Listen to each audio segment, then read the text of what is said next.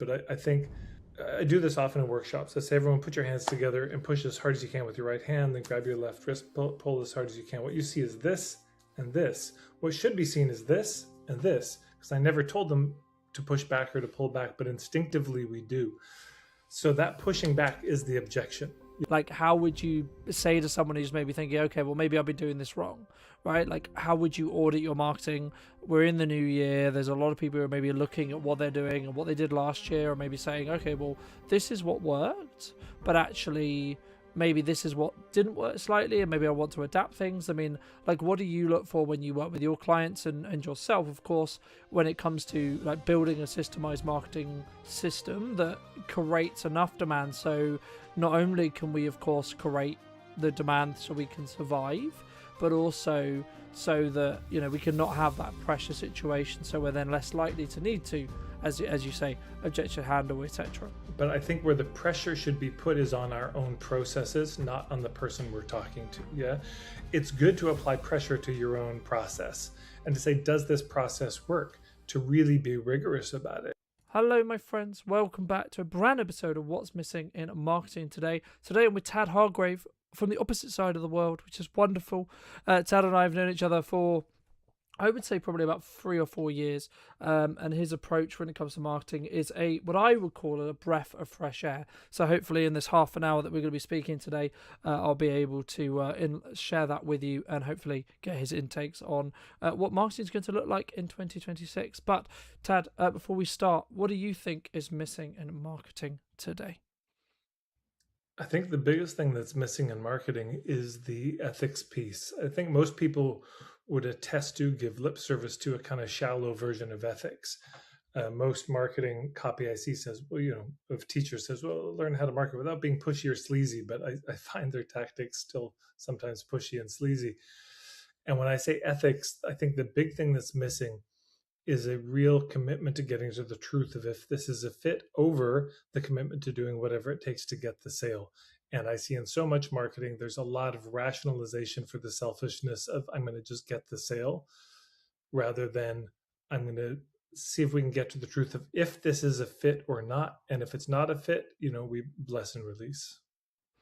Do you think sometimes I guess what you're like the level of pushing and a lot of your work you talk about, and building off what you were just discussing about ethics, do you think it comes from a level of scarcity? What if I need this person to say yes? I need, you know, whether it's a cash flow concern or whether it's just, you know, I need to validate my own opinion or view for this person to say yes. Do you think that's why people maybe sometimes come across in that way?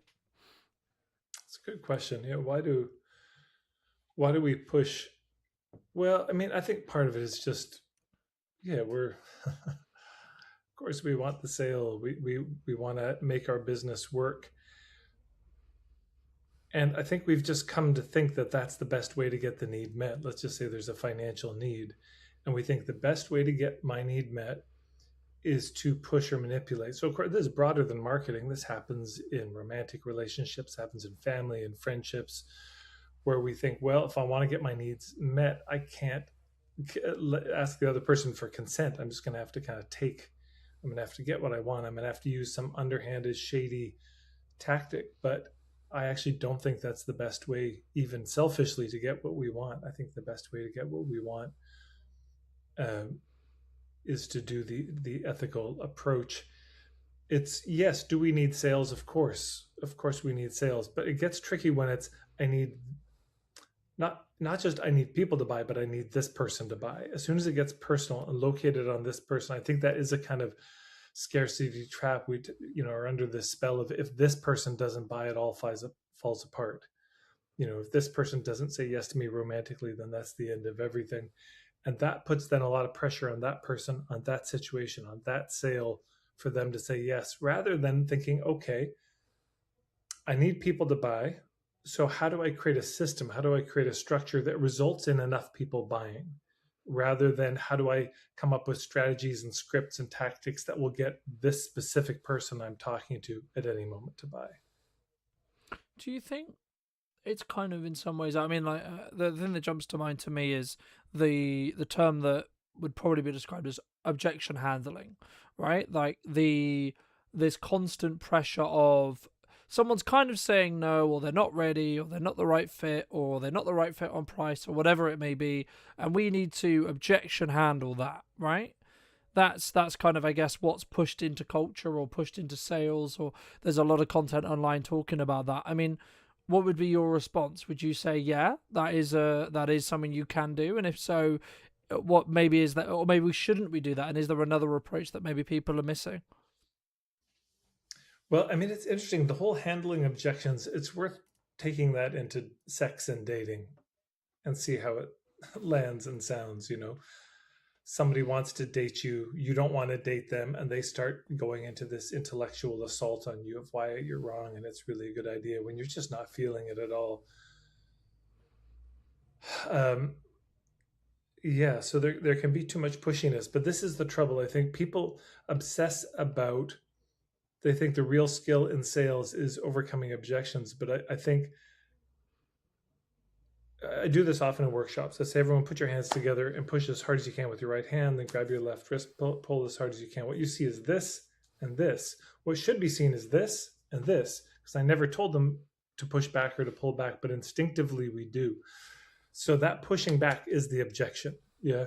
So we push them first. They push back with an objection to keep their autonomy. And then the overcoming the objections is then applying more sneakier sideways pressure to still push them. So it gets us locked in this game that nobody wins. Rather than going for overcoming objections, I would submit the best thing to do is to develop the skill and the capacity to identify and diffuse pressure when it comes up. So if you notice that somebody's feeling pressure, you say, hey, can we just time out? My intention here is to see if this is a fit. And if it's not, I might know somebody else who can be a better fit for you. But I just want to get to the truth of if there's a good match here. No pressure either way, no hard feelings if it doesn't work out. Yeah, we're trying to reduce the pressure so we can have a human conversation, not add pressure so we get caught in a pitch. Yeah, absolutely. And I think sometimes, especially maybe when it's the reason why I bring back to the cash flow concern is 'cause I think that's the commonality when it comes to when one would want to apply that pressure.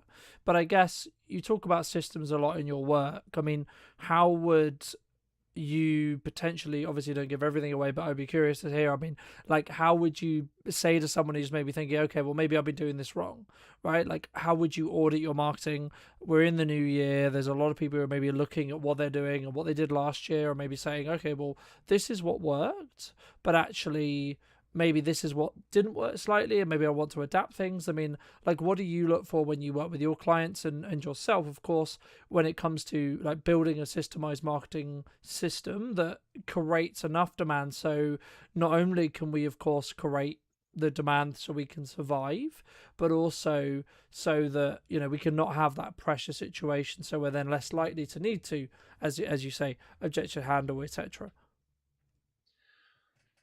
It's not that I don't think pressure belongs in marketing, but I think where the pressure should be put is on our own processes, not on the person we're talking to. Yeah. It's good to apply pressure to your own process and to say, does this process work?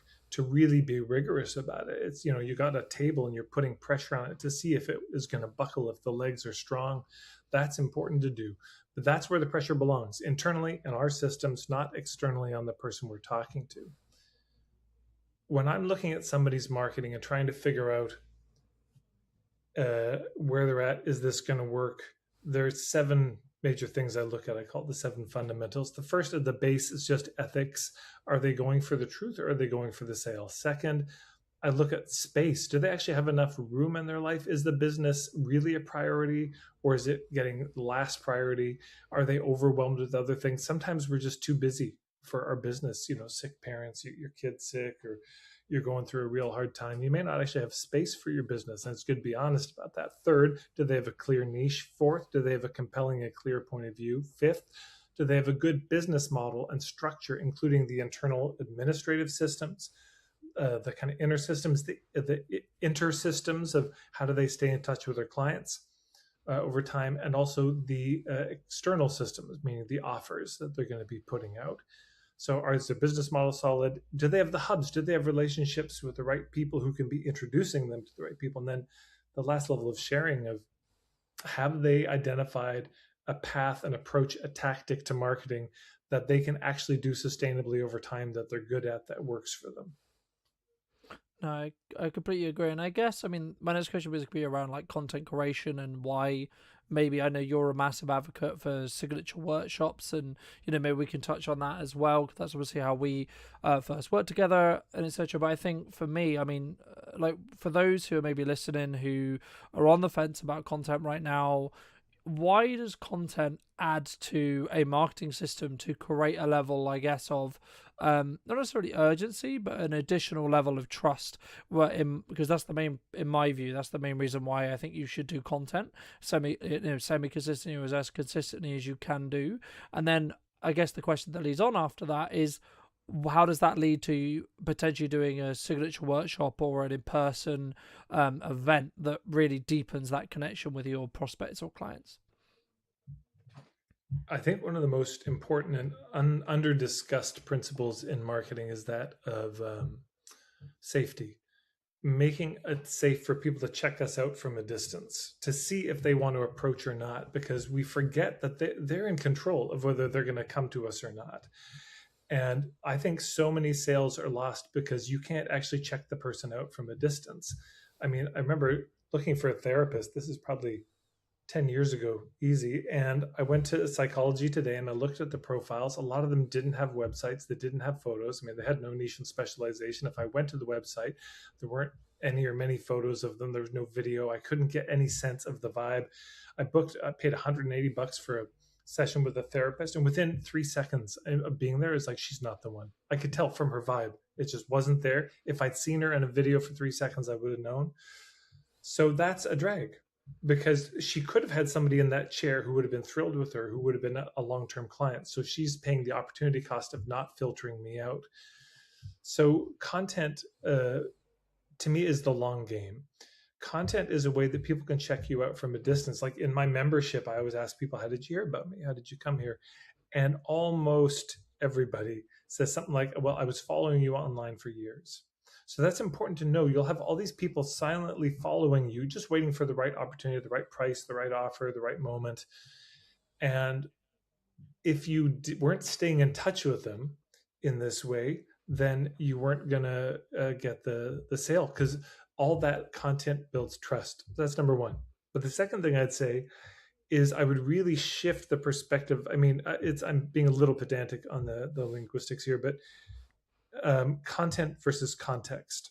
That we can get lost in just, well, how do I put out more and more stuff? But it's good to remember, from their eyes, our clients don't actually want content from us. They don't just want more random stuff. Like, more is better in content. What they're desperate for is context as to, why am I struggling? Why am I having a hard time solving this problem? Why can't I get this result no matter what I try? That's what they want to know. They want context on their own trouble. So if your content gives context, that's great.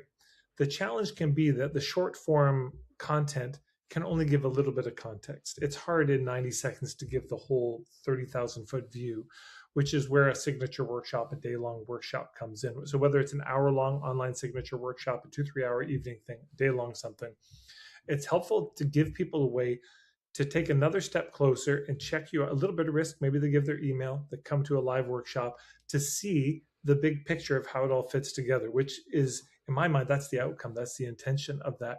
Not that I'm doing the signature workshop to get people to buy. I'm doing the signature workshop to give people enough of a taste so they can figure out on their end if I'm a fit for them or not. No, I agree. And I think so many people sometimes I guess it comes from the ability to not want to say, hey, actually, I don't think we're the right fit on a sales call. Or when that you're working with someone, maybe it's like, actually, hey, I don't think that either maybe we're too expensive for you, or I think we're maybe a bit too overkill for you, or etc. Or the other way around. We might actually be hey, what you're expecting from us, I don't think we're the best supplier for you. And I think sometimes we don't have the confidence in ourselves, in our offer, in our ability to create demand, to be able to consistently talk about that and say, actually, no, it's okay if I don't win the sale. Or I guess maybe setting up a system so that we're actually fine longer term as well, cash flow wise as well, right? I mean, feel free to add in anything that you wish. But also, I mean, the next question I was going to ask you is: people keep posting, but they don't necessarily grow. Why do you think that is specifically? I mean, what's the cause behind that? Oh gosh. Okay, so there's a couple things there. Yeah. So one is, uh, yeah, of course, there's the pressure. We need a process that's going to generate clients. That's true. We've really got to think through the process, because if you don't have a process that you feel confident can ethically get you clients, you will have to resort to pressure. You know, Yeah. if you haven't thought through those fundamentals, if you don't really have your ethics clear, you don't have enough space to think this through strategically, you don't have a clear niche, compelling point of view, good offers that you're reaching out through hubs, if you're not doing any of those things, it just doesn't work very well. So then you still need sales. So then synthetically, steroidally, you have to kind of inject an urgency and scarcity and all these tactics to get people to buy, which they will often resent. You'll get buyer's remorse, you'll get drama, they get disappointment, and it's a bad deal. In terms of this question of why do people post but they don't grow, I think part of it is there's an algorithm, and I don't consider myself any kind of expert on social media or what's useful today. Um, but I think part of it is the format that works is not the format we normally do. So I probably actually wouldn't look to my social media as a great example. The kind of format that I'm doing, just talking to the camera, it's okay. It's stable. Every once in a while, one hits big for some reason, but it's that's an okay way to generate content. But there really is a whole formula to generating the kind of content that goes viral that people have put a lot of thought into, around starting with a hook, ending with something satisfying, the use of visuals, editing, text, all that. There is an art form to it that takes a reel that might have gotten 1,000, 2,000 views to like a million or more. And so if your interest is that, there's that. The second thing is that the posting steadily like that is the long game, and I think it's probably changed. I mean, I know a woman who grew Instagram to 2 million just by writing. I don't know if that's on the table anymore. Maybe. But now there's more AI bots. There's so much AI content that people are fighting through, and that really is just content. That's no context for anybody. That's just sheer Mm. distraction, a lot of it. And I think a lot of people are just stepping back from social media in general. So if you want to grow your social media following, part of it is just putting out content that really gives content that's useful. That's kind of the baseline. Second, I think, is you're formatting it and designing it well enough that it's the kind of format that would be shared. But third, I think a lot of the growth on social media doesn't come necessarily just from posting on social media. You're interviewed on a podcast, then you tell them about your link and people find you from that. You do a speaking event, people start following you from that. You email your list maybe once a year, say, hey, if you're not following me on social media, I'm there. Oh, and I didn't know he was there, and they go and follow you. It's going to come from other ways, and also ads. I mean, sometimes people just do the ads to grow their following. I recommend probably more so focus on growing your email list rather than your social media, because that's the point of the social media anyways, is to drive people to your email list. But I don't know, I'm not a total expert in that, but those are some thoughts. No, I appreciate that. And I think, I mean, there was going to be two questions that jumped to mind. I'm so glad you mentioned email marketing, so I did want to touch on that briefly. But just quickly, I mean, do you think AI is going to be completely transformative in the respect to how a business markets in 2026? Well, with AI, generally, you're not going to find me there. Now, I know I can't avoid using it. I am using it. We're using it right now, probably recording this. The meta ads that I place from time to time, I know AI is being used, but it's not a place you're going to find me generally. So I just feel like I got a limited amount to say. But what I will say is this: the more AI content there is, it's not just content, it's emails people are getting that are from AI bots offering them services because they saw them post something on Facebook, text messages they get because they posted something on Facebook and an AI bot found their phone number and started texting them. It's the fact that we can't even trust whether the emails, the texts, the social media posts we're seeing are coming from real human beings anymore. If this person we're seeing is a person or just an AI video, getting harder and harder to tell. So I think what's going to be happening is an immense erosion of trust, and the things that have always been true about marketing are going to become even more important. Uh, do I trust you? Are you a real person? Um, do I trust you have a good point of view? Did you come recommended by somebody who I trust? That kind of thing. Yeah. I think I think there's a couple of ways you can look at AI in my view, right? I think you could choose to use elements of it, like Riverside has elements of AI in it, Premiere has elements of AI in it, etc. Like there's these workflows that are built throughout the processes. But I mean, I think a lot of the processes as a whole is sometimes like the workflows can be really beneficial. And the other podcast I did today, we were talking about the fact that actually there's been this kind of counterculture around AI, like people pushing back against what is being deemed as AI slop, right, as a whole. And I guess like it's this kind of lazy use of AI, this lazy curation of AI. And I think that if you're going to use AI, it should amplify and work for you, as in amplify what you would already be doing and make you arguably maybe better or more efficient, etc., which means you can maybe do either larger volume or better quality. But the lazier aspects of AI, I think, will eventually get phased out because it isn't going to be accepted by society by the looks of it, from what we can see at the moment. But before we look to wrap up, because I know you've got a dash, but how do people? Firstly, I mean, I guess this is kind of a two-pronged question. Number one, how should people like look to actually build their email list in 2026? And secondly, then what do we do once we have some data that we can then talk to? Should we go in directly for a sale, or is it still going to be that slow and steady burn? Let me add value, let me get you to trust me, and then maybe, in 3 months, 6 months, 12 months, there might be an opportunity for us to work together. Best ways to grow email lists. I mean, there's probably lots, but the two that come to mind. One, I'd say most important, signature workshops. Get in front of people, talk about what you do. There's multiple ways to do it. It could be, hey, if you come to this workshop, you'll be added to my list, but you can unsubscribe whenever you want. Second, I think that's the riskiest one. Then you could say, hey, you'll be added unless you tick this box, as you're signing up, and then you won't be on my list. And I think the most solid in terms of getting the right people on your list is you say, hey, if you want to join my email list, here's my website, go and you can sign up. And then those people are for real. They really want to be on it. But getting in front of people, talking about what you do, sharing, giving them the chance to sign up for your email list. I think that's the main thing. Also, having something that they might want, a kind of opt in. Now, something they may want may be just a newsletter that's on such a niche topic full of such value, they want to be on that newsletter. That's the best. That's the most important.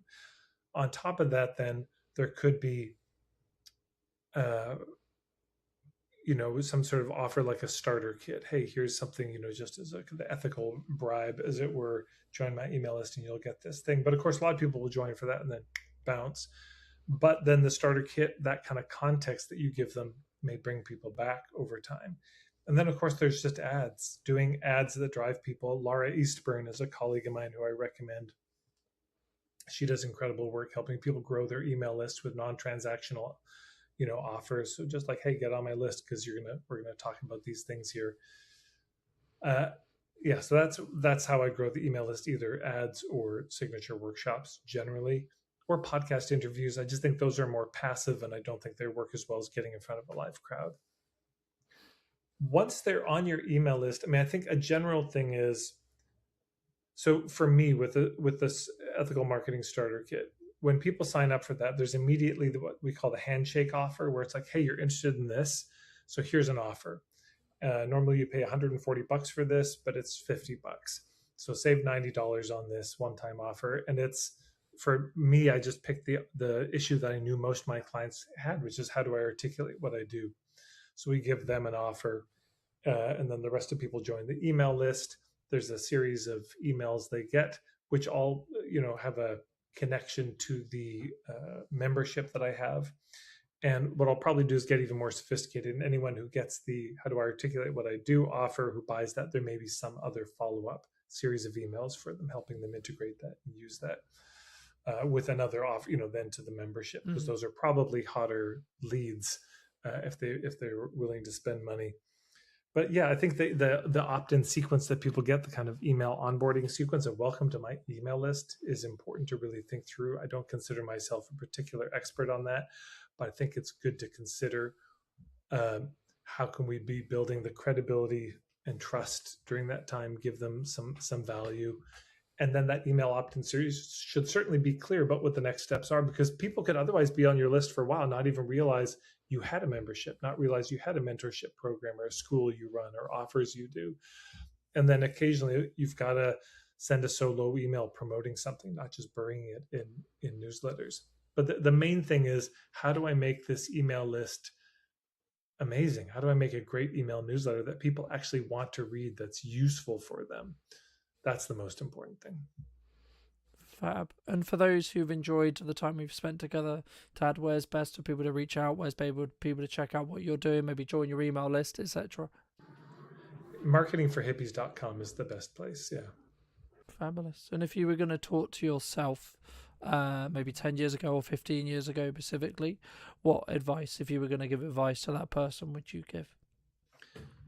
Get marketing coaches, get some help with your business. Don't try to be a lone wolf about it and make all the mistakes yourself.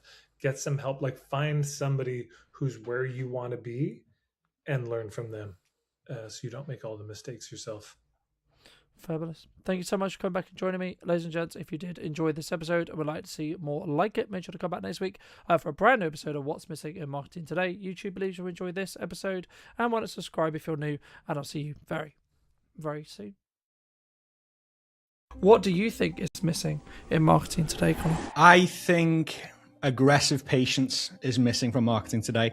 A lot of people jump from trend to trend. A lot of people jump from thing to thing. You very rarely see people stick it out and target one format, one platform, one approach for 1 year. That is boring, but boring actions tend to produce sexy results. If video is genuinely failing you, I don't think it's necessarily the fault of the video. It might be the structure around it. So people might enjoy the video, that might land on your profile, might land on your services, ultimately decide possibly it's not for them. There might be a pricing structure. It might not be the correct time for them to invest. So there could be a multitude of reasons, but I would say consistency on camera, deliberately speaking to your ICP over and over and over again.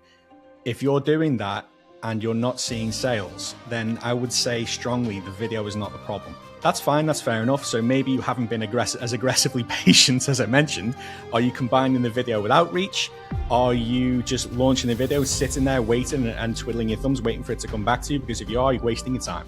So what else are you doing alongside that? Hello, my friends. Welcome to a brand new episode of What's Missing in Marketing Today. Today I'm going to be talking to Connor all about video editing, marketing, and of course, video production as a whole, and why it's, I would argue actually at the moment, I'm sure you would agree, Connor, something that you can't not do right now in 2026 and as we move forward into the rest of 26, but of course into 27 as well. But before we get into that and we get into a bit more about your background, what do you think is missing in marketing today, Connor? I think aggressive patience is missing from marketing today. A lot of people jump from trend to trend. A lot of people jump from thing to thing. You very rarely see people stick it out and target one format, one platform, one approach for 1 year. That is boring, but boring actions tend to produce sexy results. That's my philosophy. And I don't see enough people doing that. I love that. And I think, I mean, just building off that quickly, I think especially January, right? It's that, or it can be, I was going to say it is, but it doesn't always necessarily have to be.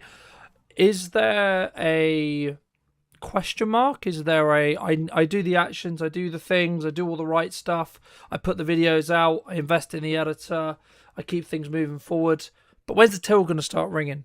When's this work? Is that likely in January? Is that a January thing in your experience, would you say?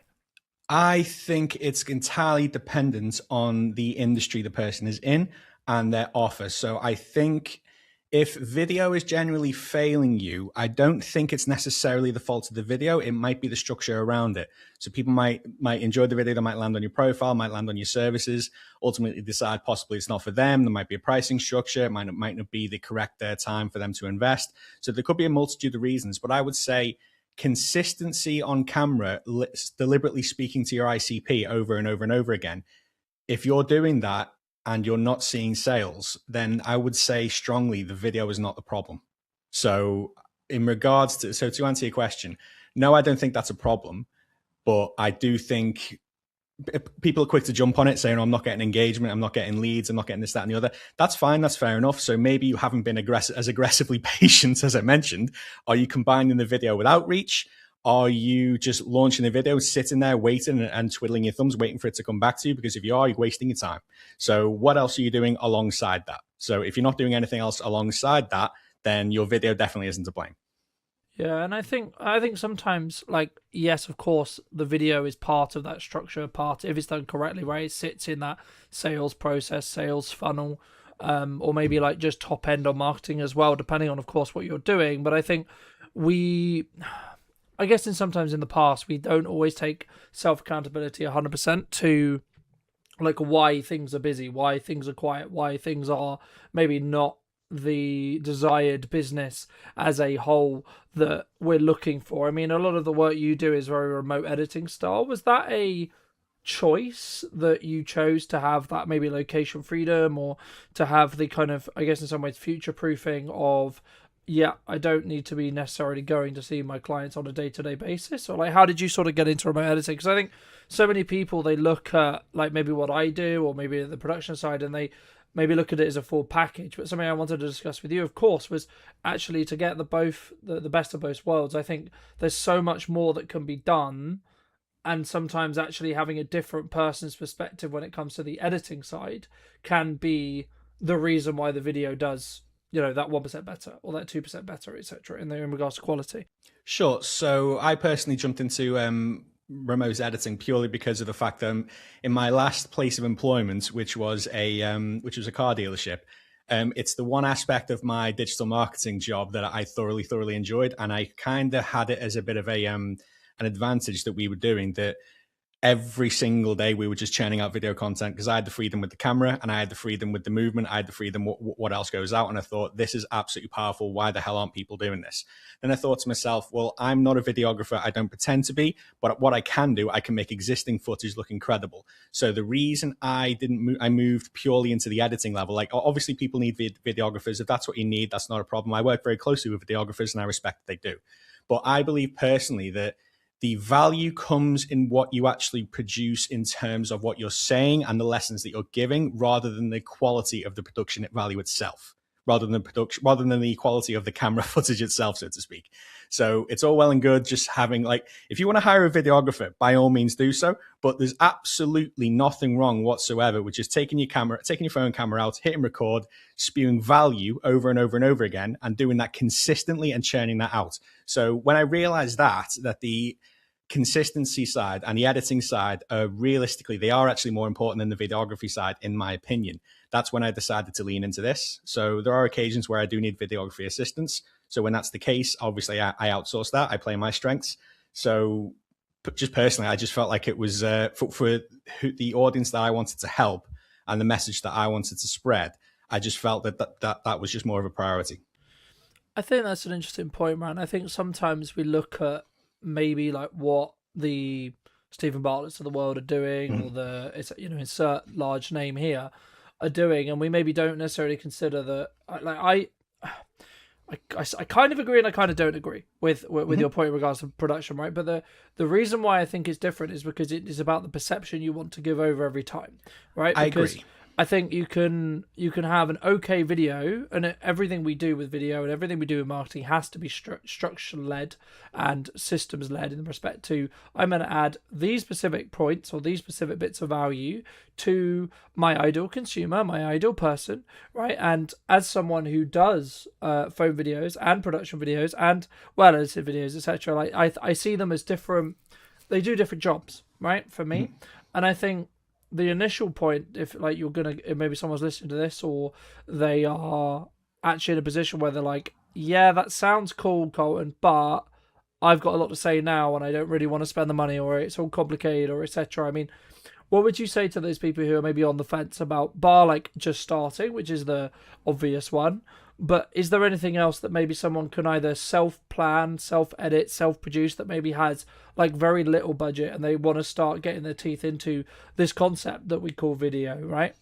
Yeah, so the advice I always give to people in terms of how to start things like that, I'm not going to say the typical advice, just get out your phone, just do it left, right, and center. A lot of people just say that, but it's an interesting fact of like people can just easily just start, but it's a case of what do you actually say, essentially. So my favorite place to start, and what I recommend anyone do, is kind of design yourself a frequently asked questions section, like you would do for your landing page. And rather than just writing them down and launching them and trying to direct people to them, say each one to camera.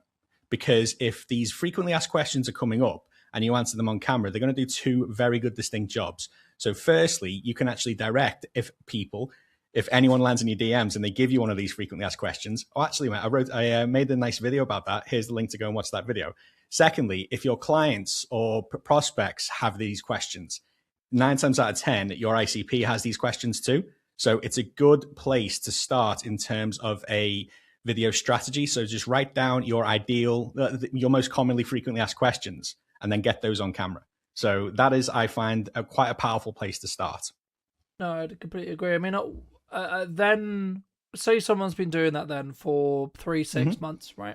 They've gained some traction, they're getting some confidence, they love what they're doing on their phone, or maybe they've like worked with someone like us, or maybe they've done a few videos, etc. I mean, at what point should someone really look to, I guess there's a two-part question here. A, bring in production, basically what I would call full-time or like consistently, to continue to up that quality, to give that perception of professionalism, to give that perception of, so they actually don't have to think about, is it in focus, is it well lit, does it sound good, etc. But then also, just to bridge onto what you do as well, like at what point do they then bridge onto having either a remote editor or doing something that some would describe as a bit more showy when it comes to their editing style?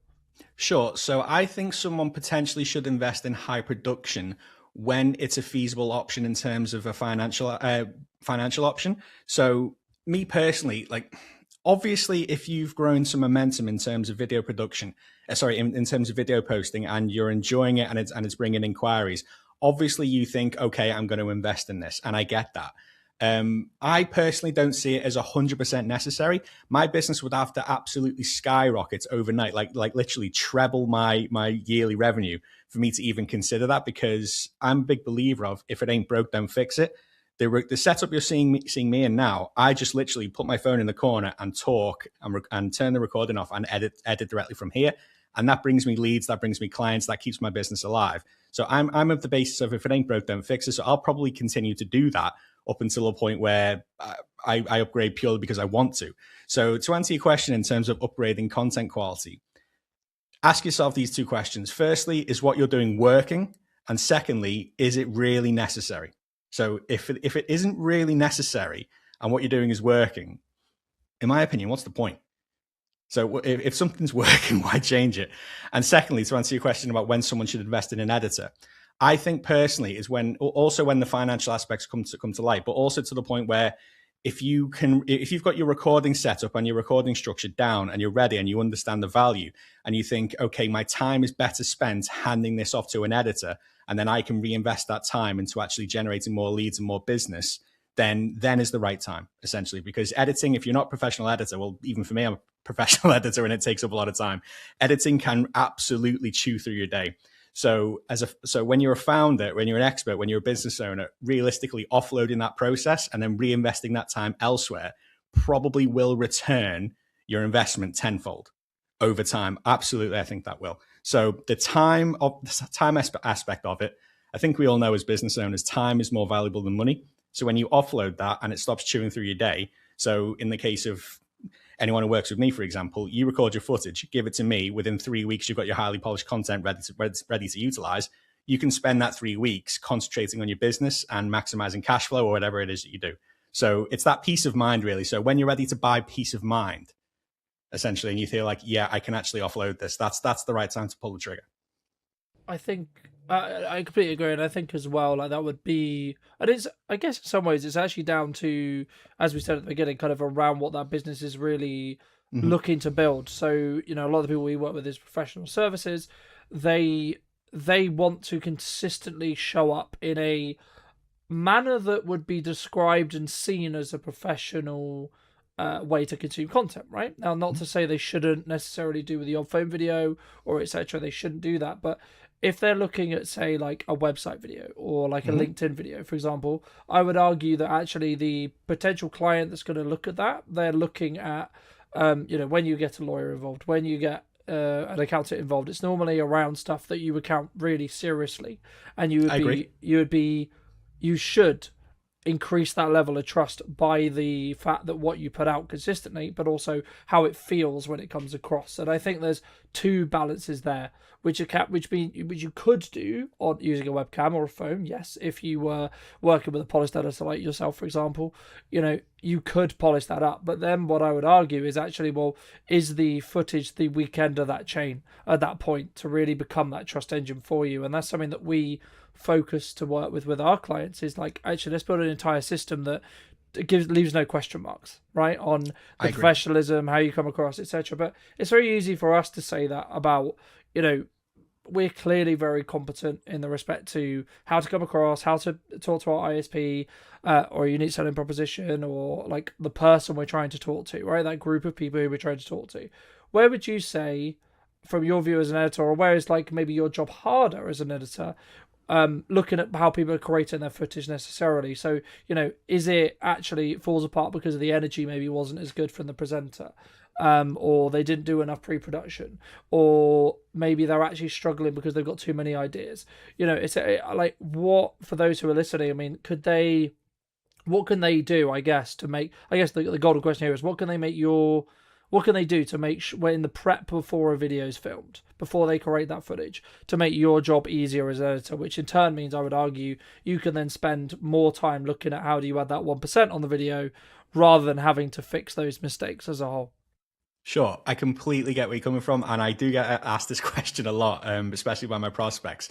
So there's three areas I always say to people. Realistically, you can check this off in 2 minutes; it's not an issue, but it massively, massively makes my job as an editor much easier, and as a result, allows me to make your content just that little bit better. So, firstly, lighting. A lot of people undervalue this, and like the value of a good light setup can seriously affect your content quality, because obviously with low light, pixelation is seen a bit more easily, and relevancy and relevant to that edit, it does actually make my job a lot easier. So if you don't have a ring light or anything like that, a very easy hack: just simply stand in front of the window. It's that simple. Natural light is very, very good. So make sure you have a decent lighting setup. Secondly, I want you to remove as much friction as possible from the setup. So therefore, it actually makes your life easy. And once you enjoy it and your life is easy, it makes my life easier. So what I mean by removing friction is, I want to walk you through that setup just before you actually pull the trigger. So in the case of me, for example, I have my phone set up in the corner, but I always have my phone plugged into my laptop at all times. So whenever I'm finished the recording, as soon as I press stop, it's automatically synchronized into my laptop, and within 5 minutes, it's already ready and uploaded on my Premiere Pro. So if you can reduce the friction between once you finish recording and then getting that content to me, it's going to reduce your mental load massively, I would say. So in order to actually do that, I tend to walk my clients through the process from start to finish before we actually start. So I make sure they have a G Drive set up. Sometimes I'll make sure they have the G Drive app already immediately set up on their phone. So when they're actually done, I can make sure they synchronize it directly to my file without me even asking for it, essentially. So reducing the friction is one of the easiest things we can do. And thirdly, if we can help it, and this is dependent on where we're actually placing the footage. So I like to work for LinkedIn and YouTube, but what I will actually ask my clients to do, I will actually ask them to record in landscape. Even if we're going for portrait, I will actually ask them to record in landscape, but I'll make sure they position themselves in the middle third and with plenty of scope above their head, because that serves two purposes. One, I can very easily repurpose that to to portrait if I need to without dropping quality. And secondly, it gives me as much versatility as your editor as possible. Because if you record in landscape with enough scope to actually repurpose the portrait, you only have to record once. It's that simple. Because a landscape video, you can add captions and that goes straight on LinkedIn.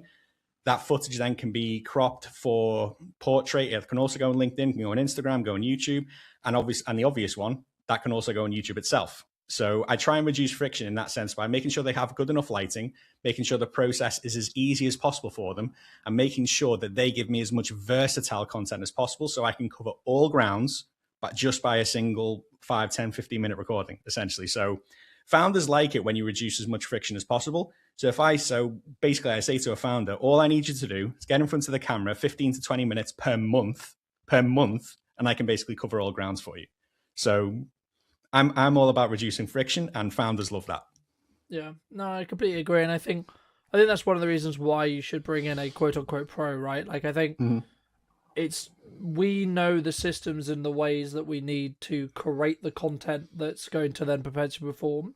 I guess the lead up or the reason why someone would then do it would be, is it just that planning stage in respect to because I've always been a big advocate, especially this year and the kind of the back end into last year, where I'm spending more time in for my own content, but also for clients as well. I'm spending more time in the pre-production window of time than I'm actually spending when it comes to actually production time. So when I have that production time in a studio, when I have that production time with that client for the day or etc., depending on what we're doing, there's no question marks on how we're going to utilize our time. Sure. I think for me, I think that's the key, and I think that's what sometimes people don't focus on as a whole. Because then your job as an editor, then my job as a production professional is going to be, let's add that.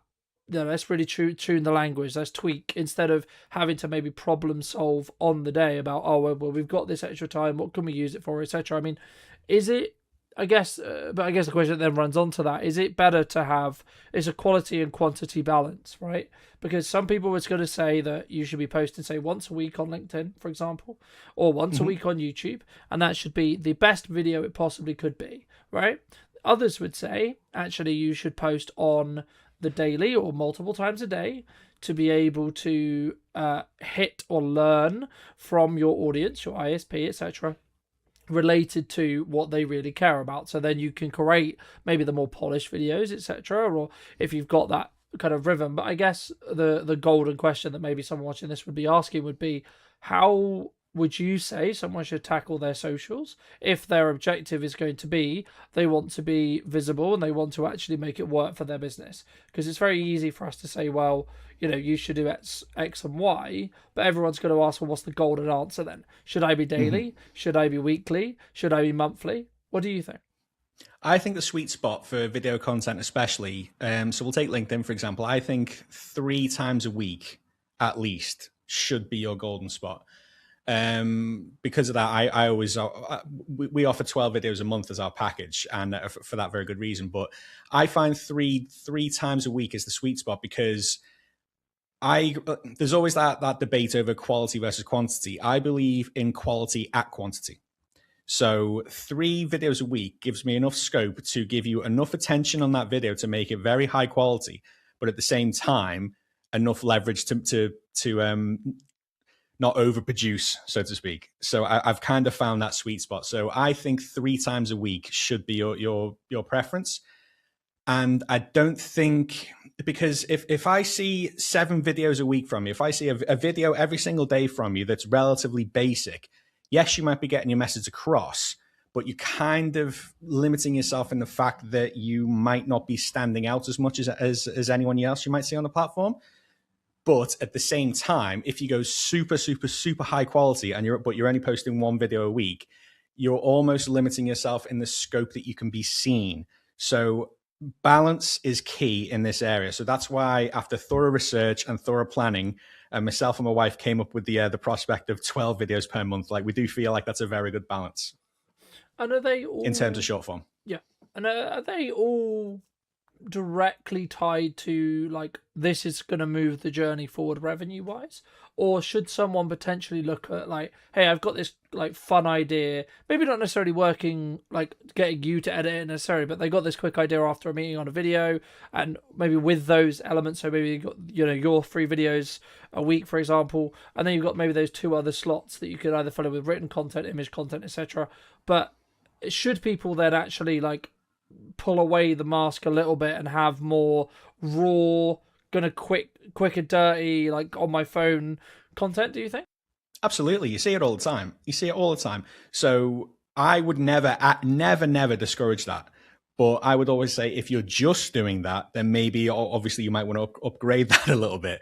So again, one of the reasons why we offer 12 a month is because 2 reasons. One, so firstly, we kind of don't want to interfere with their current marketing platform. So if I was to go all out and offer people 28 videos a month for argument's sake, then in theory, yeah, they'd have a video going out a day, but that they could realistically post not much else. And I don't really want to interfere with what people are doing.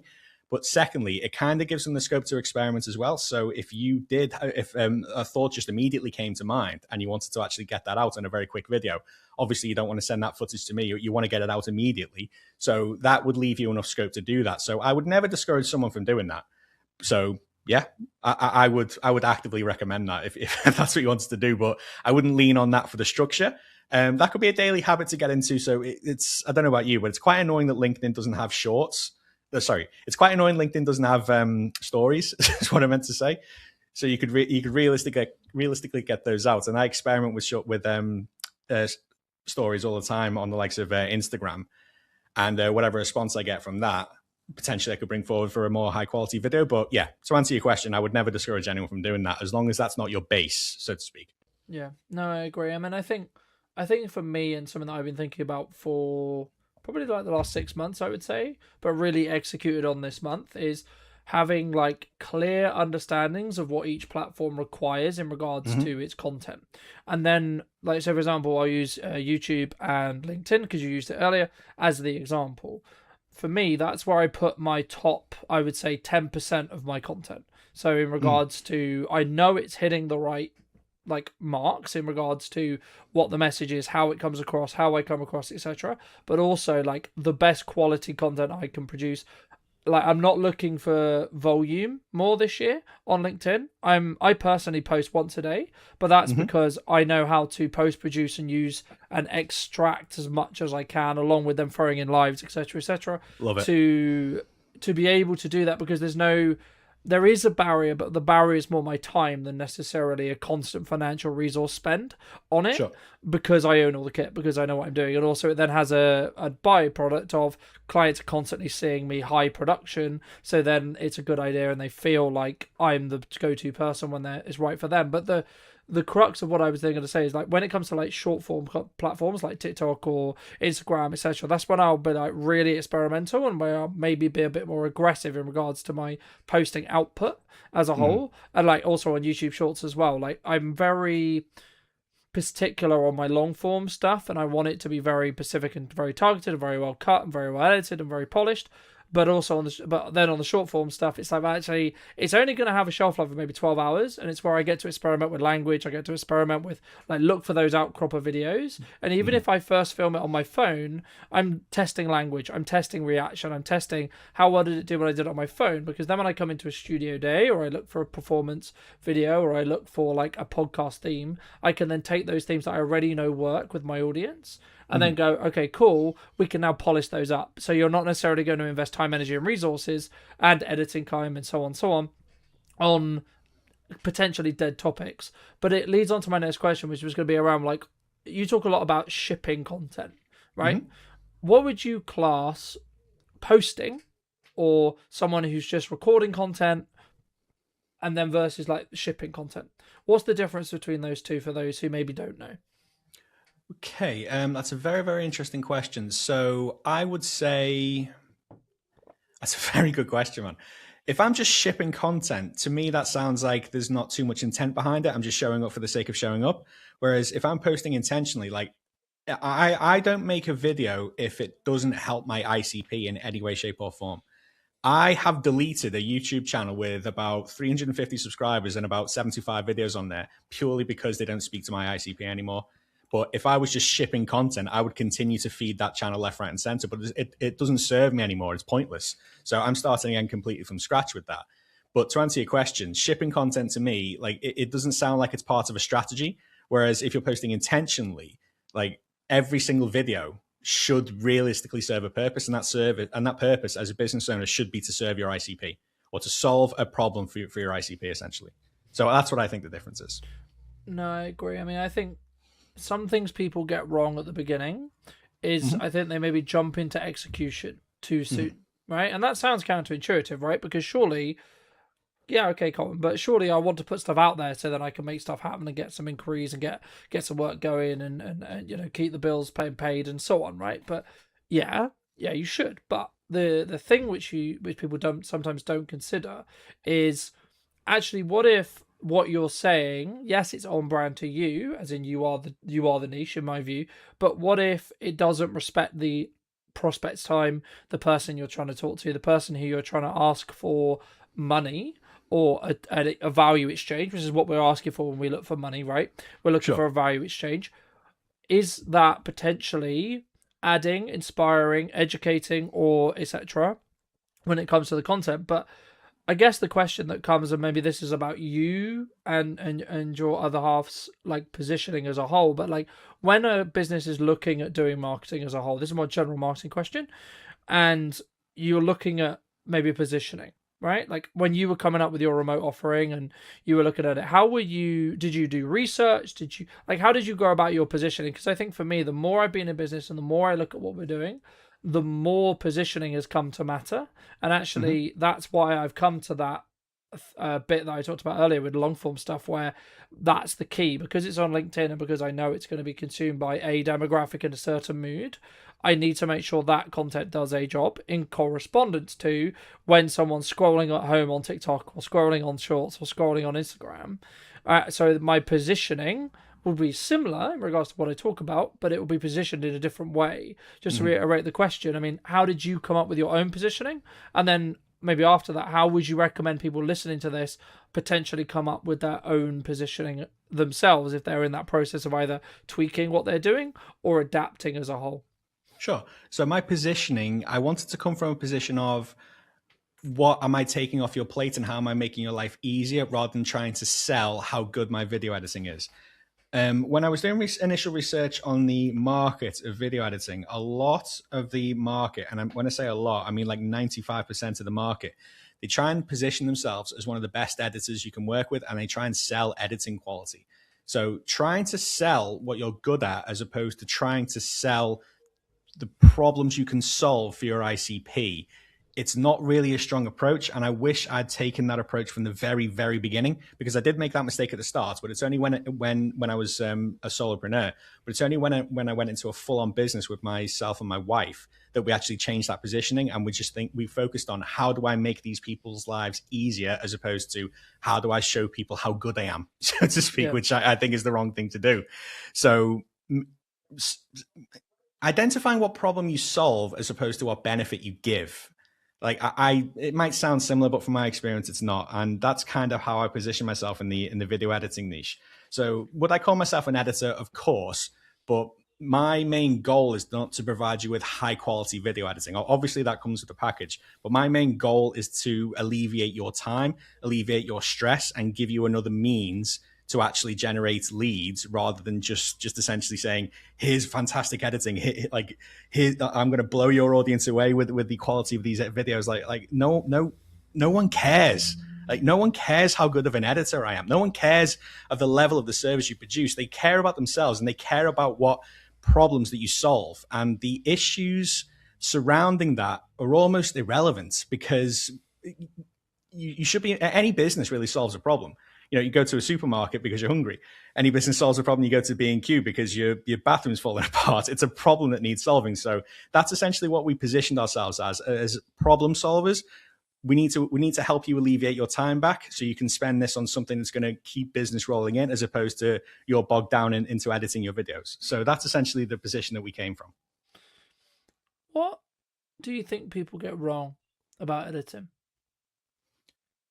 I think digestibility is an overlooked factor. So I don't judge someone on how good quality their editing is. I judge on how well it delivers the information and how well the video actually does its job on either promoting the individual, promoting the service, or just general positioning on the individual as a whole. So there's nothing wrong with producing content that's just captions and cuts. There's nothing wrong with that. You could probably run a 6 or 7 figure business off that. It's the value and message that you deliver. Like, I can only do so much as your editor. If you're I'm not suggesting anyone I work with or anyone I've ever worked with does this, but if you're talking absolute garbage and you don't deliver any sort of value whatsoever in the business, the best editors in the world couldn't help you.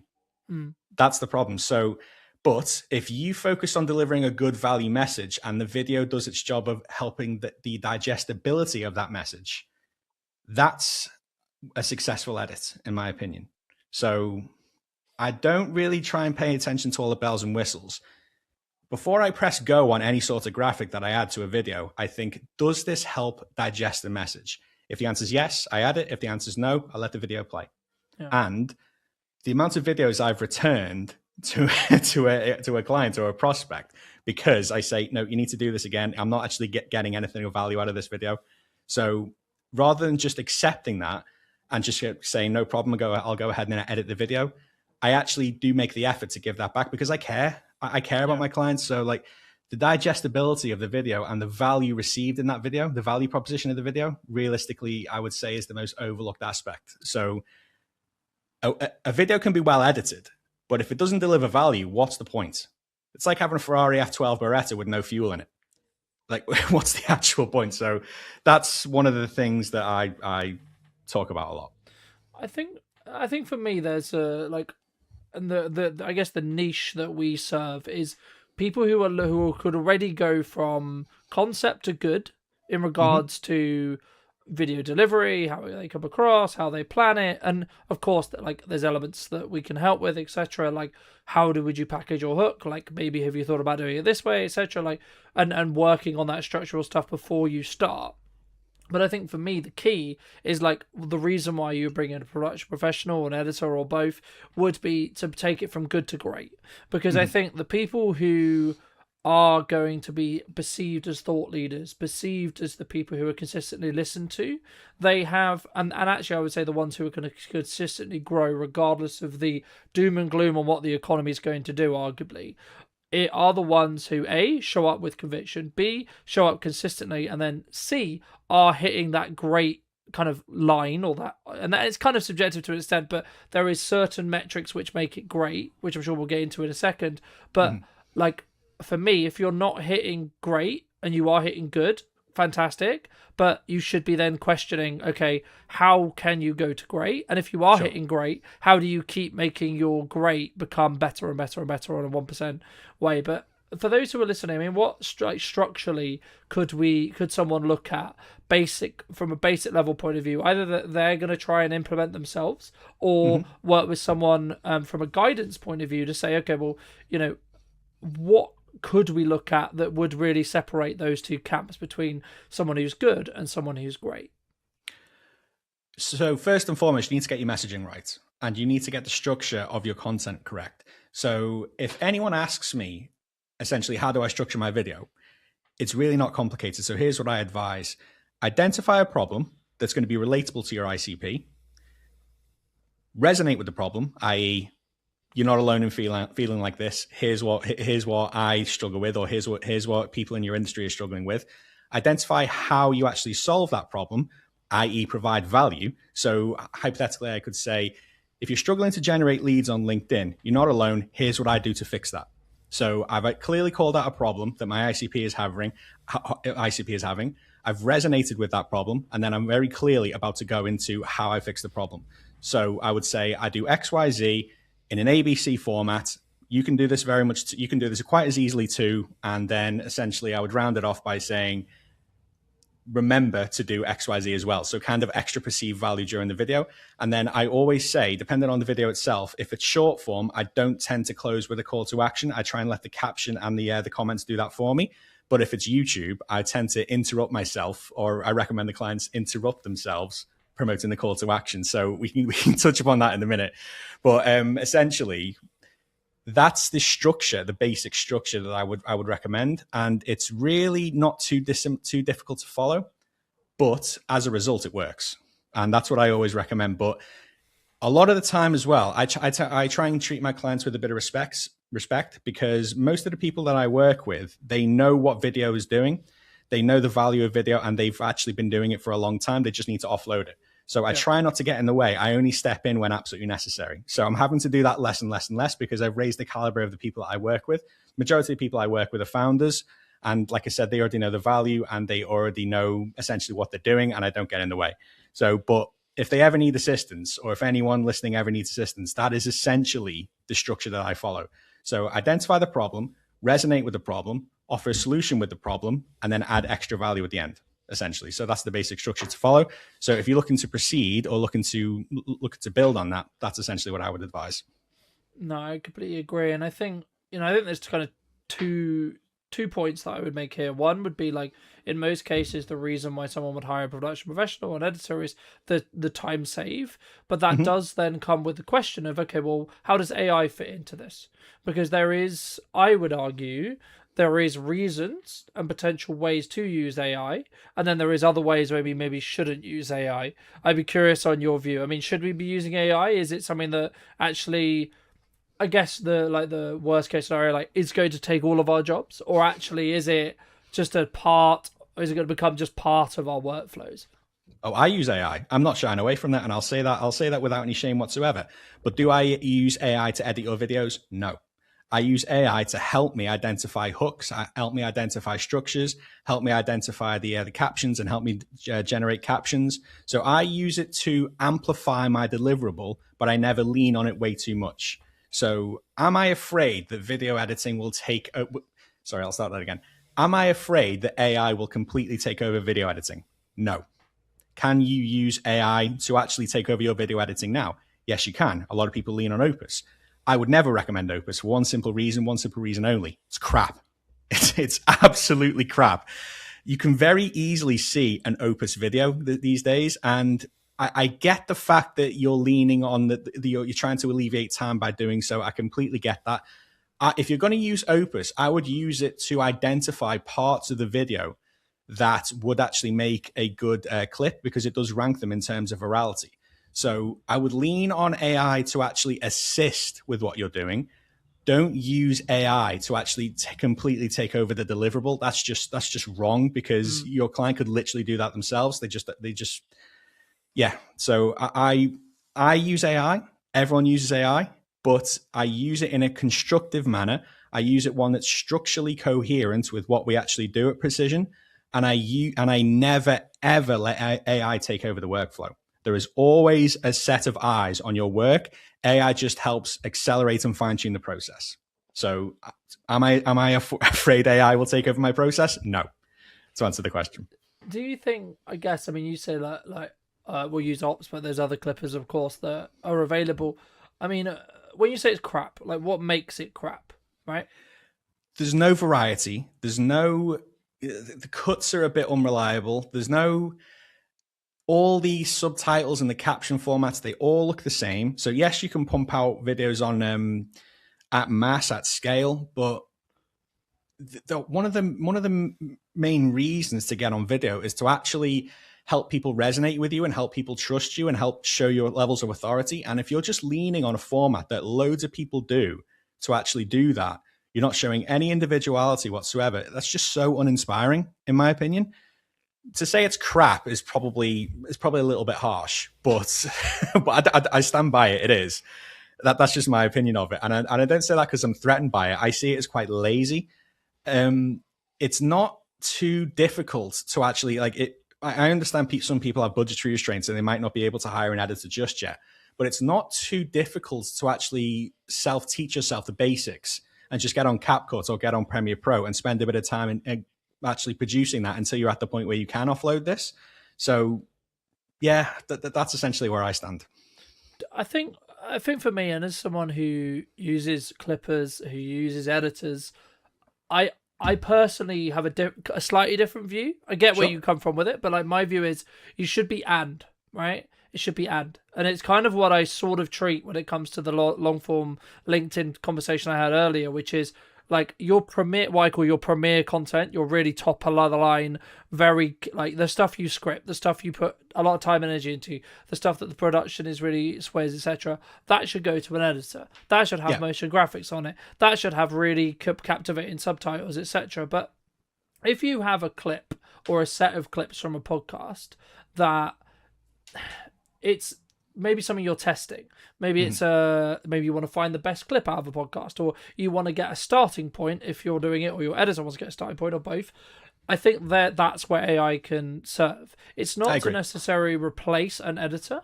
I think they do different jobs in the same way. You would use a screwdriver in some respects, you would also use a hammer in other respects, right? I think the premium brands, the ones that are going to, I would argue, attract the attention, which in turn is they attract the right clients for them, for their either unique selling proposition or their ISP, are going to be the ones who use both.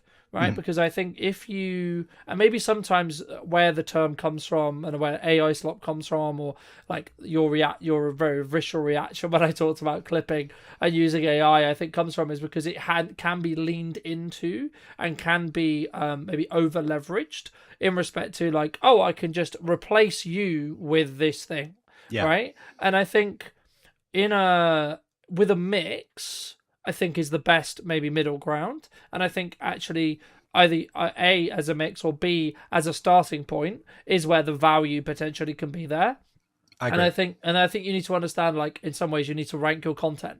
You need to say, because if you're going to be daily on LinkedIn, in the nicest way possible, you probably haven't got the budget, or I personally don't have the budget at the moment, to be doing 7 weekly, like daily videos that are all A star, A star, sure. A star, A star. I would love to, but the reality is going to be like my constraint is time, the same with everyone, cost, the same with everyone to an extent. But for me, I look at it as a kind of the averages, right? So if I'm doing 7 videos, as long as 4 out of those 7 are A or A star, then actually the average can be, then they can be supported by something that's maybe ops clips, or maybe a live stream, or maybe a written post, etc. Right? I think once you start looking at your content and your marketing in tiers, especially on socials, and then optimizing for what the platforms want you to do, then you have more of a larger ecosystem that then allows you to create the best of both worlds, right? And that's why I think it's not, and I'm always a bit hesitant when people say, oh, you should do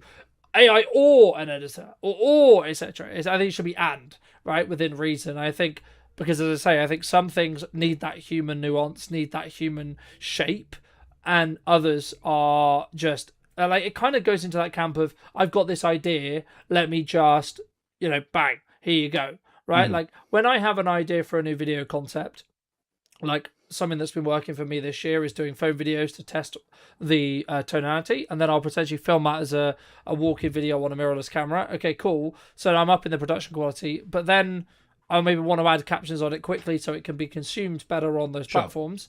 But I'm still in that testing phase with that terminology. So maybe it would be slightly overkill for me to get an editor in to do a really polished version of it.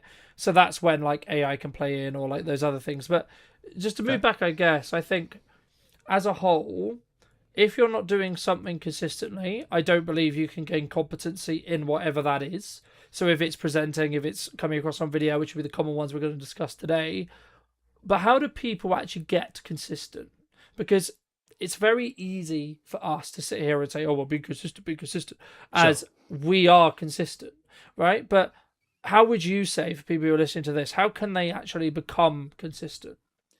For me, I would advise you need to remove as much friction as possible. So I'll use myself as an example, and this is what I always advise my clients to do. Where I work is my recording studio, and my recording studio is where I work. So everything is in a permanent position. Light, phone, microphone, everything, it doesn't move. So there's roughly about 5 minutes difference between me turning on the camera and the footage actually being ready for me on my laptop. So if you've entered the habit where you think, oh God, I need to record today, I need to set up my camera, I need to set up everything, I need to clear the table, that makes it much, much less likely that you'll actually do it consistently. So by removing friction, you're able to make it a habit. And once you're able to make it a habit, it actually returns dividends much more easily. So it's very easy to develop that habit when you remove friction.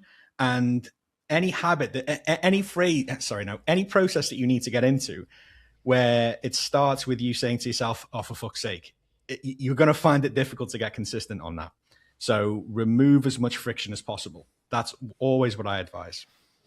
I agree. And I think there's like little things like build a habit around creating a phone piece of content, and that's the yardstick you need to start doing. Build a habit of, I've got this idea, I'm going to write it down, I'm going to build this habit around, I'm going to film this idea as I have it, etc. Because I think sometimes we make excuses about why we're not doing the thing, right? Yep. So like, I think it's very common maybe in January, people are maybe concerned about what's going to happen, or like they're trying to create work and like deal with and talk to more prospects. But like for me, I did what I call a SWOT analysis, where I looked at, okay, well, what are my strengths from last year? What are my weaknesses from last year? What need gains or advances on? And then what are my like total pool of resources that I can then allocate to those things, right? That's the job of a SWOT analysis in my view. And for me, the weaknesses was actually, I'm good and I enjoy marketing, right? So that's quite easy for me to do. But the thing that I struggle with more or do less of, that I'm focusing more on this year, is actually that middle section between actually getting the calls in and getting people to maybe convert, or actually reminding people, hey, look, we can do this and this is how much that would cost. And I guess for me, like, is that partly why someone would maybe outsource to you? You talked about earlier about like saving that time. If they notice that actually they are, and I remember hearing Alex Camozzi talk about this multiple times, and I'll just use a quick analogy. You know, he was talking about the fact that you're not disciplined if you enjoy it. So he was talking to a lot of personal trainers around like, oh, I wake up at 5, I do this work, I do this workout, da da da. Yeah, but he was like, you fucking enjoy it. Like, stop being a prick, you enjoy it, right? And the crux that what he was pointing out was discipline is showing up when you don't want to do it. But actually, if you're doing the thing that you enjoy, arguably you would have done it anyway. So the real quote unquote discipline, and the thing that I'm leaning into a little bit more now, is I don't really want to do this as this is uncomfortable, and I still need to do it consistently, right? Because that's where the results come from. That's where compounding happens. But just to reiterate the question, I guess, what would you say to people who are struggling with being disciplined with their videos? And is that actually why you would then recommend people then outsource something like you, so they have that time block allocation in regards to funds, so they can then refocus on the bit I mentioned here, which was those calls and that closing? Right. I think if someone is struggling to be disciplined with videos, I don't think they are the people I want to work with just yet. Okay. Because the people I want to work with are already disciplined with it. They know the value of it. They've just sinking way too much time into the editing, and it's becoming a bottleneck. But in order to get disciplined in order to stay disciplined in terms of the video content, I like to, what's the word I'm looking for? It's difficult for me because I bloody love it. But I understand a lot of people might not be in the same position. Because I think, especially, sorry to cut you off, but I think especially Sure. at the beginning, right, people hate it, right? And that's the thing Yeah. I was going to say. Like, they hate how they sound, they hate how they look, they don't feel confident. Like, it's different when you've been doing it 10 years and it's just second nature to you. But it's not for everyone, especially when they start out. Like, they might have loads to say and they might actually eventually become really good at it, and especially when they add that extra sauce on top with editing and etc.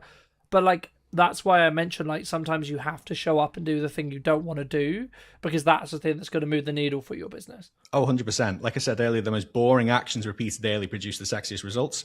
So if producing a video a day to you is absolutely boring, and that's not really something you feel like is going to move the needle, well, newsflash, it really is. Like, if you're consistent with that every day, believe me, that really is. But put it into perspective, obviously we all know who Mr. Beast is. He posted 447 videos before he actually got any sort of traction whatsoever. Admittedly, he actually fell in love with the process, and that's why obviously he's at the insane level where he is today. But that's besides the point. But the daily actions, if video is one of them, and you get over that, just think to yourself, what else can you achieve? You know, if that's something you genuinely hate, but know you need to do it, like, case in point, none of us like doing cold outreach. Like, none of us like doing it at all, but it's something we know we have to do, and I'm at peace with it. So I would advise, if you want to get consistent doing that, target the morning. Target before you actually get on with any sort of work. Because if you wait until the evening, trust me, you're burnt out. You're done with the day. You just think, oh, I can't be fucked. I'll do it tomorrow. But I developed that as a bit of a daily habit. So any recording sessions I do, I've made sure that the morning is targeted for that, because I feel like I'm most productive in the morning. And you could be a night owl for all I know. Like, obviously, if it works for you, it works for you. But if recording to you feels like part of the bottleneck work, and it starts to feel like, oh, I don't really want to do this. Have you ever heard the phrase, once you see results, it starts to become an addiction? That's essentially, that's a phrase a lot of people go to the gym say. But once you actually start doing this, like just like you've been to the gym, if you force yourself to go to the gym for 2 weeks straight, you're going to see results. It's the same with video. It is absolutely the same with video. So if you're consistent with it for a couple of weeks or even a month, depending on how long it takes, once you start to see the results, you won't want to stop. Just like when I started doing cold outreach and I forced myself to do it, and I actually started getting some results because I did it for so long and I was so disciplined with it, I thought, I'm not giving this up. You will get bitten by that bug when it comes to video. I guarantee it. So if you just grind it out and force yourself to do it, if you dislike it, but if you force yourself to do it, it will inevitably produce dividends, in my opinion. No, I agree. And it's interesting that you mentioned cold outreach, because I think so many people, like, I've toed and froed about cold and like outreach as a whole, but there's something that I've tried to do and focus on doing, like for me personally this year as the business, is like consistently fill in that gap that I talked about as well. Because like I'm naturally good at marketing is never going to be the challenge for me, ever. Creating content isn't going to be the challenge for me. Writing emails isn't going to be the challenge for me. Except it's not going to be the problem that I run into. The thing that I have tried to do is backward shift my day in the same way to you. So everything that I'm going to find really guru and really horrible and really hard, I'll do first thing, right? Because I then don't have an excuse, because I don't get to do the stuff I enjoy, like this show, until I've done the follow-ups, until I've done the lead gen, until I've done the cold outreach. Because I don't get that, because I remember a long time ago, and I recommend if anyone hasn't, they look up the book called Mind Hacking. It's basically about creating systems in your head where you give yourself rewards, and you only do things, like you do a hard thing, and then you give yourself a reward, right? So let's say, for example, you really want to record a video, you want to script a video, you want to, jump on a live stream or whatever it is. If that's something that you count as a reward, or you see as a reward, okay, you only get to do that reward if you do something you absolutely detest. Absolutely don't like the idea of. That might be ringing 3 businesses you don't know. That might be reminding 4 ex-clients that you are still offering something, or you've got something to offer, and you send them some messages, and you call your leads or work your leads, or etc. And I think once you take the averages out of that, actually you're going to show up better in video, because you know all the hard work's done. So your cognitive load is going to be lower because you've done the hard shit already today. So it's like, actually, well, this live stream's a piece of piss then already, isn't it? Or like when something else goes wrong, it's like, well, actually, that's I've done the thing that absolutely terrified me. And again, if that's for video for you, for those who are listening, then start with your videos, right? Like, it has to be the thing which you're going to find that requires you. Oh, I don't want to do this, And I think that's the reason why I would argue that anyone listening who does this will have a more successful year than they had previously. But I guess as a final thought, I mean, has your definition, and this could be quite wooey, but like, has your definition of success changed across the last couple of years? Absolutely. So when I started, obviously my passion for video was still as strong as it is today. I envisioned myself having thousands of subscribers, thousands of views, and thousands of comments, and just making thousands and thousands upon YouTube ad revenue. And I thought, and then when I come to this point, that is a thought that everyone has when they start, but it's also the most damaging thought. So if I completely and utterly directed all my attention to that from the start, yes, I might probably get that, but would I have a business? No. Would I have more of a purpose? No. I'm essentially just showing up on camera and not actually doing anything with it. So my definition of success now is the inversion of my video content, let's say. If that starts genuine conversations, that is success. I don't care how many views it gets. I don't care how many levels of likes or comments or shares it gets, as long as it produces something which then I can actually build on. So one thing I've noticed, and this is a huge, huge advantage for starting video content. If anyone listens to this, please take this away. your video content can become a self-replenishing content loop. So you post a video on XYZ topic, someone comments, you have a little bit of a back and forth in the comments. You take that comment section, that comment thread, that is the basis of your next video. You can even mention it by name. Me and Tony had a bit of a back and forth on this topic. Here's what was said. Here's the summary of it. Here's my opinion. What do you think? Tony himself is probably going to comment. So nice when I remember this, because how often do you get into a comment thread with someone and then they lift that comment thread and post it on a video and mention you and like, oh my God, I'm in their video. Like that's absolutely insane. And I've started doing that. And as a result, it just gets more and more and more engagement. It kind of compounds like that. So the more actions your video actually produces, the more you can actually build on further videos, essentially. So like I said, it becomes a self-replenishing content loop. And then realistically, if you ride that wave for long enough, I don't think you'd ever have to scratch your head and think what to talk about ever again. So I've only just started doing that, but I found that was incredibly powerful. So that is the metric of success for me. What I produce, has it produced some, what I've produced in terms of video, has it actually returned any sort of meaningful conversation? And if it sparks a meaningful conversation, it can lead anywhere. It can lead to more content. It can lead to a chat in the DMs. It could potentially lead to a sales call. So every video, I just want to reach out to essentially one person. That's all. I don't care how the other video does in terms of engagement. I don't care how it does in comments. And that's what I try and preach to people. So like, I have a lot of people on who I service in terms of YouTube content. And if you looked externally, you'd think I'm terrible at my job. But realistically, they didn't hire me to get thousands and thousands of views. They hired me to generate business from the content I helped them produce. So the more specific you are, anyone on YouTube, the only ones that end up losing are the ones that stop, pretty much. Like, everyone gathers an audience eventually. It is completely a war of attrition and how long you last. I mean, there's kind of a two-pronged question here, which is going to be like, content system, you got 30 days, brand new company, doesn't know what it's doing. What's your plan? Number one. Number two, at what point, in your view, should you bring in production? I'd say quality and polish has actually become more important. There are people creating incredible documentaries and full-length short films and all this kind of stuff because YouTube now owns the living room, essentially. It's now the dominant app. So quality has become more important. You really need to have a clear landing page, a very clear offer if you're going to do something like that. Otherwise, I would argue it should just be for awareness. We're a leading organic creative group. So we are specifically specialists in how many views, how many clicks, how many leads can we get you for free. What do you think is missing in marketing today? Long-term strategy and take a new platform seriously. These are my two. Okay. At the moment. Hello, my friends. I hope you're well. Hope you had a good day, evening, or night. Today we're back with James in his space, of course, to capture what's missing in marketing today. But before we begin, James, before we get into it, I'm sure this could be a wonderful conversation. What do you think is missing in marketing today? Woohoo! Long-term strategy and take a new platform seriously. These are my two. Okay. At the moment. What does that mean in actual terms for people listening? So practicality speaking, every probably like 3 months or so, every quarter, you need to be looking at what is on the horizon, pretty much, in terms of new platforms and everything else. So for me, newest contenders to take seriously are things like Substack. Massive. Just got an account on there.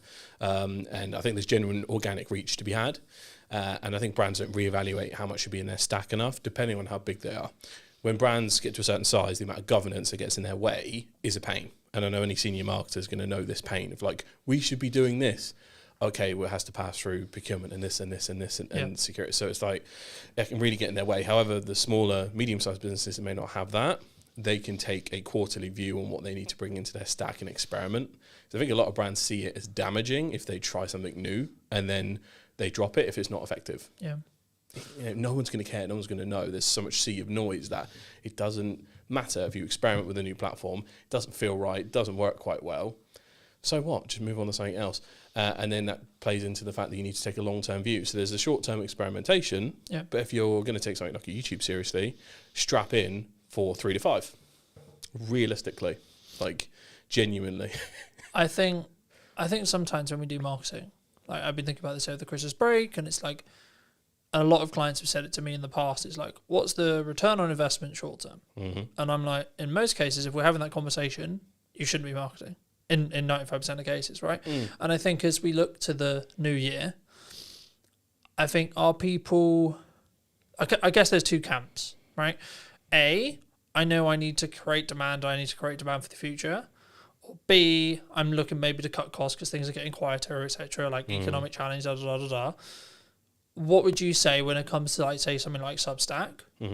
Would you personally recommend people lean in? Yeah, it depends on the brand. So I've been looking, obviously, I'm from a B2B perspective, so just reintroduce myself to the crowd. I run a creative group called the Straw Hat Group that houses a podcast studio, a social media agency, and a marketing consultancy in one group, so you can get everything you need in one place. The whole purpose of that now is I need to take a long-term view of where something like me should be, because it's a bit of an oddball.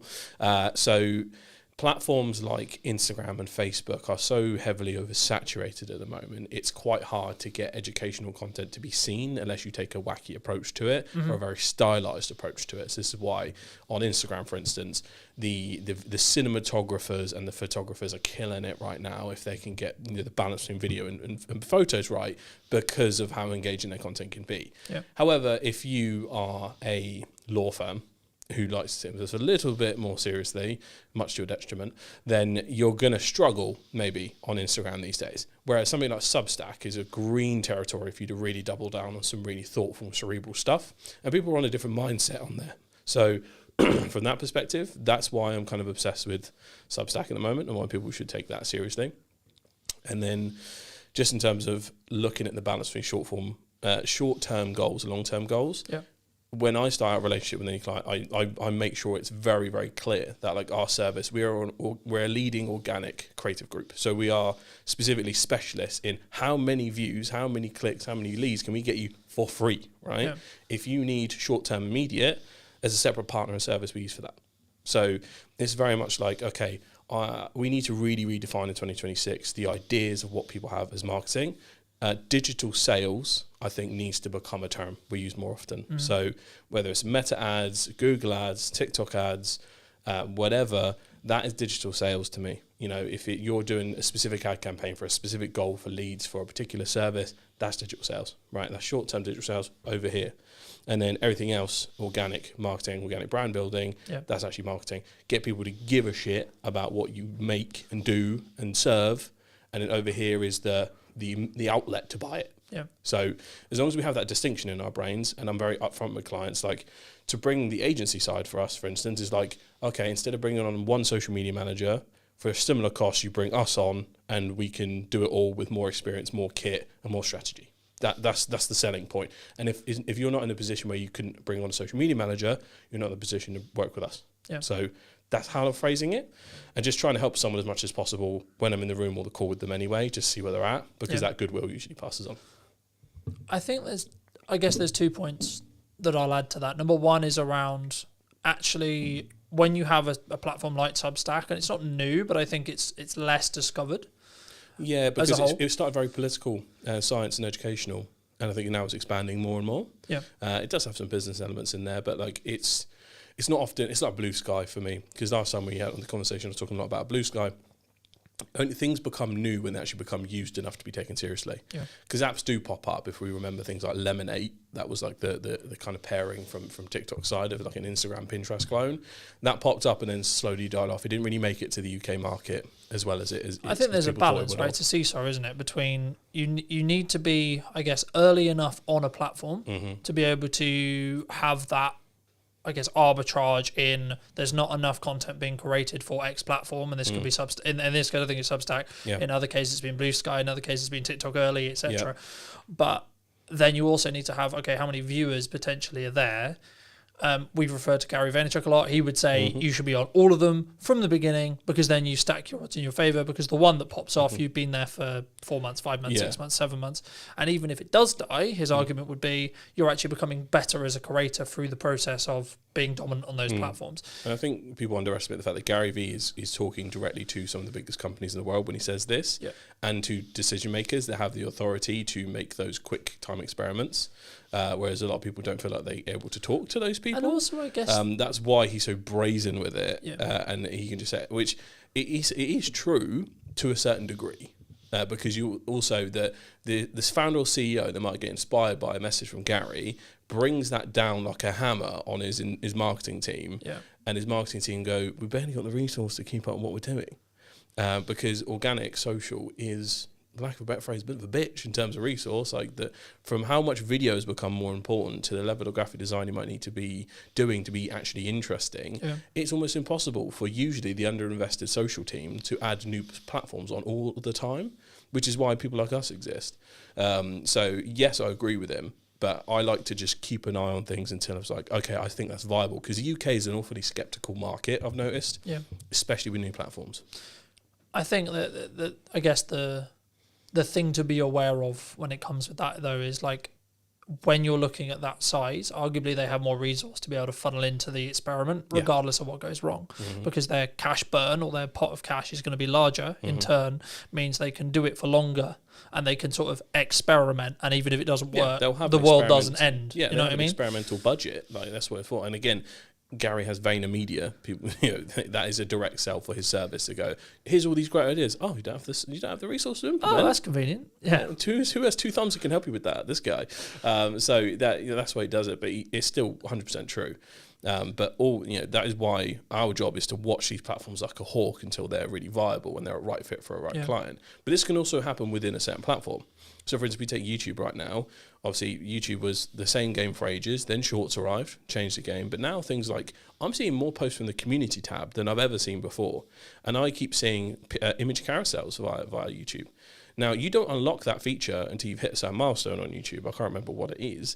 But, you have to put in the work to unlock that feature to then get those organic views. So, actually, you need to look at the features within the platforms you already have. Are you over-indexing or under-indexing on certain things? And are you running a strategy from like 2020, which a lot of people, especially on Instagram, still are? I guess the question that some people would be asking, because a lot of people, as you may know, who listen to this are solo entrepreneurs, smaller teams. They don't have massive resource to chuck at Substack, to chuck at maybe Meta, etc. I mean, quickly on ads, like something that I find working really well right now is taking, we sort of touched on this already last episode, but I think to reiterate it, I think it's important to take the content that already works organically and then amplify it. 100. Rather than let's just create a piece of content and chuck it on an ad. Because I think, I mean, I guess what is your view if someone is looking to allocate a little bit of spend on ads? Maybe it's just awareness, maybe it's lead target, etc. But how should they go about actually finding that creative? Because a lot of the work we're potentially doing this year or looking to do is, let's create a specific video that does a specific job, right? Most of which could be under a paid channel, right?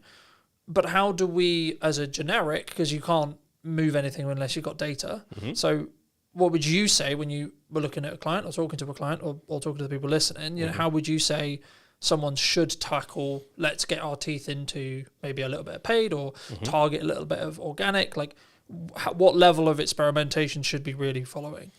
A minimum of a month experimentation with a smaller tester budget of what is your proper budget. So say if you've got $1,000 to spend for the month, I'm taking 200 of that and I'm going to be testing like 5 to 10 different ad creatives against each other. That can be finding a piece of organic social that's along the same lines as the campaign you want us to run. Let's say it's a reel of you talking about something specific. Okay, cool. I'm going to run that as my control group A. B, take that, tweak it, maybe with like visual CTAs on the actual video. B. C, add in a bunch of B-roll that's more familiar, more engaging. Right, now I have 3 variants of that one video that I know is performing fairly okay. Now can I take the transcript of that information I talked about and turn it into visual carousels? That is number 1. So we test the photos against each other. And then can you actually get maybe some kind of quote creative alongside photos? So like you've ever seen like a picture of someone with a quote underneath, swipe the different picture, swipe another quote, for instance. So you can try that against each other. Just with that, a little brainstorm alone, there's 5 different ad creatives there to run against each other, see what works with that 200, 2-week period minimum, see what works. They've just done a major algorithmic change to the Meta backend anyway, so it's a lot smarter than it used to be. You're not going to have to mess around with manual bidding or anything. It's just about selecting the right thing that you want, and then making sure that, because that test is, obviously the creative is one thing, getting the clicks is one thing, but most of the time companies underestimate a converting page. Like the website part is the most important part really, because a lot of the time even shitty ads get clicks because sometimes it can be by accident. But oftentimes if that website doesn't look good enough, if the social proof isn't there, if it doesn't feel trustworthy, if they're not slick enough, if it loads too slow, game enders. And you've got to find out, using that tester budget, 1, which creatives work okay, and 2, which of these actual things could it be on the website? And it's a process of elimination. So you have to go through and see what works. No, I think that's true. I mean, I guess the question would come, and what I do is personally, as you know, like as we were discussing while I was setting up, like I look at what has performed in the last 30 days, and then let's amplify that, right? Unless there's a strategic objective or there's something specifically there that I'm like, I want to amplify this because I know if someone sees it, they're more likely to buy from me in the next 3 months. Yeah. I guess the overall question, and something that I'm interested in for me personally, has been seeing how my carousels or my image posts have overperformed as a solo creator who is someone who's very video dominant. Yeah. I think for me, there's kind of three things. Like, one, you need to build habits around like what you're going to create consistently. But then number two, then be willing to experiment on organic social where it costs you nothing. Yep. And then follow the data rather than follow the hunch when it comes to paid, right? And I guess, I don't know, I've been doing a lot of like thoughts around paid strategies as a whole, but I think for me at the moment, and I'd be interested in your review, that's why I'm asking it, but like the retargeting reach and the getting the leads through the ads, I think is actually maybe an underrepresented part of paid. Yeah. And I think you really need to have a clear landing page, a very clear offer, if you're going to do something like that. Otherwise, I would argue it should just be for awareness, right? Longer term tail. Yeah. Let's bring more people into the top of the quote unquote traditional funnel to get more people to know you exist. Yeah. Do you think from a B2B, yes. Yeah. Do you think, because a lot of the audience, as you may know, is like B2B. So like from a B2B point of view, is that the arbitrage? Is that the thing we should potentially be spending ad money on when we can afford to do so?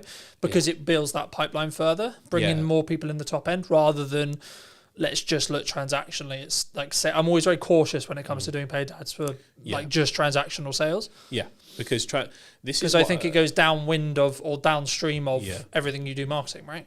Yeah, exactly. B2C standards are often applied to B2B marketing teams.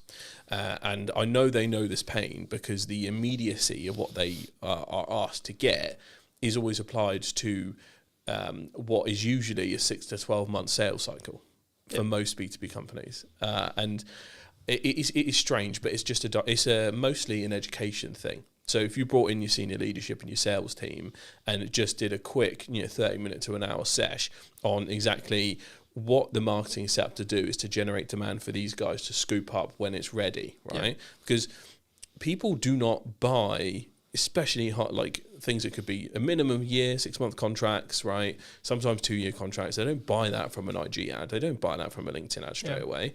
There's going to be, the funnel exists for a reason. And I think we all need to recalculate how exactly we allocate value based on those leads. So that's step one, mindset shift. Step two is looking at how do you just take this content? How can I help people as much as possible with what I'm making here? Like from an organic perspective. And again, going back to what you should test in terms of format, that lineup I talked about earlier with the 5 different types of ad creative based on what's working, tweak what's working, go balls to wall, see what happens, an image version of that, right? That is all cold. That is all just like completely new people. They've never met you before. We're trying to get some awareness into the funnel. I think the data capture part should be really important. So B2B brands, most of them do have a newsletter. If they don't have one, they should. Even like I've been ignoring that. I'm going to be doing that this year, right? So in my head, an email captured and someone into your ecosystem is just as valuable as a direct call. Because client product fit might not be there for the person who's booked in for your call. We've had many a call with people that's like, actually you probably need this, you probably need that. So data capture and refocusing how we do things like lead magnets. Again, you might have seen a trend where people go, oh, here's 3-5 tips to do this, whatever.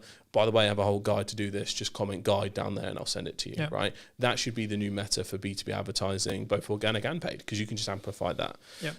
So think about how you're creating lead magnets, think about how you're doing data capture, and for your senior leadership and sales teams, they need to re-educate themselves, or you need to educate them so they're not applying e-commerce standards to B2B paid. Because that's what's really that's why marketing and sales always bump heads. Sales think it's automatic because you can just spend $1 bajillion and then hear all the people. That's just not how it works. Because trust is built over time. I was going to say, I mean, especially in an AI world, a lot of the conversations I'm having right now is like the only reason why I'm having those conversations is because they trust me, and that wouldn't exist in a fully digitized, fully AI like question mark. I guess like just picking your brain, because I know there's going to be some people who are asking about lead gen. Yeah. What is it? Make a PDF, send it to people. Is it here's a video? It's like what? When we formats may vary. You can do it in any way now. So you could make and host your own course, right? You could create a PDF downloadable. You can make an exclusive 4-hour, video tutorial on something that's kept behind an info wall. You can give away whatever the hell you want, but it's whether it's enticing enough or whether they trust you enough. So this is why the overall strategy of how organic and paid play together are almost just the same as how marketing and sales need to align with each other. Yep. So, the sales team are there to scoop up everything once they're ready, because no one buys stuff in B2B if they are not ready. Yep. You can't, this isn't like a used car salesman conning you into something, which I still think is a stereotype. It just doesn't happen. At least in the UK market. We're far more careful, we're far more skeptical. I don't think it happens at all. I think people, this is kind of why I push back on the whole objection handling thing, to an extent. Yes, there is value in doing it, sure. But actually, in a nutshell, if someone doesn't want to buy it, they don't want to buy it. Yeah, I've already bought before I've talked to the salesperson. Your only job for me, if I'm already in a sales call with you, is just don't piss me off. Yeah. There you go. Just don't get it wrong. Yeah, because all the work is done for me beforehand. I'm that type of shopper. There might be someone that's coming into it completely cold. So this depends on if you're a resource excess. So you've got a company that's got some money to spend, and they're willing to experiment, and they don't much care, and you've got a decision maker that first time. You can align those stars and get lucky. Yep. But that's going to be your 1 in 100. Yeah. The other 99 are going to scout you out, check you out, see everything beforehand, and then engage when they're ready to actually have a conversation about what it looked like. Even if that conversation is cool, I like what this is happening, but it's going to happen in Q3 of this year. Yeah. So you're going to be waiting that long. So this is the type of game we're in. So again, mindset is super important, and making sure that if you just have done nothing but paid and ignore your organic, you're kind of cooked, because those two need to work in perfect harmony for a true sales funnel to work properly. I agree. And I think, just building off what we initially discussed when you were talking about what was technically missing, I guess where's then the future when you implement that, right? So you've got the strategy. Is it let's stay consistent on the channels we know work? Because I think traditionally, especially as marketers, right, like maybe it's coming to the end of the year and it's like we've kind of done our sales targets for Christmas and etc. So now we're pulling back on spend, etc. And or things are maybe harder for a business. Like I think a lot of people are maybe throwing around the idea of should they spend, should they not spend? And that's a commonality across January. That's a commonality in when, I hate using the term, but when things are harder, right? I think there's always stuff going on. I think that's why you need to consider it. But I personally see it in two camps. I see ones that will grow through that by continuing to spend and continuing to adapt and keep things moving forward and keep things that they know work, either midterm or long term. But then if you are in a camp, and I watched it specifically in COVID, right? And I'm sure you did as well, around when people stop, they then lose their momentum, they then lose the top of mind, and then everything, and then their entire quote unquote system starts to fail, right? And maybe they had a bit of residual, so then it doesn't really feel it, etc. But what would you say to people right now who are maybe on the fence about spending, right? And this isn't necessarily directed me or you, but in general, right? They're looking at, okay, should we cut marketing? Because traditionally marketing is the first thing you cut, which I always think is a bit backwards. But, what would you say to those people who are maybe on the fence about spending right now? Thing is, I like to phrase it as, what have you got to comfortably spend? Yep. If you're about to spend money that's going to completely mess up your entire business model, don't do it. Basically, this is why we are over-indexed and wholly focused on organic. Like, how much can we do without having to pay Papa Zuckerberg anything? We don't want to. We don't want to have to pay the LinkedIn gods every time we need to make a sale. Because also, if you think about it, let's say if there's some massive AI bubble pop, right? Who knows after that massive calamity what companies are going to remain standing? Yep. Like Meta's dumped so much money in it that you might find if there is some kind of crazy disaster in AI, Meta may not exist in the way it usually does. Instagram and Facebook in theory, could go bust one day. And if all your eggs are in that basket, and your whole paid funnel relies solely on that, yikes, right? So it's not likely to happen. Like, whatever, usually these companies are too big to fail. They'll probably be bailed out like banks or something. But in general, if you've got all your eggs in one basket because you're clinging to whatever has previously worked, eventually that will also run out, because if you're running an old strategy on the platform which is all yeller, then you're going to run into a wall. You have to constantly adapt. You're not supposed to shoot yourself in the foot and be like, okay, I'm going to immediately dump anything that's working and move on to something. But it's experimenting comfortably without doing yourself in. And there's so many different ways to do that, whether you work with an external force, whether you bring on an apprentice, whatever that happens to be. Sometimes you just need a fresh perspective. Go on a course or a webinar, right? And just see what works or where you can spend. Or just, I think, don't pull back spend out of fear. Just experiment with strategy and intent. Yeah. I mean, sometimes it's just about mixing up the content, right? Like, and building habits around that content, right? Like, I was aware last year that I create content differently when I'm just talking to my phone than doing something like this, right? And it's not to say that this is better than that or etc. No, they're different and they act in different parts of the funnel. And I would argue that the person who's maybe going to sit here and listen to us for an hour is in a different buying state or a different educational state than someone who's just going to watch my reels, right? And I think I need, and I did a reel this morning talking about the fact that I'm actually allocating time to do solely short form in its own bucket and then long form still. Like, I still think you should be having a YouTube channel, I still think, etc. And it talks about it, to an extent, it's about resource, right? Yeah. Sure. But actually, in a pinch moment, which is what we're referring to here, I would say leaning into what works and like leaning into that goodwill but being aware of what needs to happen, I think is the solution in 95% of cases. Because otherwise, you're only screwing yourself longer term. Like, you might save like X amount and you might be fine for maybe another month or two if sales are slower. But also then what happens in Q2, Q3, Q4 in that respect? I mean, what 3 things have you seen change in the last year? We roughly, it was about a year ago when we did the first episode. Yep. In that time, looking into 2026, what would you say has changed in regards to either the landscape of marketing or like social and organic creative as a whole? Quick fire. Rise of AI content and how it's been perceived, both negatively, it's pretty much negatively, to be honest. 2, a drop in organic reach, 100%. And 3, the arrival of new platforms. So, or at least platforms becoming mainstream enough to be part of someone's normal stack. So Blue Sky was not a kind of fun thing as an experiment. It stuck around. Substack has stuck around. And the strategies for most platforms have changed since the last time we talked. Yep. Not too drastically, but things like Instagram Reels or Facebook Reels just being a hack for instant growth, not a thing. They are now the same level of quality as you have to put the thought in terms of a really well-designed carousel to actually get any reach and hope to be on the explore page. You now have to treat your reels in the same way.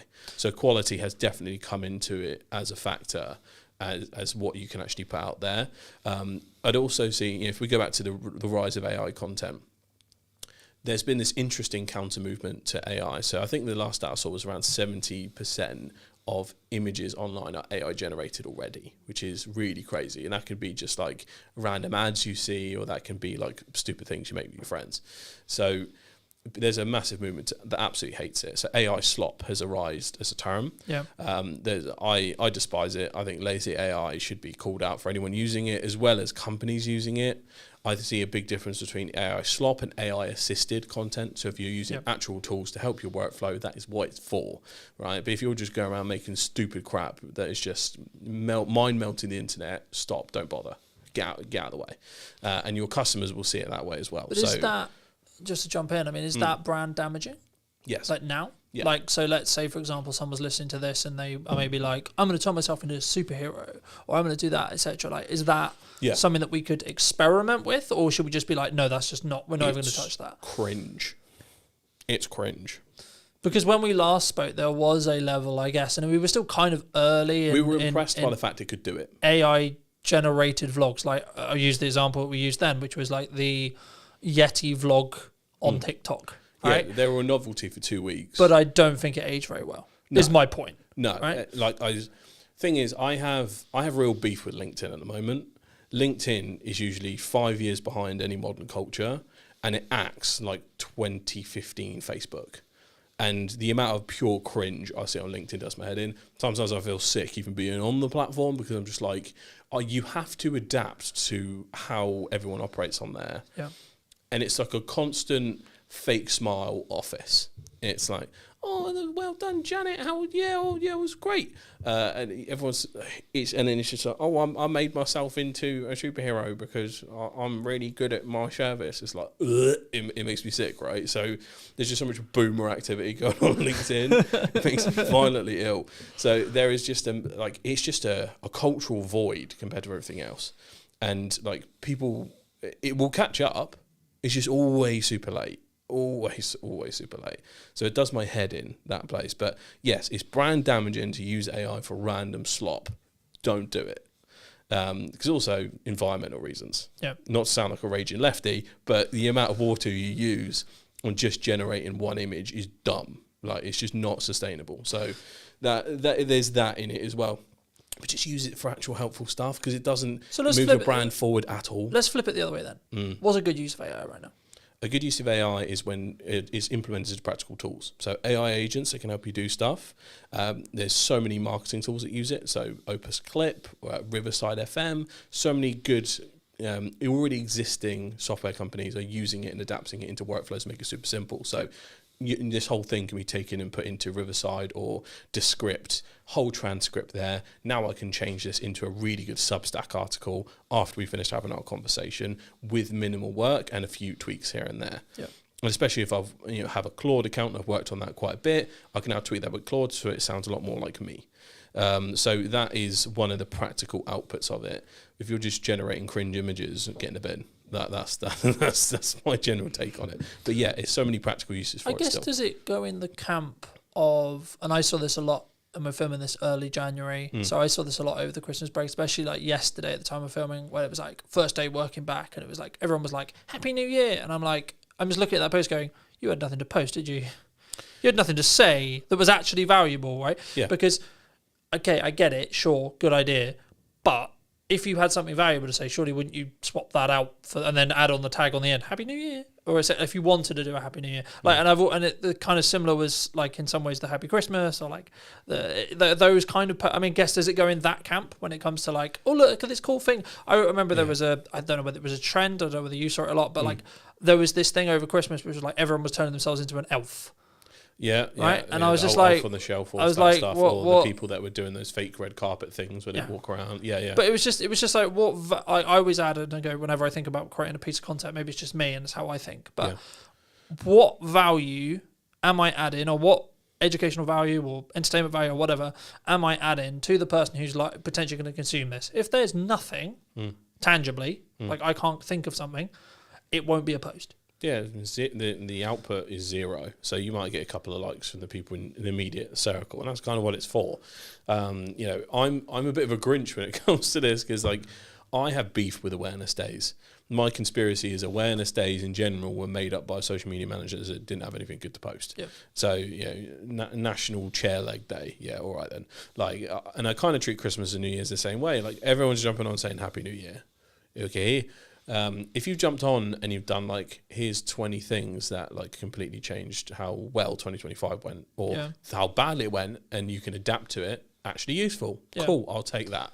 But most of the time it's just like, wow, what a year. And it's just like everyone's just doing the same thing. But do people not put it through that filter, do you think? Is that the problem? No, a lot of people treat their LinkedIn like a personal Facebook, which goes back to the point of I find it a cringe culture 99% of the time. And if you compare it to something like, it treats trends completely differently on LinkedIn and TikTok. So if we treat how TikTok will take something, because it's an audio-based culture, people take the audio of it and often have their own spin on how that trend will turn out. Yep. Whereas LinkedIn will just see a trend, elf on the shelf or something, and they all just do the same thing. Because it's the same as when you had the first time on Facebook where people had like flashing banners, or they can make themselves look like a Teletubby, and then everyone was like posting that. Yeah. And it's just like, can you stop being a boomer, please? Like, I can't describe it any other way apart from the fact that essentially it's people coming late to the game, discovering tech, doing it when it's already about a bajillion months late. Yeah. And this could be really important people in companies.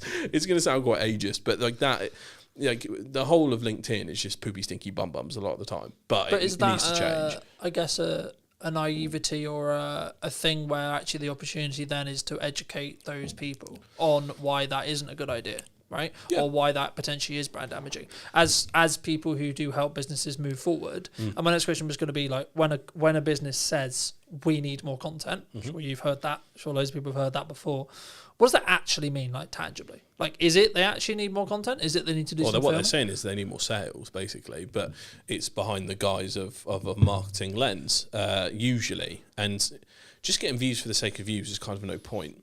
So it depends on, like, whenever you're trying to boost your views up on a certain platform, it's usually for lead gen or sales. But if we're looking at a long-term brand strategy, if you were to create a YouTube channel, for instance, for, go back to the example of a law firm, which there aren't very many good UK law channels that could be doing so much to prove their expertise, educate, entertain, inspire people. So, for instance, there is a guy I follow on Instagram. His name's something Jobber. He reviews traffic accidents people send to him on dash cam, and he points out who is at fault, right? Yep.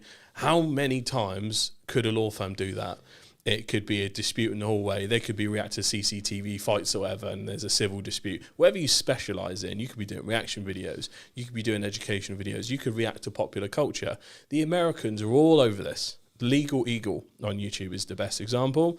He does stuff all the time on whether things that the administration might be doing is illegal or whatever or not, right? So there's so much opportunity that lies in front of us, and we just choose not to do anything about it and stick to our ways. This is a very UK culture sometimes, because it's like, don't rock the boat.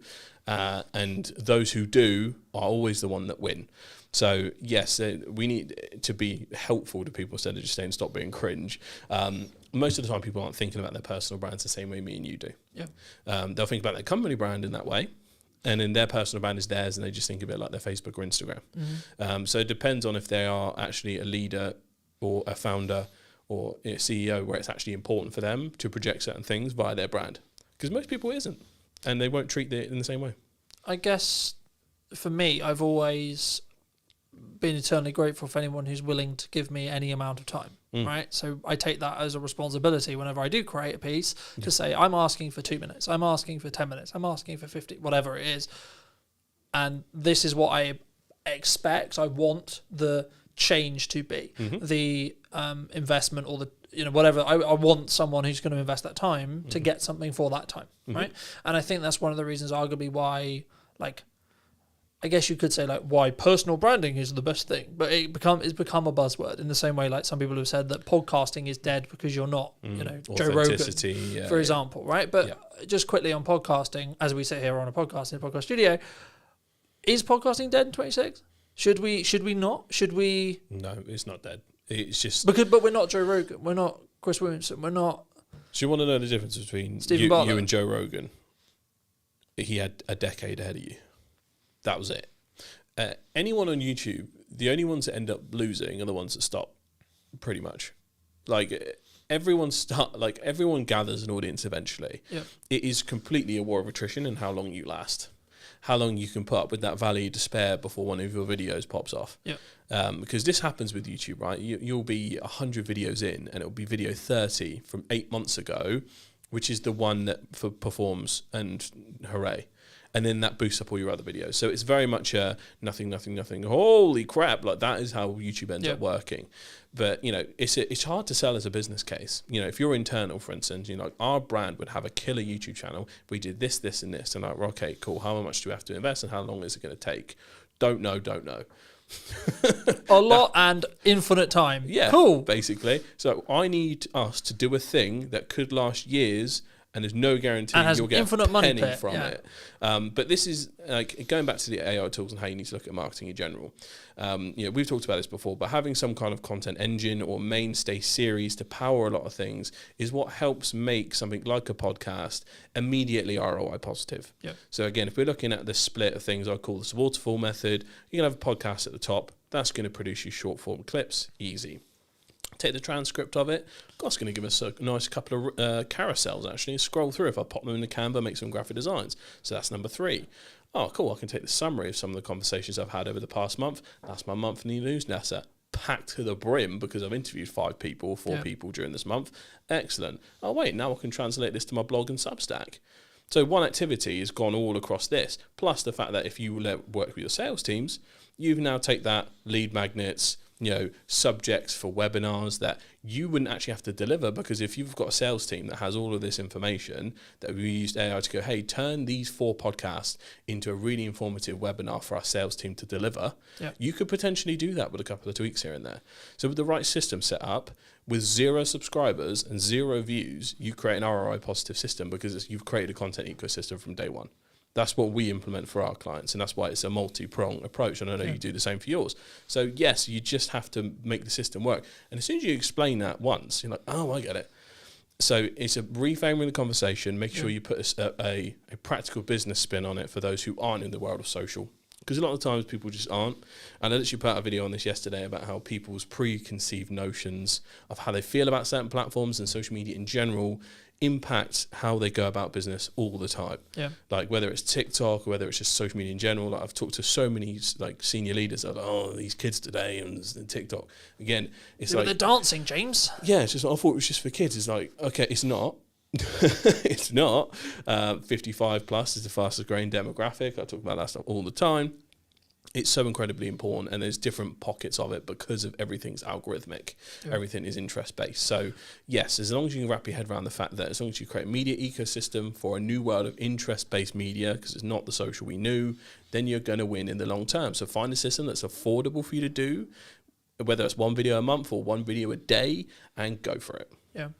I guess, as well, like, are you building for short-term, mid-term, or long-term, right? And I think... And then I was going to ask you is like, where does ego sit in this? Because I think that's every the main stage. I think, to be fair, I think for me and the people I speak to and I speak to consistently, that's the actual undoing of anything good that they could do. To be honest, it sounds horrible, but why? Either their ego is too like, no, I couldn't possibly do that, or they, in some ways, they want to do it, but also, I guess, in crux, that really links down to self-esteem.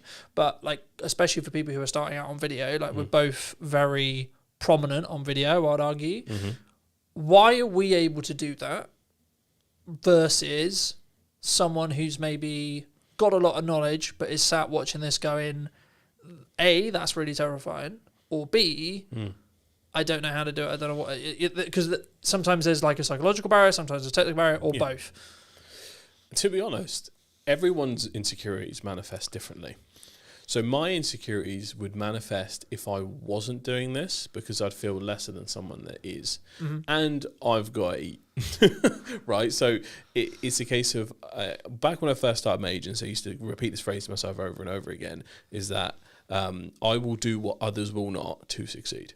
And it's very hustle grind culture, and it very much was back then. Apologies past me, but like in general, like I was just like, I will get on video, because I was I cannot tell you how petrified I was back then. Because if we put ourselves in the perspective of someone creating a startup, if they've just been in a marketing agency, for instance, which was the case for me, I'd been in like 4 or 5 marketing jobs before that, been in marketing for around 5 years, and then I randomly go, okay, cool, time to start the business. I'd got on Fiverr, I'd gotten enough clients to get me started, wicked, I'm about to start. And I realised I have no method to make sales, I don't know how to get anyone that wasn't just coming to me on Fiverr. I was cooked, and I was like, okay, time to look into something like LinkedIn. And then I realised, oh my God, I'm only connected to all the professionals I've worked with who knew exactly what my skill sets were at that particular time. And your brain goes right back to when you were sat at that desk as a junior next to that person who knew more than you. And that judgment, it feels like you're like doing a TikTok dance in front of them in the office you used to work in. How dare you possibly create a video, James? Yeah, and it's because in your brain you're like, I don't know as much as these guys I'm connected with. I know I don't. And they're not posting videos, so why should I? So it's I got that a lot. And that actually really hindered my consistency in the beginning. I feel like I'd be in a very different place content-wise if I actually stayed consistent from the moment I started to where I am now. I'd probably be making money from my YouTube channel as a separate income stream. But learning those things and learning that it was my personal hang-ups, but then I gained a new one. And it was, oh my God, if I don't start doing this stuff, I'm going to be more ashamed of myself because I didn't do it. So, but that is a turning point you get to when you get to it. It is an unteachable lesson. And I think it's less about people's personal egos, about I'm better than this or this is beneath me or something. It's much more about, oh my God, what are other people going to think? How do I feel about, I don't feel like I know enough, because imposter syndrome follows you to the highest level. So I think imposter syndrome comes down to it just as much from a founder level. And then from a company level, there's far more that goes into it. So let's say I have a company of 50 people. I want to make sure that I have a superstar in my marketing team, my sales team, like as a go-to. I need to find 2 people out of 50 that are willing to do content for my brand on my behalf, and then set up the actual system in which they could do so, and see if they're up for changing their own personal brand on LinkedIn, see how they feel, and all of the psychology goes into those 2 individuals. It can be a lot. Like, again, this is why I've had to set up the group itself in terms of how I've done it, because there's actually the consultancy part factors in, because I need to work with leaders to realise that they need to change their ways up here to trickle down here. Now I need to find some superstars from here so I can create a YouTube channel that powers the entire brand. Yeah. So it's like start up here, or actually the problem's in the core, and we go from the core outwards and start doing stupid graphs. But essentially there are multifaceted problems when you're trying to do this at a corporate level. And it can be done easily, because usually there are superstars that do it. So LinkedIn personal branding luckily has become more and more important. So when we've worked with like larger finance companies, for instance, we've actually already been able to identify those people already have really good personal brands, and they'd be well up for collaborating with us. So we need to over-index with them as superstars. We need those superstars, we need those advocates. And I think foster any brand that has someone posting good personal brand creative in there right now, reward them anyhow you can. Get them in videos, financial rewards. Like, for instance, we've got content performance rewards and client retainment rewards on our side.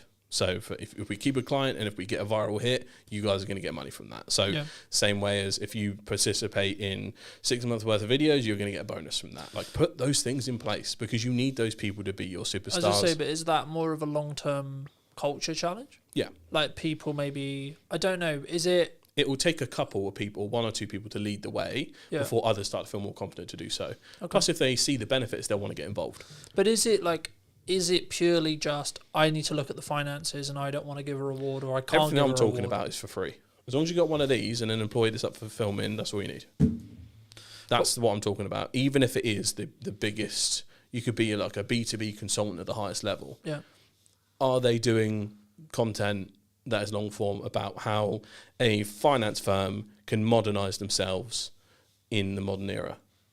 They probably haven't. They probably talked about it and time again on a call. Have they sat down and made a quick video on it? That's the kind of stuff that they're missing out big time.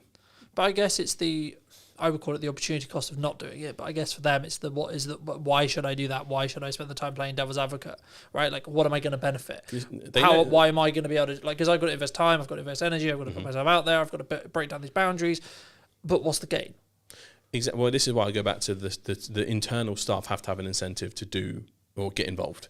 Yeah. Whether that is obviously career progression, whether that is financial incentive, whether that is, let's say if there's a brand that's actually fairly recognizable but have never really taken a YouTube channel seriously, and you go, okay, employee 1 and employee 2, if you guys are willing to be the main presenter for this YouTube channel, not only will I put like half or all of your hours into being full-time creators for this brand, I will give you a revenue split of when this channel is monetized.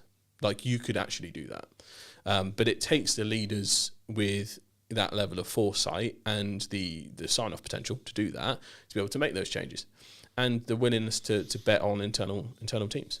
So that's every case. It's going to be a case-by-case basis, to be completely honest with you. But because again, I think then the thing that jumps to mind is the key person risk potentially of doing that. Right, because as a founder, you want to be the face necessarily. Sure, you want to have the quote unquote glory or the thing that's representative, but also your key person risk is less, because depends on the type of business you want to run and scale. Because if you want one of those businesses that pays you quietly and you don't really want to be too front and center, then you're going to think about it differently, and you are going to think about putting other people front and center, or make sure your sales and marketing front and center, because those are the majority of the people that people are interacting with on a daily basis anyway. Yeah. So think about your overall goals. If your plan is to quietly scale and exit without being the face of the brand, cool. If you're a founder-led brand, excellent. You just go front and center. If you're a larger brand that needs to consider what to do, this is why I say start with 1 or 2 people, but in general, you want to have a cohort. So the way I look at it is you want to essentially create your own version of the office in your office. Yeah. So you'll have 2, 3, 4, 5 recognizable people. So if someone does swap in and out, it's fine. Because you can be honest with that journey and say bye to them and everything else. Look at how group YouTube channels do this. Something like Smosh, Rooster Teeth, IGN, they have a constant switch up of different people that come in and out. Yep. So the model is completely applicable to any brand. So you could be the biggest law firm in Hampshire, and you can just take the same approach that Smosh on YouTube has done and whack it into your firm as a recurring series of characters that have their own things going on. Yep. And it doesn't actually take much to make that happen. You need a smartphone, a good mic, and an editor. And I know brands that big have that resource. And so that's the thing. It's not even necessarily a risk because it's your people who know their stuff. Yeah. And it can be done with such low cost if you get it right. But usually it's a strategy thing, because just saying to a brand of a decent size, just use your phone, they won't want to, because they're worried about quality issues and they're worried about how they'll be perceived if everything's done on a smartphone, which is when actually you can then go, well, maybe you should spend a little bit on this. But a comfortable spend, you could do over 1 to 2 years. Yeah. Now then we're talking. I guess then that naturally brings on to the question, which, I mean, there's kind of a 2-pronged question here, which is going to be like, content system, you got 30 days, brand new company, doesn't know what it's doing. What's your plan? Number 1. Number 2, at what point, in your view, should you bring in production? So production cost, production quality, etc. Because we just talked a lot about you should use your phone. But when should you bring in someone like myself to help you up that quality? When should you come to a studio like this to up that quality, to do something that feels more polished, feels more premium? I'd say quality and polish has actually become more important. As we've seen the sea of content progress, more like smartphone heavy content is still really prevalent on platforms like TikTok, but I'm seeing other platforms like Facebook and Instagram and other things, and YouTube Shorts and things actually move to a higher quality standard, especially on the YouTube side. Yeah. YouTube you're going to see massive incremental gains in terms of the quality of creators on there. There are people creating incredible documentaries and full-length short films and all this kind of stuff. That is because YouTube now owns the living room. Essentially, it's now the dominant app. So quality has become more important. Volume is still more important if you're starting out. So to either answer any of these questions, you'd need to know what industry that client's in. You'd need to know who their ideal target market is. And you'd need to know what the goals of the leaders or the founder is. Because ultimately, if it's like, I'm not really too fussed, I'm probably just we've got a good sales system going, I'm just going to sell and exit later on, cool, don't even worry about that, this isn't for you. Yeah. But if it's someone that I need to scale, I want to double the team in the next 2-3 years or something, like, excellent. We need to make sure we get you a real good organic baseline right now that's going to feed and support all the paid activity and everything else. So that's when you build a content system for that person. So if we take the example of someone who's in B2B, it could be, if we go back to a law firm example, because it's constantly on my head these days, we know that their clients are really going to value trust. They're really going to value that the quality actually will play a factor into it, because are you going to trust a lawyer running around on a smartphone? Not 100% sure.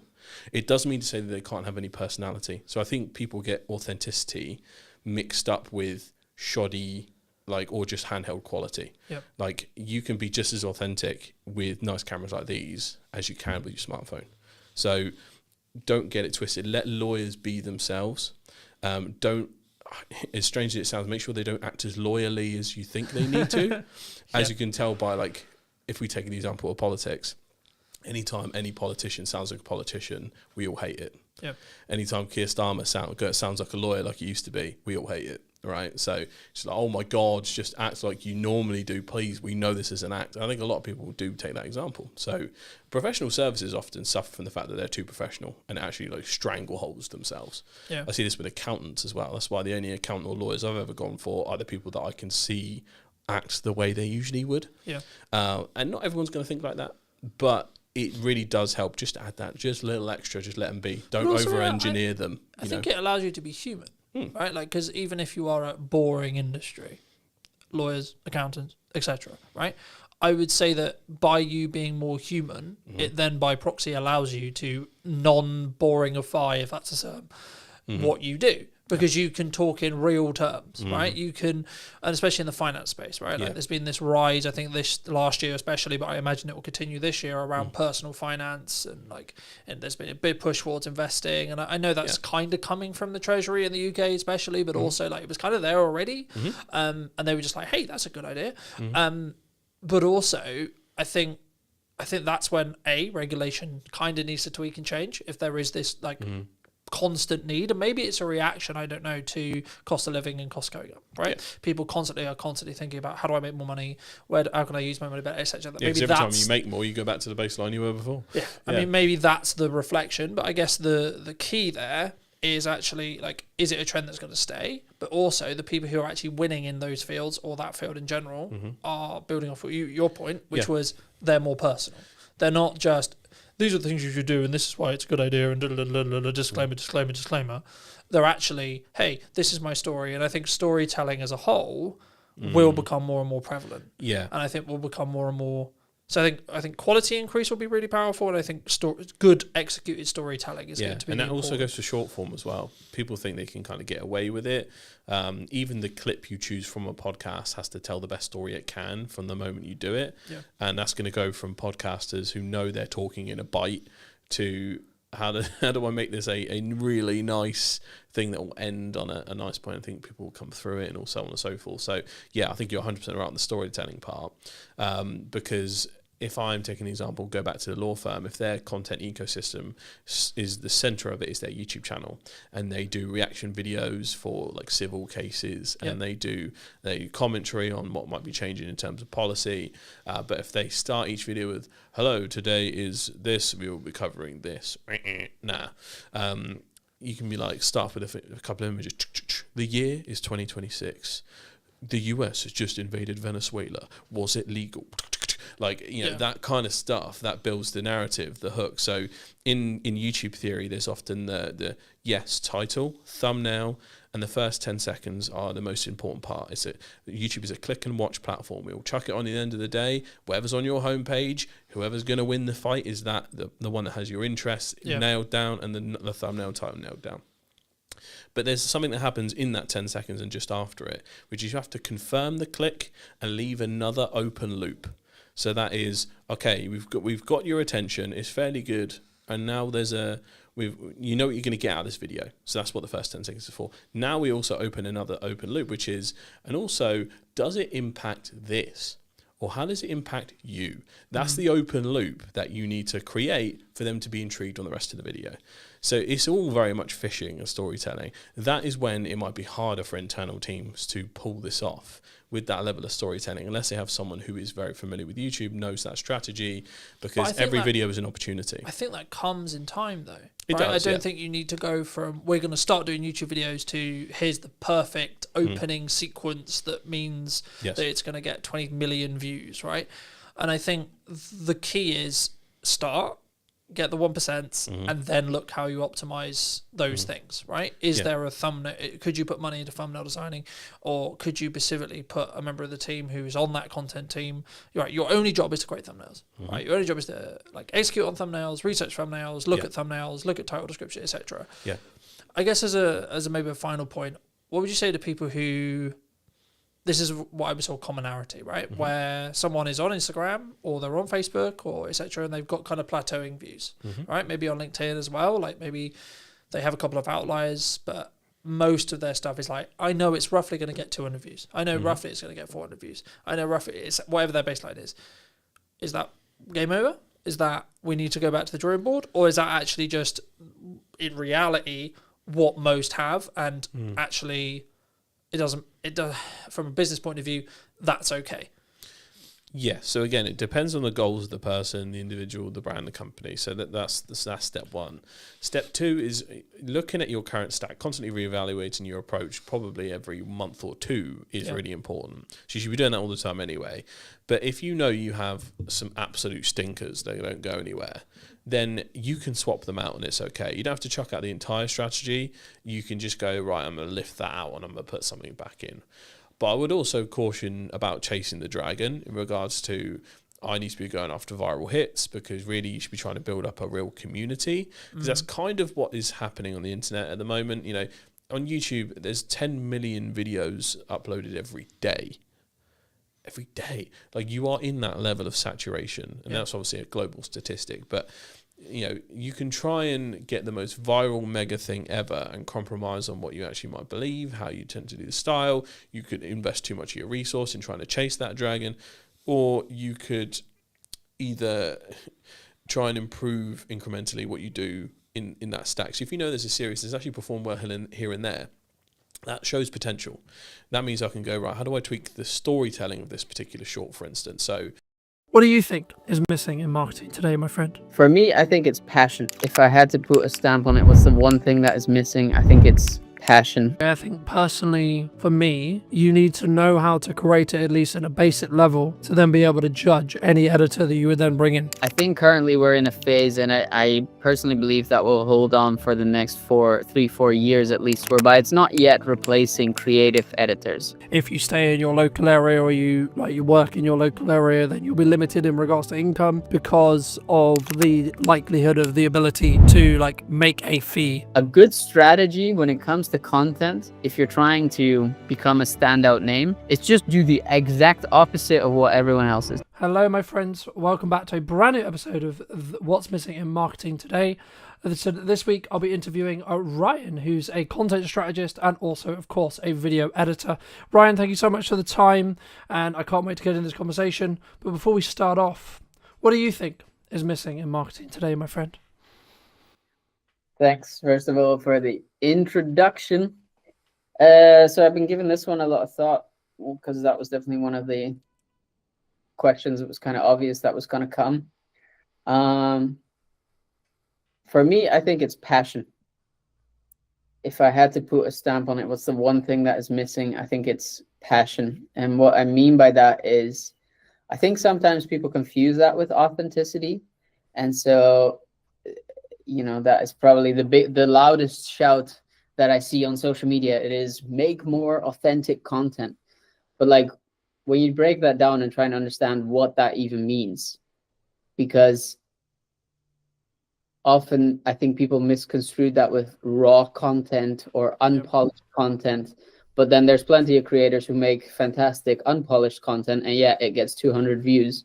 And then there's other creators who make extremely polished content, which is as far from authenticity as it could be, and it gets millions of views. So if it was just make authentic content, that wouldn't technically then translate to any views for those creators.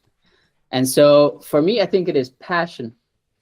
And I think that just means people that can tell through body language, through energy, through the things that you say, that you truly care about that thing that you make content. Yeah. No, I agree. And I think sometimes we use, or one could use, a lot of quote buzzwords, right? I know we were discussing before we started about, being authentic. What does that actually mean, right? I'm so glad you mentioned it as passion, because for me, it's about the energy, right? And the demands you put on yourself. I mean, this episode is a clear example. I feel fine. I sound like I'm dying, right? But I said I would create a weekly show, and the schedule has only allowed me to do that because I'm able to consistently create and consistently put out what I believe to be value content. And I think for me, it's more about leading with what you believe to be your North Star, rather than, because something I was going to talk to you about was because some people would say, oh, but what if that video that gets 1 million views, what's it really going to do for me in regards to business, right? Because sometimes we look at it and we go, well, if it's the wrong people, then it maybe won't do anything. I guess, how do you, when you work with your clients, either from a strategic point or looking at edits, how do you balance that, making sure that it is the right views, or the people who, are able to create something that can get good traction, and it is going to be the right people, so it will actually move the needle for that business as a whole? Yeah, great question. I think given the, let's say, the client, my predominant client base for who I make content, their approach to content is often in the need of views, right? So I think there's a certain group, especially within like the podcast space, as you know, the goal is to get lots of views, because the views often then generate enough traction for a company to, in essence, sponsor you. I think that's the main business model that a lot of podcast hosts try to stick to, right? There are people that I work with who don't focus on views at all, but also because they don't have sponsors, nor do they want sponsors, and instead pitch their own products. So Daniel Amen is, for example, one of those who has a massive following, and he only pitches either his own supplements, which is Brain MD, or the things that they do with their brain scan. The brain scans at their Amen clinics. And, for them, that delivers way more revenue than if they would do it in such a way that they do it with brand sponsors, because those people are already, that business model is so dependent upon trust that if people are watching the podcast, that time they spend with you, the more they engage with your content, the more they trust grows. So ultimately, it's easier for them to eventually buy when they're then ready to say, okay, I'm ready to figure out how I can improve my brain health. Yeah. And so in terms of what I do with creators in advance, especially when we're in the strategic phase and setting up, I try and ask them, what is the goal? Like, how do you intend to monetize this? And when it is through brand sponsorships, for example, I understand, okay, we've got a different type of content that we need to make. We need to, for example, have way more controversial hooks. We need to have way more baity lines, because usually that drives attention and views, and people get invested. They will feel the need to debate. And when that is gone and it's less there, we can focus more on value-driven videos, which is like in the case of the Amen clinics. Here are 5 things that you could do to improve your brain health today with supplements you have in your kitchen cupboard, so to speak. And then the rest of these like clickbaity hooks are not gone, because they still need to drive a certain amount of traffic, but they certainly become less important. Yeah, no, I completely agree. And I think sometimes the thing that people overlook is the objective, right? The thing that they're striving towards. Because if you're just looking for views, I would argue that's a business model that works for a percentage of people, sure. But if you're looking to build trust or build authority or etc. off the back of your content, then that should, in my opinion at least, come second, because you need to make sure that you're not, I'm trying to think the best way to describe it, but I guess it's twisting stuff to be a little bit too controversial, right? Like, just for the sake of, it will get, because it's a better hook, so it will get better clicks, etc. But then also, like, when you, I guess, acquire that audience or get served to that audience, you're then more likely to be serving it to the wrong audience, because they're going to care about the maybe the drama or etc. In that respect, rather than the transformation that you or I could create for a business. I guess, I mean, you've had those who maybe know you through your content, etc. I mean, you've spoken quite openly on social about how good your year has been, and this is in a context for maybe longer term people who are listening, where there's a lot of people saying the creative industry is very hard right now. Being in video is very difficult, whether that's strategic, whether that's editing, whether that's production, whether that's a combination of the above.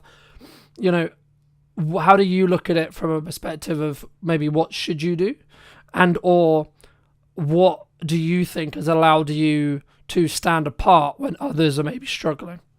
Yeah, great question. I think first point that I'd want to say is I wouldn't be the type of person to tell you should do anything. That's first of all. I've just done a bunch of stuff based off of what I've seen other people do. I've taken advice where I felt it was necessary, and I think where I got good is getting advice early on in my career especially when it comes to content creation, to double down on the things that are driving results. And so early on, at some point for me, it was, I need to make money now or else I'm going to be broke, and I have a kid on the way, and I need to do something. And that was either, and I filled out the form, and I've spoken about this before, like I had a job ready to go in a supermarket. You know, I was 25 probably at the time, maybe 26, graduated with a master's, and here I was applying to a supermarket job to like fill the shelves. And luckily, literally the same week that I decided to do that, I ended up getting my first client, Joe Bidender, who invested, who basically took me on as a part-time editor. And because of his support and his demands, I realized I kind of found what some people refer to as their niche. And so I saw the opportunity in making more podcast trailers. I saw that podcasts were growing as a general form of media. I knew that with Diary of CEO being the leader, they will have set the standard for what you need in order to make your podcast successful. So I knew that would be more people looking for trailers. Hence, I just doubled down on that. And then kind of growing up in a hotel in Scotland, I saw in like a luxury 4-star hotel, I saw what it takes to make high quality stuff, the commitment and the dedication to it. And without tooting my own horn too much, because it's definitely what it sounds like at the moment, but like I understood that if I just cared so greatly about this, each video, and not focus too much on, is my personal brand growing? Am I going on enough podcasts? Like the first 2-3 years, I posted, you can track record this. There was a period in which I was posting every day on my own channels. And then at some point I just stopped because I realized, okay, I need to make money. If I need to do that, I need to become one of the best podcast trailer editors that's out there. So in order to do that, I need to put in the reps. And I had Joe as a paying client, and next to that in the evening hours, I was just taking podcasts that were already existing, sometimes Diary of a CEO podcast. I downloaded it and just tried to replicate what they made as a trailer. And that kind of ultimately led to this point now whereby, yes, for me, it's been a tremendous year. But if you ask me, what's the hack?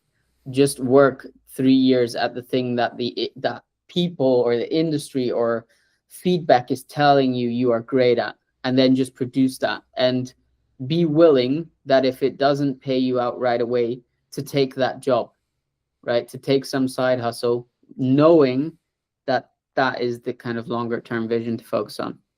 No, I completely agree. And I think, for me personally, again, I've had like another incredible year. And I guess the moment where it changed was middle of May, when I decided that my answer to marketing was yes and, right? So yes, you should have a podcast. Yes, you should have trailers. Yes, you should be doing add value content. Yes, you should be doing live streaming, so on, so on, so on. And I guess the key there is, again, it comes back to that effort point we were touching on at the start, and that passion and the core.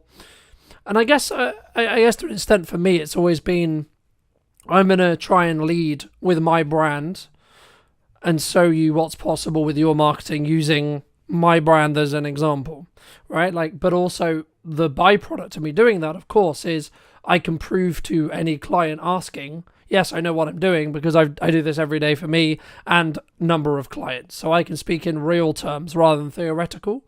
And I think sometimes people, wrongly or rightly, or whatever they end up having, they speak in a really good theory, especially in the space of like video production, where there's like this subculture around like, we're going to train you to be a really good video production professional, and etc. And like, I'm not trying to smoke on those people, but like for me, it's like, if you're not in the trenches every day, what worked for you 10 years ago or what worked for you 5 years ago or however long ago it was may not necessarily work now. And I guess to phrase that into a question, is there, like, do you see the podcast trailering space, which I know is where you kind of niche into, is that something that's going to die, or do you think that's going to just be like maybe I guess, the fence or the line which a podcast, if it's taken seriously, has to have moving forward, would you say? Good question. Again, I don't think there are absolutes. I don't think every podcast needs to make a podcast trailer. I think there are certain ones, especially these ones which are like an hour and a half, 2 hours long, in which it makes sense to do that, right? Like the way I often pitch to clients is podcast. You probably wouldn't go to the movies if you haven't seen something in advance to get an idea of what you're going to watch. There are some people which do that. Respect. I can't, right? If I'm going to the movies, at the very least, I'm watching a trailer. Yeah, but the majority is lower, right? Like there is always an exception to the rule, but the majority of people aren't unless they see some level of marketing towards that film. Yeah, exactly. So that is a little bit my philosophy behind podcasts as well. Is like, if we're going to get people to commit even an hour, but especially for the ones which are 2 hours plus of their time to watch this episode, don't you think at the very least we need to warm them up to give them a bit of a feeling in advance as if what they clicked on or what they're committing to is going to pay off? And so I think that's what a trailer does. And then there's multiple aspects of, like, trailer also makes the guests look fantastic. It positions them as an expert or at least as an interesting person, depending upon the angle of their story, which means the guest is more likely to share it. And so I don't know. Yeah, to answer your question, I don't think there's necessarily, it's not going to be a must, but it's certainly going to be kind of a minimum threshold. And the argument that a lot of the time I fall back to is you cannot do it, but you have to be mindful that the Diary of a CEO, the James Smith, the Daniel Amen, you name it, they're all doing it. And so you're already, by choosing not to invest into that, you're already one step behind. No, I agree. And I think as someone who does do trailers, and I'm sure we'll get onto that conversation as well, but I think for me, as we are moving more and more into interest graph-based algorithms, and in a world where whether you're service-based, as in you're trying to establish an audience, establish rapport, establish trust to then potentially sell to a small number of them, or you're looking for larger numbers to then apply sponsorship and add revenue and etc. Whichever model you're looking at, the concept of having a strong hook that then tells YouTube or whatever platform you're on that this is a good piece of content will always benefit you in the long term. And I think for me, I guess it's some way, if you were going to put it into like A, B, C, D, T tier, you need to ask yourself, do you want to start at B and then work your way up? Or do you want to start at C or to start at D or whatever, or do you want to start at A? And or do you have enough resources, bandwidth, etc., etc.? Like if you're someone who's just starting out their business, they've got zero budget and they're doing all of it bootstrapped and they're doing all of it themselves, should you have a trailer? You should have something. Yeah, right? I think. But exactly. So as someone who had a podcast, who bootstrapped it, who didn't have any resources, I just learned how to make the trailers myself. Yeah. By the very thing that I just said, of just copying to some degree what other people were doing. And that copying, yes, it might mean that it's not original content, or it feels less original, whatever. But it did mean that it gave me the skills to start learning and understanding what works versus what doesn't. And yeah, you can argue that you maybe don't have the time for that. Then at some point you have to question, well, something's got to give. So you have to make choices.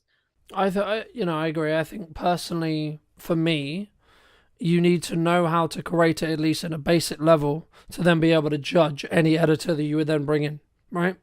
Like, because for me, otherwise, and this is the same with any marketing, this is the same with anything you do, you should be able to do it yourself. A, because when shit hits the fan, you might have to, right?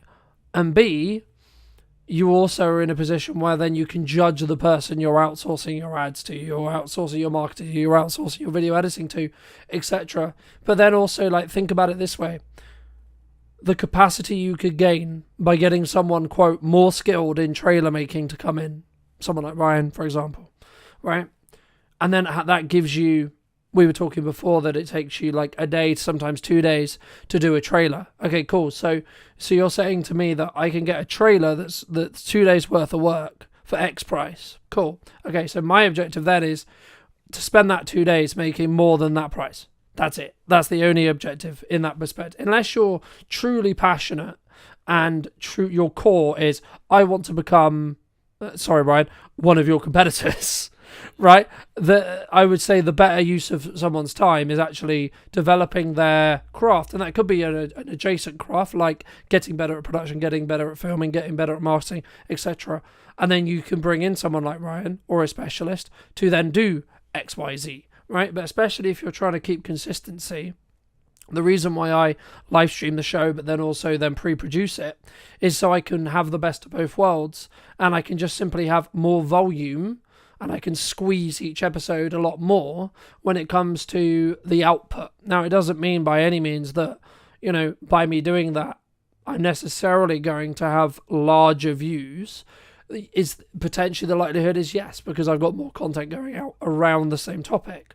But actually, again, it comes back to that overarching strategy and what are you looking to do and how are you looking to do it. But I guess, in the research I did around yourself, it's actually, you said, you aspire to be a Netflix documentary editor, right? I mean, how does that, I guess, there's kind of a two-part question here, which is like, number one, how does that influence your mindset if you haven't already touched on it today?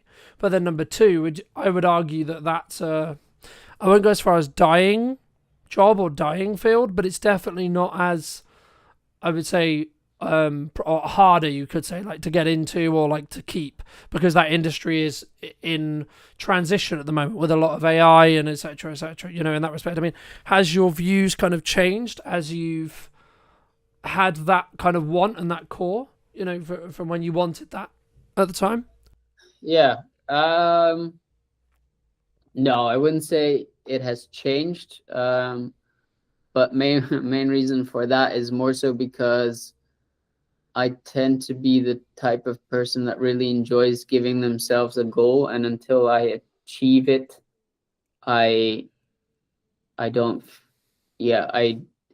it doesn't leave my mind, basically. So another example which still haunts me on the daily is that at some point I made it publicly aware that I wanted to write a book.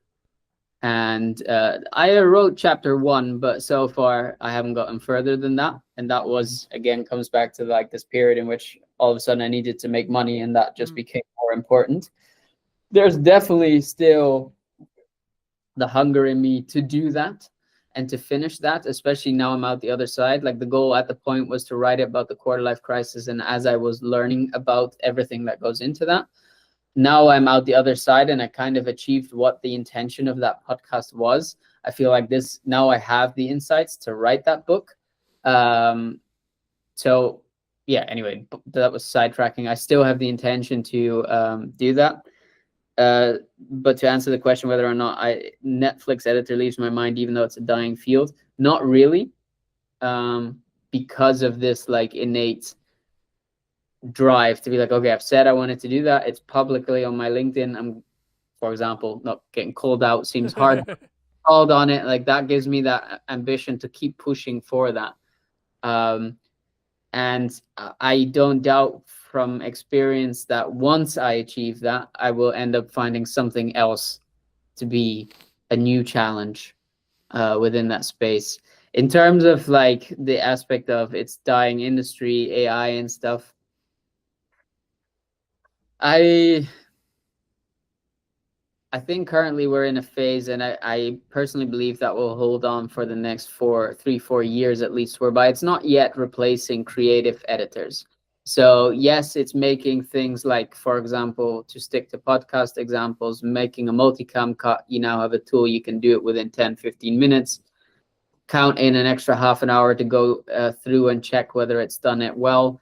A task which used to take 3-4 hours. Yeah. Right?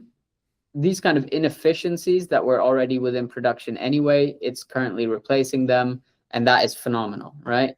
But we're nowhere near yet to the point whereby I can just type into a chat GPT or something similar within the creative space what is in my head, and that it does it well. Like, you have to have a very, very in-depth knowledge of prompt engineering in order to get something good to come out of AI within a creative space. And maybe people who disagree with that, and I don't know, talk about whatever. I personally don't think, like, nothing original comes from it. And so I'm not worried about that yet. That being said, I've also talked about it before. That is my intention, to do this for, let's say, the next 5-6 years, and continue building and kind of see how far I get, and around that time look into pivoting to something which is more offline heavy. My partner and I have always talked about setting up a retreat center, and I could imagine at that point we'll end up doing something like that, because I do believe as AI develops, as social media becomes more and more cluttered with AI garbage, I do think there is an element of people wanting to be more in person, because it's the only thing that their eyes will believe, right? They can't believe anything on the internet anymore at some point. And I do think the, like, social validation, these things which are innate human psychological things, that we will default back to those more. And so rather get out while on top than kind of sit it out and then be at risk of staying at that point in a dying industry. Yeah, and I use the word, like, loosely when I say dying, right? Like, I think, like many industries, will pivot, will adapt, will change, and we'll see, you know, because there's a lot of speculation around, like, is AI actually going to get to the point where it can replace you or I or etc. Right? Maybe, maybe not. Right? If you talk to the people who are, quote, making it, of course they're going to be like, yeah, of course they are. Right? But in reality, are we going to get there? I don't know. But it kind of, to an extent, I guess it does lead on to my next question, which was going to be, you've been very fortunate to work with, I would argue, some high performing clients, right? In regard to their clearly successful in the monetary definition of the term, but and or even like health and balance and freedom and etc. Right? What would you say makes them either different, or even like maybe some other examples that you've studied yourself, like when it comes to their either their work ethic, how they show up, what they do, that I guess has allowed them to rise above the, quote, average in that respect? Yeah, I think for everyone, the main thing that applies is they know one rule to be true, and that is that quantity brings quality. And so they are just unapologetic about posting insane, and it is truly insane, volumes of content, and often repeating content which is performed really well several times. And they just do that day in, day out. So, like, I think currently for the Amen team, we're putting out like 300 pieces of content a week. You know, for James Smith, he himself is putting out a ginormous amount of content, whether that's his own or over Newtonic, or now with the podcast coming back, he's putting out one a week, going to scale up to 2 a week. You know, those long form podcasts, they get cut down into at least 2 to 3 clips, which are like 3 to 10 minutes. In addition, the same one gets cut into about 5 to 6 reels, which, you know, gives you almost a day, every day, something to post. And yeah, think about, if you then, that's currently with 1 episode. If you have 2 per week, you know, you're doubling it. Obviously, the amount of content you have going out, like, and that's what you're competing against, right? That is what, and then people will get annoyed when they put out 1 post and it gets 3 likes, and they're like, oh, let me quit because no one cares. And I had this conversation with a friend of mine a while ago. He's trying to build a surface-based business, and I'm like, he was like, yeah, I've put out 10 posts, and from that I've only got, I think he said, 2 clients. And like, do you realize, like, the ratio of that is insane. That's actually really good. You put out 10 posts and you've already got 2 clients on a beta product. That's crazy. Yep. Like, just imagine if you 10x the amount of content, or even just, like, don't overdo it. Maybe just say, okay, from now on I commit to posting every single day, right? So you got 30 instead of 10. that means you're making 6 new clients a month, right? And this stuff is exponential. So the more you put out, the more it's going to grow. Like, and just kind of putting it out that way towards these people and helping them see, yes, maybe you feel like you were deserving of more. That could be. But I think you just grossly underestimate the amount of volume it takes. Mm. Do you think? I mean, for me, that's where I think people who are learning to leverage AI, learning to leverage creative editors, creative people, and then working hard themselves are the ones who are then going to, quote, win. And I would count myself in that for me personally. But the reason why I say that is because I have always understood that the answer is just work. Right, there is no shortcut, there is no magic, there is no BS. You want X, Y, and Z. You want to times your revenue by X amount. You want to make however much it is. Okay, then you better work infinitely harder than you think it's going to be to hit that mark, whatever your mark is. The same in fitness, the same in podcasting, the same in everything. And the thing that I did wrong, I guess, last year was I wasn't solely focused on, I'm only going to do these pillars only, right? And the reason why I mention it here is because it's talking about that 1% improvement every time that you alluded to when it comes to volume. And the way behind it, for those who may not know, is it comes from, well, many things, but it comes from a pottery study, which is the most used one, which is a semester was cut in half.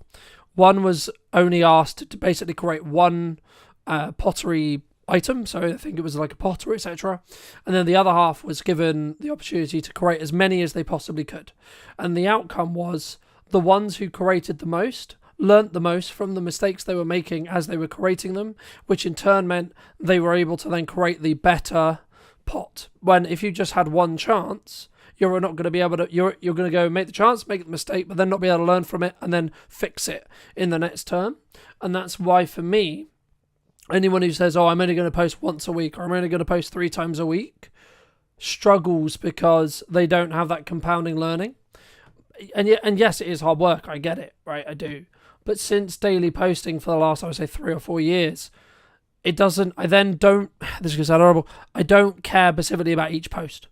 I simply care about, is it going to get me from point A to point B, right? Whatever that is. I mean, I guess, is there, especially when you were early starting out, was it simply just, I'm going to create a tailor today, I'm then going to create another one tomorrow, I'm then going to create another one the following day, to allow yourself to learn what didn't work? Yeah, so not quite. So just to give people, I suppose, an accurate understanding of just how long I've been doing this.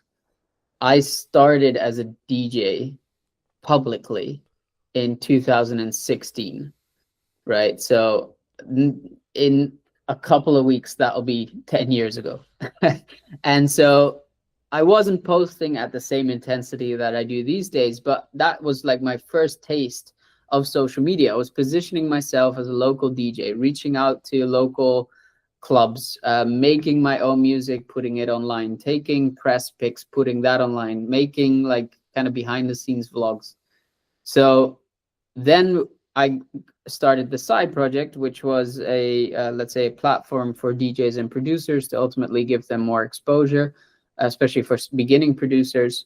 And I posted, I mean, the channels are still up, so you can always check, but I think on that channel we posted 400 videos, which I did for a year and a half. Then came the Quarter Life Crisis, a podcast, which in a year we posted over 400 videos. Right, and then that's not including, like, that's just on Instagram. If we include like YouTube and the clips and all that stuff. So like at this point, I've been in the business for 10 years. I've been doing this actively for like 4.5, and just put out so much volume, at least 1 post a day. And that was just for my own stuff. Let's like in the past 2 years, if we include client work, we're talking like 2,000, 3,000 videos. You can't tell, like, you're coming around the corner making your 10 videos and you're like, oh, but I don't have the same results Ryan has. Yeah. What do you expect? And so help me, what was your question? I mean, it was more around, I guess, like, is there a struggle around people simply understanding that it's just going to take them time, right? Because like when I started, there is this culture, especially at the moment, which is like instant. I want Ryan's views. I want X success. So on, in that respect. And I think for me, I've always understood, for as long as I can remember, that as long as I'm showing up every day, focusing on how can I get each thing I'm doing to be slightly better every day, by the time I get to the quote success marker, my success will change in respect to what my definition of it is. But I guess it would just be advice around like people who are struggling, or people who are saying, yeah, but Ryan, posting 3 times is hard because I've got a business to run, I've got this, I've got that, I've got a family, I've got so on. What would you say to those people? It is hard. It is. You're right. But if you want the upside of it, if you want the reward, you're needing to be willing to put in the work. And that is going to like, this is what I find tricky, because for me, the main reason why I did all of that I just explained was because for me personally, the fear of needing to go back to my 9 to 5 as someone who is allergic to authority and being told what to do and when to do it, more importantly. Like, that fear was more motivating than anything I've ever felt to this point. And so, and I still fall back to that now, whereby I think, if I don't know, if the business is like having a month whereby revenue is declining or something, I'm like, I need to do something, because I'm not going back to the 9 to 5. And I think there's a large group of people who want the upside but do not have anything driving them. They're waiting for that motivation. And sure, I could lie now and say like, oh, just put in the work and you'll eventually get the results and it'll be as motivating. But that motivating is gonna leave. Like, you have to have something that is driving you, something that you're scared of. For me, it was, and no disrespect to people who have 9 to 5s, but for me personally, that felt mediocre, and I felt like I could do better, and I didn't want to like be in that situation anymore. I was genuinely scared of it. Like, I was depressed, and so that has been the motivating factor for so long to ultimately go and put in the volume, because it wasn't more scary than that. And so that made me come back time and time again to just put out another post. And, I get some very creative comments still from people who then hate in some way or whatever on the content that I produce or whatever. And I'm like, okay, but like, I could listen to you now, or to friends or family. Like, the family who was telling me, yeah, don't you think you need to get the normal job and stop messing around? Like, until this year, my grandma thought I was just... She doesn't understand what I do. She thought I was just messing around, and she was scared for me, which is meant very well, but was not productive to what I was trying to achieve. And I saw other people do it, and I knew if they could, to some degree, I can. It doesn't have to be their level of success, but if they managed, I have to be able in some way to get a similar space of success. Like, I think we have a tendency to really downplay success. So, for example, whether marriages, this is a good example. People say this all the time. They'll say 50% of marriages end in divorce, right? And while that may be factually accurate, the flip side of that is 50% of marriages are successful. And so you could choose to put yourself in a space whereby, well, 50% of marriages end in divorce, and so mine's going to end in divorce. Or you can put yourself in the position where 50% of marriages are successful, and therefore I will be successful. Yeah. The risk of being some spiritual guru, I suppose, there is an element of this is mainly a mindset game. And I do know the moment I started working with a mindset coach, things also exponentially started increasing for me. So I think, well, I don't know the psychology off the top of my head, but it's somewhere along the lines of like, we will only be able to see what's possible or what's in our surrounding area, right? There's been loads of studies that show, like, if you stay in your local area or you work in your local area, then you'll be limited in regards to income because of the likelihood of the ability to, like, make a fee, right? Me to charge you something. When you look exponentially across the internet, the actual ceiling on what you can make is infinite, as long as you understand that you're adding value to a different market, and then you can target that market, etc. But I guess the thing I also wanted to mention as well, I mean, I guess in some ways, some people say to me when their content isn't performing, or maybe it's like plateauing, or etc. I mean, like, are they, quote, shadow banned, or do they? Because I've always been of the view that when that happens, you need to mix it up. You need to change things because you're getting complacent with either the system which you've built to create content. Fair enough, great system. But the system is only as good as the results it creates. So if you're still making money, don't change the system, right? But if your objective, maybe if you're in the camp that we alluded to earlier, which is actually we need to make more views because the sponsors are maybe unhappy with how X episode performed, what would you recommend, or is it just simply their, quote, shadow banned? Oh, I rarely think shadow banned is a thing. Maybe if you like swear a lot, or you break a lot of the community guidelines, or you're pushing a lot of, like, I don't know, controversial things which don't speak in favor of the social media algorithm, right? Then I could imagine you get shadow bans. But if you don't do that, and you're just an, let's say, everyday creator, I think it is indeed. I mean, algorithms do change. We see it on LinkedIn currently. Video was a period whereby you could put any piece of garbage on LinkedIn and it would get insane numbers, and now it's barely doing anything. And so I do think that is in part to an algorithm change, but I wouldn't go as far as saying you're shadow banned. And if anything, if you are in your core a creator, that should be the challenge, right? That should be the challenge for you to say, okay, I got here at some point by trying a bunch of different stuff, right? At some point I found something which worked, and so I doubled down on that and decided to focus on just that and do nothing else anymore. And people like fatigue, people's attention fatigue, and if you're not bringing anything new anymore, at some point they've seen your stuff over and over again, and so it gets boring, right? And so they're looking for new stuff. And so if you are a creator in your core and you find yourself in the position you're talking about, I say a good ratio to stick to, especially in the beginning, is just 50% test content and 50% of what you think personally will most likely do well. And as you grow, you'll see certain videos do better than others, and the ratio kind of adjusts. And so you'll at some point be producing for 75% of the content that always consistently does well. But I still think you should have that 25% of content whereby you're just testing new ideas, new formats, new iterations of stuff. And sometimes it doesn't have to be extensive. Like I produce a weekly show in which I break down how edits are made, right? And so I've been doing this now again for about 2 months. And in the most recent episode that I recorded last week, I decided to add a segment in which I basically give strategic advice when it comes to content. It's like a 1-minute thing in which I basically give a strategic tip of the week. And so that show expands, right? It's gone from just me reviewing 3 videos to my strategic advice plus the 3 videos.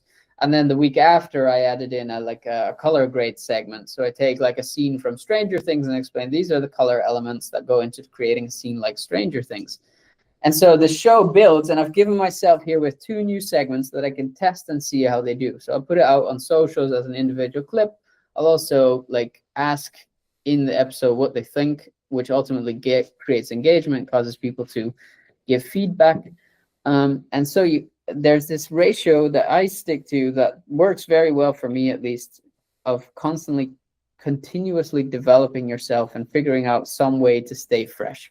Because otherwise, the alternative is you become boring. And in the end, that's only going to be a downhill spiral from there, right? Yeah, no, I agree. And I think there's kind of 2 points, I guess.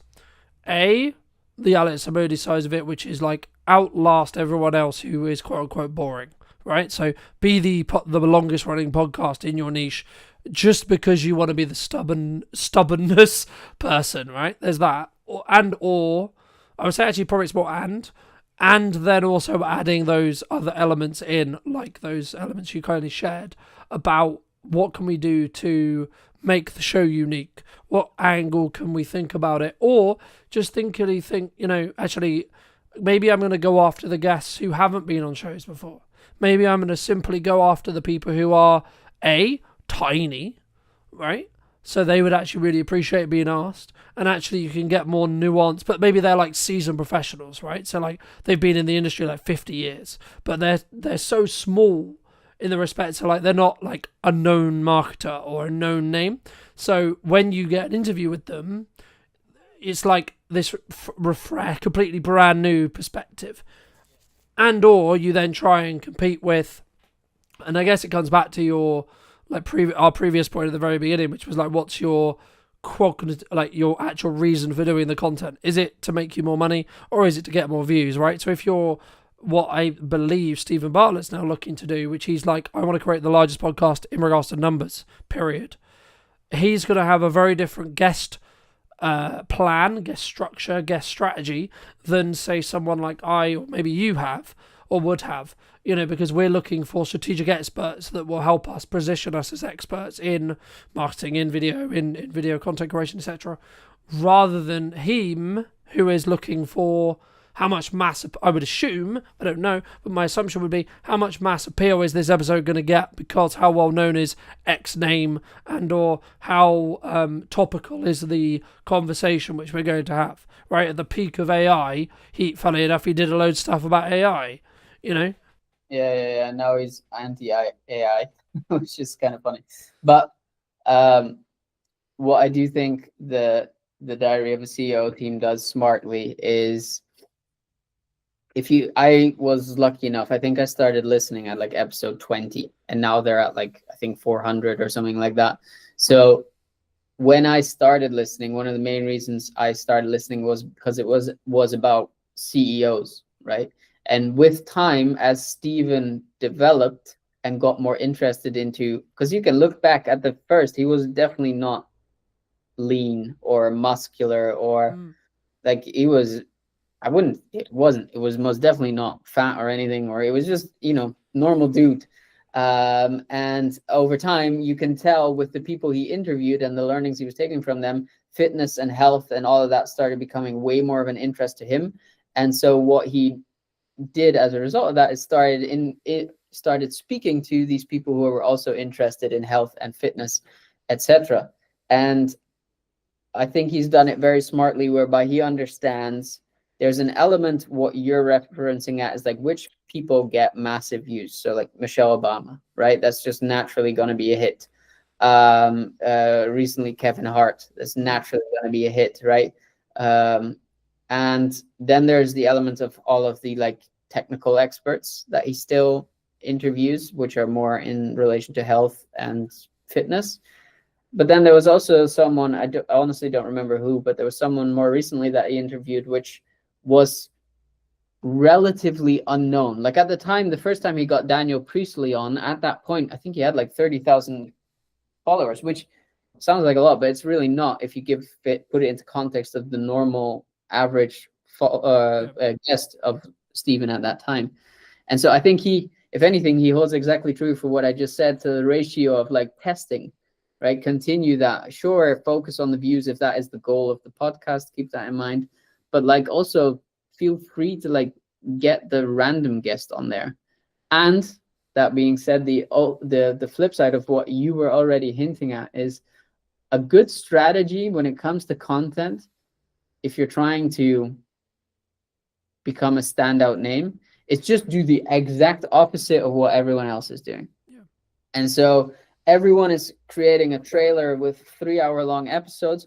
Cool. You make a podcast that is maybe 10 minutes long with one core question that you discuss with a friend, for example, or maybe you just discuss it yourself, right? And you put that out every day instead of once a week, right?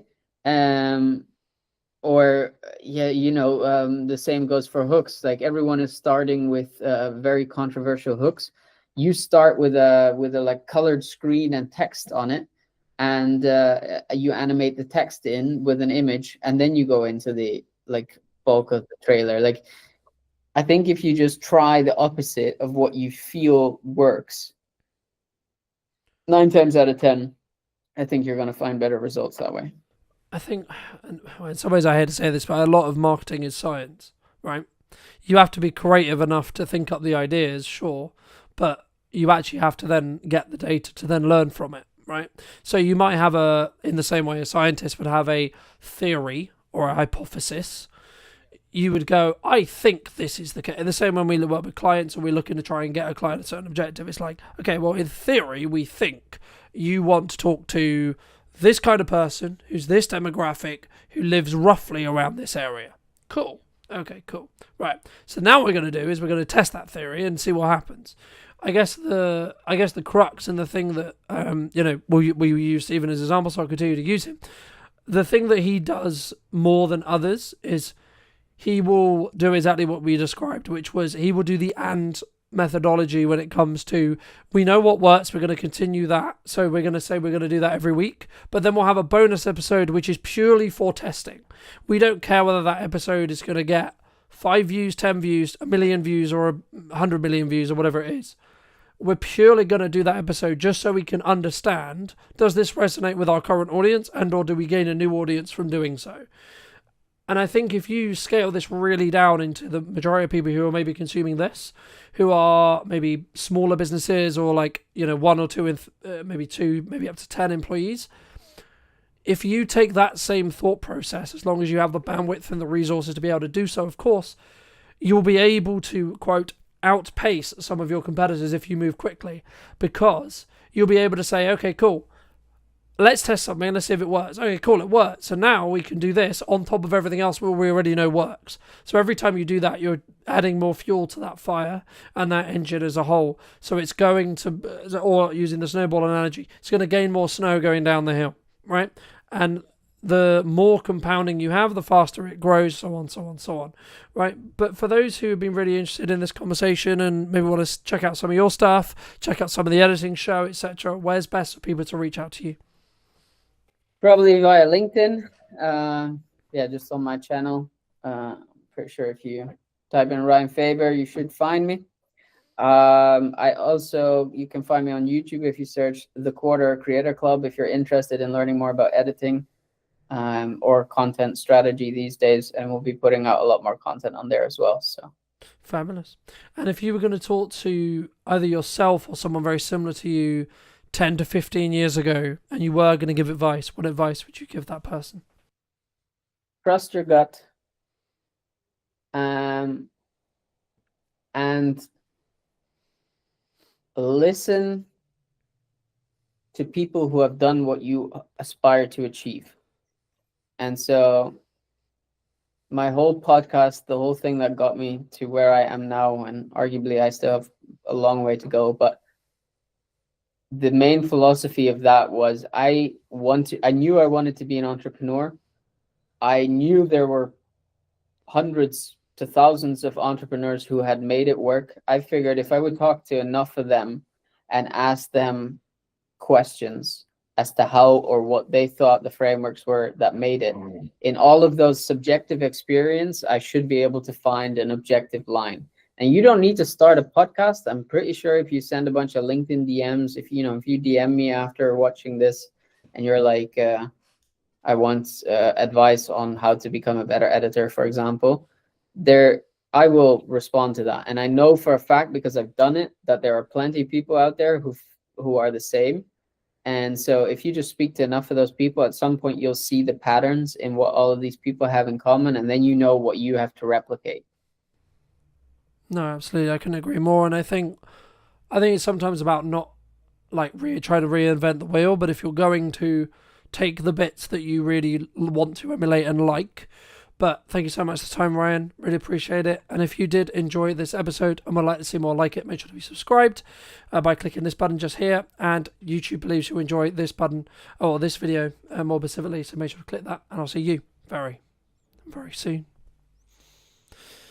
Are you looking to create a new channel? Because with a new channel becomes a fresh algorithm. Is that something that you're looking for? Stop waiting for the perfect moment, because the perfect moment doesn't come. Just before you press record to go live, I've got this thing on my screen saying your recording has stopped. I've checked on Facebook, it's still recording, but again, that would throw someone completely off. Why do people fail at being consistent, right? We talk about consistency all the time, but why is it so hard to maintain? Grab your camera. If you know what you want to say relates to somebody or connects with somebody, or you're giving some kind of advice that helps somebody, just grab your camera and do it. In your view, what do you think is missing in marketing today? The more you do, the better you get. If you're sitting in a room thinking, I'm going to do it this year, I'm going to do it this year, I'm going to get ready, I'm going to get ready, you are always going to put it off. You are always going to have an excuse. You are always going to think, I'll just wait for this, I'll just wait for that. Oh, I'll save some money and I'll buy some equipment. Hello, my friends. I hope you're well. I hope you're having a good day, evening, or night, wherever you are. And yeah, today we're back for a brand new What's Missing in Marketing today. And overall, we're going to be talking to Michael all about why you should look at, specifically looking at video, maybe, and also what you need to do when it comes to actually getting confident on video content as a whole. So, Michael, thank you so much for the time. Thank you so much for coming on the show. Before we jump into it, in your view, what do you think is missing in marketing today? Heart. I think heart is missing. I think a lot of businesses fall down this hole of they see, so for example, a plumber or a gas fitter or a gas engineer or an accountant or a financial advisor. They tend to talk about how amazing they are, which is great. And I'm pretty sure most of them are amazing in what they do. But people don't care about that. People don't care how amazing somebody is. People don't care that I've been in business 13 years. When they hire me, they just want to go, right, if I pay you all this money, are you going to get me results? And that's all they care about. And so I think a lot of businesses actually focus on the wrong things. And a lot of businesses focus on all these niche little trending videos where we had last year and the year before, we had all these, you know, those videos where it would be a viral video of someone falling off a bike and then they will roll into shot. All this stuff I am just so against. Yes, it works to some degree depending on what it is you're talking about. But I feel like a lot of clients who want videos think too much about how they're going to create video rather than thinking about what they're going to talk about. It seems that content seems to be the last thing on their mind. They don't think about what comes out their mouth. They only care about how they want it to look, how they want it to come across. They want fancy cameras, fancy lighting. Everyone wants that Netflix feel, which is great. But if the content is not there, you have nothing, and you spent a lot of money, wasted a lot of money, wasted a lot of time for very poor results. Do you think I guess people run into this is a shiny new thing, we love it, we think it's a great idea, but they maybe don't sit down and do what could be described as pre-production or boring work, right? When it comes to, okay, we're going to do this video, we're going to do this set of videos, we're going to do this advertising campaign, whatever it may be, and what is it actually going to do to move the needle, right? I think for me, something that I'm focusing with my clients this year, but also focusing more on myself, is what specific impact can I make with the videos I make, right? Yes, we can make them look great, sound great, etc., and that you should do that, but it should not be an expense, in my view, to understanding why it's going to move the needle for you, right? And I guess, just to build off that, why do you think people rush into creating content? Like rush into maybe getting you, because I've seen it many times, unfortunately, where people, they see it as the new shiny thing, they're like, right, we've got to do it right now, right? Which in some ways would be counterintuitive, because surely us as video people, we want people to do that in the short term to make money, right? It's all or nothing, you know, and it seems to, I don't know if you feel this, but especially last year, it comes in waves.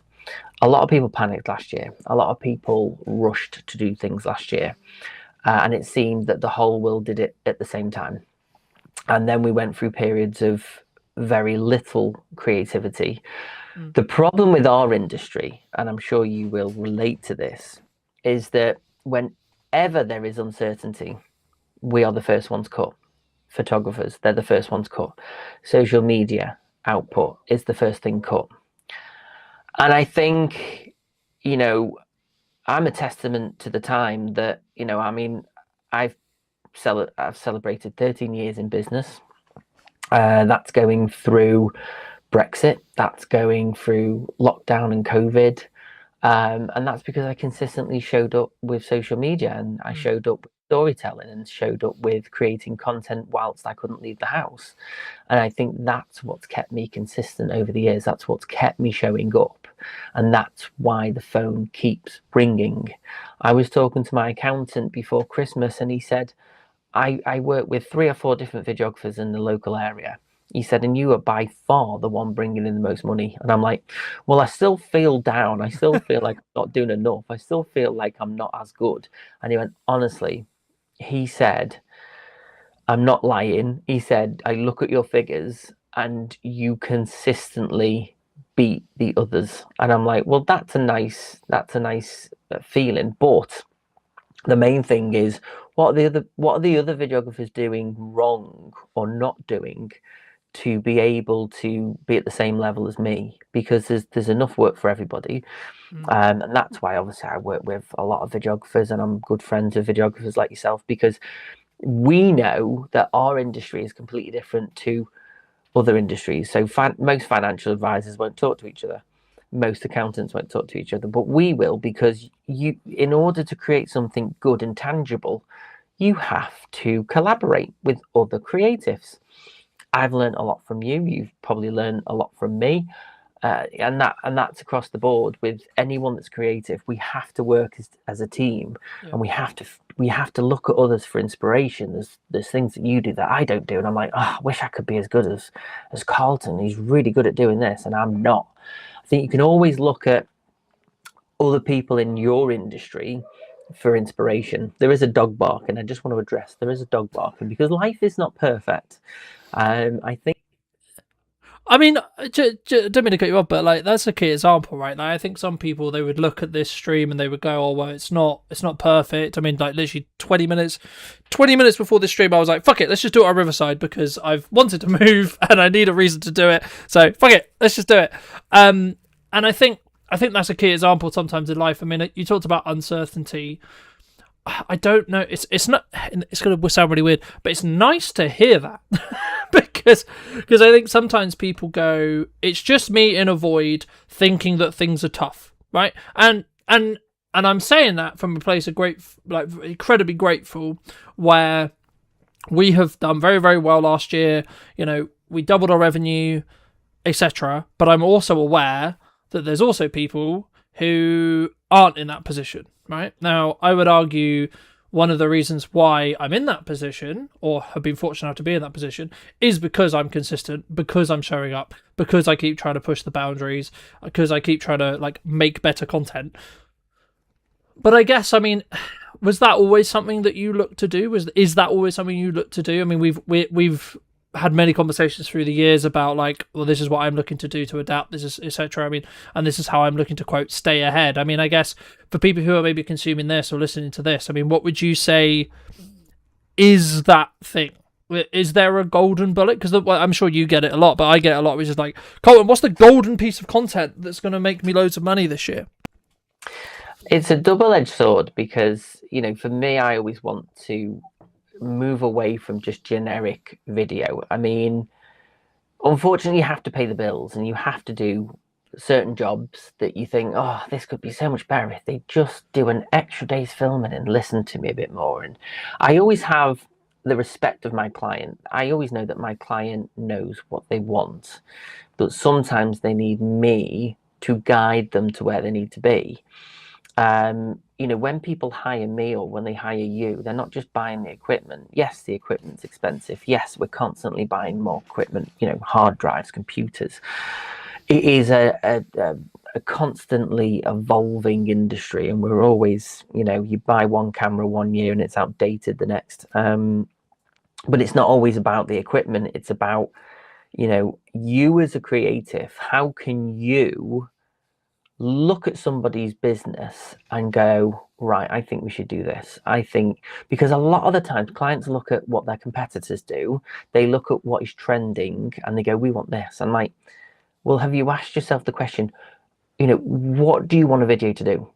Before I talk about prices, before I talk about what I think they should do, I go, what do you want a video to achieve? You're spending maybe £900, £1,500. What is the outcome? What do you need it to do? And then you work around trying to get to that point where it's going to lead an audience to want to know more. I think a lot of clients, when I do my retainers, we do about 5 to 8 videos and they're always pushing to do 9 or 10. And I'm like, quality over quantity, because if I do 10 videos, yes, we can achieve that in an hour and it's very intense, but I'd rather you have 2 really good videos than 10 half-hearted videos. And I think people don't see, not a lot of people see the value in what we do. We constantly feel like we are explaining the value. Some people get it, some people don't. People want results. And I think people are scared of actually taking a chance with their wallet. I think, they're thinking, oh, this has to make a return. And so our job is to make sure that we close our mouth, we listen to their need, we listen to what they're trying to achieve, and then we as creatives go, right, you've talked about this, you want to achieve this, and you want to get here by this point. This is how you should do it. And it might necessarily be, we are consuming content at such an incredible rate these days that even short form content has to be so spot on for people to engage, because every single person on the planet is competing for time.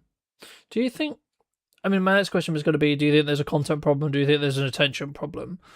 But just to add a bit more context around that, I think what you're talking about here is like everyone wants, because everyone understands, right? Like, you put out a load of content, you get more time with people, you build more trust faster, which in turn means you're more likely to win a sale, right? In crux, that's what we're talking about.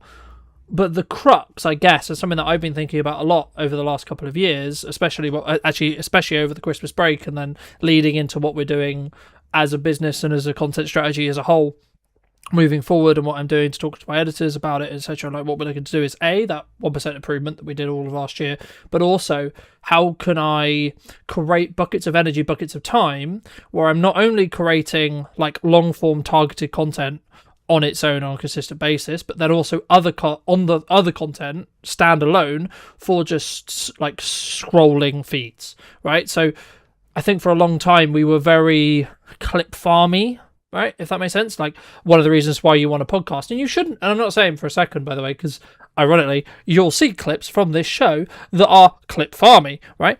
It's not, in my view at least, and something that really worked for me last year was not or, it's an and question. Right? So for me, I'm thinking, how can I create standalone short form content that I plan in the same way I plan my long form? But is that worth it in regards to time? But also, I think there's a yardstick when it comes to the amount of energy we output and the amount of energy we put into each of those pieces. And that's what you were talking a little bit about. It's better to have 2 well executed short form pieces from, say, that hour worth of filming, rather than just how can we squeeze this volume wise.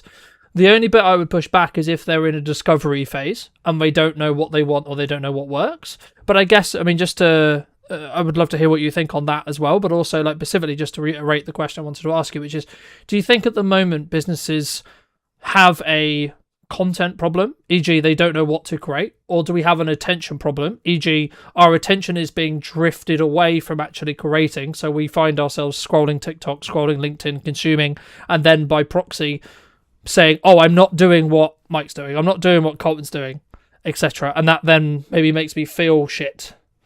I see a lot of clients at the moment who will create stuff, they'll create short form content, and they'll put GIFs, or they'll put, it's like that one at the moment, I don't know which one it is. It's the one with the nightclub. It's taken from a Netflix film or series where it's a feeling of, oh, I'm euphoria kind of thing. And everybody jumps on the same trends. Everybody does the same thing. Everybody uses the same trend in audio. Everybody uses it. I think people are scared to think outside the box. And I think a lot of people don't know how to think outside the box. And, I don't always get it right for my own business because, algorithms are constantly changing. But the plus side is I have the time to sit and look at what's going on. I have time to look and analyze what's going on so that I can go, right, I've got an accountant that wants to do some videos about tax return or making tax digital. And it's like, well, that's great. And they go, how do you make accountants sexy? I'm like, well, you don't. But what you do is you break down the barriers of who you are. Nobody wants to go to an accountant. It isn't sexy. But if you can know, like, and trust, grow your awareness of, well, actually, we're very good at this. And if you've got a specific need, it's about breaking down what you do as a business and how you give people the answers that they are looking for. People will only part with their money if they know they're getting a return, and you can't always guarantee you'll get a return. So you need to be likable. I think in today's world, in terms of attention spans, we see a lot of idiots now, and I think that's the technical term, they'll do pranks on the street. They will throw eggs at people just before they get on a train. They will go up to people with little microphones and go, what do you think of it? All that stuff I just cannot stand. I'm a writer. I write comedy and I produce things that take me a very long time to write. I put my heart and soul into things. And somebody would rather go and watch something that took 30 seconds with hardly any thought process, and it's just someone being an idiot on camera, rather than watching something that someone's toiled over for 10, 15 years. And I think that's what's sad about the world, is that we are living in a world where, an artist who takes 20, 30 years to paint something, someone on Instagram, who just gets a camera out and thinks he's being clever, will get more views than the artist who spent most of his life creating a masterpiece. And I think that's the problem. People are too simple in what they consume now.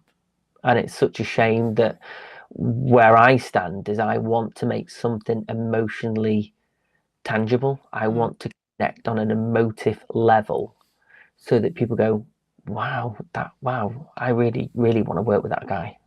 Yeah. Or girl, or and so it's trying to get people. And again, I think vulnerability, if you are vulnerable on camera, you will get more likes. So when I do outtakes or when I post videos that I might be doing some of my short form videos in bulk and the dog's barking, I'll post a clip of the dog barking and me getting frustrated. That will get more views than the content I'm trying to create. Do you think that, I guess the thing I was going to ask you is this principle around, would you rather have a video get 1 million views but maybe didn't hit the right audience, e.g. didn't do a lot for your business, or would you rather have consistently, let's just call it 1,000 views for the sake of conversation, and it was hitting those right 1,000 people, right? And I think, from my perspective, I was going to ask you, do you think it's a lost art when it comes to what you're talking about with like the emotional storytelling or emotional core, and or is this something which we can, I guess I wouldn't say use AI for, because I think it's counterintuitive, but is that one of the reasons why we're potentially losing, maybe if we are losing it as an art? Well, I think in a world of AI at the moment, the problem you have is nothing seems real. And to me and you, we have a trained eye. We can watch Lord of the Rings and appreciate the lighting and why that lighting is graded in a certain way for a certain feel, or the composition is composed for whatever reason, whether it's to make someone look proud, to make someone look small. We look at film in a completely different way to most people, so we have a trained eye. So we can, not all the time, but most of the time we can tell when something is AI, when something's generated. I love AI. I think there is some amazing things we can do now, but I think the problem is it's not policed, and anybody can just create any rubbish. And the amount of you sit on your phone, you scroll in the evening, you'll get one or two fantastic videos, but most of it is just. I feel sorry for all the servers and the cloud systems that literally just have so much rubbish uploaded to it on it. Every minute of the day there's some video content being uploaded, and it's where's the quality control? But then obviously AI is there for anyone to express how they feel and what they want to create. But I feel like when they start taking faces of actors and start manipulating things that didn't even happen, and taking historical content and completely changing the narrative, I think we're in a very scary place where we can't trust what we see anymore. Do you think That's that the scary makes part. trust more of a currency to care about then? Like, it was always a currency to care about, but what jumps to mind when you say that is actually by us creating evergreen content that is maybe accelerated through AI, right? Or utilized in a workflow that has AI built in, but the core is still a real person having a real conversation, for example, in this case, right? Or us going through the painstaking task of crafting a educational video, a comedy script, a comedy skit, etc., etc., etc. Do you think that those will actually rise above the top because of the amount of AI slop or the AI challenge as a whole? And then if so, does that have a knock-on effect to potentially why we would be trusted rather than someone who's like fully AI leaning in that respect? I just think people don't want to work for the content anymore. I think, long form content, I explain to my clients like this. Long form content should sit on your website. Long form content should be your online course, behind a paid wall or whatever. Your long form content should be people already in your ecosystem. Trying to get someone who doesn't know who you are or knows of you to watch long form content, they just ain't going to do it unless you are some influencer with millions and millions of views. And even then, because content creators and influencers are constantly chasing the next video, that in itself becomes a full-time job. A lot of clients say to me, "Oh, I want to focus on YouTube this year." I'm like, well, expect at least a year or two before you even start to get your SEO on track. Yeah. Because I had a viral video, because my business started off as a comedy production company back in 2012, and I focused on writing online comedy. This was where the world was completely different in 2012, and I wanted to write comedy. And over the last 13 years, it's become a production company that produces videos for businesses. So obviously, the main reason of creating a business has completely changed today from what it was. But I had a video that got 17 million views and still gets a good 100 per month. But that has actually had a negative effect on my account because the algorithm's completely different and because the content's completely different. Trying to get an account that's got 10,000 subscribers with over 70 million views on, it's now hard because it's a dead account in a sense. Well, I think from the research I've done on the YouTube algorithm, it thinks your viewer bucket is X when actually your viewer bucket is now Y. Now, I guess my question to you would be, and I think the reason why I asked this is because I think it would be valuable for those listening, why haven't you / are you looking to create a new channel? Because with a new channel becomes a fresh algorithm, which in turn means if you're creating solely business content or solely like this is why you should use video, etc., and you're targeting A, filmmakers, B, marketers, C-suite, etc., you're targeting that group of people. Surely that would be the solution, or would you, or are you saying, or maybe it's I don't know, that's why I'm asking it, right? But is it a world of like you have a level of nostalgia related to that channel and the size of it to say, well, actually I can re-pivot the channel in the respect to the actual YouTube algorithm, or potentially are you thinking about, and my recommendation to you would be actually say that channel's great, and if I ever have any content that's in that bucket that algorithm, the YouTube algorithm already has understood, then I put it there, but actually I'm going to relaunch a different Instagram, a different YouTube channel, etc., for the specific business content. I mean, is that something that you're looking for? I think for me to seriously take YouTube seriously, I think it's a full-time job in itself. I'm out every week filming. How long has it taken me to get on a podcast with you? I'm time poor because I've become a very busy fool. This year is about not saying yes to everyone and sitting down and having coffee for an hour. This year is about being a bit more focused and taking a bit more of my time back. Focusing on what networking groups are working for me and which ones are not.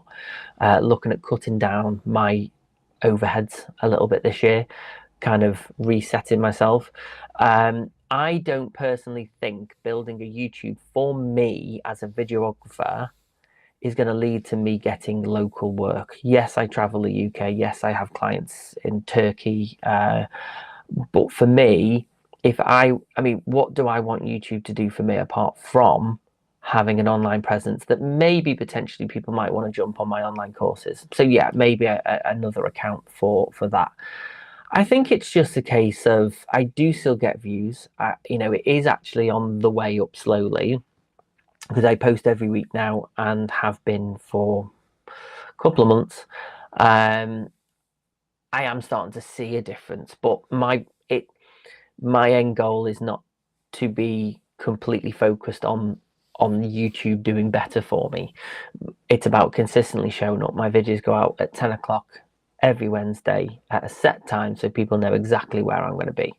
Because people get into rhythms and routines. And if they know someone's going to be up every week, then they kind of go, right, okay, he'll post again next week. I'll have a look for his videos. I think YouTube, because the problem is clients say to me, oh, we want to grow our YouTube account. I'm like, okay. So what do you want to achieve from that? Again, that's the first question I ask. What do you want to achieve from growing a YouTube account? Oh, we just want more awareness. I'm like, yeah, but YouTube is the world.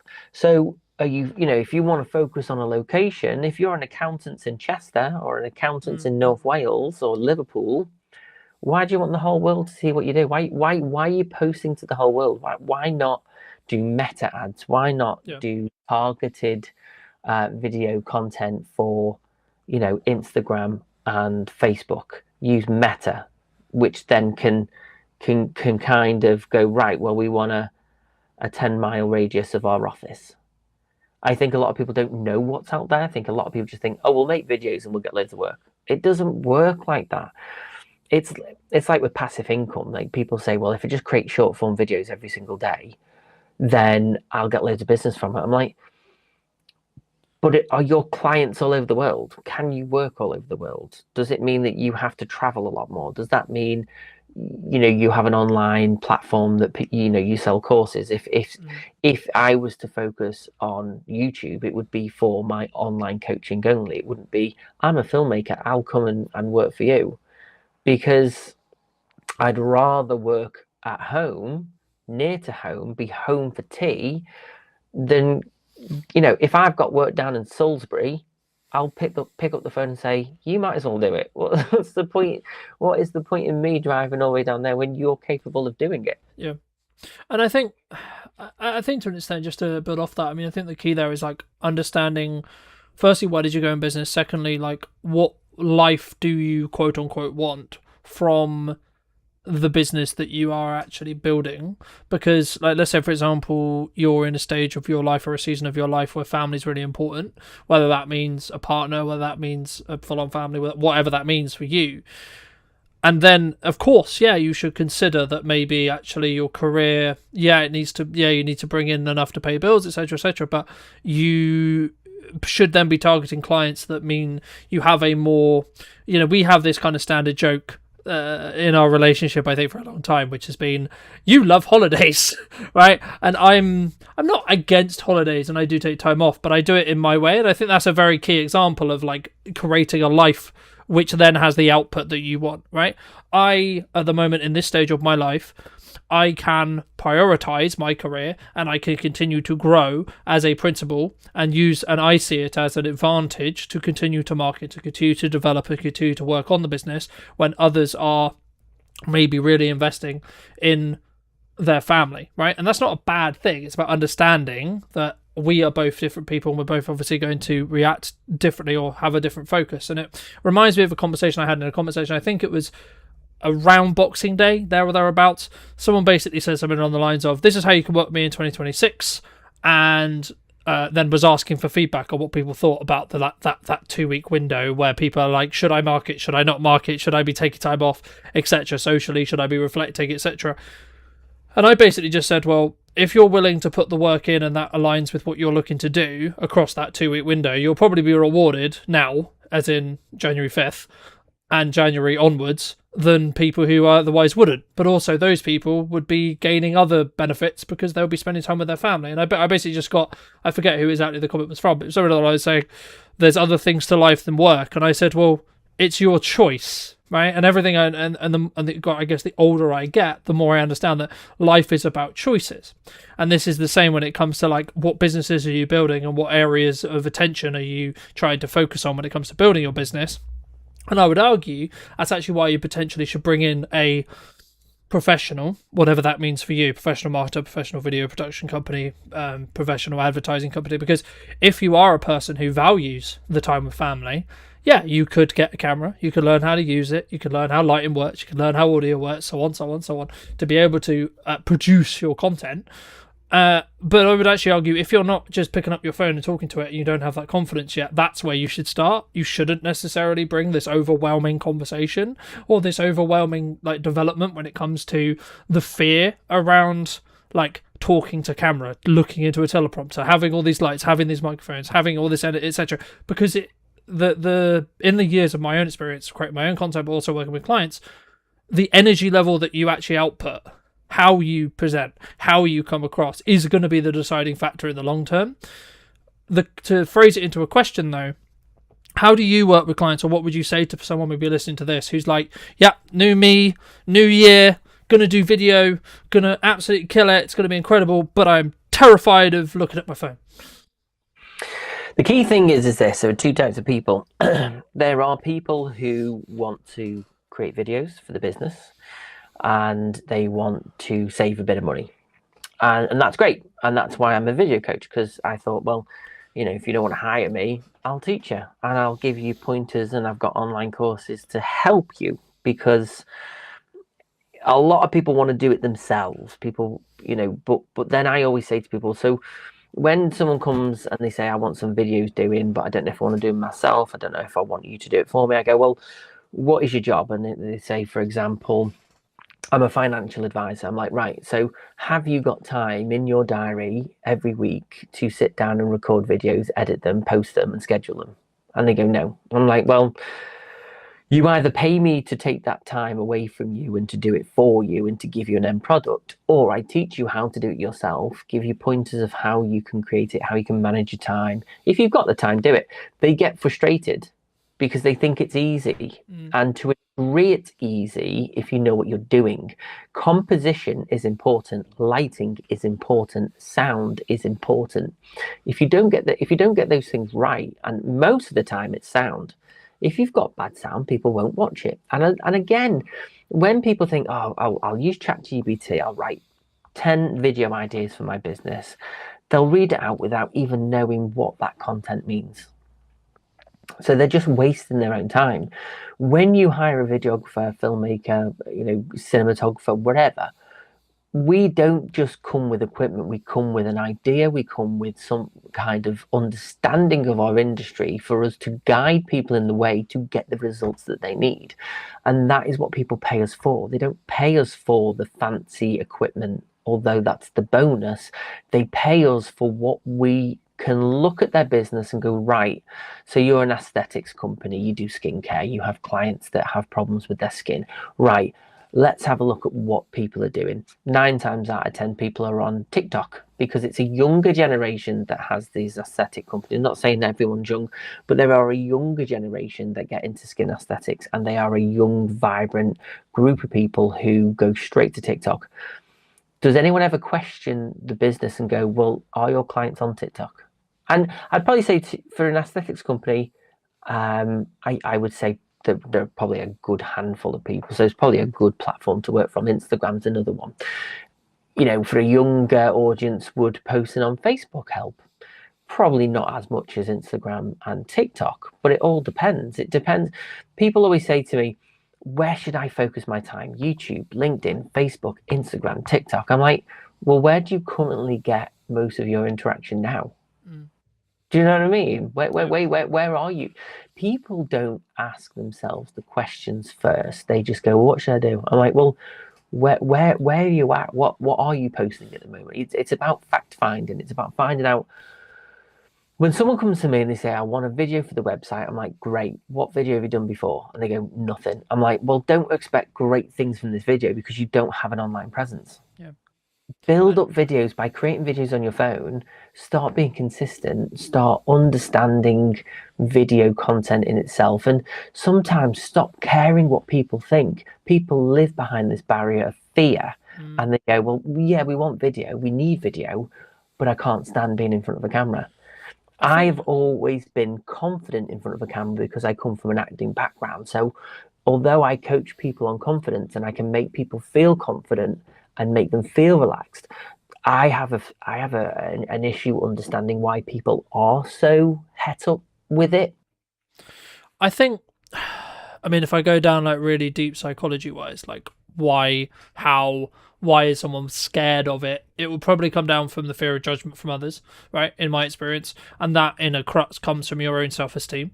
And I've been very fortunate to have the mother I have and not have that issue, but I can relate to that. And I think that without going too woo-woo with it, you need to do the inner work, right? If that's something that you're consistently running into when it comes to like the bottleneck for the business, but once you've done that, and or if that's the targeted problem that you see, you just need to put your big girl pants or big boy pants on and just do it, right? In the nicest way possible, because you're never going to be able to reap the rewards until you've been consistent with it. And the reason why I always tell people you probably shouldn't hire someone until you're competent and you understand what you want the video to do, because you don't know what your target client, your target customer profile necessarily needs or wants to consume, right? So I'll give you an example. Something that I did last year was I constantly reevaluated, not all the time, but every quarter or every 2 quarters, I looked at, okay, who is my customer target profile? Who is that person? Where do they hang out? What do they care about?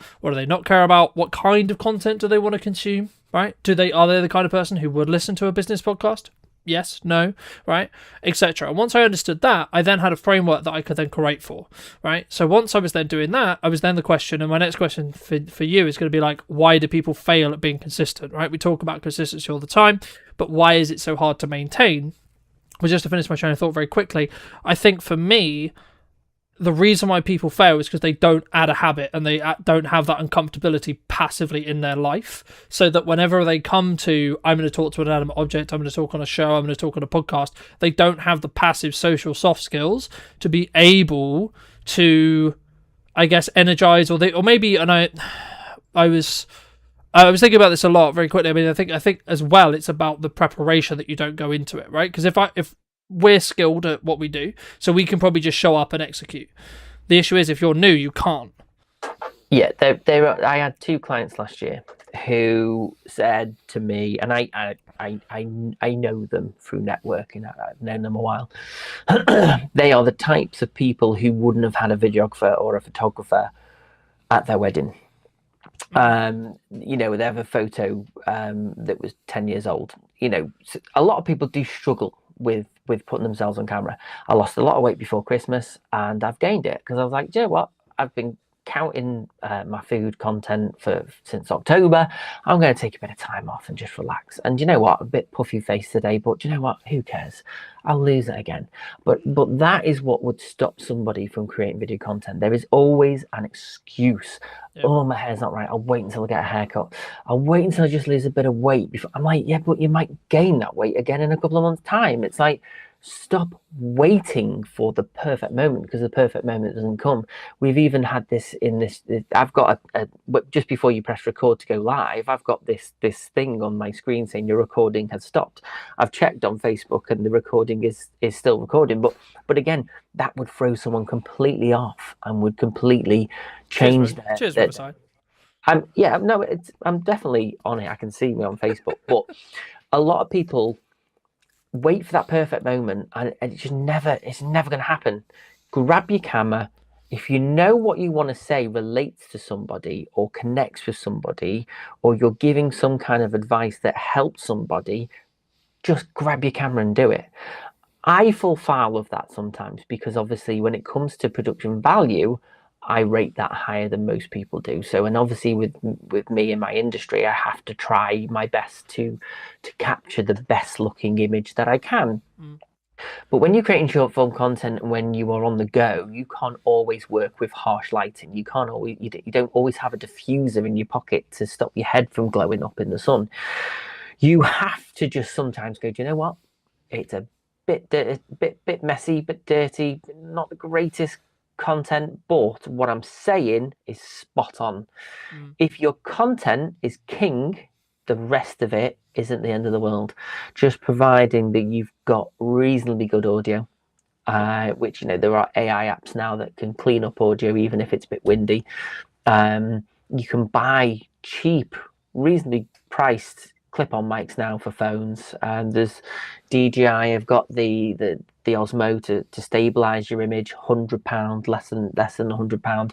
You know, so there is no excuse really. It's just, before you start creating video content, ask yourself, what do I want to achieve this year? What is the story that I am going to tell this year? And how am I going to help my client? Not how amazing am I need to tell the world. How am I going to help my client? A lot of people think inside rather than outside. They think of what they want to talk about, not what their audience wants to hear.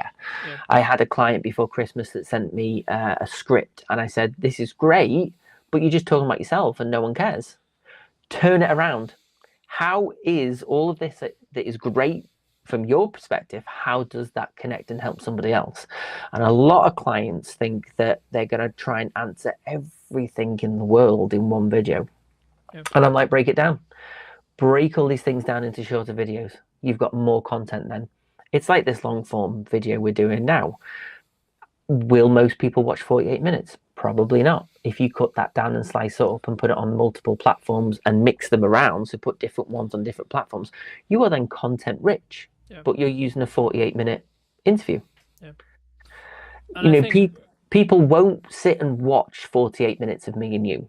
They just won't. But if we put enough nuggets out there, that they might go, that actually is quite worth watching. But you'd still have to cut the 48-minute down, because we've blabbed about things that are just not important. I think for me, I think it's about that. There's kind of two camps, right? I think the people who are maybe struggling or thinking that they've maybe had video on the to-do list for ages, right? Like, the advice I would give to them is just kick them up the arse and get them to do it, right? Like, and I don't, in the nicest way possible, I don't really care how good it is, because at the beginning, my only objective is get you to do it, right? Once you've been doing it for a while, right, then people may say to you, or other people have said, etc., right? Like, but I guess this leads on to my next question, which was going to be like, what specifically would you say when someone says to you, my content isn't working, right?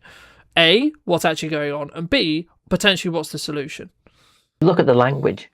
You look at the language of what someone is using. Now, like I've just said in the previous answer, most people feel like, people say, oh, we've won these awards, we've done this, we've been in business this years. Nobody cares. Nobody cares. If they want to know the answer, they will ask you. You've got to focus on what is the language that you are putting out into the universe. It's simple as like an email, isn't it? It's like you don't put an email saying, I hope you're well. You say, I trust you're well. It's used in things. Language is a very important thing. And when you actually do a bit more research into how we use language, and then that rolls into body language and vice versa. Once your videos will always be rubbish when you first start out. It's a fact. There's nothing I can do about that. I can coach you for months and months and months, but the only way you will learn is by doing. Yep. It's by get over yourself. My face ain't the most perfect face in the world.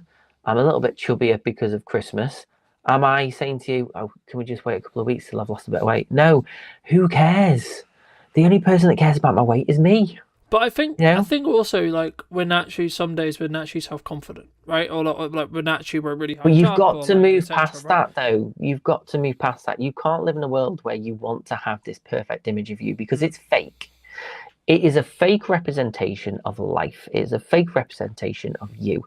I use social media in a way that, in the past, when I've broken up with girlfriends, I have posted I've broken up with someone. Now, some people go, "Oh, mate, don't be posting that." I'm like, you can't just show the positive parts of life. You have to, because then when people come back to me and go, "Oh, where's your girlfriend? Not seen you post about it." "Oh, we broke up." "Oh," you know what I mean? And I think then people go, "Oh, he's only posting the good things." And most people do. Most people do just post the good things. If you look at some of the content I've posted today for my weekly content, I've put pictures of me overweight because it's relevant to what I'm talking about or whatever.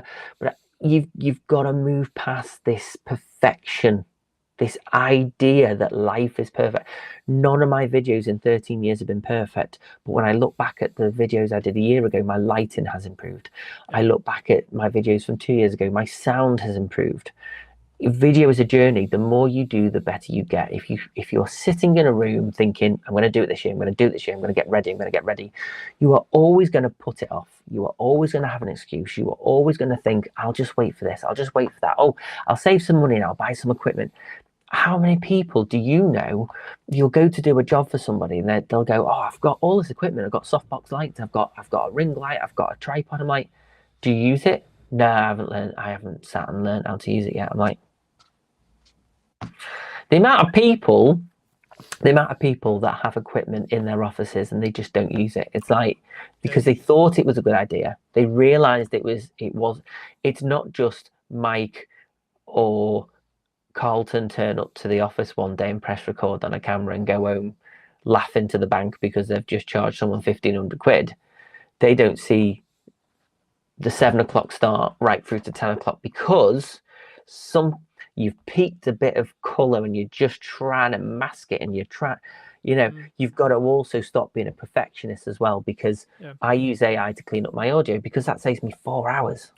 But that 4 hours means I can research plugins, I can research how to get a better grade on something, I can research in that moment, right, audio's done, I'm going to spend an hour or two just tweaking this color a bit more because I've got my time back. I think People don't want to pay you to sit there for 4 hours cleaning audio. If you can use AI to get it cut down quicker, to get it back into the project, if you can quickly grade and make it look reasonably good, because our level of understanding of perfectionism is completely different. an example of non-perfection. There we go. I know, you just disappeared, and I thought I was going to disappear first. Am I back? I don't know. You're Who knows? back. You were back. I think maybe your camera's burning, getting a bit hot, because mine does that after a while.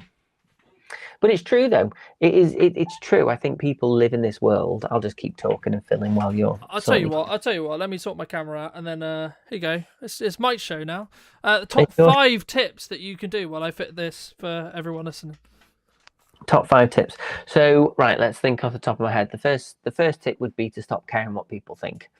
You have to stop waiting for perfect to happen, because perfect is not going to happen. Number 2, you need to be consistent. If you are going to be creating videos for 2026, just be consistent. Think about what you're going to say before you go out and film it. Number 3, I think we're on. I would say, look at your language. Think about the language that you are using. Think about how you are writing your content and how you are projecting that out, because there is a lot of value in using the right kind of terminology when creating content. So don't talk about yourself. Talk about how you help people, how what you do makes a difference in somebody's life, how somebody spending money with you in your business will lead to a result, because people don't care about how long you've been doing it. They don't care how good you are. They just want to know, will this person do this job, and will this person who I've paid get the results that I want? 4, be authentic. Just be your natural self. Stop trying to be somebody that you're not. Stop trying to be polished. We are living in a world of AI where everything is fake, everything is not real. So to get that human connection, the ums, the ahs, the slight pauses, I leave some of them into my videos because that emotionally connects people to a human. Those little tiny those small imperfections that we have as humans is what AI probably can replicate to a degree, and probably will in the next 2-3 years. But we are constantly trying to strip away our humanity, our idiosyncrasies, if that's the word. I don't know. I think again, like, I had a fifth one, but I can't think of it. I'll come back to the fifth one. I'll add it onto the end of the AI You one, add the because I think it's true, and I think that so many people, they look for, maybe we're looking at AI and we're looking at, okay, well, this can replace X time, right? But then we don't think about how we utilize the other time, right? So let's say, for example, I'm using Autopod to edit this podcast, and it means that I can save the 2 hours it would have probably taken me to manually cut it. Okay, cool. But the thing that some people think about is, how can I save the 2 hours? Instead of how can I still use the same amount of time in the podcast, but how can I add that extra time in, not on grunt work, so to speak, e.g. cutting backwards and forwards between myself and Michael, but how can I tweak the grade? How can I tweak the audio? How can I make it flow better? Do I rewatch it? Do I add maybe some motion graphics? Do I add maybe some B-roll, etc.? And I think for me, that's the 1% I was referring to a little bit earlier. And I think that once you understand that, then you can look to, because it's kind of counterintuitive, right? Because we want to keep making stuff better and better and better, yes, but not to get in our way, right? So I'd rather execute imperfect action than then getting to a position where, because then you can add value, right? Then you can move the needle, because then you know what that 1% is really going to matter and how it works, because then you're not worrying about the skill of presenting, the skill of how do we do a podcast, how do we come across, etc. But you mentioned trend jacking at the beginning, and I think I have kind of two opinions, which is like, if you have the bandwidth to do it, then yeah, potentially you could create a load of content, but it shouldn't ever replace your evergreen content. I guess for people who are maybe consuming this or thinking about this, about the postman's finally come, and the problem you have is it's the quality over quantity. Just because other people are doing things doesn't mean you should too. Yes, you might get loads of views, but does posting content of trending videos of people falling off bikes and then you sliding in as a presenter, does that actually mean, oh, he must be a great plumber, he must be an accountant, I want to hire him because his video was good? No, people forget about it. And that's the problem. People forget about it. They see it and go, oh, that was funny. They forget about it. They don't follow. They don't like. There's nothing tangible there. There's nothing real there. It's just people trying to stand out by copying everybody else. Yeah, I think it's about using it sparingly, though, right? Like, you can use the hook of that. But the problem is, people look at these things and go, right, everyone's doing this, we'll do that. Do they actually think, well, what is our brand? What is our vision? What is it that what is our mission statement? I don't create. I could easily act like an idiot, get someone to follow me around town, and I could be a class clown, and I could get loads of views. Yep. Does it mean that people want to hire me as a videographer? No, because for me, I want people to trust me. I want people to go, that guy is going to do what he says he's going to do. Yep. So the last thing they need is some idiot who is ruining his brand and image by acting like an idiot just for likes. And this is where I really hate the world at the moment in terms of how we consume content, because people just think acting like an idiot's going to get you results, might get you views, but it's not about having thousands of views on a video, because it doesn't mean 1,000 people pick up the phone and go, hiya, I'd like to hire you. Yeah, no, I mean, I guess people think that the view count is the important thing, and it's not. It's really not. Well, it's about whether you're doing it in the entertainment bucket or whether you're doing it in the brand building bucket. And as long as and that's kind of where I'm in two minds when it comes to trend jacking, because I agree with you, right? Like, if it's going to be brand damaging, no, absolutely you shouldn't do it, right? I would much rather have consistently 200 views, 300 views, 400 views, 5,000 views, whatever it is, whatever your standard line is. And it was all building to consistency, reminding people that I exist, how I show up, etc. Right? A. B. The thing to consider, though, is how can you potentially see something, and this is why I think every single person should have a level of, I'm going to curate, like, mostly you should be in the curate side of the content window, but potentially you should have a small window of time when it comes to, this is how we're going to look at what's happening online, right? Not to say that you should necessarily like copy or like use the inspiration every time. It's so that you have an awareness of what's going on. So once you have that awareness and you know, oh, there is a trend, okay, well, is that then on brand? And then could you leverage it to gain more attention? Potentially, okay. And or do you have the bandwidth, or could you actually spend that time potentially doing more evergreen content, like something like this? Or is that going to take your decision away or distract you, I guess, is the further question. But just while we wrap up and while we think about, leave people with some thoughts as they think, I mean, what would you say if someone is looking to maybe up their marketing this year, or they're maybe to get into video or etc.? What should they do? What should they tangibly do after watching this? Like, how do they move forward? How do they move that next, like, take that first step, take that next step for them? They need to storytell. They need to be themselves. They need to stop caring who they want. They need to stop trying to be something they're not. I have clients who will go and get a makeup artist to come and do their makeup, and then we'll do the videos. They'll look fantastic, and then they'll watch the videos back and go, "It just doesn't look like me." And I'm like, "Well, what do you think's different?" He went, "Well, I don't normally wear that much makeup, but I was trying a bit too hard." I'm like, "Why are you trying too hard?" Because now, if you want to create videos on your phone, you're gonna have to get a makeup artist. You've set the bar up here now. I think you've just got to be your natural self, and it's hard because people don't want to be vulnerable. People are scared of their school friends seeing it or their family seeing it, and I'm like, stop caring about what people think. Yeah. There are videos on social media that I've posted over the last 13 years, and some of them are so embarrassing. I wrote a song about being on the toilet once when I was 26 or 7, and it was funny. I had a selfie stick and I wrote a song while I was on the toilet.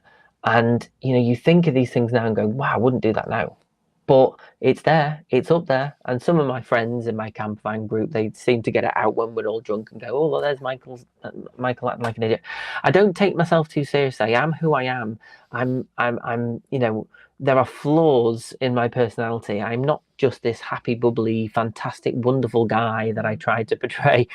I am a happy, nice, bubbly guy, and I will help people as much as I can. But I can still get grumpy. I can still have a go at someone for cutting me up on the motorway. I'm a human. I try to show the real me.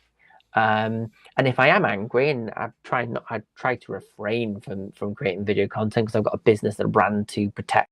And if you were going to talk to yourself 10 years ago, what advice, if you were going to give advice, would you give that person? If I was going to say anything to myself 10 years ago, it would just be keep your eyes open and you'll get where you need to go. You need to be really good at marketing to be able to have the opportunity and the permission to be able to sell, is my view, in a nutshell. I think when we look at marketing and sales and output of content, the more you do it, the easier it gets, my opinion. What role do you feel trust plays either in business or in marketing specifically? Hello, my friends. Welcome to a brand new episode in What's Missing in Marketing Today. Today, we're going to be talking to Tom all about his opinions on marketing.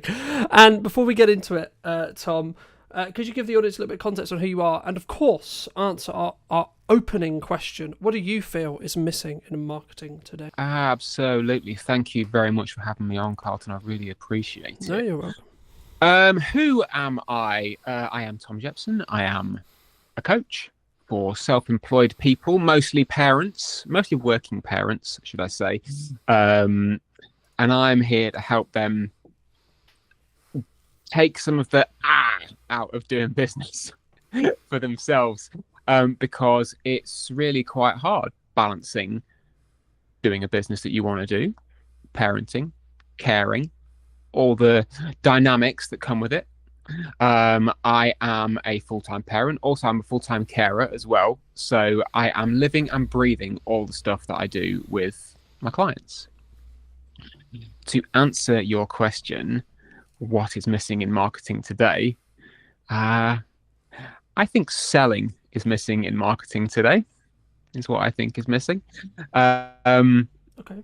And I'm sure we can dive down into that hot topic momentarily. I mean, just to build off that, my personal view, I personally think they're separate, right? I think they are mutually exclusive. You can't have one without the other, right? But you need to be really good at marketing to be able to have the opportunity and the permission to be able to sell, is my view, right? In a nutshell. Why do you think then, let me build off the question, why do you think specifically then it is missing in marketing then? Like, what do you, like when you say that, is it not sales driven in respect to like sometimes we don't do call to actions or we don't have that quote ask, or is it because I would argue you shouldn't be direct selling, or would you disagree? So this is a very big topic, and I know we could go for hours just on this one point. So to give some context, I have a daily newsletter. Daily, I send an email to a mailing list every damn day, and because I'm well versed at that, I am practiced in what I offer to people. There is a call to action which could be deemed as a sales pitch every day. Yeah. It's never like buy my stuff, because I'm not going to ram that down people's throat when actually what I want to do is give them something of value. But I know that for some people, seeing a continual offer every day could be quite off-putting. I can tell you exactly why I do it, because if I get new subscribers and I hit them on a day without an offer, they're never going to see it. Yeah. So contextually, I know it doesn't work for some people. When we take it out of the sphere of direct communication and put it into something like LinkedIn, I'll say that LinkedIn is the only social media platform I use. I do not have energy or the want to use any others. Maybe I'm wrong, maybe I'm not. I don't know. But I don't have the energy for it. In the context of LinkedIn, my filter bubble tells me that there's a lot of chat around personal brand and personal marketing and relationship building. Yep. And I get it. I'm here for it. I just want to talk to people. But when I want to say, hey, folks, here is a thing that I have built. Here is a service which I offer, and I want you to buy it. I don't, in this moment, I'm not making it so difficult for you to receive this that you have to get to know me for weeks and weeks before, so then you can benefit it. I'm offering you something now which you can buy with money so I can feed my children. When that sort of message comes out, it either disappears because the algorithm says, no, you mustn't sell to people. People just don't act on it because for whatever reason, they don't find it engaging content. Or any other reason that you could possibly want for that thing disappearing. But I think there's just this almost acceptance that it's not, I'm going to use the word acceptable. I know it's a big word to use. I'm going to say that it's accepted that it's not acceptable to sell in that way. And honestly, when you mix that into the marketing that we do with our content posts and our emails and our podcasts and all of that jazz, if we don't feel that we are able to do that one thing and have it be effective, how are we ever going to be able to run a business? I think there's a lot I could pull out of there, but I think the unique perspective for me is there's a lot of conversation, especially at the moment, around people are concerned about the up and coming budget at the time of streaming, etc., right? Like people are concerned about like what's going to happen at Christmas and like where things are and etc. And I'm in a very fortunate position where like this month is manic, this month is crazy, but I'm still building the time to have this live stream, have this broadcast, have this conversation with you, because I think it's important to obviously add value and continue that process of constant development, constant growth, but also I'm always aware that I need to bank content whenever I can. And the key, I guess, to build off your previous point about sales is, I guess, to most people who may be listening to this, you need to ask yourself, from my view at least, where you are in business. And if you are in a position where you need to make money and you need to generate cash flow, then absolutely you should be pushing more sales. And there's nothing, I don't believe, wrong with that, because that might be the reason why you're in business next year, right? Now, in a world where you don't need that and you could be perceived, or one could perceive you as quote unquote being greedy just to make revenue for the sake of revenue, not implying that's what you're doing, but some could imply that, right? I think then you can look at it and go, okay, well, when do you want this quote cash out from what you're doing now, right? Is it in a week, a month, a year? Right? Because if it's towards the year mark, then I would argue that in our content, we should be trying to add value. Not saying you shouldn't have a call to action, because a call to action could actually be, hey, you really enjoying this? You'll probably enjoy the content I put on my YouTube channel or the newsletter I put out, etc. Right? So I think sometimes when we look at quote sales, we're sometimes looking very transactional. Right? We're looking at, I've got this power hour to sell, I've got this coaching thing to sell, I've got this course to sell, I've got this ticket thing to sell, whatever it is, and we just push to that instead of thinking actually, because I would say you should have a call to action in every piece of content you do, but it should be in relevance and understanding with where the business is and what the business needs from you, and how much I guess in some ways how much good karma you have with your established audience, whether that's on socials, YouTube, email list, etc., depending on your method of articulation.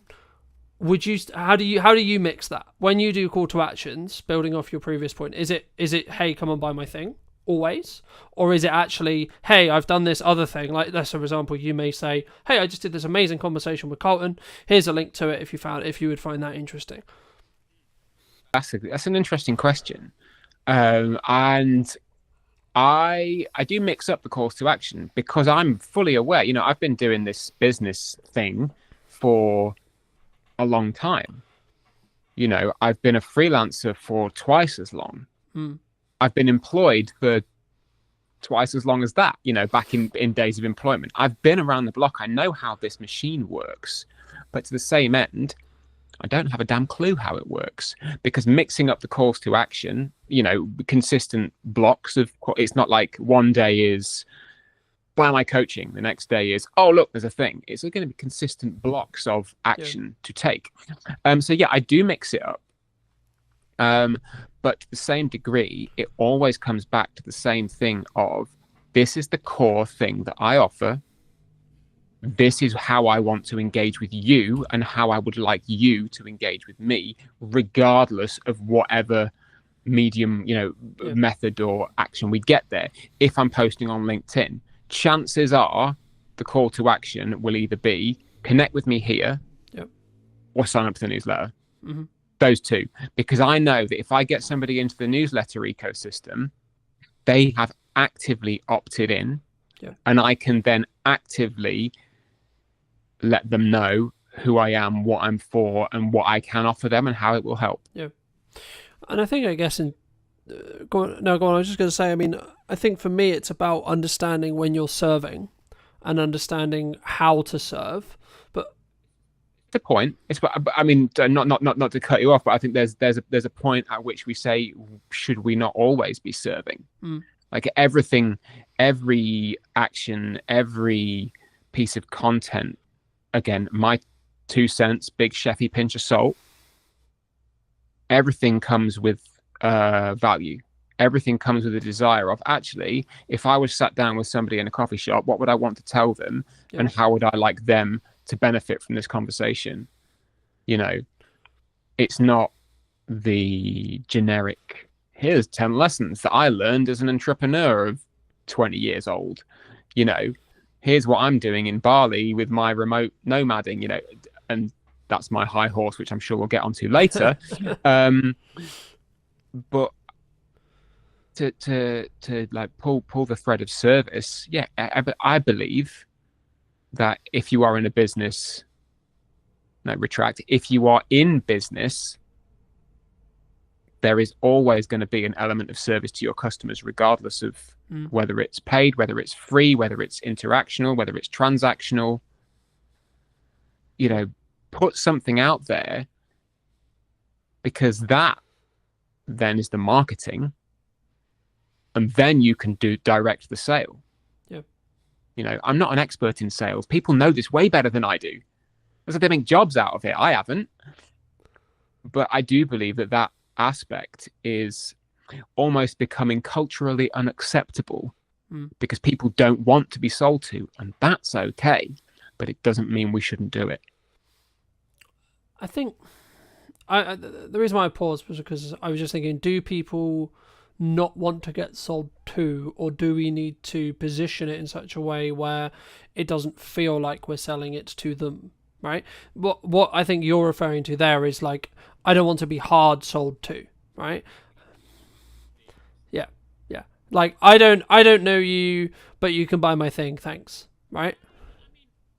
For some, it works for some, and that's great. I don't think it's ever going to work for me personally, so I probably would never do it. But in terms of, I don't want to feel like I'm selling to somebody. No, absolutely. I have to feel like I'm selling to somebody. Otherwise, what am I doing? I'm not. Otherwise, it's a hobby. Yeah. Like, at some point, I need to be in selling this thing mode. Yeah.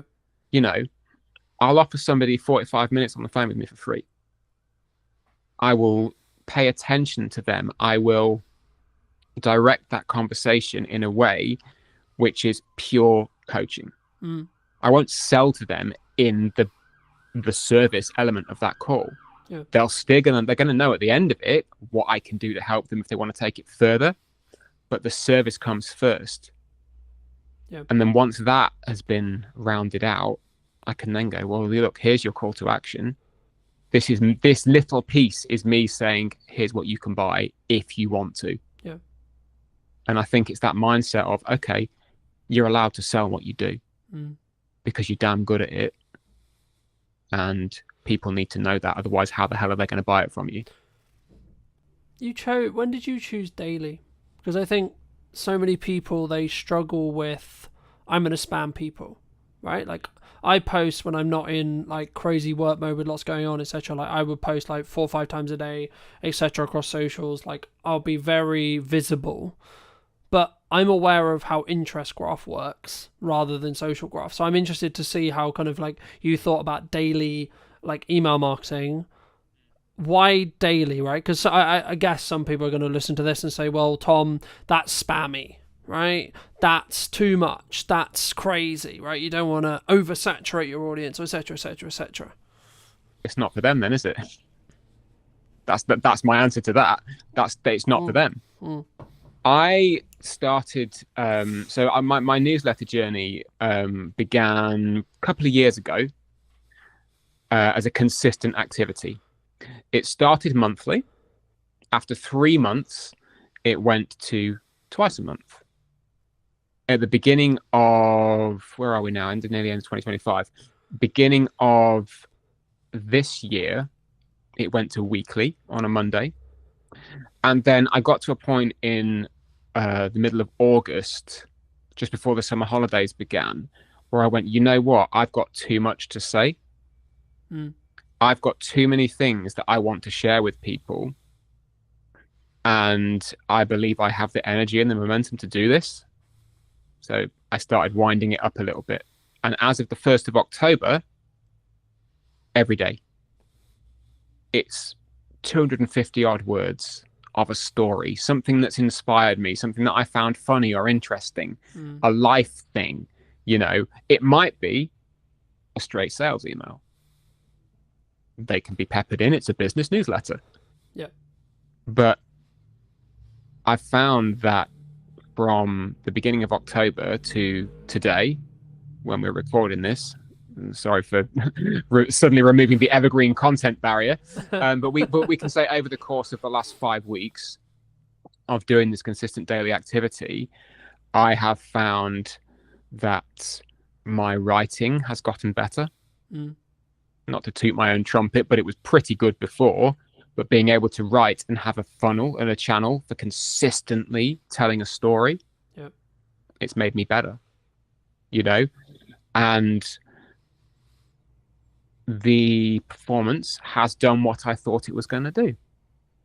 I gained a handful of subscribers and I lost a handful of subscribers. About as many, it was about parity for the in and the out. And I knew that that was going to happen because I was sending people something daily. I was putting an action in there daily. So, like, having it in the last 5 weeks and actually going, you know what, this experiment's worth doing and this is worth following. And I'm going to keep pressing on. From my view, speaking about like daily posting reels or daily posting on social across all platforms, blah blah blah blah. I think me it's very similar, right? Like I remember I did a workshop in September, and an old friend, but also someone whose wife followed me, said something on the lines of, "Fucking hell, Carlton, you're everywhere," and she ended up tuning off and like unfollowing me, and I was like, okay, cool, but would she ever buy from me? And the answer was no. I was like, okay, well then, in the nicest way possible, thank you so much for the time you spent with me, and thank you so much for the support you gave on the content, but you know, actually maybe you're not the right person. And I think that's the key. And I think sometimes, like, I could quote a million people, but the crux of like any marketing is just a shit ton of work in a window of time to get a result, right? The work as a whole is probably going to be the same whether you do it across 6 months. Like if you want the result, you can do it across 6 months and get the results in 6 months, or you can do it across 2 weeks and get the results in 2 weeks. But you have to have the same amount of like output than you would have in that 6 months in that 2 weeks. And that is going to annoy some people. That is going to quote, "Oh, fuck's sake, Tom, you're there again," right? "Oh, fuck's sake," etc. But like also the just to pick apart a little bit what you said, the key I think for the person listening who's maybe considering something like this, whether this is daily posting on YouTube, daily posting shorts, daily posting Instagrams, writing an email, whatever it may be, writing a blog, etc. For me, it's, can you make that 1% improvement? Right? Because what you're talking about there, the reason why you're getting better is because, and you may not feel it, right, at the time. It's only in hindsight when you look back. But if you go, like, if I look at where the podcast was and arguably, like, why is what's missing in marketing today, quote, successful or, quote, doing well? Actually, it's because I've 1%ed it every episode since June. Right? By the time this pre-recorded version of this episode I expect comes out, it will probably be 5 to 7, maybe 20 times better than as it sits today. Right? Why is that? Because every episode I'm functioning and I'm saying, and it comes with practice, right? Like anything, right? You can't expect to be in great shape if you don't work out every day, right? In my opinion, right? You can do 3 days a week if you want. That's up to you, right? In the same way, you can do 3 emails a month or 3 emails a week, etc. But it would be wrong of me not to ask you about like this huge volume, this huge value add, this huge amount of work, and not talk about, do you think the modern expectations of marketing can lead to, especially smaller entrepreneurial business owners, getting to burnout? There's the word burnout. Is that? I mean, just to give burnout its place for a moment. Yeah, I think that specific symptom comes from trying to do a lot of stuff that you don't enjoy, that you are not equipped to do. You might be capable of doing it, but in that moment you're not equipped to do it. And that you maybe don't acknowledge that something else needs to be set down. So to give burnout the thing, yeah, I think when we look at marketing and sales and output of content, the more you do it, the easier it gets. My opinion. If you come to it and say, "Oh, this is really hard work. I don't know what to post. I don't think I want to be sold to." for a start, you're coming at it from a place of fear for whatever reason, because you don't want to do it because it might feel a bit scary to put yourself out there. You don't want to do it because it might feel a bit scary about actually selling yourself. Yeah. It might feel a bit scary to put your 2 cents on a live stream with somebody who you're really pleased to talk to. How dare you have an opinion, Tom? How fucking dare you have an opinion about something that might upset somebody? I specifically today, I had that conversation with someone on LinkedIn because they posted the very same thing. It's like, we just can't have a conversation anymore because you might offend someone. Like, it is up to us to communicate with our best intention. Whatever that best intention is, we've got to put it out there. How somebody receives it is not on you. Mm. And I think when we start to take on the burden of the recipient in terms of, and I feel like I should be careful about what I'm saying here because this could be very heavily misconstrued as me being a complete asshole. I care deeply about what I send to people and that they will receive some value from it. Yeah. If they read it and go, no, that guy's a dick, that's not on me. I can't control that. But surely it's the intention, though, right? The intention that I want someone to read it and go, that guy's a dick. No. So like when you create content in the same way I create content, I always go from a perspective of an intention of I'm going to add as much value to whoever is. 100%. I'm grateful enough to have the time of the time, right? That's it. But I think the point is, when it comes to the kind of the small business owner, the working parent, the full-time carer trying to run something that they need to run or want to run to maintain their own sense of self. When things like taking on the burden of somebody else's receipt of your content and worrying too much about how are they going to receive this, regardless of intent, at that point, you start to run out of energy because you then don't have the energy to give to the content, to the message, to the service, because you're spending it worrying how someone is going to receive it. And then you start to burn out. Yeah. And then it just becomes cyclical. And then you don't want to do it. And then you don't do it. And then you beat yourself up because you're not doing it. And then you get all worried and sad that you're not doing it and that you should be doing more. You must be doing X, Y, and Z. And it just becomes this kind of self-fulfilling, it's cyclical kicking your own ass because realistically you're worrying about something that is so far outside of your control, it's worth working through it to let that go. Yeah. And then you can just send a daily email with the best intention, with content that you believe is good. It might not hit the mark that day, so what? Try again tomorrow. But you can do it without worrying that somebody's going to tune out, because as you said before, if they tune out, it's probably not for them, and that's okay. The same goes with daily posting. I mean, I try to post daily on LinkedIn. Presence, makes me a bit sad sometimes. But as you take away that fear of, am I going to get cancelled? Is this message going to miss the mark? Is this any other thing? Yeah. Chances are, worst that's going to happen, no one's going to see it.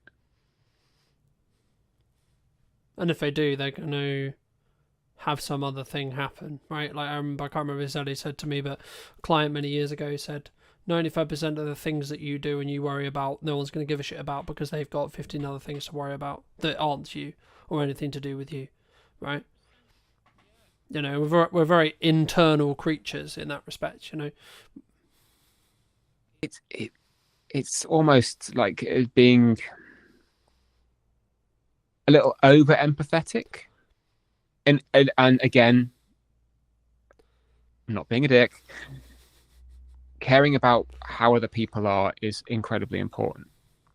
It's the crux of my business. It's the crux of me as a human being. I care about how other people are.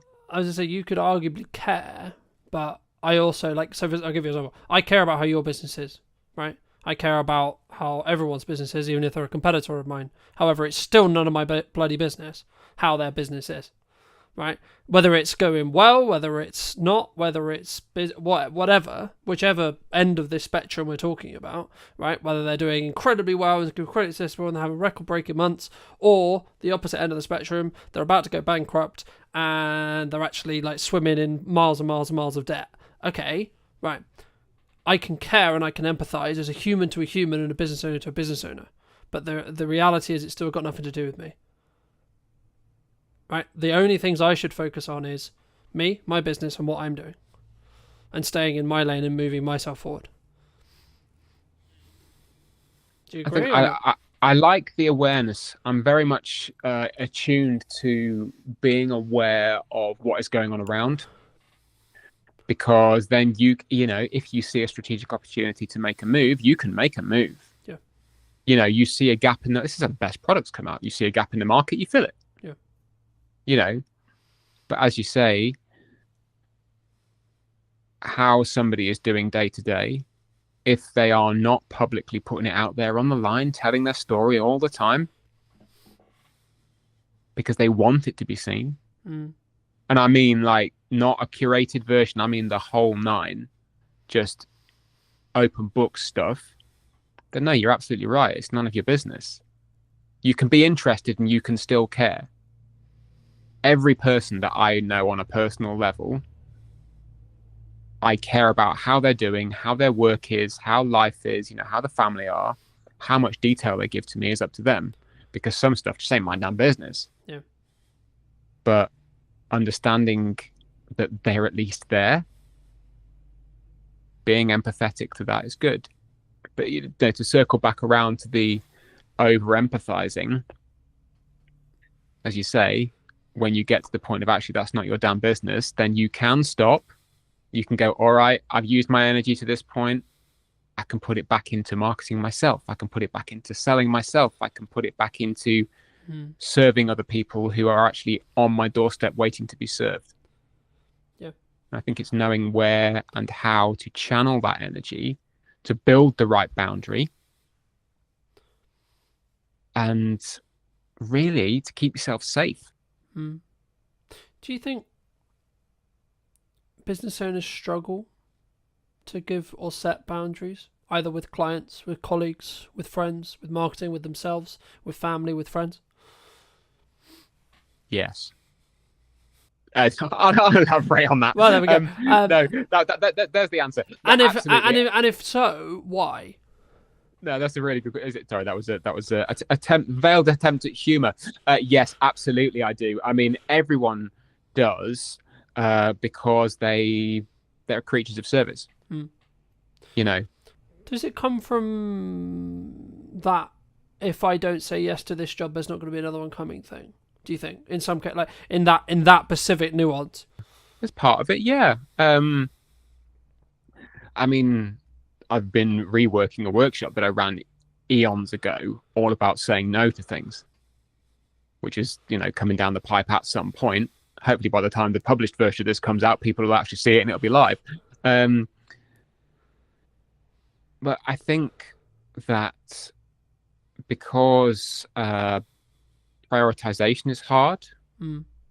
Separating yourself from your work is hard. Separating you from the public version of you can be kind of hard.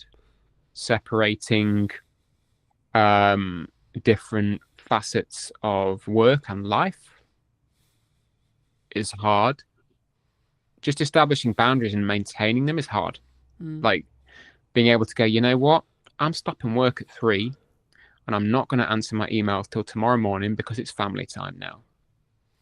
You still get the little itch, you know? Sat down, scrolling on TV, like while the TV's on, you get an email pings and you go, oh, I'm just going to answer that now. You could just not because nothing's going to happen. But it's maintaining that boundary because you get that little itch of if I don't do it now, somebody else might get there first, or I might forget. I might be busy. You know, it's difficult to maintain it. And again, a lot of the time, in my opinion, it comes back around to being afraid of something.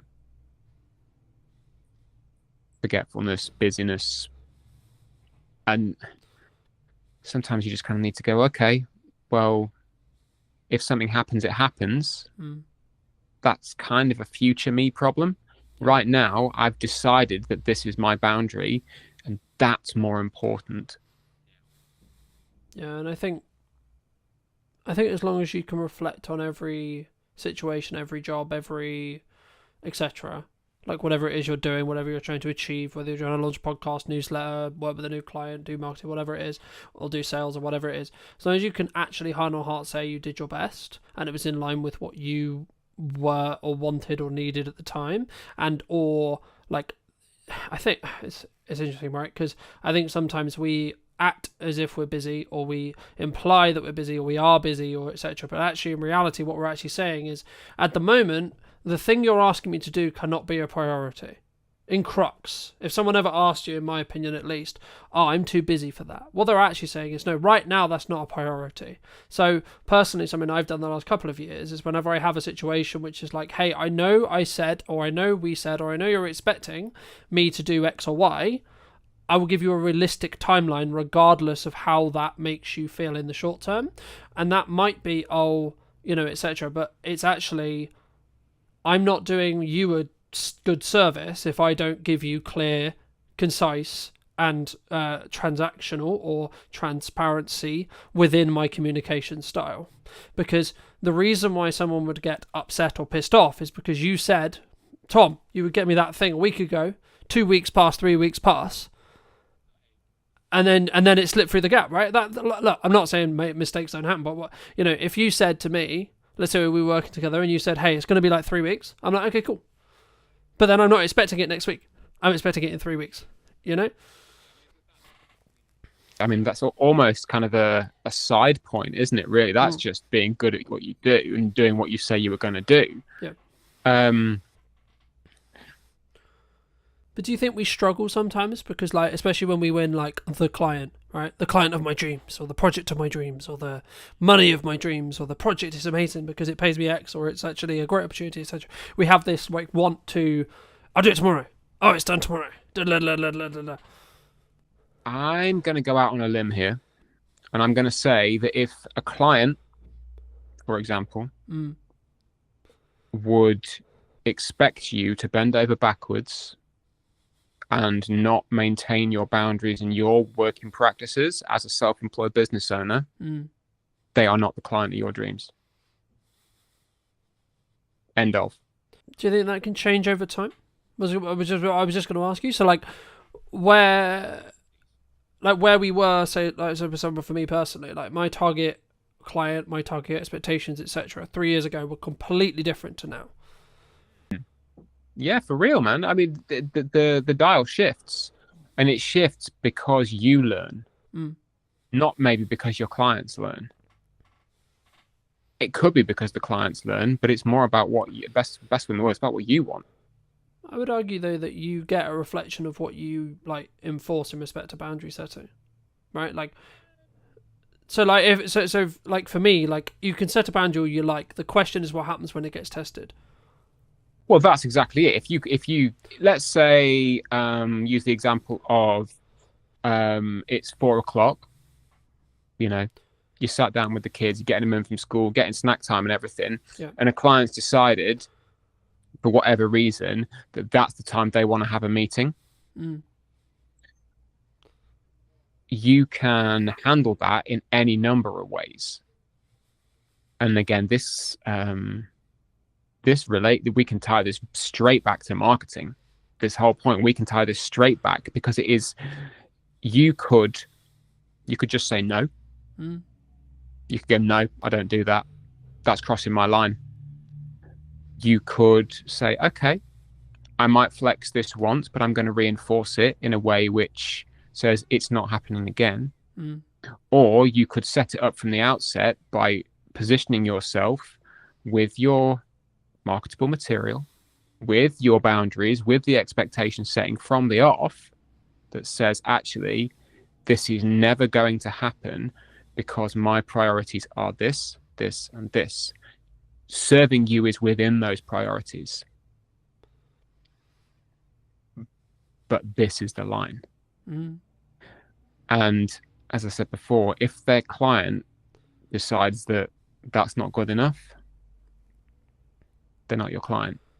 Well, yeah, and the nicest way possible, they can go somewhere else. You know, They like, can go. Somebody else will flex for them. Somebody else will flex. And I know that context is everything. Yes, there have been times when I have had to completely smash down my boundaries because the project scope of something has changed. Like, it was it's happened recently. It was very painful for me. Like, it wrote off days of time, weeks of time that I thought I was going to be able to spend with the family, but I had to do it. I had to because money would have been lost. And in today's economy, at some point, yes, you do need to go. I was going to say, does that come back to kind of what I opened with, which is like, you need to understand what the business is required for you? Like sometimes you need to eat the shit, so to speak. Sometimes, but at the best will in the world, I'm 42 years old. I've been doing this for eons. I ain't eating shit for anybody. I'm not doing it. Yeah.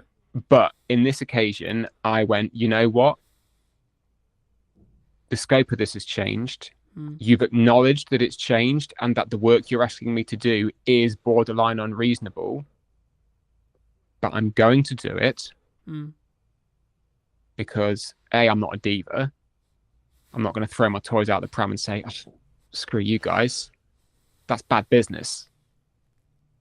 But the acknowledgement from everyone is that actually this is crossing a line.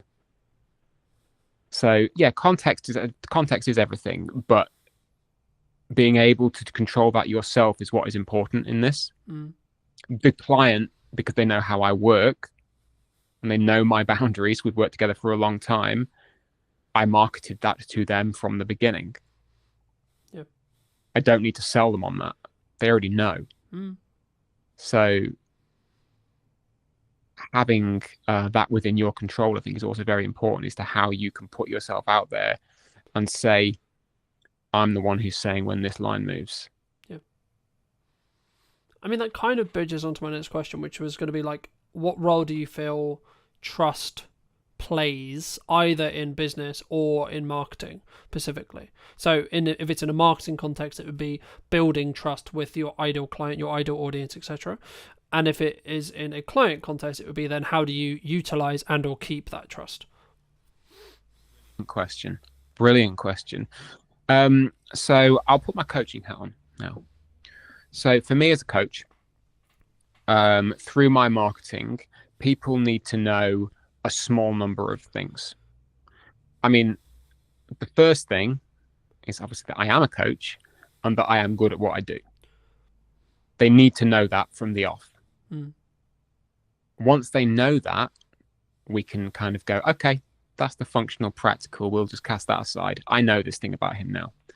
After that, it's then getting to know me. What do I bring to the table? Who am I? Who is this guy? And then through the stories, through the communication, the conversation, it builds this rapport. It builds the camaraderie.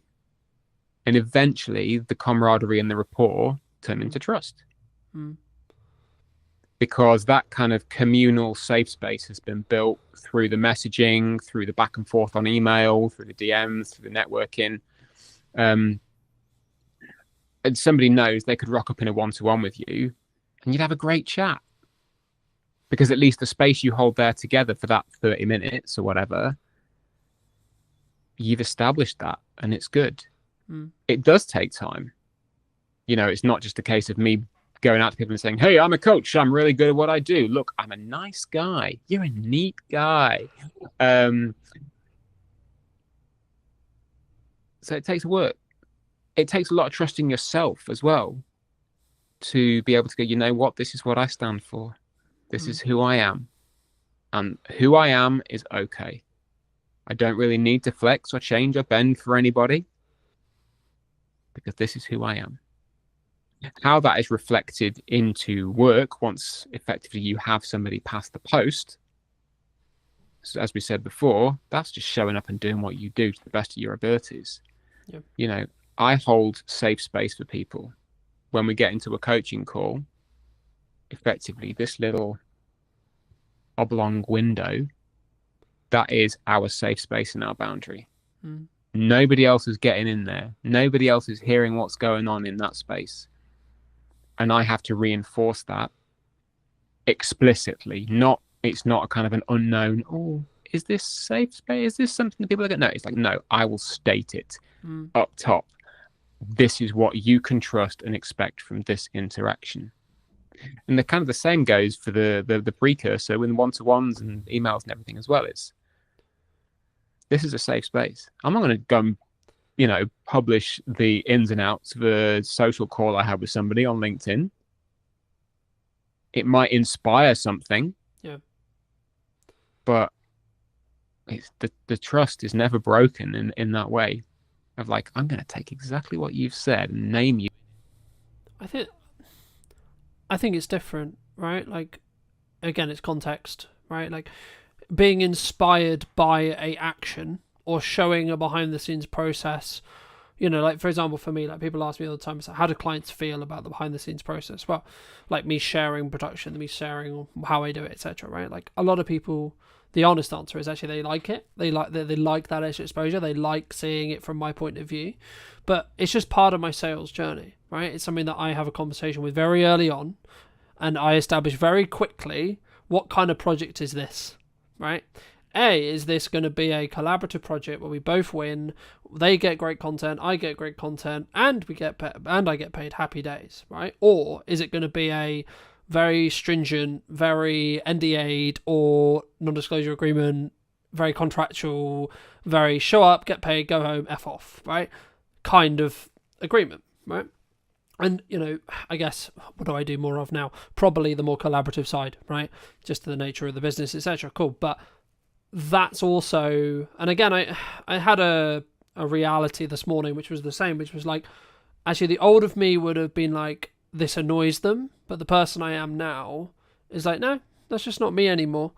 And obviously I won't go into detail on that specific thing, but it leads on to my next question really nicely, which is like, how do you either help people, or maybe someone listening to this, if they're looking at their marketing or etc., and maybe they want to move into that next stage, whatever that is for them, that next season, whether it's we have a 9 to 5, we're looking to do our own thing, gain our own freedom, gain etc., and all the benefits that come with, but also all the stresses, of course, that come with working for ourselves, or we've been working for ourselves for 3 years, 2 years, 1 year, whatever, and we're looking to scale up. We're looking to do that scary, we're going to up our prices, change our value perception.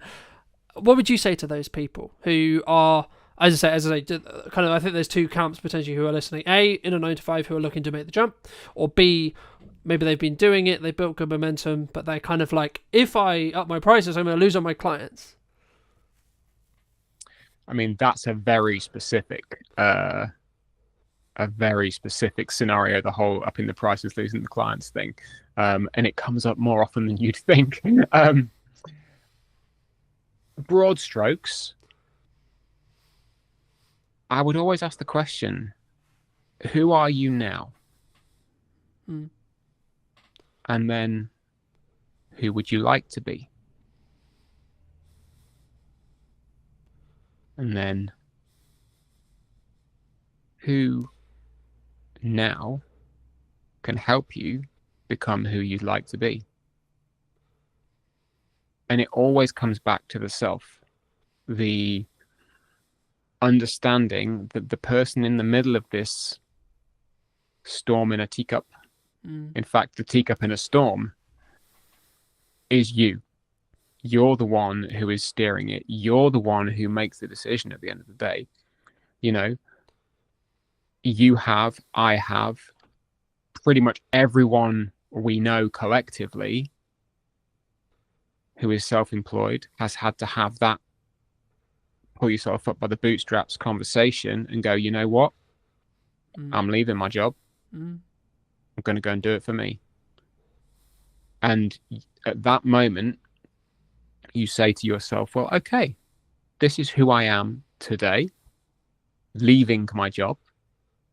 But tomorrow, who do I want to be? Do I want to be the person who's just left their job and is now running around like a headless chicken panicking? Or do I want to be the person who has gone, I've started something new. Yeah. Still scary. Talked a lot about fear in the last sort of 45 minutes. But it starts with you. Yeah. And I think just to build on that from a marketing context, I had a realization yesterday when I was talking to a client at the time of broadcast, and they were like, it's how they react. So we were talking about their brand in Pacific, and for obvious reasons I won't go into detail, but we were talking about how I perceive their brand. And what really stood by to me was then how they reacted to my feedback on what I was saying about their brand, if that makes sense, right? Because it was like, hold on, this person sees me as a pinnacle marketing voice, and that's why they value what I'm saying, right? It doesn't actually matter, in a nutshell, what I said, right? It was actually, and it was something along the lines of, hey, we really appreciate that because you're a strong marketing voice, etc. And yet, like, clearly, and this is the thing I was going to bridge in when you communicate, when you market. If you want the clients that are going to send you around the country, you want the larger scope, you want the larger projects, you have to ask yourself from backwards, and this is exactly what I did, that's why I'm bringing it up. You have to ask yourself, what content would they consume? How can I get their attention for long enough to build trust with them? But also, how can I show them that I'm worth the call?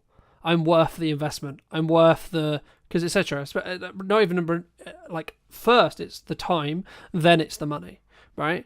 And I think for me, that's the key, and that's where I think, speaking personally in my own marketing from previously, that's where I potentially was wrong, or where I was doing things unoptimally or wrong. And that kind of bridges onto that thing of, if you're going to post daily, it won't be for everyone thing as well, right? Like, especially if you're looking at socials, you have to have a level of volume to be able to rise above the noise, to be able to show up enough so that people realize, okay, yeah, you are serious. And regardless, I guess, in some ways, as maybe like a footnote on that, a sign of success sometimes is actually other people talking to you in a more negative connotation at times, right? And what I mean by that isn't a direct client. It could be a quote rival podcast, a old friend, a old person. And what I always ask myself is, what is their intention when they're coming with that information, or etc., and or do they have all the context, right? But I guess the question that comes from that is, kind of, we've answered it in regard to hate comments, but I guess it's, I've had it personally in my own personal network at times where people have said, like, especially when I'm trying to build like a side plan marketing wise, or a side like revenue stream potentially that hasn't started making money yet, it's like, yeah, but you should be doing your client work, yeah, but you should be doing the thing that previously worked, especially if that comes from your mother, your sister, your brother, your friends, your close people, the people who are close to you. I mean, how do you, or would you say to someone, if you're going to, talk to them about that, how would you recommend they, I guess, challenge that, deal with that, articulate that, reflect on that, etc.? Good question. When people come to you with commentary, we all get it. As I said before, I've had emails from people saying, love your content, stop selling every day. Which my answer is, thank you for your feedback, but no. but no. Not in so many words, although some days you would just like to go, well, fuck you, buddy. We don't do that. It's not particularly. Yeah, but also just to quickly interject, you have every right to say, well, look, if you don't enjoy what I'm doing here, you can watch something else, right? And or read something else, or consume something, etc. Again, context is everything. Thankfully, a lot of the time I can look at, I don't know, I never like to defer to data, but I can look at the numbers and go, well, has that person been subscribed to me for a long time? And if they have and they don't like the selling, and they still hang around, I know they can kind of ignore it and it's fine. But to come back to the question of commentary from outsiders, first, I would always, I caveat this with, you're a human being. Okay? You're a human. Humans react to things in very, very funny ways, whether or not you are a trained coach who knows how to be impartial, or you are a a rocket scientist or an astronaut who is actually trained to be out in space when things are on fire. People react to things in very, very funny ways. So if somebody comes to you and says, "Oh, are you really enjoying what you do? Surely you'd just like to get a regular job." There might be no intention behind that whatsoever. It might be an innocent question. Or it could be them going, "Actually, I see that you've not made any money for 3 months and it looks like you're struggling a bit. Is there another option for you out there?" Or, just to quickly interject, or it might be, shit, you're doing better than I thought you were going to do. Please go and get a job because it makes me feel better about not pursuing something. I mean, personally, I've never experienced that. If it was ever to happen, brill, because obviously somebody is seeing a margin of success and they're then envious, what have you, But again, as we said before, how you receive what you're putting out into the world kind of ain't on you. Yeah. Or how someone else received it, should I say. But being able to open the conversation is important. Yeah. If the conversation is worth having. Sometimes it's just not worth having. Someone coming to you and saying, "Oh, looks like it's a bit of a difficult one, should you not have just stuck with X, Y, and Z?" Or, depending on who they are, what they know of you, what they've learned through your conversations, communication, family member, client, ex-client, audience member, whatever. Yeah. Sometimes the conversation is not worth having because it just opens you up to expending your energy in a place where you're going to get no return. Sometimes it is worth having in that it's a learning opportunity for you. And that you can then potentially bring someone on side, or have them as a contrarian. Everyone loves a contrarian, but again, because they can teach you things.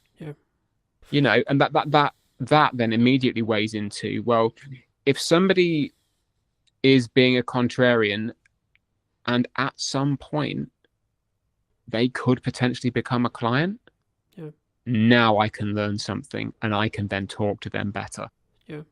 And well, that's what I was going to add. I think it's really contextual, but like for me, if it was maybe someone you connected to personally, like family or someone really close to you, in the nicest way possible, you need to, like, I always strip that line personally where I want to make sure they're heard, but also in the nicest way possible.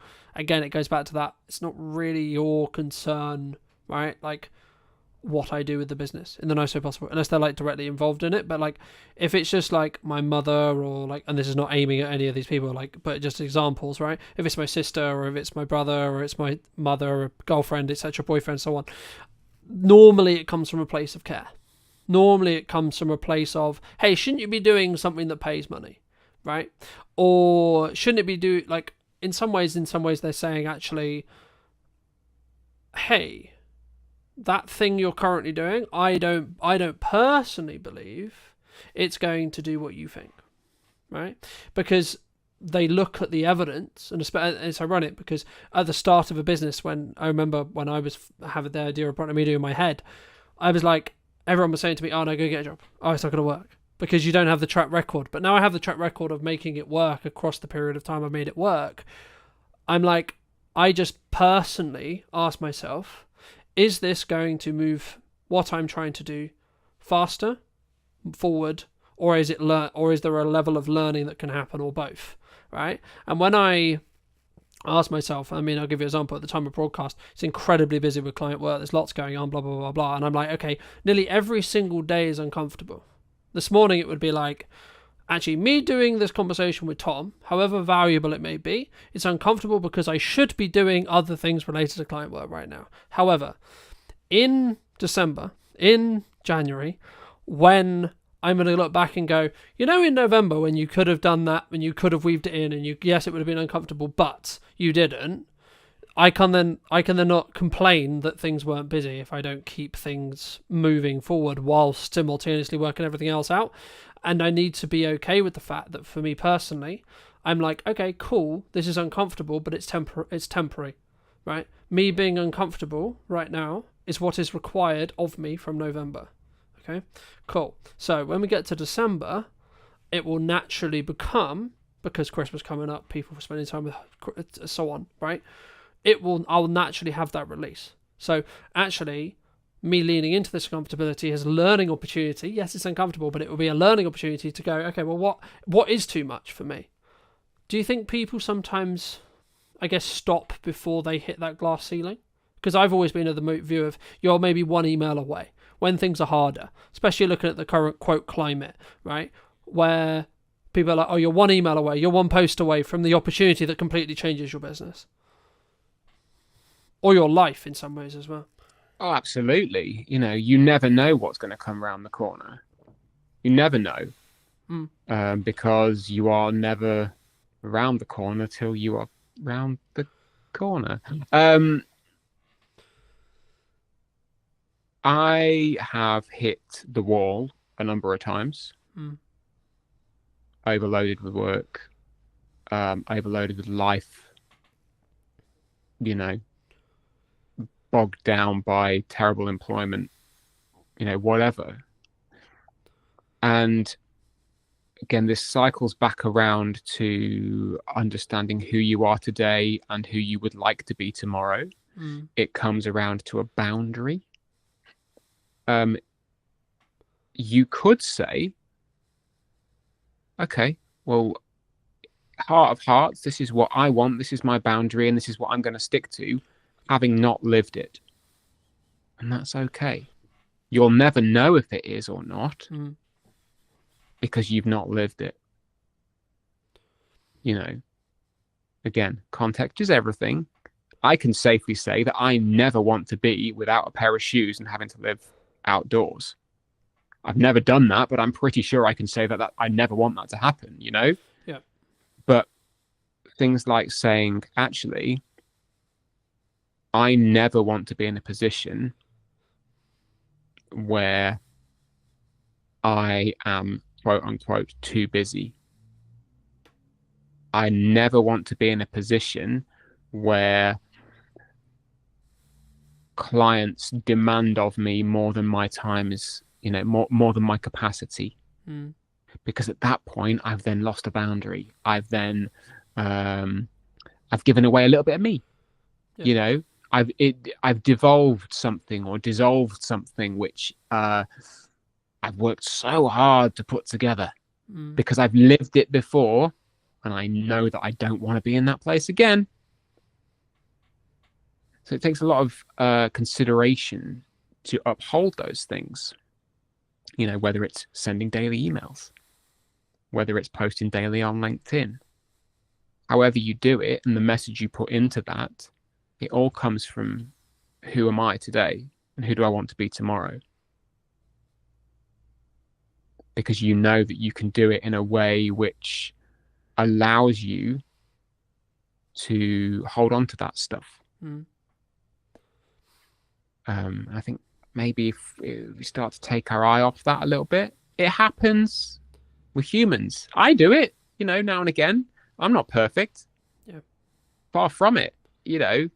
If you've got long form content, this is why you and I, or all three of us, love long form content, is that you have so much more opportunity with it. If you've put it through, I don't know, Riverside or whatever, and you've got yourself 50 clips, why would you not put all those 50 clips out? For people who maybe don't know you, what starting advice would you give them if they're looking to build their, I'll use your terminology, ecosystem, right? Or they're looking to start out on video? What should we do? First people advice. What are you trying to achieve? All right. What do you want to do? Because we're never going to tell you to do something you don't want to do. What we are going to say is, though, regardless of those things, you do have to lay your foundations down. And this is something that a lot of businesses don't do. If you were going to give advice to either yourself 10 years ago or the other person 10 years ago, what would you say? Be memorable. Be as memorable as you can be. And if you think you're boring, you possibly are, I'm not being rude, but that will be memorable in its own way. You can still find your audience. Hello, my friends. Welcome back to a brand new episode of What's Missing in Marketing Today. Today is going to be a bit of a roller coaster, I think deliberately. Today I'm with Alan and Emily from Yellow Tuxedo. Welcome to the show, guys. How's it going? I just can't believe you've got us back for a podcast all these years later after knowing the first time. It was great. I loved the first one, so I thought we don't want to do it in person this time. It's just, you know what? It's just exciting. We like talking about what we do. We like chatting with other people. So this really is a kind of a And we let you out of the house. We had said that. We were just chatting to the others here. We're like, we don't get out of the house much. So when we do get out, it's like we have to remember to stop talking at times because we just sit opposite round our dining table working. So yeah, it's like we've escaped. I love it. I can't wait. But before we get into it too much, what do you both think? It might not necessarily be the same thing, but what do you think's missing in marketing today? Do you want to go first? No, you can go first. No, because we have this conversation quite a lot, and I think in terms of what's missing in marketing is simply the human touch. And I think we've got to the point now with a lot of small business owners where it gets quite formulaic because this is like how you market your business. And we forget sometimes that actually to be a bit more human, to realise to talk to people on a two-way street. You're really good at that, aren't you? Yeah, well, yeah. I think you just basically handed it over to me because you ran out of what to talk about. Yes. I think there's two things, actually. I think there is that human touch. There's still there's a large desire to broadcast. Let's broadcast. When actually the conversation needs to happen. We still, audience growth is what we're talking about. And I think audience involves an interaction. I mean, this is all buzzwords, but the principles sound, right? So we want as businesses to grow an audience of people who want to follow us, fans of our brand and everything else. So human kind of touch is an important part of that. And you see that, I'm not going to diss any social media platforms, particularly LinkedIn, but LinkedIn's very broadcasty. I've done this. And you sometimes go through the comments and they might have 5 comments and they've replied to 1. And it's like, take the time to reply. We're all busy. Take the time to reply. The other thing I think's missing, and human connection is like the big thing, like this art, that's what we call it in Yellow Tuxedo. The other thing is what we call it sounds stupid. But I think so many people think they can do one thing. It's like, I'm just going to go networking. I'm just going to do LinkedIn. I'm just going to go on Instagram or TikTok. And you know what? For an extremely small percentage, that will be fine. For everyone else, it's what else are you going to do? I'm doing this and I'm doing that. And one of the kind of realizations, I'm gonna pick on LinkedIn a little bit. I'm okay with it, right? But it just gives some very good examples. But you see the LinkedIn kind of coaches, they go, oh, LinkedIn's this, I'll teach you to that. It's brilliant. I did this one post that got me 5 leads and all of this, but they're also on TikTok, on YouTube, on Thread, and that's fine, right? And when I say it's not just about other social platforms, it's collaborations, macro, email, right? You have to do more than one thing. And now I won't mention names, but we were chatting to an owner of a networking group where I'm really gutted, I can't remember the numbers, right? But they said quite a large amount of people had left recently. And of that amount who had left, a large percentage had left because their business had closed, right? Sad times for them.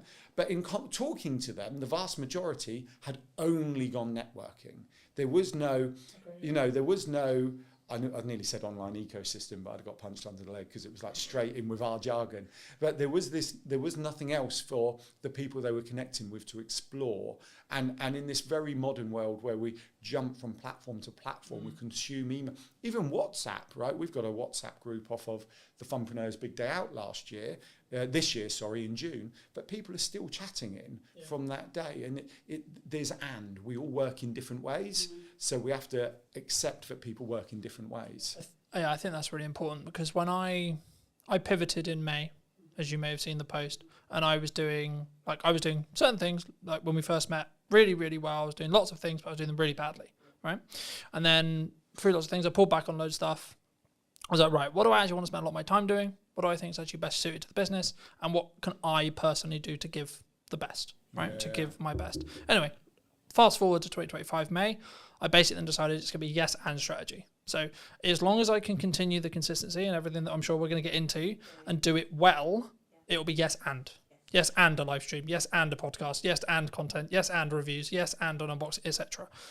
And the key that I found was that's why I'm now successful. That's why I'm now busy, right? Yeah. It's not just a binary, someone told me a networking meeting and that's why, right? I personally only do content now, but that's just because of just the nature of the business time and leverage It's efficient for you. It's efficient. It's totally efficient. That's why I love the fact when you said we're going live in this one today. I mean, absolutely. Why would you not? And if you can get past the confidence of being live on camera, you do that when you're talking to your customers directly. You don't go, sorry, can we just record this and send you this to you? You would have that conversation. You'd have that in a shop. You'd have that in an office. So doing it as a live stream is so efficient. You get people who are watching live now, hopefully, lots of you. Thank you. Mum. Hi, nice. Hi, Mum. Can't even get onto an internet, let alone. That is true. But you do. But then you've got the content after that. Then you're going to slice and dice it and do what you do best. Why would you not be efficient like that? It makes total sense. People asked me the other day, they were like, why do you just not live stream it? And I was like, well, I want my source. I want to add, I want to have the trailers on the front end. I want to be able to multi-cut. I want to, etc. I want to be able to either utilize AI or do my own clips, etc. And I think you can, like building off our original point at the beginning, I think you can do all of it, right? When should someone not though? Because we're talking as season pros, right? We're people who know we can do content quickly, right? We can distribute quickly. We can articulate quickly. We can articulate well. We know what we're doing. That isn't everyone. No, it's not everyone. It's not at all. Not everyone wants the same thing either, which is just as that's a important. huge thing. Is that do you need to? Do you want to? Those two big directors there, but also. You're right. We are in the marketing sphere. You are in the market. It's just for the record. We're online visibility specialists. Of Course. We're not marketing. And that's a very big thing. And we don't use the dirty word. No, marketing's a thing, right? We're not that because we don't want to be in someone else's business and to get to. We want to help you be more efficient, and that's a massive thing for us: is efficiency and time and space to be able to do the things you want to do. When it comes to a muggle. I know that's a question you asked before. As a muggle, not everyone's got all of those skill sets. I completely understand that. But also, what are you trying to achieve with it? Where are you trying to get to with it? We need to obviously show best practice of what you could do and how far you could stretch content. Because obviously, if we can do that, we can help teach that as well. And we can show, like, we are doing this and we've reaped all of these rewards from doing X, Y, Z. When it comes to, I don't know, a forest bathing instructor or an artist or a plumber, they're not always going to have that skill set.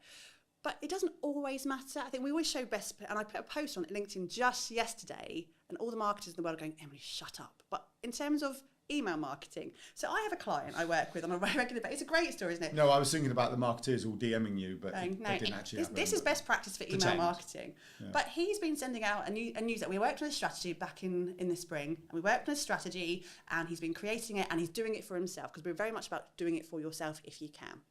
And then about a week ago, he realised that all of his subject lines for the last 6 months had main newsletter. And he hadn't changed. He didn't know how to change his subject line.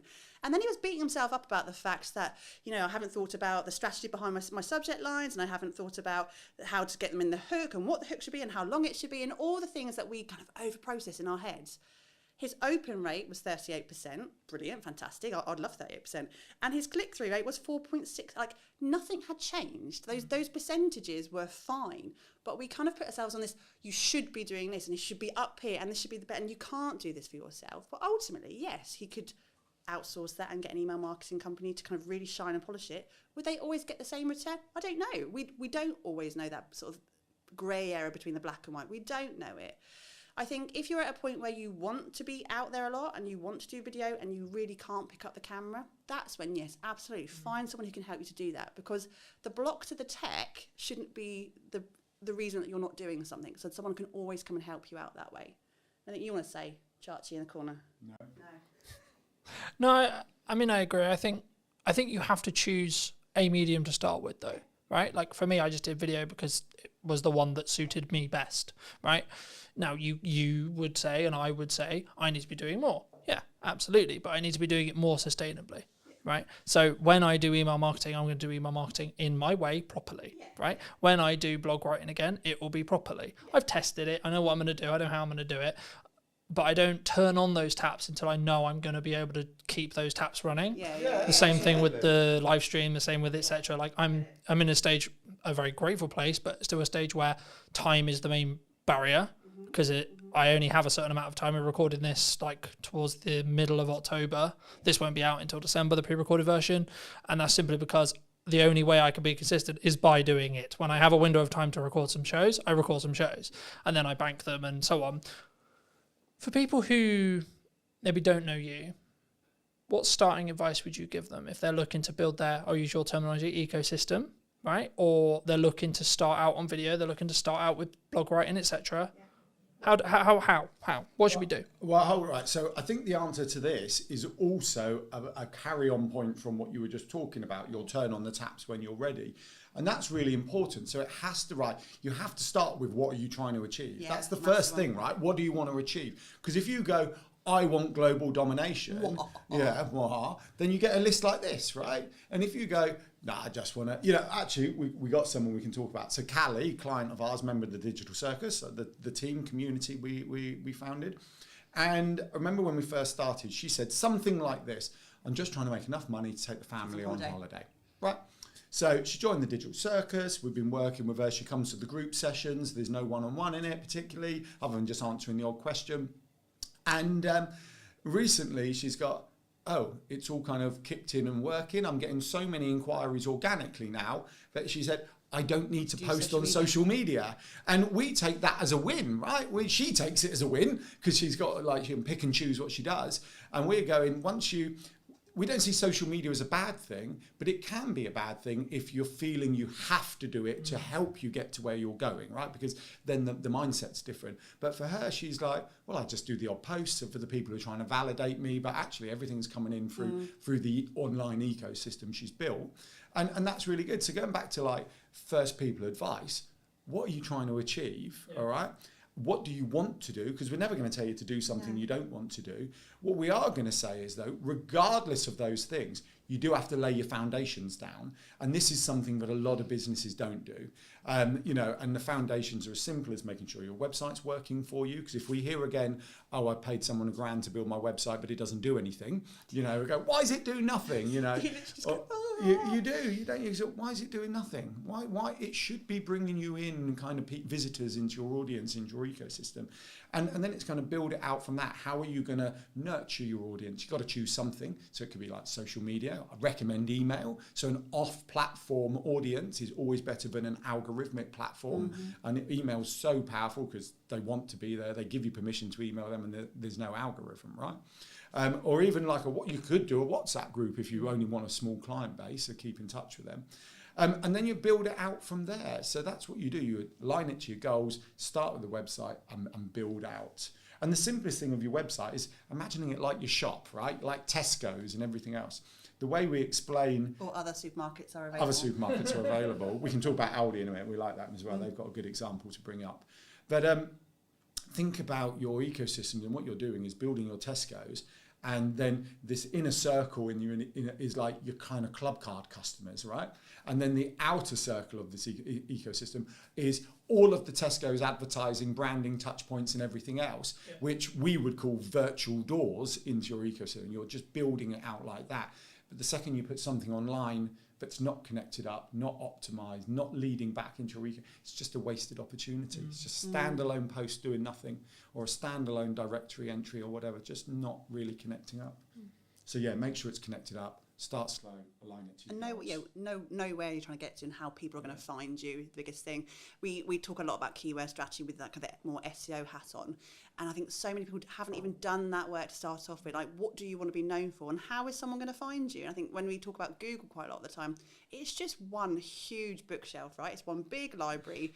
It's a really clever robot, but it's not a mind reader. And I think if you don't know what you want to be known for, how is Google ever going to know what you're known for as well? It's such a good analogy. If you think of Google as a library, okay, so you've built your website, you've written a book, not literally, metaphorically written a book, right, your website. Well, lots of people are writing books. I know, that's why. And it's like, what a lot of people do is, I've got my website, open the door to the library, Google, and throw it in and walk out. Yeah. Right? How the heck do you find that? Whereas what you need to do is almost anchor it down within the library, tell Google what space it needs to go on, so then people can find it. And then what happens is this unbelievable thing, Google will show it to people who are looking for it. Wow, like that, it's like, it's there, it's all there. Is that all going to change though? With AI? We have this conversation a lot, and AI is changing the world. We know it's changing the world, but at this point right now, it still has to be human-led. There's an element of human-led there, and to a point where AI completely takes over the world when the robots are, and we're going to be, proper, War of the Worlds. which could be tomorrow, you never know. Yeah, but we don't but we still have to have what is right now, and right now is the fact that we need to be really crystal clear. It's still machine learning, where it's looking at human content, feeding that machine, and we still need to be front and center with that up until they tell us otherwise. So we can't predict the future. Well, because the problem is, right, like, unless you're CEO of AI company, right, you could use OpenAI, you could use one of the others, Google, etc. You may know the future, yeah, but you haven't built it yet. You don't know it 100% is going to happen. So we might just be in a world like everyone's going, well, what happens when when I can plug as much video as I've got into me, and then I've got an AI version of me that looks as identical, has the same nuance, everything. But that might never come, ever.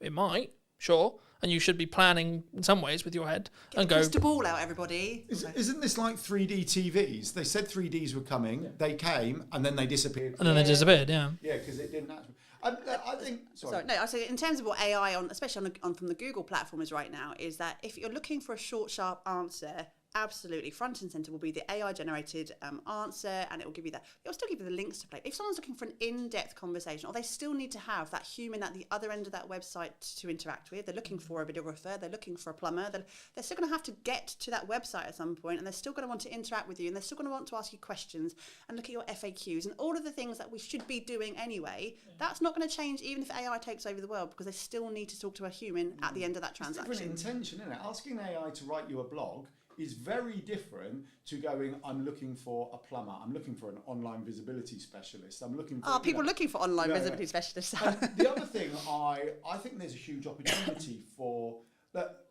We touch on lots of things in our model, but we can talk a bit about SEO and email marketing, content marketing, but SEO in this one. So if you don't optimize it, how does it get found? In our library analogy, it can't, or it can, but it will take a lot longer. The other thing is, I saw a fascinating post about AI shopping, which, to be honest, I hadn't quite explored until I read this post, and it was like the opportunity for the small businesses from AI shopping, because the AI is using different search terms. So when you go local glasses to me or something like that, rather than it going glasses, it's going best glasses for 2025 in Hampshire and things like that. So it's using broader search terms, which is the world of the small business, because the big businesses own all the short tail keywords. Our small businesses, we want the long tail, because we get a narrower audience who will be more engaged because we're answering their search query. Whereas, supermarket, going back to supermarkets, will be owned by a supermarket, right? So a small supermarket won't own that, but a supermarket specialising in local produce in Hampshire, best in 2025, all of a sudden AI is liking that. So there's a huge opportunity by ensuring you're there for when AI is looking for these answers. Yeah, that AI shopping was new to me. I find it quite interesting. Do you think marketing's too complicated for solo people now? We make it complicated. I think business is complicated. There's so much bloody noise, isn't it? This is why we started our business, is the fact that it's a really noisy space. And my LinkedIn or Instagram or Facebook or TikTok now is filled to the brim of adverts for marketeers who are telling you what you should be doing, or buy this here. And I don't bloody well know. I don't know. It's too much. And if you are a muggle type person who's not really into marketing, it can feel really overwhelming. It can. I get overwhelmed, and I know what we should be doing.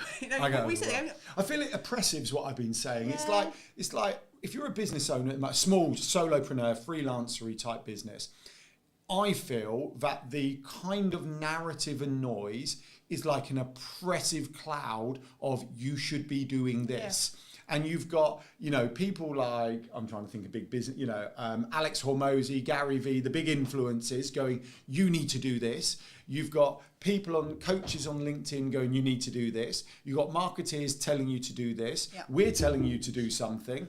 And it's like, which one do you listen to? Because some are similar, some are not. It's like, it is.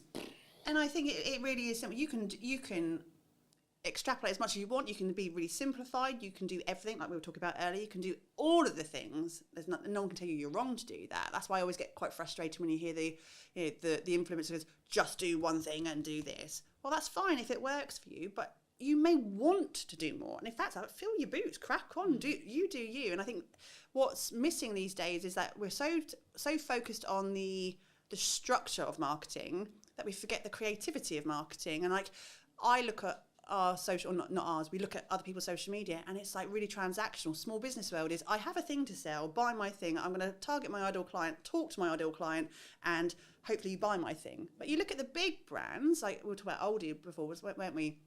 Or any other big, they're so creative and fun and not taking themselves seriously, or just connecting with you on that human level. They don't overthink the fact that they haven't done 5 LinkedIn posts this week and done this over there and sent that email. They don't do that. So we need to actually look at those bigger brands and go, how can we make our life simpler, show up the way we want to show up, and stop worrying about the fact that, TikTok's done this new algorithm change this week, and that's done over there, and that person's telling me to do this, and I should do this. Like, breathe.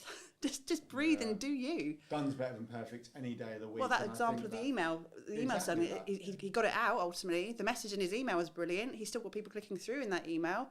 Yes, he could have been shiny with a really profound, opening statement. I got really excited on our email. So we send a weekly newsletter on a Thursday. It's a kind of, we share some thoughts on kind of the business world and what we do, with some hints and tips and some other, and community news and blah, blah, blah, it goes out. And I started adjusting the subject line, and I noticed the open rate went up by 10%. I'm like, Emily, I've worked out how to increase a 10% open rate. You hadn't. No, I hadn't. And so the next week I followed the same formula. 10% increase, next week 10%, week after 10%, and then week after, same thing, no, back down to normal. So I was like, well, hold on, what's going on here? Look, the 6 weeks that it had gone up with the 6 week summer holidays. So we'd increased the 10%, So the point is, the subject line did nothing, but the summer holidays, people were sitting there reading our email who were usually rushing around. And it's like, that's fantastic. But there's me thinking I was really clever, securing the best kind of subject lines ever, taking ours up from about 38 to 48, when the reality was, it was just the summer holidays, which is good. I think people, they don't, because sometimes people use it as an excuse, right? I'm slow because it's Christmas. I'm slow because it's the summer. I'm slow because da da da da da. But then I have a conversation with someone, and I'll just use MySpace as an example. So I have a conversation with a videographer. They'll be like, I haven't had any jobs in, things are really slow. Da da da. I was like, okay, but when did you last show your work? When did you last write a blog? When did you last make a YouTube video? When did you last make a passion project? So on, so on, so on, so on. And I guess there's a level of a self-accountability that you need to have yourself. So like for me, regardless how busy I am, Brandon Media will be the top paying client in respect to my output, because I know, unfortunately, right or wrong, some clients will still work with me. Other clients will choose to go different ways, go different paths, whatever. So I need to make sure there's a bloodline constantly, refilling that pipeline. And even though now, as the time we record this, I'm basically not looking for any more work to a 25 at all. Not really at all. But grateful place to be. But I still should be having the marketing turned on so that when we hit 26, I'm busy still. Right? It's not going to be magic. It's not going to just appear. And I guess that leads into a question of like, is it just doing those things and building those reps that you like, I'm going to commit to doing video because I love video, I love etc. Or I'm just going to do email, etc. And do we sometimes get dragged away from shiny things? Like, oh, shorts are really strong right now and I need a podcast and everyone's got a podcast and then people are doing live streaming and And that's the conversation we have so often with our clients, especially clients within Digital Circus as well, is that there is no magic bullet, right? There is no, but what you do need to do. There isn't a magic bullet, realistic. I know we've said and we've said human connection. It's doing the bloody work. It's just working hard, right? And like you can we're all adults. Well, majority of us are adults. A lot of Adulting is the biggest con in the world ever. Well, we can tell. We have a structure and it works for us, right? And we're not going to say it doesn't work because but we spend a lot of time doing those things. It does take time, and yes, there are 2 of us. I get that, but it still takes time. We still run a family around it. We still try and do other things. We have to make twice the wage. We have to make twice the wage in our business. There is no plan B, so we have to do the work. And I can repeat it over and over to someone, going, "Yeah, but you haven't done that," and you keep saying, "I will get round to it." Just have some self-discipline and do it. And if you do the thing and it doesn't work for you, at least you can come back and say, I've tried, and then I'm going to maybe work on the next shiny thing if you really need to. But until the point where you just sit down, commit and go, this is going to take time. I have to find the time in my week. I only have these amount of hours in my day, but I'm going to have to sit down and do it at some point. Just do the thing. Do the thing. And then stop getting blindsided by, TikTok or Clubhouse. Is Clubhouse even still alive? No, it's not, is it? But we all run to it. But it's okay when it fills a space, because we know people who did quite well out of Clubhouse. Of course, but it's fine. But it's not long. Thing is, I think it's a bandwidth thing, though. right? Like I had this conversation with Chris a couple of weeks ago. We were talking about like you should be doing the authenticity, the add value piece, etc., stuff like this. But if you can trend jack on top of all of that, then absolutely you bloody should, right? Because it will add into your overarching the number of views I can obtain, which means conversion, blah blah blah blah. But if it's to sacrifice the value add, just can it off, don't do it. Right, is my view, and it's purely a bandwidth question, and that's why I think you've got to have some level of tough love either from someone else or yourself, which is I think what you were talking about like you've just got to get it done, right? I don't think, and maybe you've had this in friends and yourself as well, but like for me, unless you're close to me, I don't think people quite realise how hard I work, right? Everyone's like, come on, you're visible all the time, you're everywhere, da, da, da. Yeah, but that's because I work literally every single fucking hour of the day, right? And it's not that I'm just like, cause there's then the smart versus the working hard argument, right? But the thing is with AI, if you're working smart hard for the same amount of hours I am, and it's just compounding on top of it, right? So I think it's not just a binary of, oh, I use AI and then I can go and chill for the 5 hours, right? Because it saved me 5 hours. What you should actually be doing is, it saved me 5 hours, so I can do 5 hours more work of the work only I can do, right? And then you actually 5 times more or etc. Yeah, or the thing you love, like within it. So, you know, networking's a great example. And it's like, actually, even driving here. So we live half an hour away and we're chatting to you for an hour, let's just say. And so that's 2 hours, but that 2 hours doesn't factor in walking, parking, popping, you know, so it's 2.5, it's possibly 3 hours. Yeah. It's actually, if I'm brutally honest, an inefficient use of our day, right? Yeah. Because we squeeze everything in the school run. But actually, we want to do it. We want to do this, and those systems, those automations, and the AI, whatever you're doing, allow the things you want to do to happen. So yeah, whether you're replacing it with something else or adding more in, or you're going, actually, I just want to talk to people. So I was chatting to an AI guy, James, I met from Ireland the other day. And we were talking about an AI CRM that looks at your entire online Stop giving the idea away, because someone's going to go and build it. Yeah, and but we're I'm quite gonna miss happy that someone one. else built. We're not about to build it, right? But it was kind of, I don't actually want this, because it does something I don't want. I'd rather do so. But to the extent where it looks at your entire online presence, so it will factor in likes on posts, comments, email open rates, previous stuff, bookings, DMs and everything. And if someone went past a trigger using AI audio, it could send them a voice DM, because that's our thing, voice notes, and it go, hey there, it's Alan here, blah, blah, blah. Would you love a virtual cuppa? You know, I haven't spoken to you in ages, or would love to get to know you. Here's a link. And as much as I would feel that's not quite cool, what that would actually allow me to do is just focus on the chatting to people rather than working out who to chat to. And I really like that idea. I don't know how happy I would be with it sending a voice AI note, but we've played with it. At least a trigger who you need to go and send a message to. Absolutely. So if someone wants to build that, just give us a shout when you've done it, because we've got other things to do, like go on adventures, take people to Palms Park for the day. We have to talk about some fun stuff at some point. Absolutely. I mean, just quickly on the voice cloning note, like that you can, like now, as of today. We use Riverside, we've played with it. It's brilliant. Alan said to me, absolutely clone your voice, I could not tell the difference. Yeah. He played something to me and he said, do I sound all right? Does my microphone sound a bit tinny? And I went, no, it sounds really good. He went, yeah, it's not me. I put a post out on LinkedIn with it. I put a post out. It was, so I got the audio, and then over the top of it, I did a video of me doing like a phone jacker voice going like this, and put it out, and people go, no, it sounds just like you. So I thought it did as well. Scary. You know, so I think, moving back to what we started the conversation on, like we might get to there with video, right? We might. Right, but the thing is, then I go back to my previous conversation about working smart. Okay, well then technically, if we've all got that ability, I could technically script this entire podcast if I wanted to, or get AI to, and then we could have a 45-minute podcast that we weren't even there to do.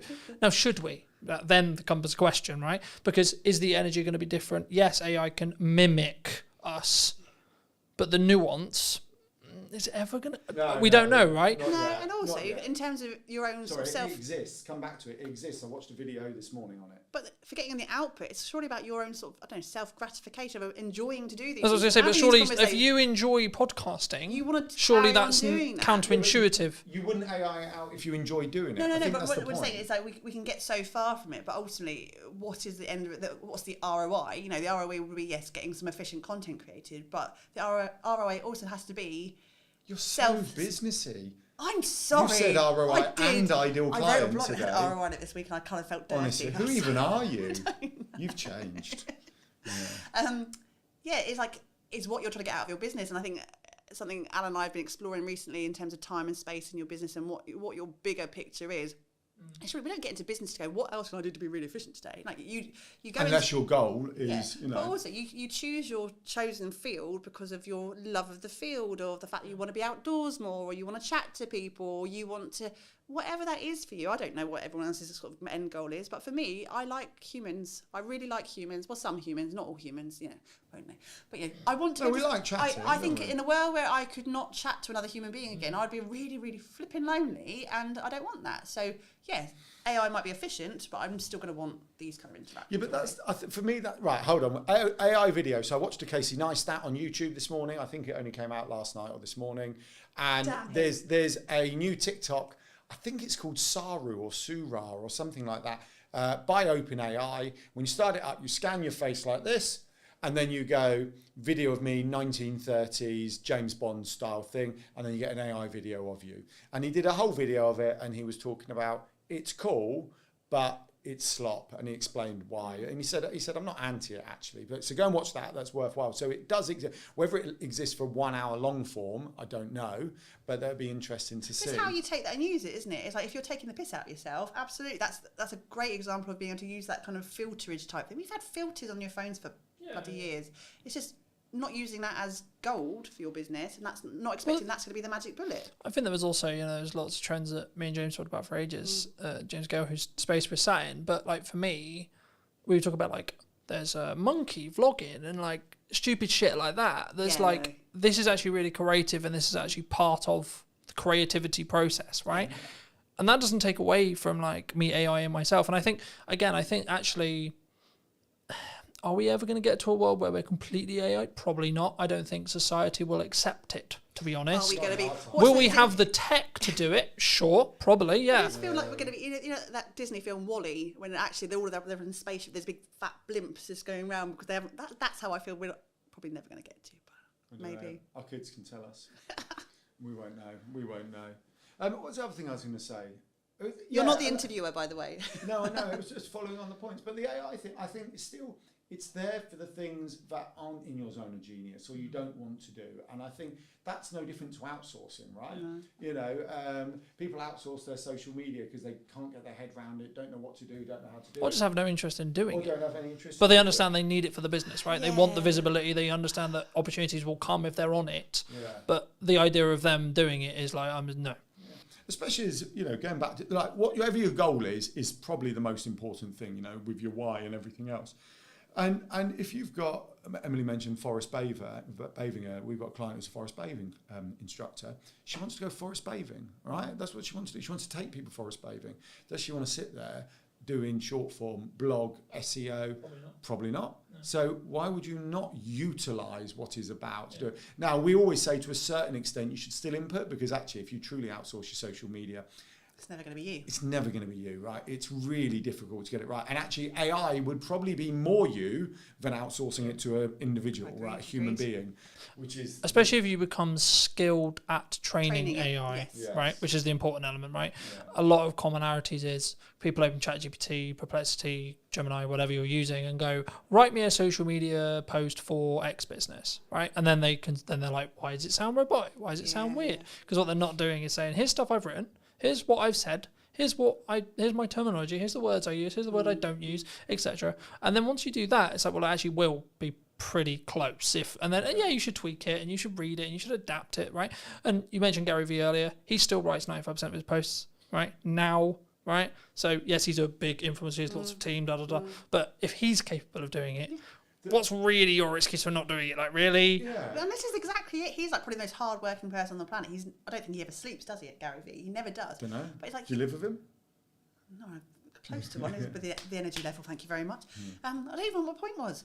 Oh no, it's like, there is no excuse. And if you want it bad enough, you bloody well just do it. Thing is, I think he does, because he talks about sleep all the time. He says I get 8 hours, but that doesn't matter. The 16 hours I'm awake is what matters. That's what is mattering with it, exactly. His output within the 16 hours is so efficient and so well done that he can outperform And he's also been doing it a billion years, right? There is that other point, right? If we're going to talk about social media for a second, and you know, okay, so I'm one of the believers that volume is key. Actually, I'm okay with vanity metrics. I think they're an indicator. So if you've got one like and you've got 1,000 likes, I think it's fair to say that there's a potential that your 1,000 like account may bring you in more kind of inquiries. Could, right? Probably will, could. Depends on how engaged that one person is. I know, because someone will prove me wrong. You are right. But if you were taking a broad generalization, you would say if I'm hitting 100k, like I am right now, roughly every month, and someone's hitting 10k, I'm probably going to have more inquiries, probably going to have more people talking about my brand and my business and me than someone who's 20 or 30k. I think that's fair to say. What was my point? But I think one of the challenges, especially if we're going back to small business owners, solopreneurs, is the long post, right? A lot of posts are long, whereas going back to Gary Vee, lots of his are extremely short, and they're a repurposed piece of content. They're not fresh content. They're a video he did 5 years ago that whether he's got AI editing it or he's got an editor editing it, he's bringing back out, he's repackaging and everything else. And we shared some online visibility Christmas tips in a newsletter just to help people get their heads around it. And it sounds unbelievably crazy, but coming up with some optimized content, so content that will appear when people are looking for an answer, that could be around something Christmassy, will work for you on your socials, on your newsletter, and in the kind of search engine results every single year. Every single year. So it's once again, we're back to efficiency. And it is efficiency. And I just think we, in a small business bubble that we all kind of sit within, there's this kind of almost we protect our mental health to where we go, it's okay. You're going there, you're brave. No, it is, because we protect it from being... I went to vanity metrics, you're going to mental health. Protecting your time, you don't want to overload the system, don't do too much more, you don't need to put 50,000 quality over quantity, or all those things that we hear. Is that an excuse, though? It's not an excuse. No, I don't believe it is. The anti-hustle noise drives me up the wall. And I just think if you've got, and it comes back to being efficient, so if you've got long-form content, and this is why you and I, all three of us, love long-form content, is that you have so much more opportunity with it. If you've put it through, I don't know, Riverside or whatever, and you've got yourself 50 clips, why would you not put all those 50 clips out? So hold on, let's break that down, right? You do one video, okay? So you film an hour-long conversation, you put it on YouTube, gets 10 views, okay? Fine. You live stream it to 4 platforms, okay? All 4 of them get 10 views. You've now got 40 views, right? If you then take the recording, do a bit of tidying up and put it on YouTube in December, like you said, you've now got 50 views, right? You take that recording, you chuck it through, whether you want to do it manually or an open AI thing, you're sat here going, what the heck do I put on social media for the next month? Yeah. And let's say you come up with 10 shorts that all have 10 views again, and 10 views on each of the 3-4 platforms you repurpose it onto, which you can automate.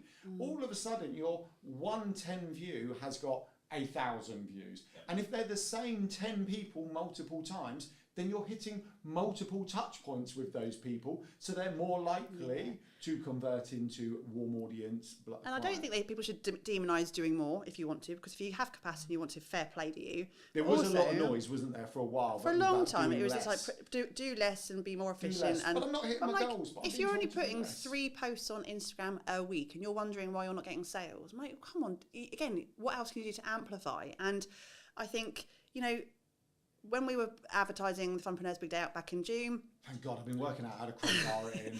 But I'm there telling your close family and friends, could you please, if you see a post, share it. But the stuff you do as a small business owner.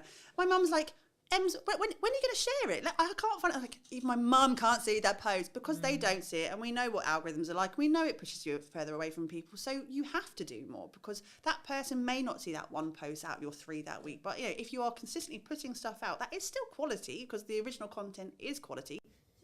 But it's also like, what is value? That's down to the market to choose. That's quantitative in regards to like the person watching it, not you, right?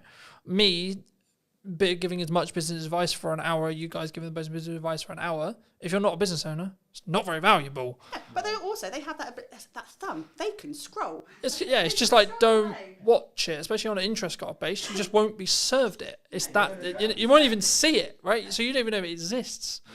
But yeah, people are not going to be offended because they've seen that one short 3 or 4 times. They've already seen it or not seen it. They are just going to scroll past.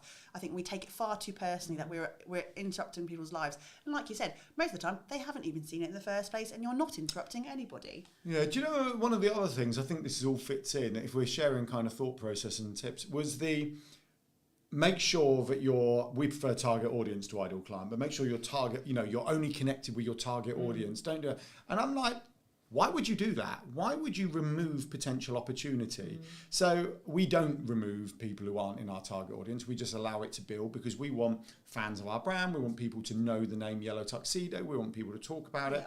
But then what you get is opportunity. And you said this earlier about people who say, oh, there's no business in December.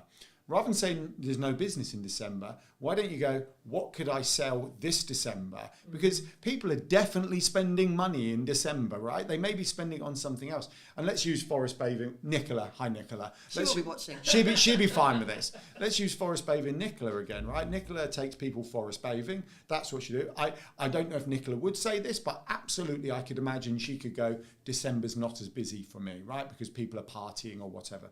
But you could bring out a gift voucher. You could bring out some in-home experience that could be bought in a box. I know she does forest bathing in a box. There are other opportunities. A range of waterproof jackets Nicola could bring out that would be brilliant for the winter because she goes forest bathing if she wanted to. There is a plethora of you got plethora. It only took you. Well, it took us ages to get to Thumpernose Big Day Out and plethora. That's one of our buzzwords. We have like a business bingo lingo type thing, and plethora comes Plethra's out. on our list, yeah. Plethora comes out a lot. So, and that's the thing. I want to go, what can I do differently? And once again, it might take time. So you could have a conversation with AI and go, December always feels busy. This is my business. What could I do differently? You could ask your community you're a member of, like the Digital Circus. We've had Decembers where we've thought we were going to be quiet. They have been our busiest months, haven't they? Yeah. Well, you used to say December's quiet, and I used to say, can you stop saying that? Because there's no logic for December's being quiet. And then we literally got an inquiry on the 31st of November for this fantastic project that led us up to Christmas, which we then stopped for 2 weeks to spend it with the kids. Right? I think the key, and I think originally it was Alex Emosi who said it, but if no one, like not every single person on the planet knows you, then you need to market more. Yeah, I do agree. Like, simple as that. And I keep having multiple points whenever I do a podcast, whenever I do an event, etc., where like, I think someone said it in the event I did in September. I forget who exactly it was, but it doesn't matter. The point still stands, which is like, well, actually, you're marketing too much. Someone said, oh, I'm marketing too much. I said, okay. But then someone literally within the same room said, in the second after that, they said, yeah, but not every single person in the world knows Colton, therefore no, then he hasn't. Because the thing is, yes, I may not want work as of today's live stream, necessarily, okay? If the right project comes in and I can make it work, cool, yes, sure. But as I said earlier, I will want work in January, February, March, April, so on. And the thing that people don't understand or don't think about sometimes when they do marketing is you need to front load it by 3 months for it to then work. Because it takes time for people to firstly see the content, then go, actually, hold on, do I even want to, what does this person sell? What the fuck? Like, who, what, do I even like this person? And then once they're there. It takes a long time to go from, It's also some people are, really slow burn. We had a speaking gig 2 years ago now, when we were in Bournemouth, a speaking gig 2 years ago from someone who had been, she'd known us from our previous business, which was in the events industry. That was back in 2012. She'd been following us. She's one of those lurker type people who had never interacted with us, had never liked or commented but we weren't connected on any platforms. But she'd gone, I see everything you're doing. I really want you on my stage. Will you be there? And like, that was a 10-year burn, man. Like, it was a really long, but you can't, work out when those opportunities are going to be. But there. you could have stopped 2 years. You could have stopped 2 years ago, and it wouldn't have. You wouldn't have quote hit the glass ceiling with it. Yeah. Totally right. Going back to the Alex Hormozy talking about, does everyone in the world know? Look, we have to go, right. We are huge advocates on aligning it to your goal and business on your terms, right? So some people are not going to want everyone in the world to know who they are. But there was this other one I quite liked, another quote from an influencer who basically said, if you are not full up, market harder.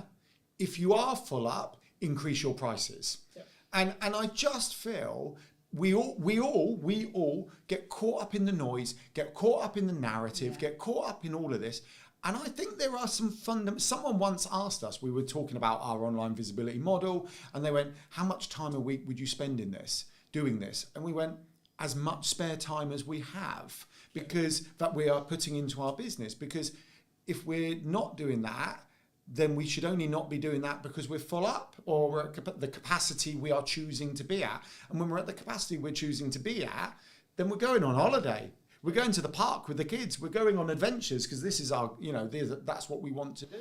So But that's your decision to make, right? Absolutely. That's your life choice. And that's why it irritates me when people go, I don't have the work-life balance I want, right? It's like, well, especially if you're an entrepreneur, it really irritates me because I'm just like, then take on less work and be okay with making less money. Adjust what you do, change your business plan if you need to, come up with a slightly higher ticket item, potentially, right? That might help with that. I mean, there's a reason we're not in Barbados just yet. No, of course not. Yeah, but do you want to be on Bobby? Do you want to I'm be? not going to say no if someone buys me a flight ticket.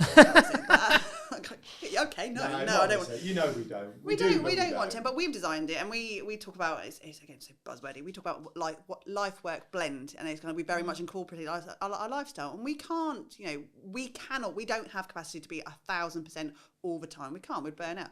But we do get the time with our kids. We do get to spend time together. Alan and I work together as best friends and partners, lovers, all that. That's really. Oh, I know. We've chosen that. However, if we want to be more, we have the tools, we have the knowledge, we could really scale it up if we wanted to, but we choose at this point to hold back a little bit. But when we want to be, we will be in Barbados. Yeah. Well, what we have done, we've integrated, so we're evolving Yellow Tuxedo a little bit as well. So not only do we show people how to do online visibility, which really is about them having efficiency, simplicity, time and space. So when they are marketing hard, it's actually working harder for them. It helps it become more efficient. So rather than throwing higher leverage, Yeah. But the other thing we're bringing online is back to this kind of whole time and space and efficiency. We're bringing on some events, right? So we do the Funpreneurs Big Day Out, which is about solopreneurs, freelancers getting together. It's kind of a day focused on fun to get out of your business. But what you actually get when you focus on fun is stronger relationships, stronger connection, creative thought processes. You get so much more when you're not focusing on those things and you're focusing on over here. And I sort of was chatting to someone recently about who they'd come to the Funpreneurs Big Day Out this year. We'd never really met them before. They were completely cold. They just came along, brilliant, winning. And I said, oh, how was it? She said, oh yeah, I sent some business over to such and such recently. And I said, oh, that's cool. She said, well, if I'm not honest, she said, once you've screamed next to each other on a roller coaster, your kind of trust level goes up monumentally with them. So it was easy for me to do. And that's complete, contrast to delivering an elevator pitch around a table. And we're looking, Emily's got a retreat coming online in March. Not online, it's not coming online. It's already not online, there. It's in person. 2/3 full up. So be quick if you want to go to March on Emily's Look at you retreat. crowbarring. No. I'm crowbarring it all in, Emily. We're putting a trip to Morocco together. We're taking people up Pen y Fan because actually our love is adventures. We've always seen business as an adventure. So then it's like, well, actually, let's bring the more literal adventures in for the people who want them. And I think that's coming full circle. Full circle. You are. Did you? I'm sorry. You're such a coach. But it's about going back to the online ecosystem and getting your online affairs in order and having those foundations in place. It makes your life simpler. Once you've got that in place, you can go to Morocco, right? But you need to stop whinging when it's not working because you're not taking that time to build what's going to lift you up. And you have to put that effort in. And it comes right back to... Sorry. We can't... we could do it for you if you want to. But, you have to... Kids do need shoes. do need shoes. And it's Christmas coming up. We need to buy presents. No one's going to do it for you. You have to put up your big pants, like Gail Tong would say, put up your big pants and just do the thing. Even if it was really awkward, even if you don't like the camera, if you're doing content, even if you don't like pressing buttons because you're worried you're going to break the tech, go and either find someone to support you doing those things or just get over yourself and do it. Well, really. Ricky's Ricky Locke, long-term friend of Yellow Tuxedo, member of the Digital Circus. He's a great one. I was catching up with him this week. We're just kind of hanging out, chatting. And he's evolving his business. He's been doing it 5-6 years. He was a wedding and events magician, still is, but he's evolving into confidence speaking around the world. He's done a TED Talk recently. And he basically said, it's difficult to deliver this because it was basically telling us what we taught him was brilliant. But he basically said, the years hanging out and kind of proactively building his ecosystem have allowed for him to evolve his business now in the direction he wants. Because what he's seeing is, you know, on a random blog post that he optimized 3 years ago, he's getting 3 inquiries a month just off that one blog post as an example, on top of everything else, because he's done he's done and some collaborative stuff and some social media over the years and completely built ecosystem. It all has its place. As people need those multiple touch points, they get to watch a video, listen to a podcast, read an email, do X, Y, Z. So his conversion rate's gone up, his inquiry rates have gone up. He's over here doing his TED talk, becoming a confidence coach, working with, I can't remember the other team, he's CEO of the Confidence Club. How could I forget that? And all this other stuff. It's the direction he wants to evolve to. But his magician stuff, his wedding stuff, is just ticking over nicely for him. But I think the equity you gain by being visible and being on marketing, you know what will work in the market because you've got feedback from yesterday, right? So I can tell you what the best performing reel of this week is because I look at it, because I put them out and I see the views. But also, in a time, I think Gary Vaynerchuk said this mostly, like in a time when things become harder, right? Economically, either like where you are or just your own business because of XYZ, are you willing to put the extra work in to make sure that is not the case, right? It would be wrong of me to not look at the market right now and say, I understand that people are finding it difficult, right? I get that, sure. Okay, but then my question is, how do we fix that problem? Not, people are struggling. I was having a conversation with my partner yesterday, and I was like, people, like, because I think on the news it said, like, people are worried about their job security. And this sounds horrible to say, but I was like, are they? And it's not that I don't understand. You watch the news, just don't watch the news. Well, there you go. I guess the crux though is I was like, I'm so engrossed in my world, and I'm so engrossed with quote how well I'm doing and what I've got going on, that it kind of took me. I was like, shit, fuck, really? You know, because I was like, I like empathetically, I'm like, shit, that's really bad, and like I wouldn't want anyone to feel that way. But like for me, I'm that. Then also, if that is you in that position, and you are listening to this, and that is you in that position, what are you doing as a backup plan? Are you online, etc.? Like, don't talk about, like, if you're at a company and they've made very clear to you, don't talk about the company. Here's an idea: don't talk about the company. Might be a good idea, but you have a load of other stuff that you can talk about, and that was going to be my next question, which is like, how do we weave that line of talking about personal? Talking about the person, right? Colton, Emily, Alan, etc., and then the business, and it's still being quote authentic. Buzzword.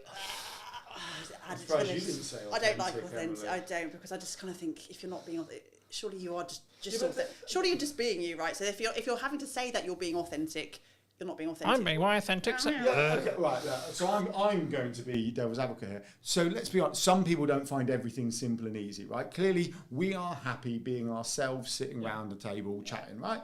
Fine. Others may not find that. But what happens with all these things is, like the anti-hustle culture, like the be authentic thing, they all have their place for the right people. Yeah. But I was speaking to someone the other day, and she was like, what's she into? I've forgotten. She was really interesting, actually. So she's a nutritionist. No, Alan does more one-to-ones than I do. I know, I just love chatting. So she's a nutritionist. And she went, well, I was going to be like a perimenopausal, I can't remember whether she said coach, but for the sake of this, I'll just say coach, right? Help me with it. But she said, there was so much noise about perimenopause at the time, but I've got to be very careful here, right? But she said, You're very brave mentioning that. No, I know, I'm so nervous. But she said, I didn't want to do it. And I find that in this world, that there's peaks and troughs of noise. And for the vast majority of us, the answer is, just crack on, be yourself, be a bit more efficient, make some more noise, right? Be a bit more visible. Well, lean in and then do it longer, I would say. If truly, like, so I want to talk about marketing, I want to talk about video, I want to talk about doing, okay, I'm doing it for 10 years. That's my sprint. My sprint is 10 years. Let's see if you can keep up, right? There's lots of other people who are doing it, sure. But have you been doing it as long as I have? Probably not. No. Yeah. Well, it's like The Rock always says, be the hardest worker in the room, doesn't it? But then once again, that does have to align with your goals. Yeah, exactly. And we have quite a few clients who are, what's the polite phrase? They're older than us. And more mature clients. I think the term is on the way down, or on the wind down. On the wind. Some aren't. Some are hungry. We have a whole host of clients that we work with who are in their latter stages of their career life, who are not slowing down. They've got, and actually they're the best workers we have in terms of taking ownership and doing it. They've been through the career ladder. They've done things. They've maybe changed complete direction. They've maybe got to their. They understand working hard. They understand work ethic. It's an amazing thing to have because they've done that their entire lives. And then it's like that final sprint to retirement or not retirement, because loads of people don't even want to retire. Is that this is my last career. The last thing I'm going to do, I'm going to make it count. And they are the best workers. I really. Well, Michelle Armitage is. Oh, you are dropping names today. Well, not because they're compliments, right? So Michelle Armitage had a corporate life. I think she said she was 10 years from retirement if she wanted it. She didn't. She quit. She wrote the book for the topic that no one else had written the book on, but she was interested in something, went to find a book on it. No one had written it, so wrote it, right? It's on design psychology and how you mix psychology with design, literal design. And so she wrote the book, and now she talks about that. She's bringing that into business.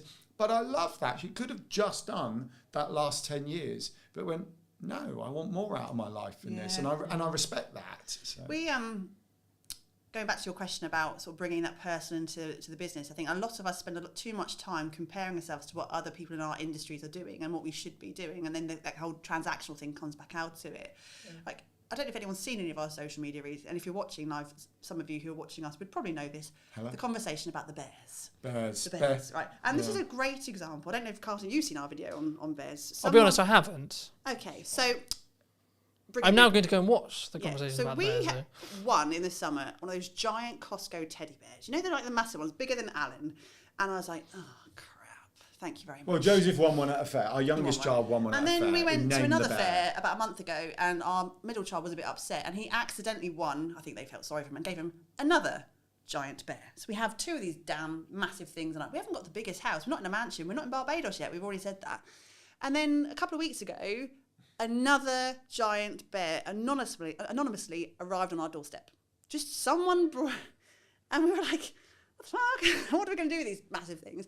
And that became, again, it was a light-hearted bit of banter. It became a bit of content on there because it wasn't about online visibility. It wasn't about digital marketing or social media. We just put some posts out about the bear. And then what we couldn't have accounted for after that was the conversation from people outwardly who were watching our stuff, sending us bears in the post. We have had mini bears put, we've had Care Bears through the post, we've had people, and the conversation and content that came on, it's been hilarious.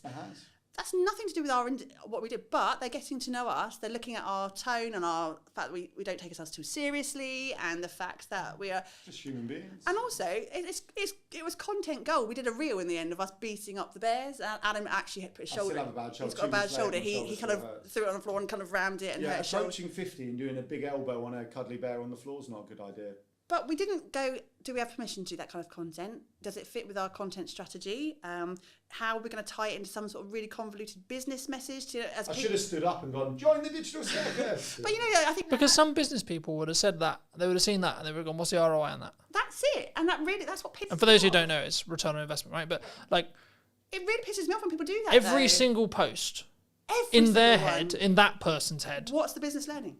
What's the business ROI? What's the business ROI? And they'll put and I'll see a post that's different on LinkedIn, in particular with this, and I get really excited because I can start to see someone just being a little bit more confident to go, I'm just going to share this today. And then I read the entire post and go, oh, there it is. There it is at the bottom. Like, you didn't have to do that. Do you know the challenge is, we've always talked about this, the challenge with a black and white marketing strategy. And I understand, it's a bit like the law, right? When you're kind of doing, the law has to be black and white. But, it's that classic, but I was doing 34 in the 30, but you're doing 4 miles per hour over. Like, no, I know it was, but it was clear, it was open, surely, no, you're over, right? There has to be a line, right? And marketing's very much like that. There has to be a line. You have to look at the statistics. But sometimes what's ignored is we're all humans, right?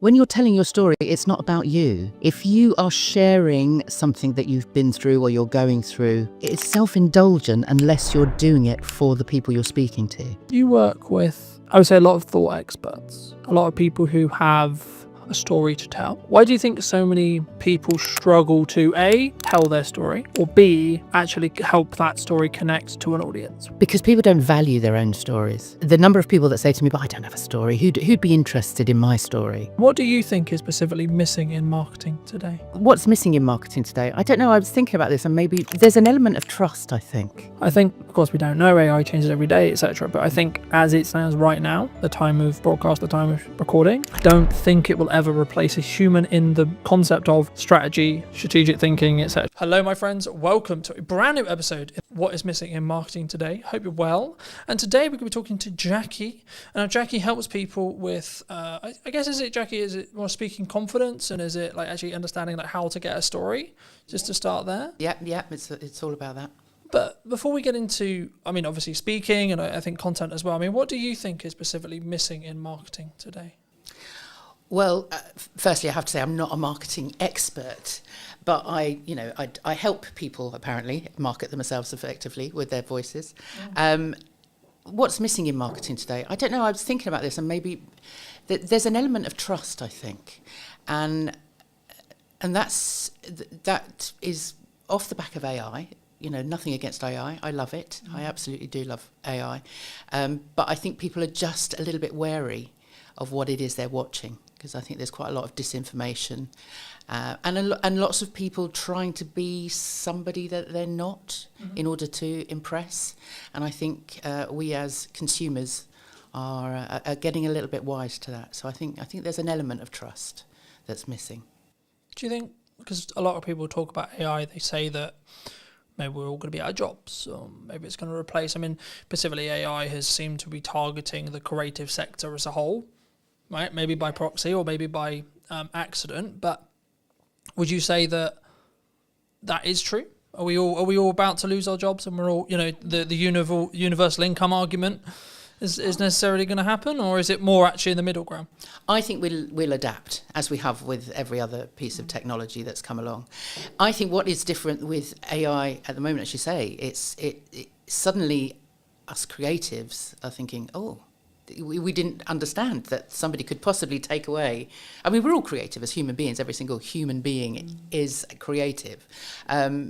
But if that's your job, if you're a writer or an artist or a singer, songwriter, whatever, there suddenly is something that could take away that element of creativity, your IP, your intellectual property, and I don't think that's actually happened before. So I think in terms of being creative, I think maybe there is something to worry about. But otherwise, robots have been doing jobs for ages. When computers were invented, we all thought that was going to be the end, that we'd never have a job again. But I think we adapt, and I think AI will be similar. I think there's kind of two camps right now for me personally, right? From the people I speak to and the people I connect with on a regular basis, there's kind of the ones who are using it to become more efficient and they're utilizing it, and maybe they are using it for research and they're using it to help them write and etc. And we can, I'm sure, go into a bit more use cases. But then there's also the other camp, which is like, no, I'm not going to touch it. And my worry with those people is I have a feeling they might, because they're not in using it and they don't understand it and they're not even at least playing with it, their concern, well, my concern for them would be they might get left behind, right? And they might be in a position where actually maybe they're missing opportunities because they could be more efficient with AI, but also actually their idea of what is a job, so their idea of a camera operator, their idea of an editor, etc., might cease to be as valuable to a client or a market, an end consumer, because they haven't understood that AI can actually replace certain elements of that. I think, of course, we don't know, AI changes every day, etc. But I think as it stands right now, the time of broadcast, the time of recording, I don't think it will ever replace a human in the concept of strategy, strategic thinking, etc. From what we've seen, right? As an editor, yeah. As a support, as a junior, sure. Would it there's a lot of conversation in the video space about, am I ever going to be able to put the hours of material I have of me talking on camera into an AI, and then it will be able to basically give me this infinite feed of me, then it will look and sound and have the same mannerisms, etc. And actually, should we have that? Well, I guess is the question that comes from that. Yeah, that is the point, isn't it? That there is that element of trust. Is what you're watching actually in real time? Is that actually the human being that's thinking on the spot in that moment? I mean, those are the things that we won't know as consumers. That then you kind of end up feeling duped somehow. And I think the people that don't touch AI, exactly as you say, will get left behind. But it's an element of fear. It's an element of touching it and it all falling apart. You know, certainly my parents' generation took ages to get into the computer world because they suddenly thought, well, if they press a button, they'll lose everything. And I think it's similar with AI, because people aren't going in and just experimenting and exploring and seeing what it can do, that actually they're frightened of breaking it, so they don't try. Do you think there's also kind of this is the way I've worked for years, this is the way I am, this is the way I've done it? You know, I've been hired as a camera op for years, I've been hired as an editor for years, so no, that couldn't, you know, I mean, is it a level of pride, I think, or level of like, oh no, this couldn't be replacing me, you know? Well, yeah, I'm sure there is a level of that as well, but I think people are frightened of change. You know, and especially if there are people out there that have been in the same doing the same job day in, day out for years, and it's kept them safe and it's kept them in their comfort zone and, you know, family fed and all of that. If suddenly something is threatening that, then that's when people kind of there's a fear around it, and then they would rather fight it than actually understand it. You work with, I would say, a lot of thought experts, a lot of people who have maybe experience or a story to tell, perhaps. I mean, why do you think so many people struggle to A, tell their story, or B, actually help that story connect to an audience, would you say? Because people don't value their own stories. The number of people that say to me, but I don't have a story, who'd be interested in my story?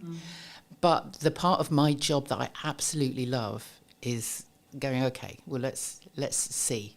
Let's start unpicking what it is that makes you, you. And once you start getting underneath what they think they should be, that you suddenly then find these amazing stories. And then one of the very first questions I always ask when I'm working with clients, no matter who they are, what experience they've had, you know, the age, gender, whatever, you know, culture, whatever, it's, you know, what were you playing when you were 9 years old? What were you doing when you were a child? What lit you up then?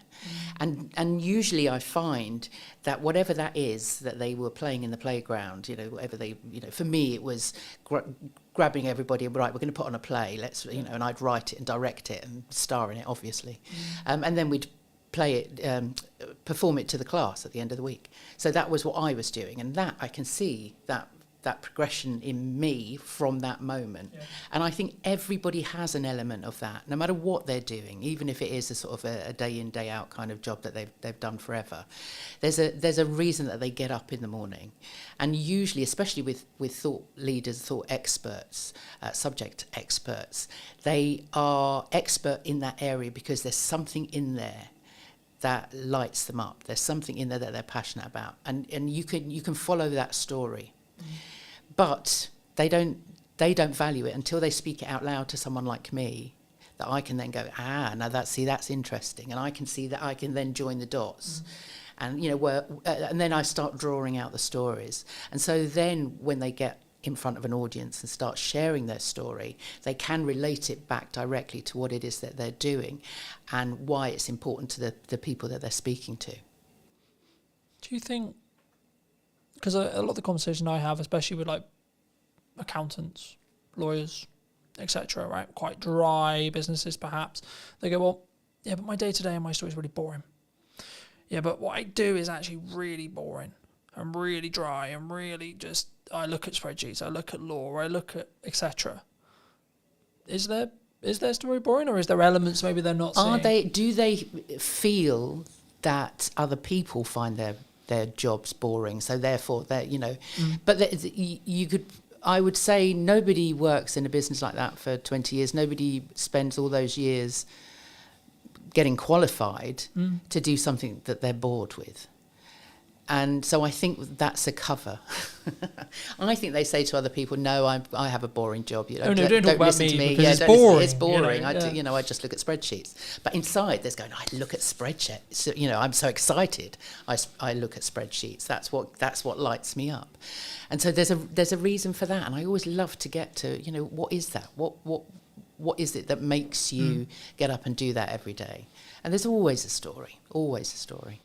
Do you think we sometimes, does it come from that I don't want people to look at me like, I've never really personally struggled with this, but I know many people do, which is the like self-promotion, especially as a business owner or an entrepreneur. You know, we try and put ourselves out there a lot and say, well, that's what we should be doing in my view. But, you know, it's the reason why I get the opportunities that I get. It's the reason why, quote, I'm as successful as I am, etc. But like, is there a hurdle there? Do people just like, oh no, it's a very British thing, right? It's very, oh no, I couldn't possibly put myself out there. Yeah. Do you think that's why? Yeah, that's why we have a deflection of like, oh no, I just have a boring job and I look at spreadsheets. You know, is that because maybe it's deflection to say, well, that's why I'm not doing it? Yeah, a lot of people don't like blowing their own trumpet, do they? I certainly don't. But there's something in people's. People, you know, you can be an introvert, and there are obviously, you know, we're introverts and extroverts, and people that are somewhere in between. But generally, the introverts are the people that don't necessarily socially want to sort of get out there and connect and be in loud spaces and all of that. But actually, they still have a story to tell, and they still have a reason for promoting their business and promoting what it is that they do.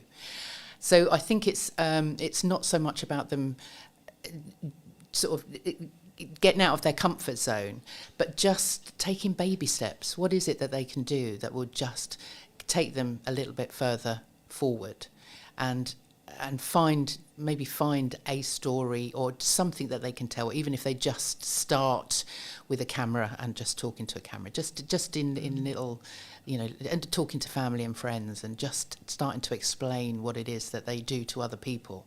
I mean, I have so many people say to me, my sister, constantly, I don't really know what you do. It's like, well, let me explain. And everybody has that opportunity to explain what they do to somebody else. Just get used to doing it, you know, and you will discover it's not until you start speaking your story out loud that you get feedback from other people. And that's really useful.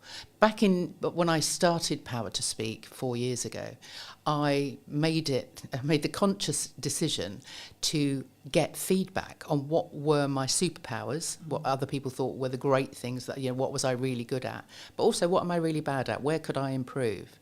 And I thought, well, I'm going to bite the bullet. And so I asked, I think, 4 or 5 friends, 4 or 5 former clients, and 4 or 5 networking buddies, say people that I knew through networks. And so I had about 15 different versions come back to me. What do I do really well? What do I, you know, where can I improve? And I was amazed. And I don't think it is quite a brave and vulnerable thing to do, because you don't know what you're going to get back. But I wanted them to be as honest as possible. And actually, the good certainly outweighed the bad. And the bad I could improve on. I knew where that was that I could then improve. So I always recommend people do that. Because sharing your story is a vulnerable thing to do. And that's why people don't want to do it, because they're frightened of being laughed at or being told they're stupid or they're not good enough, or whatever that, you know, whatever that imposter voice is saying to them.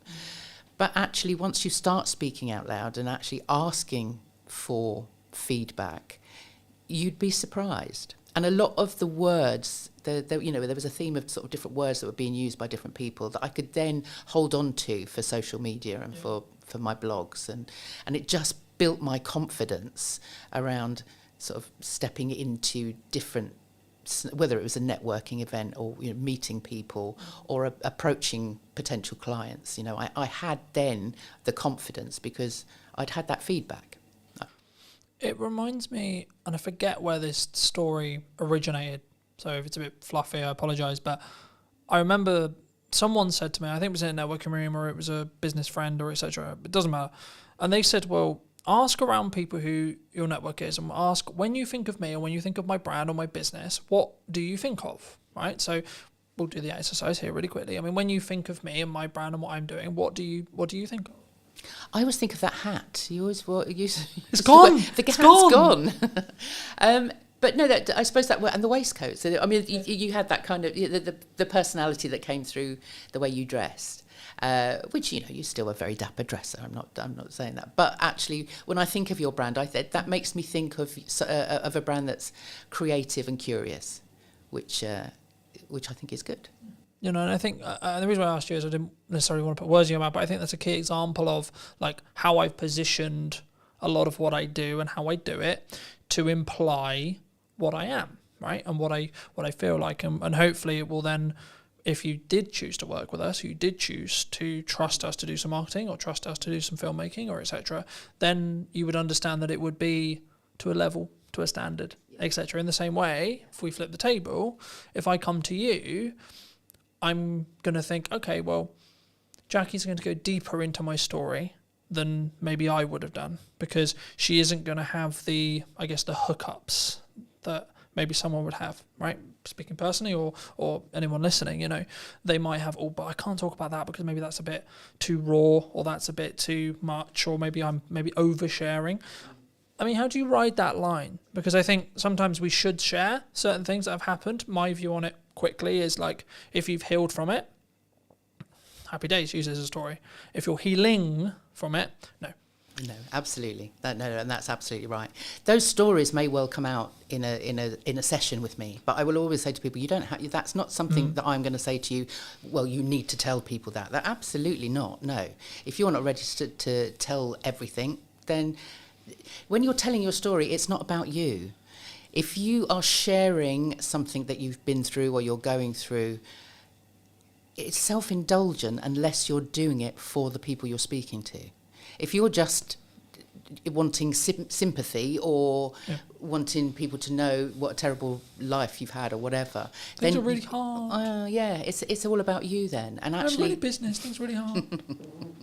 And but what you need to that's fine and relevant if it's relevant to your audience, because if it's not relevant to your audience, they'll switch off. Well, you could tell the same story. So, well, this is how I overcame being, I've discussed it in podcasts before. I've discussed it saying, well, 24 was really challenging and really difficult. Okay, but here's actually what I was doing wrong with marketing. Here's actually what I was doing wrong with networking. Here's exactly what I was doing wrong.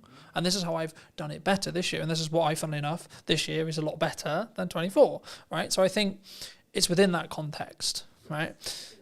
But it was wrong of me not to, hint at your story a bit, right? You began in fashion. You then moved into acting. And then you help people, shape their voice, understand their voice. Would that be fair to say? Did you always want to? Have you, the question that comes from that is, in your current career path, is it where you expected it to be when you were maybe acting or in fashion specifically? Is that like, you go, okay, well, this is the path I'm going to go on and this is where I'm going to end up? And if so, how did you sort of get to where you are now? Yeah, does anybody actually end up where they think they're going to end up? When as I said, when I was 9 years old in the playground, I was writing, directing, acting, literally producing. I was doing all of that. And then when I got through my teenage years and went through grammar school and O-levels, as they were back then, and I went to my careers teacher and she said to me, what do you want to do? And I said, well, I want to be an actor. And she sort of head tilted to one side and went, I don't think so. She said, do you go to the theatre? And I was like, well, no, not very often. I lived in North London. I wasn't anywhere sort of near that sort of places, those sort of places. And I wasn't doing a lot of drama. I was doing sort of bits and pieces at school. And she said, no, you don't want to be an actor. She said, if you wanted to be an actor, you'd live, die and breathe the theatre. What else can you do? And I said, oh, well, I'm not bad at art. So I ended up, and I loved fashion, I always loved dressing up. So I ended up going to fashion college because, for better or for worse, the woman had just literally crushed all of my dreams in that one meeting. It was like, well, obviously I can't do it. That's me done. I can't do that. So I became a fashion designer, which was fun at college. Once I actually got into the business and I was I was in the sort of rag trade end, so I was literally churning out stuff for Topshop and Miss Selfridge and H&M and all of those sort of places, and just they would fly me out to Paris and to copy the stuff on the catwalk to then come back and reproduce for our high street. And I thought, this is no fun, this is not creative at all. And a friend of mine was working at the Royal Shakespeare Company in costume. So I kind of moved sideways into costume and I worked there. But obviously, I was at the Royal Shakespeare Company. So I sort of was literally looking through the curtain, watching the actors on the stage going, oh my God, that's where I need to be. So I went to drama school when I was 28, actually. Well, actually, no, I was closer to 30. So I went off to drama school then, came out and did the Fringe. I did Edinburgh Fringe and all of those things, London Fringe. Did a couple of bits and pieces, went off to auditions, did some acting, but actually to subsidise that, I got into teaching. And so I was then teaching kids drama and doing Lambda exams and all of this stuff. So I never taught drama in a school, but I was acting coaching, basically. I was running little clubs and things like that. And I think I am a natural teacher. There's something in me that wants to actually put my hands under people and kind of guide them. Guide and teach. Yeah. And not so much in that kind of curriculum, this is what you need to learn and this is how you need to learn. But everything that I learnt at drama school, over the years, I've seen how fundamental the training is to everybody. Whether it's the breathing, the voice, you know, when you're taking on a character, you need to find out their motivation. What's the intention of everything that they're doing? What's the story you're telling? Who's the audience? And everything now comes back to what I do now. So in lockdown, right up until lockdown, I was still running. I was working more with adults then. I was acting coaching with adults. Also going into schools with adult theatre companies and doing sort of work within schools. Lockdown happened, all that work finished. And I then thought, no, I don't want to go back to that. I want to do something different. And so I took a coaching course, because I knew, as I say, there was something of the coach in me. And it was during that course I was in a breakout room and we had to explain. By then I was working with people, thinking, you know, how do I work with people with their voices? Because I'd been in lots of Zoom calls with business owners. You know, I think we met on one of those, you know, in one of those sort of networking spaces, and everybody was like, "Oh no, we have to make video now. We have to put ourselves in front of a camera. We're on Zoom all the time. People want to know what my 60-second elevator pitch is." And I could see that there was a fear there. Yeah. And so when I did the coaching course, I knew by then that that's kind of where I was going. And the exercise within this room, there was only 3 of us in this breakout room, and we had to explain to each other what it was we did for work, or what we were planning on coaching. Mm-hmm. And so I explained what I did with people, and I said, okay, that's my minute. I've told you what I do. Now explain back to me, what did you get from that? What did you understand from that? And one woman said, you help people market themselves effectively. And I thought, I hadn't even considered that I was helping people actually market themselves. And the other woman said, you help people show up powerfully in the world. And I thought, I like that.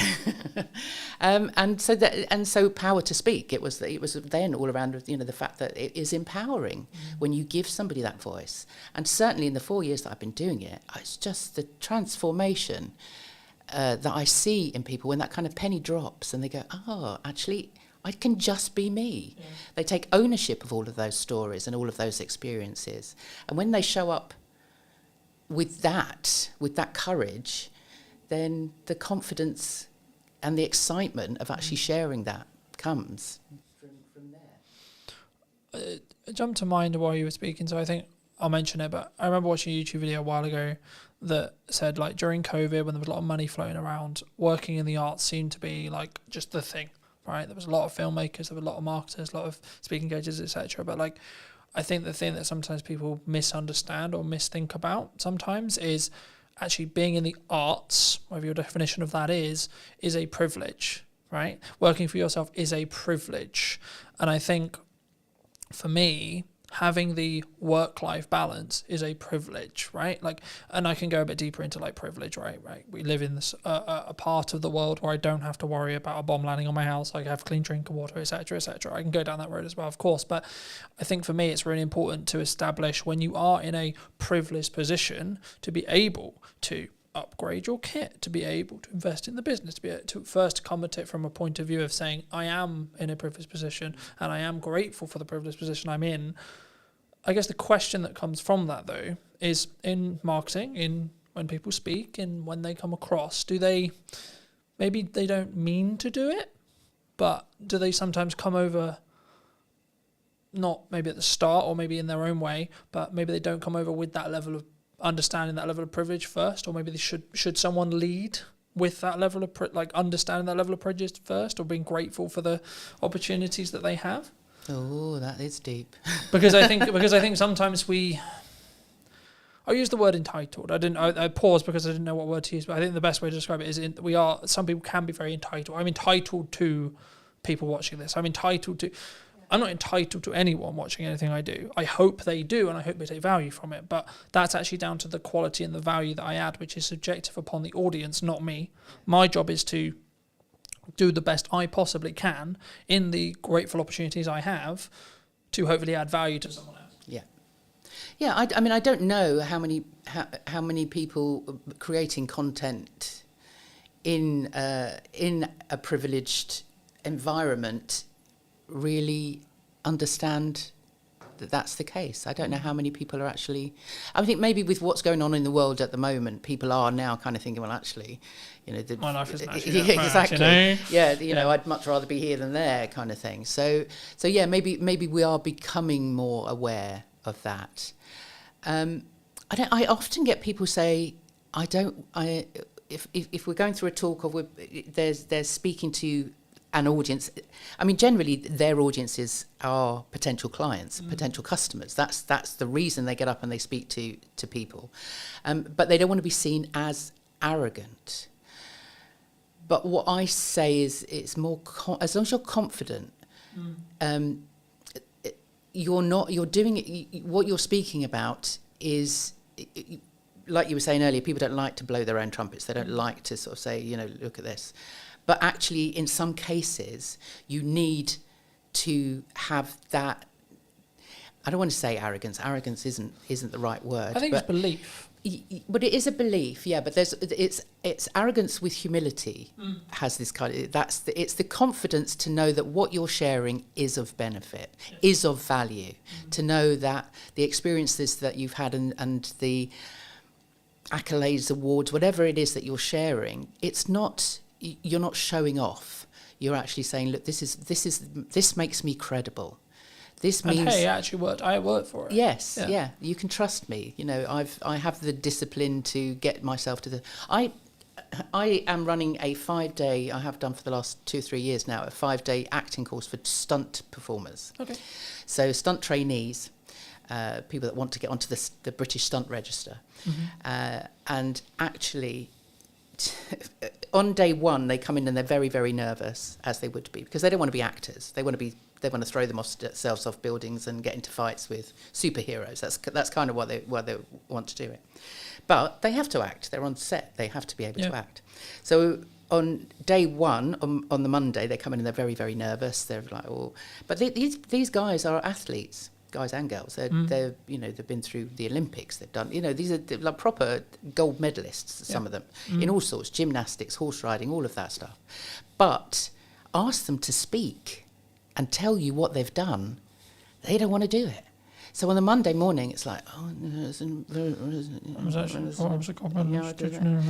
it's like, hold on a minute. On Friday, I'm going to get in a stunt coordinator to talk to you on a Friday afternoon.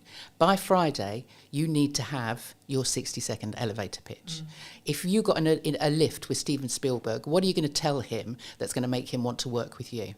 So through the week, so by the Wednesday, they have to do it again. By the Wednesday, they're now speaking their stories out loud. So we're now finding out that they are, gold medal. One guy had been training with Tom Daly for the last 7 years. Got to got to the Olympics, gold medal, parkour, European champions, all of this. And as soon as they speak that out loud, they get the reaction from the rest of the group going, wow, that's amazing. Didn't know that on Monday. Yeah. And so by Friday, they've now taken on all of this feedback, and they've seen people kind of go, oh, lean in and listen. They want, the people want to know more. And so it's not arrogance. We always say to them, name drop. Don't name, if you've just worked on Tom Cruise's film, don't go into a pub and start mouthing off about how great you are and you've worked with Tom Cruise. That's not the right place to do it. But if you're in a lift with Steven Spielberg and you've just worked with Tom Cruise, that's going to impress him. Not like, oh, aren't you great? But actually, I can trust you, because if you've worked I think they'll with that, see them as a colleague. Then it's that quick. Yeah. Can I see you as a colleague, or are you just a person? Yes. Right. Yes. Yeah. But it also is that credibility. If you've worked on a certain amount of films, and it goes any business, if you can prove or if you can mention a name that somebody else knows, then they can ask that person how you are to work with. They know that you've turned up for that job on time, whatever, all of that reliability. So don't be frightened to blow your own trumpet, because it really does aid your credibility and your trust and all of those things that you need to build with your potential customers and clients. You obviously work with people, I guess, in a more public setting, right? When they tell their stories, they're more, I imagine, correct me if I'm wrong, but I imagine they're mostly in front of rooms. They're maybe having it filmed, or they're doing a virtual equivalent, right? So they're speaking to a group of people. Is there crossover between like speaking in front of a room and delivery and creating content? It's all content, isn't it? I mean, it whatever you write. I mean, this is the other thing with the process that I go through with my clients, is that it might be that they'll come to me because they've got a 15-minute talk that they're giving in a room somewhere, or on a conference stage or whatever, and it might be about personal branding. It might be about software design. Whatever it might be. But we'll still go through that process. I'll still ask them what they do when they were 9 years old, and every story that comes out is relevant. And even if it sort of gets thrown over the shoulder and like, we won't use that yet, they've owned it. Once it's they've said it out loud to me and I've written it down on a piece of paper, it's there in black and white. You've owned this story now. This is yours. And so by the end of the process, they might only have 15 minutes for that particular presentation, but they've done all of that work. That means that they can then create content from it. Yeah. So then they've got a blog, they've got a story to tell, they can get on video and make some videos, they can do a Zoom webinar or whatever. They now have all of that content. So there is a crossover. I think there's a way of using both. Because the reason why I asked that question is because when I started doing public speaking, whether that was through a Zoom or as part of a conference or as part of like my own events, I was like, yeah, I'm gonna ace this, right? Been on video 10 years, piss, right? Like been on podcasting forever, etc., etc. Then I had this moment, I was like, shit, hold on, this is different, right? This is not the same. This is like real people, and they have real reactions, and they like, if a joke doesn't land, I will have the feedback instantly. And I think that's why I think sometimes there's this like, I think they're more adjacent skills, but I think for me, I think you should develop both, right? Because I think there's obviously byproducts of what happens across, but when does it go wrong? Do people focus too much on perfectionism, would you say? Because I'm speaking as a content person who helps people with content a lot. Everyone's like, I'm not going to do that. I'm only going to overthink it. Can't do that. I don't have the podcast. Don't have this because it's not perfect, right? I don't have the perfect live stream. I don't have the perfect camera setup. I don't have the perfect microphone. So should I still do it? Yeah. Oh, yeah. I mean, done is better than perfect, isn't it? And there's no such thing as perfect at all. But having said that, I am the world's worst. I should be making more video. And I do make video, but they're still all on my phone. So I'll do it and then look at it and go, oh, no, that didn't come out right, or my hair doesn't look right, or, it's a bad day, bad hair day, or whatever. And so a lot of those things still sit on my camera.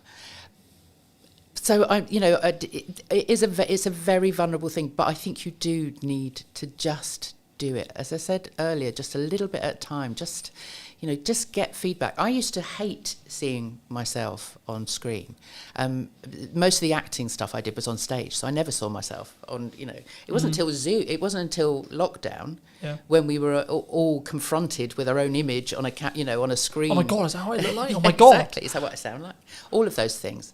But over that year on and off of lockdown, I saw myself a lot on the screen, and you get used to yourself, you know, and actually now, yeah, I don't look too bad. I can get away with that. But going back to what you were saying about how you started out in that sort of space of suddenly standing in front of an audience, having done video for so long, I'd been on stage as a character for so long that when I then had to stand in front of people as me, then that was like, when I used to introduce the kids shows or the adult shows or whatever, you know, we'd put on a performance at the end of the term or whatever, I'd have to stand up and introduce everybody, and I'd got that. My heart would be going, I'd be the sweaty palms, it's like, I don't know what to say, I'd have to read it all. But over the years, and especially now, when I started Power to Speak, I thought, well, I'm going to have to walk the walk. I'm going to have to talk the talk. So I have now pushed myself to do as many podcasts as I can, get onto stage if I can, put together talks for myself, just so that I can say to people, look, I've been there, I've done it. Yeah. And so it just takes practice. It just means that you see, so many people, I think, end up procrastinating over what it is that they're going to say because they don't think they're going to be good enough. They think they're going to be judged. That they're going to bore people with their story, and so they don't practice. They're worried about actually saying it out loud, or they put off for so long what they're going to write is that they'll do it all the day before with their visuals and all of that stuff, and then suddenly wonder why on the day it goes down a bomb because they just haven't given themselves enough time to really work out what it is that they're saying. I think, for me personally, anyway, like, I think the only reason, so there's a couple of things. Like, one is focus on that 1%, right? Like, for me, I would rather have imperfect action that then leads to a 1% rather than I'm actually comfortable, I'm actually good, because then I'm not moving forward, then I'm not doing something unique, I'm not positioning, or even if you just look like marketing positioning, I'm not then marketing myself or positioning myself as the go-to expert of what's missing. Like, that's why the podcast is called What's Missing in Marketing Today, because I want to talk about what's missing, not what everyone knows, right? And I think for me, yeah, it probably will be the same 5 chunks throughout the next series, but it will be the nuance of each guest's input or my input on the day, etc., that will be the reason why someone will potentially then go, oh yeah, okay, we should what we got. But I think the reason why I think some people stop is, I guess the way to think about it, and this would be in your position as well, like, they want to do it perfectly and they want to be consistent because maybe they hear, like, for me, you had to be consistent for it to work. But I would rather someone started, got some feedback, stopped, then carried on, then rinse and repeat, rather than they just don't do it. And the way potentially I would maybe rewire, like, having stuff on someone's phone, because I'm sure, like, you're not the only person, right? And I'm sure there's lots and lots of people. For me, this is going to sound really weird, but, like, I don't even think about the concept of posting it, because by the time I thought about the concept of posting it, I could have already posted it and I could be moving on to the next thing. And I use market data to tell me what's good and what's bad. So something I'm doing right now, because I've got a hub strategy with the podcast, is I'll put all the podcast clips out before the episode is actually live to test which of the clips is actually the best in regards to an audience reaction, and then the best 1 or 2 will go on the main account. Because of the nature of having 2 accounts, you can sort of test bed it. So I'll give you a quick example. At the time of filming, Sarah's episode came out at the start of this week, and a couple of the clips did really well. So there was 2 outlier clips. When I put it on the main account, it got 4 times what it did on the other account. Now, the other account's new, and it's deliberately designed in such a way where it's just for podcast clips. It's also a test bed, etc. But the thing I found really interesting is when I did that, I think it was like 500 on the test account, and then it got like 2,000 on the main account, right? But it was because I didn't need to question whether the creative or the clip was any good, because I already knew, because I knew it had already overperformed. So it was like, okay, cool. So now I'm going to serve it to my audience as kind of a test bed already. But also I experiment a huge amount. So I think the reasons why I'm quote a good marketer is because I experiment. Because when I get something that works, I run with it, but then simultaneously I'll experiment with another 4 things.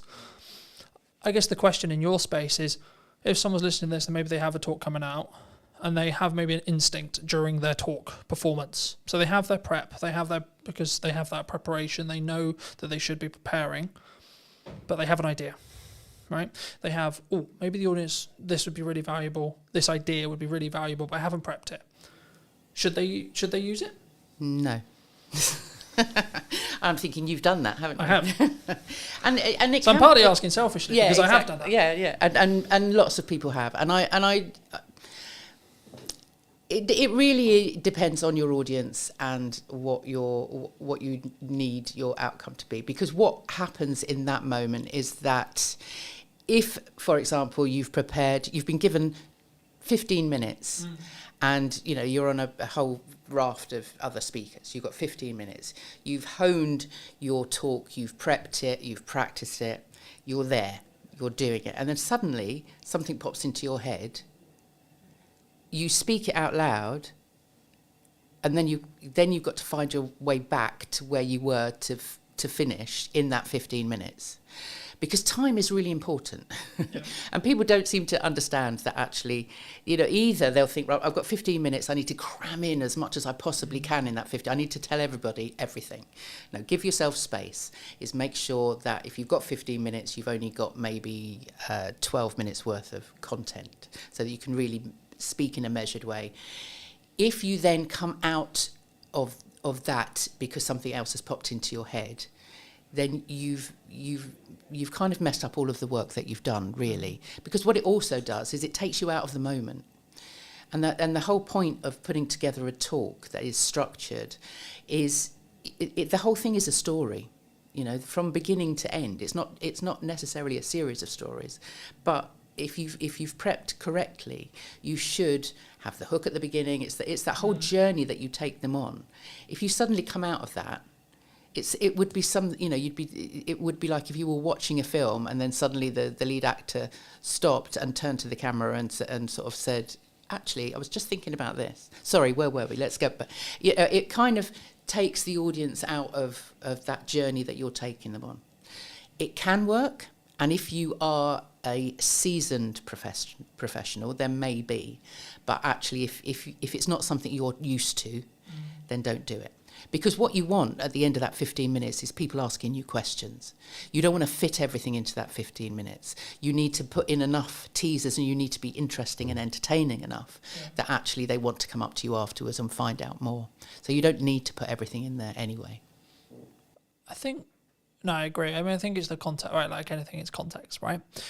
I think for me, every time I've done it, it's been, okay, I had a plan to do, let's say, camera confidence, for example, right?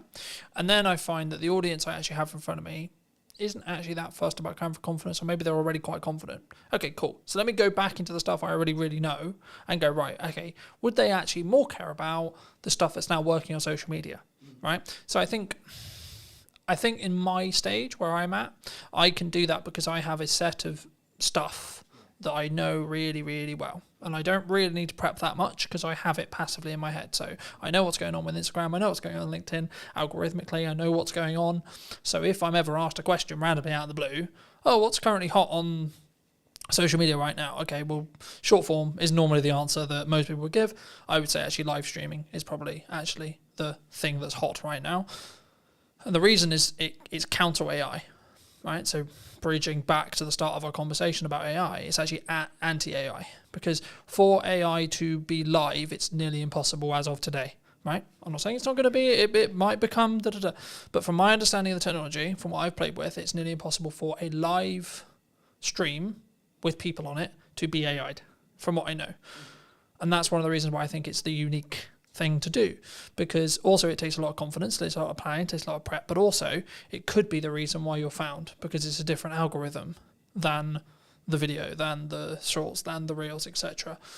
But do people come to you confidently when they look to speak? Or if they don't, how would you recommend they become confident? Is it just simply that prep, you just do it over and over and over Yeah, again? I mean, just coming back quickly onto your point about you in that space. Like me, if you are running a sort of an interactive workshop presentation type of thing, then yeah, read the room. Always read the room. The number of times I've been into a class with with everything, a workshop with everything noted out. This is like 5 minutes for this, 5 minutes for that. To throw it out the window every time, because you are interactive and you're feeding back. You're getting that feedback. So then yes, and we have that knowledge. We can answer those questions. If you're in a Q&A, then obviously you're talking off the top of your head. You're improvising. Absolutely. And that's fine in those situations, absolutely. But if you have a structure, if you are a keynote or part of a speaking presentation, you've got a certain amount of minutes, you want to make an impression, stick to what you've planned. Is that style, though? Do you think people, because I really love improv. Improv is a big I personally a big part prefer of it. to do improv. If I ever can, I'll do improv. I will always say, memorize to improvise. Yeah. And improv is I'm an actor. It's one of it's one of my favourite things.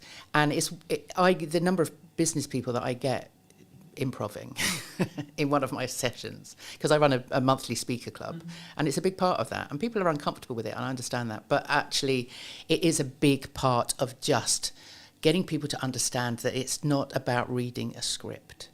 It's not about learning a script. It's about telling stories.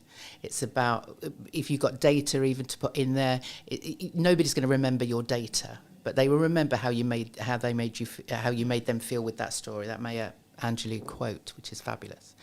So improv is great, and if you have been doing speaking as long as you obviously have, then maybe yes, but that's because all of that is memorized. Yeah. It's second nature to you. And so people don't come to me confident. No, they don't ever come to me confident. That's the whole point. And I think even the most confident, outwardly confident people, when they get into a room and we start sort of digging down, it's like they everybody has those voices in their head that tell them they're not good enough, nobody's going to listen to them. So it is all about, I like to say that I get people comfortable and confident with what they're about to say. And that comes from really it's a self-awareness. Confidence comes from within. And in fact, the word confidence comes from the Latin confidere, con being with, fidere being trust. So confidence actually means with trust. And that trust has to come from you. I was going to say, it's that. So that I trust in my ability to be able to do the thing, whatever the thing may be. In this case, it's speaking, but it could be driving, it could be backflipping, it could be etc. So it's a self-awareness. It's an inner confidence because you are self-aware of your own being, your own stories. Once you've taken ownership of everything, all of those experiences, then it's easy to share them with other people. Because you've dealt with them yourself. For those who've enjoyed this conversation, who maybe want to see what you're doing and see some of your content, see some of your older content perhaps, where's best for people to reach out to you? Well, saying that, because we had a conversation earlier, I podcast myself for a good few years. So I have a YouTube channel, which is Power to Speak, on YouTube, and there's all my older conversations that I've had with lots of wonderful people, such as yourself. And I did a speaking about speaking live for a while, so they're all on there. They were the half-hour live streams. So yeah, I'd love people to go back and have a look. They can find those also on Podbean and Apple and wherever they want to find them. Otherwise, the website, powertospeak.co.uk, all my stuff is on there. You can sign up to my newsletter, which goes out every couple of weeks, with lots of tips, techniques and stories of my life. And otherwise I'm on LinkedIn. Come and find me on LinkedIn. It's kind of where I live. Fab. If you were going to speak to yourself 10 years ago, and if you were going to give advice to that person, what advice would you give them? Oh God, what was I doing 10 years ago? Somewhere in the middle of acting in fashion, I'm sure. Well, no, that was a bit longer ago than that. But thank you for that, Carlton. No, I don't think. I think 10 years ago I was working I was working in arts development. So I was running workshops. I was teaching drama. So what would I have said to myself? You can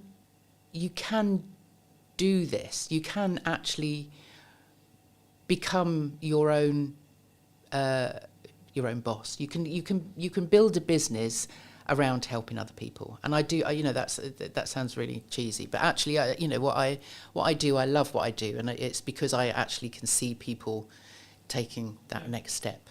And I think I don't think I ever envisaged myself 10 years ago with that ability. And maybe that goes back to that breakout room and just having somebody say to me, you get people to show up powerfully in the world.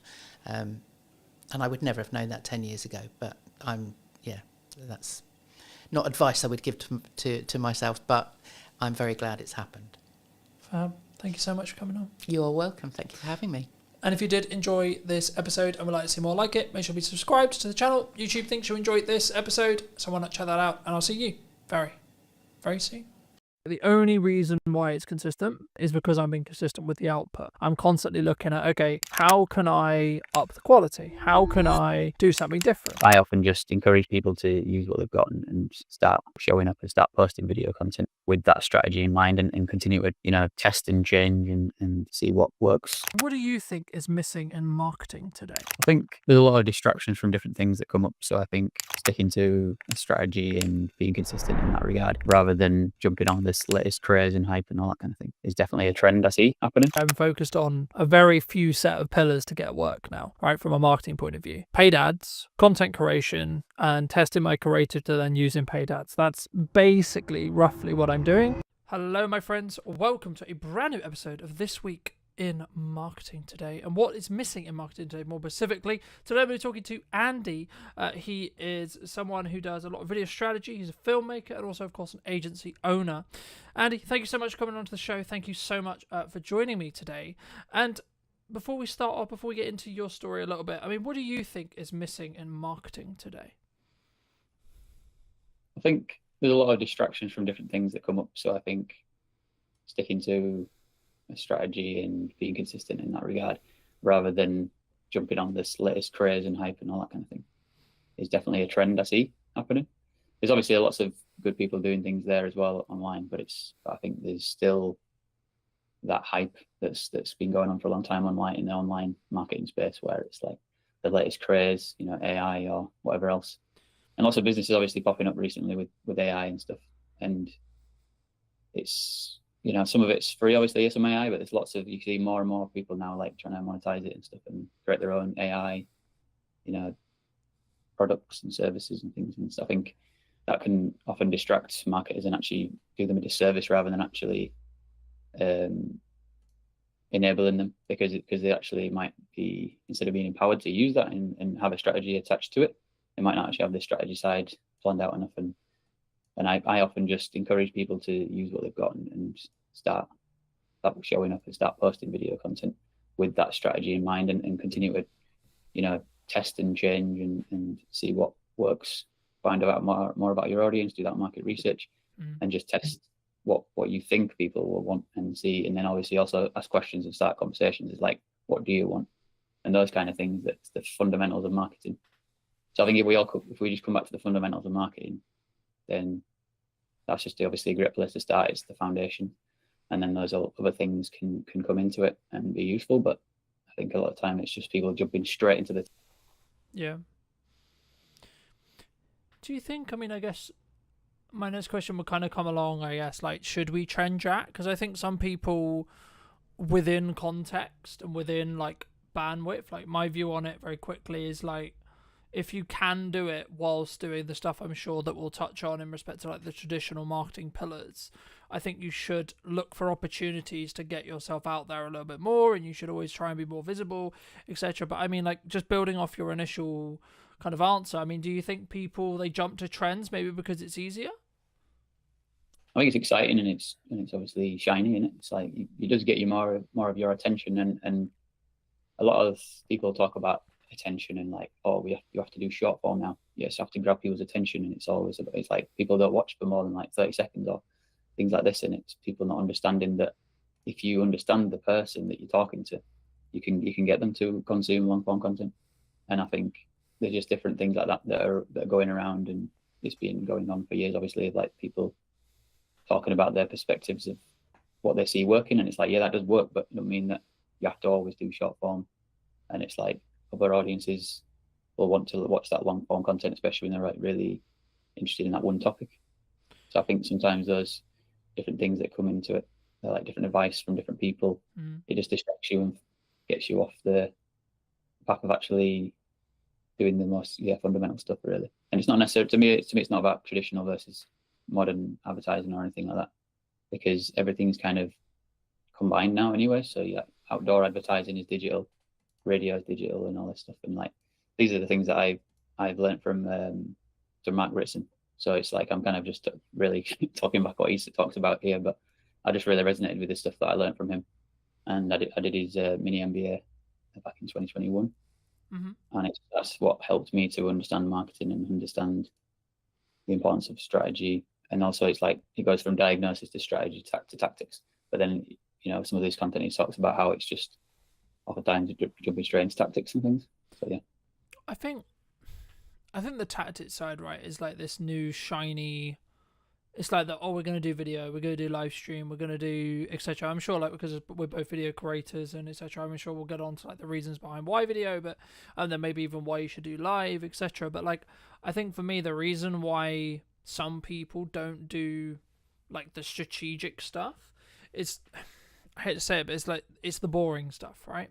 It's the stuff at the top, which sometimes will actually mean you don't do the live stream, don't do the video. It's the reasons actually sometimes about why you won't do something rather than why you would do something, right? Because I think it's very easy for me to say, or you to say, who are quote seasoned professionals, to say, oh, well, you should do video, oh, you should do live streaming, oh, you should do this, you should do that, etc., right? Because we can naturally go towards that. We can naturally do it quite quickly because we have a skill set in it. But if you're looking at it from a very basic level, I guess the question that comes from that is like, well, firstly, how would someone get started, like from a strategic point of view, like why you market, like in a really nutshell, really basic way, like why does someone, and what does that actually mean, like for maybe someone who's maybe on the fence and like, okay, well, what does marketing actually mean, like at a basic level from your perspective?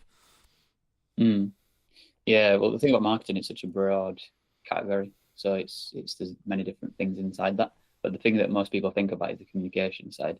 And when it comes to video marketing, for example, it is the communication side that is kind of the main thing. But there's obviously things around still behind that, because even if it is video marketing you're doing, it's like before that there still needs to be the market strategy underneath it. That's like just marketing in general. So there's different parts of marketing. One part of it is pricing. You got to figure out what's the correct price for my target audience. What's the most relevant, and based on like testing and saying your prices to people, and then also like market research of asking questions about, is it just price or is there something else going on? And that's kind of sales as well, but it's like sales and marketing kind of, you know, go back and forth from each other really. But then the price and the objection handling and different things like that, that's stuff that's fundamental marketing again, but going back to that, which then once you understand that and you're doing your pitches or you're doing your call to action and your video content, then you've done that work. I'd say it might be more boring work, but it's actually the most impactful and powerful work. So if you can recontextualize it in your mind rather than it being boring, think about how it's impactful, because we all want our businesses to thrive. So then if you're passionate about building a business, remember that is a thing that you do actually enjoy, because you'll get something out of it, and you want to be in the process of building a company and growing it. So like if you just remember yourself that you're growing and building that company, I think that's the passion and the excitement that'll remind you that it's not actually a boring task I'm doing, because there's context to it and motivation to do it. So the task itself doesn't matter if it's boring so much if you know that what you're doing it for. I think that especially helps for people like me, myself, neurodivergent and stuff. So when we've got a meaning behind things, it helps us to motivate us to do tasks. And because I've got ADHD, task initiation is another struggle for me oftentimes. Yeah, I think for me personally, I've found it, like in the past anyway, like very, I guess in some ways frustrating when there isn't, and the reason why I bring it up is because I think there is a strong correlation, and this might be a commonality where there's not necessarily a I do this live stream, I do this video, I do this marketing effort, whatever it may be, right? I do this pamphlet, I do this print ad, etc. And then I instantly get a return, right? So the phone rings instantaneously saying, "Oh, hey Andy, I love that video you did," etc. I mean, for me, like if you're doing something now, in 3 months to 6 months, you might see a return, right? And the key there, and the reason why I say might, is because it depends on, as we've already alluded to, the strategy, how you're doing it, what you're doing it, etc. But what would you say are like I guess just focusing a little bit on video then, why should, I guess there's this kind of a two-pronged question here, like what, number one, like why should, in your view, someone do video as a whole? Right, why as a medium to create content, put themselves out there. But then number two, what would be the reasons behind A, why they shouldn't do it, or B, what are the hurdles they might run into when it comes to their fears, their worries, their concerns in respect to actually like doing this thing that we call a video, right? Because I think so many people don't do it because they're worried about it or because they're concerned about it. I mean, from your perspective, just to reiterate the question, why should someone do video? And then secondly, like what kind of are the fears and the worries that they might run into? I think because something stood out to before what you said, I think I could tie it into what you said before, because obviously what you talk about before is ROI. So any marketing thing we're doing, obviously ROI is often a motivator to do marketing, but then that's usually a short-term thing, return on investment, but then it's like something like a sales activation, or where you do a discount, or you just got like a campaign that's like short term and you're trying to like get people to buy that particular product. And then there's also long term, which is the brand building. So there's those two sort of objectives, like categories of like, we've got objectives in building that brand and long term value, and then we've got the short term of like just getting this product sold. If we've got loads of a particular product to sell, for example, it's like a physical thing that we want to get that sold, then we can, obviously one strategy is to do discount, but that's kind of like the last option you should really consider, because you want to think about what's relevant to the audience. Like we were saying before with pricing, if you set the pricing originally, then you'll know that it's the right price and you can just keep it at that price and keep just pushing it. And then this brand building side is more emotional and more what it feels like of the brand and what you stand for, values and all that stuff. And that needs to be a message that's communicated over time, and a story that people understand who you are and what it feels like to experience that brand, either in the marketing or in the product itself. So I think those things are important in whatever marketing you're doing. But then if you were using video, there's some of the benefits are that if you're a person like talking on camera like we're doing, it's like it can humanize the content rather than just text on a screen. Personality can obviously come through text as well, but it's like I feel like it feels obviously more real. It's like a simulation almost of like real life. So I think that's one of the benefits of video content, and aligning that with the marketing stuff, with either focus on sales or sales activation or brand building. Yeah. Usually a combination of the two is the best approach. And then just to tie. I mean, I agree. I mean, I think for me, whenever you look at maybe doing like a short-term campaign, as you like alluded to as well, like the video strategy or the ads or like the specific creative, so the thing you're going to be showing that audience is going to be completely different in how it's designed, in my view at least, of like how we would create it if the objective is actually short-term sales. Like we're recording this and it's going out live at the start of October, and you know, a lot of people are thinking about Christmas, right? Like now, to be honest, I'm pretty much booked for Christmas, right? In respect to the campaigns I'm doing and the stuff I'm doing, etc. And the reason why that's kind of happened is because I did a lot of the Christmas marketing beforehand, right? So to give the audience some more context, I mean, for me, like I start talking about Christmas, and there's kind of this joke in marketing. I'm sure you've heard of it as well, and others would have heard of it, where like you're starting to talk about Christmas towards the middle of the summer, because by the time you've done the prep and the etc., and like maybe the actual production isn't until October, November, but all of the planning and everything else that goes into it will be towards that summer transition. But I think for me, like the point that I really wanted to, I guess, echo, but also add to, is what is your objective? Are you in a position where, for whatever reason, you're trying to develop cash flow quickly, you don't have a strong pipeline, etc., then actually maybe marketing isn't the solution. And that for that specific case, I think for me, in that case, it should be more cold outreach. It should be reaching out to your, creating an ideal offer, creating a glance time offer, that kind of thing, and more looking at that, because that will have a shorter return window in respect to the amount of cash that can be generated and collected by a business for work done. So let's say, for example, I'm in a cash flow crunch, and I'll go, okay, so I'm going to do a video, promotional video deal, for example, for X price. Cool. And then I'm going to go to like 150 people within my network and say, hey, would you like this thing? Right. And if it's kind of more of a binary yes or no. But for me, the role, and this is why I think sometimes people get things wrong when it comes to marketing, is because like they don't see them as separate tasks, right? You've got to do marketing to get people to the point of sale.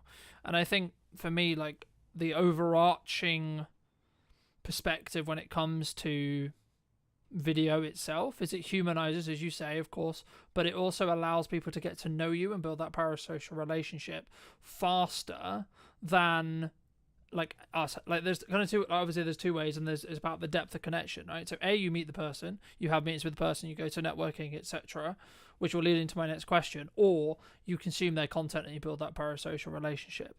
But a way of building a parasocial relationship is by having one-to-many, e.g. a video, e.g. piece of marketing that can help nurture, can help build trust, know, like, and trust through your audience to allow you to then, so I'm going to spend time with you talking today, but actually this is going to sit online and it's going to potentially be a multiple set of touch points or multiple sets of clients. And then that's not even before you then start pulling out the, the smaller chunks, etc. But for people who are maybe listening to this who are like, okay, cool, I'm going to start doing video. How should we start? Should we just jump in? Should we just record a quick video on our phone and post it? Like, what do you think? It all starts with diagnosis, basically. So, like I mentioned before, so you can diagnose where you're at, where the business is at, like what are the challenges you're facing currently and all that kind of stuff, and like get a bit of a map.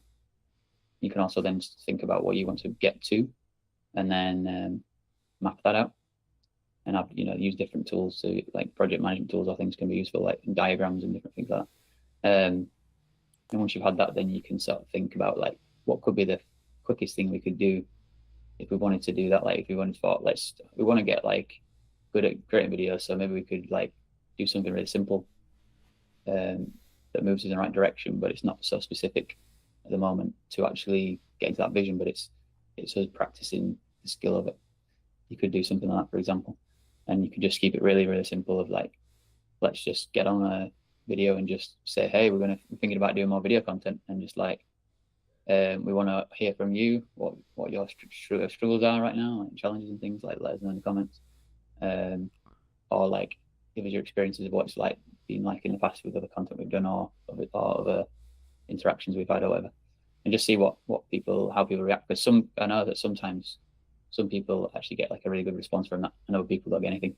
So it's worth testing things like that and seeing where your strengths are and stuff. Because sometimes people have got a massive network and they've just never created content, or maybe a few written posts every now and again, but they're not really put video content out or content like that. And then just one thing like that can often get a lot of different people commenting things enough, so you can share it around and things. So that's one way of getting started. And then going back to your vision and your diagnosis of like, where are our challenges and where are our strengths, and like how do we go and lean into the strengths and sort of make up for the challenges that we're facing at the moment.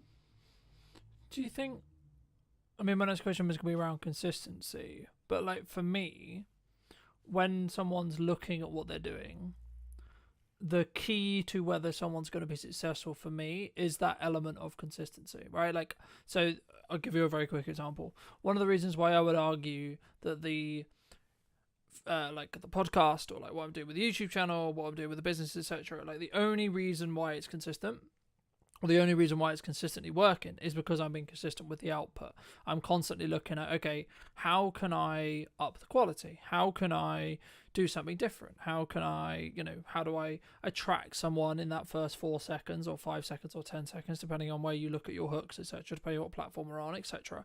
But from your perspective, I mean, is it just about having those consistent reminders going out and having that consistent content to show up for your ideal audience, or is there actually more to being consistent? And then if so, how would you recommend, from your experience, people actually are consistent when it comes to video or when it comes to marketing as a whole?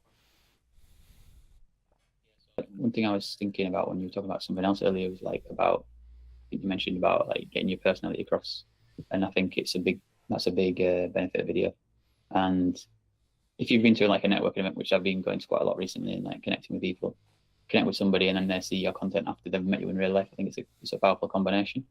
And it's and just having that going out there, even if it's nothing to do with your business, I think it's still a powerful tool to use so people that get used to you and feel comfortable with you. It's like building that trust. But it's I think, even though I've talked about strategy and things like that, I've also recently been thinking less about it as well. And I think partly it might be to do with my being neurodivergent, because I always like seem to find it natural to break rules and to test new things that people don't expect. So like for me, I've been more like less strict about strategy and less strict about certain ways I show up to sort of say I do video content and all that, because I know that just showing up and being myself will like I say, will build trust, and people will go into my page and they'll see my other content I've done about video content anyways, and they'll see, like, read my headline, read my bio, whatever, or on my website, whatever, and then they'll find out more about me naturally. So it's like having that faith a little bit that I don't always have to be showing up like a maniac talking about video content all the time. It's like I can just like be myself, and I can talk about the things I care about, which more of the stuff I'm planning on doing more content around is accessibility, inclusion, and leadership. So like these topics are the ones that I'm interested in and I'm passionate about. So then me talking about that is just an extension of my personality, and it all motivates me to create more content. And then there's also going to be those moments when I go back to the expected thing that I talk about, which is about video again. But then because I always use a lot of video content anyways, and I'm filming myself, people will see the video content. So they'll see the quality of the content that I'm filming. And that's already showcasing my skills at the same time as me showing my personality. And I think for me as a video person, that's one thing I often remind myself about. So I don't need to stress myself out to think I need to be giving these video tips like everyone else does, or I need to do this, or like showing up in a certain way and like strategically positioning myself in a certain way. Like I'm still working on that, and that comes with time, I think, a little bit to refine things. But it's like I don't have to be too obsessed with that. And like I say, I like to break the rules and just test new things.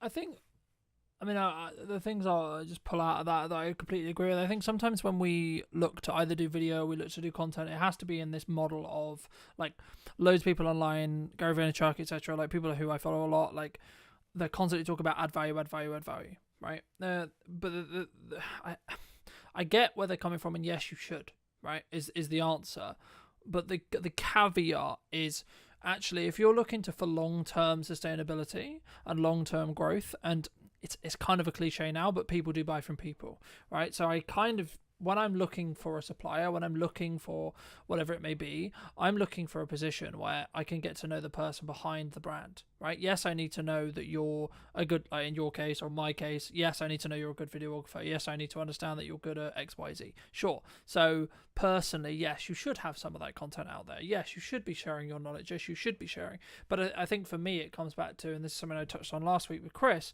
is just about bandwidth, right? We discussed at the beginning a little bit about trend jacking, and this is where I think you can really have that kind of creative spark and kind of that creative element.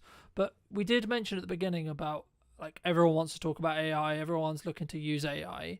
I mean, are you personally using AI? If so, like, how? But also, should we? Like, why do you think it's such a big talking point online at the moment? Yeah, like initially I was thinking to myself, I don't use it much, and now I'm thinking I do, because it's integrated now into a lot of things we use. So I think everyone uses it now to some extent, without a lot of time, without realizing. Like AI is obviously built into search engines now. It's built into video editing software like DaVinci Resolve that I use. So it's like I do use it, but I don't really use it in much of an intentional way of like using one specific tool and like in that kind of way. But yeah, it's become a part of my workflow. Like definitely some useful features in DaVinci Resolve, like move background removal of noise and things like that. Do you think it can go too far? Do you think people can use it too much? Be a tool that's used for this, for like I say, go back to the strategy again, really, because I think you mentioned earlier, like sometimes it's about what you don't do in your strategy, and you just think of, like, as long as I'm clear about what I'm not doing, it'll become clearer what I will do, because it's like I have less options and the choice overload is reduced, and you become more clear, you have more clarity, and you're like, I'm not going to do that or that or that or that.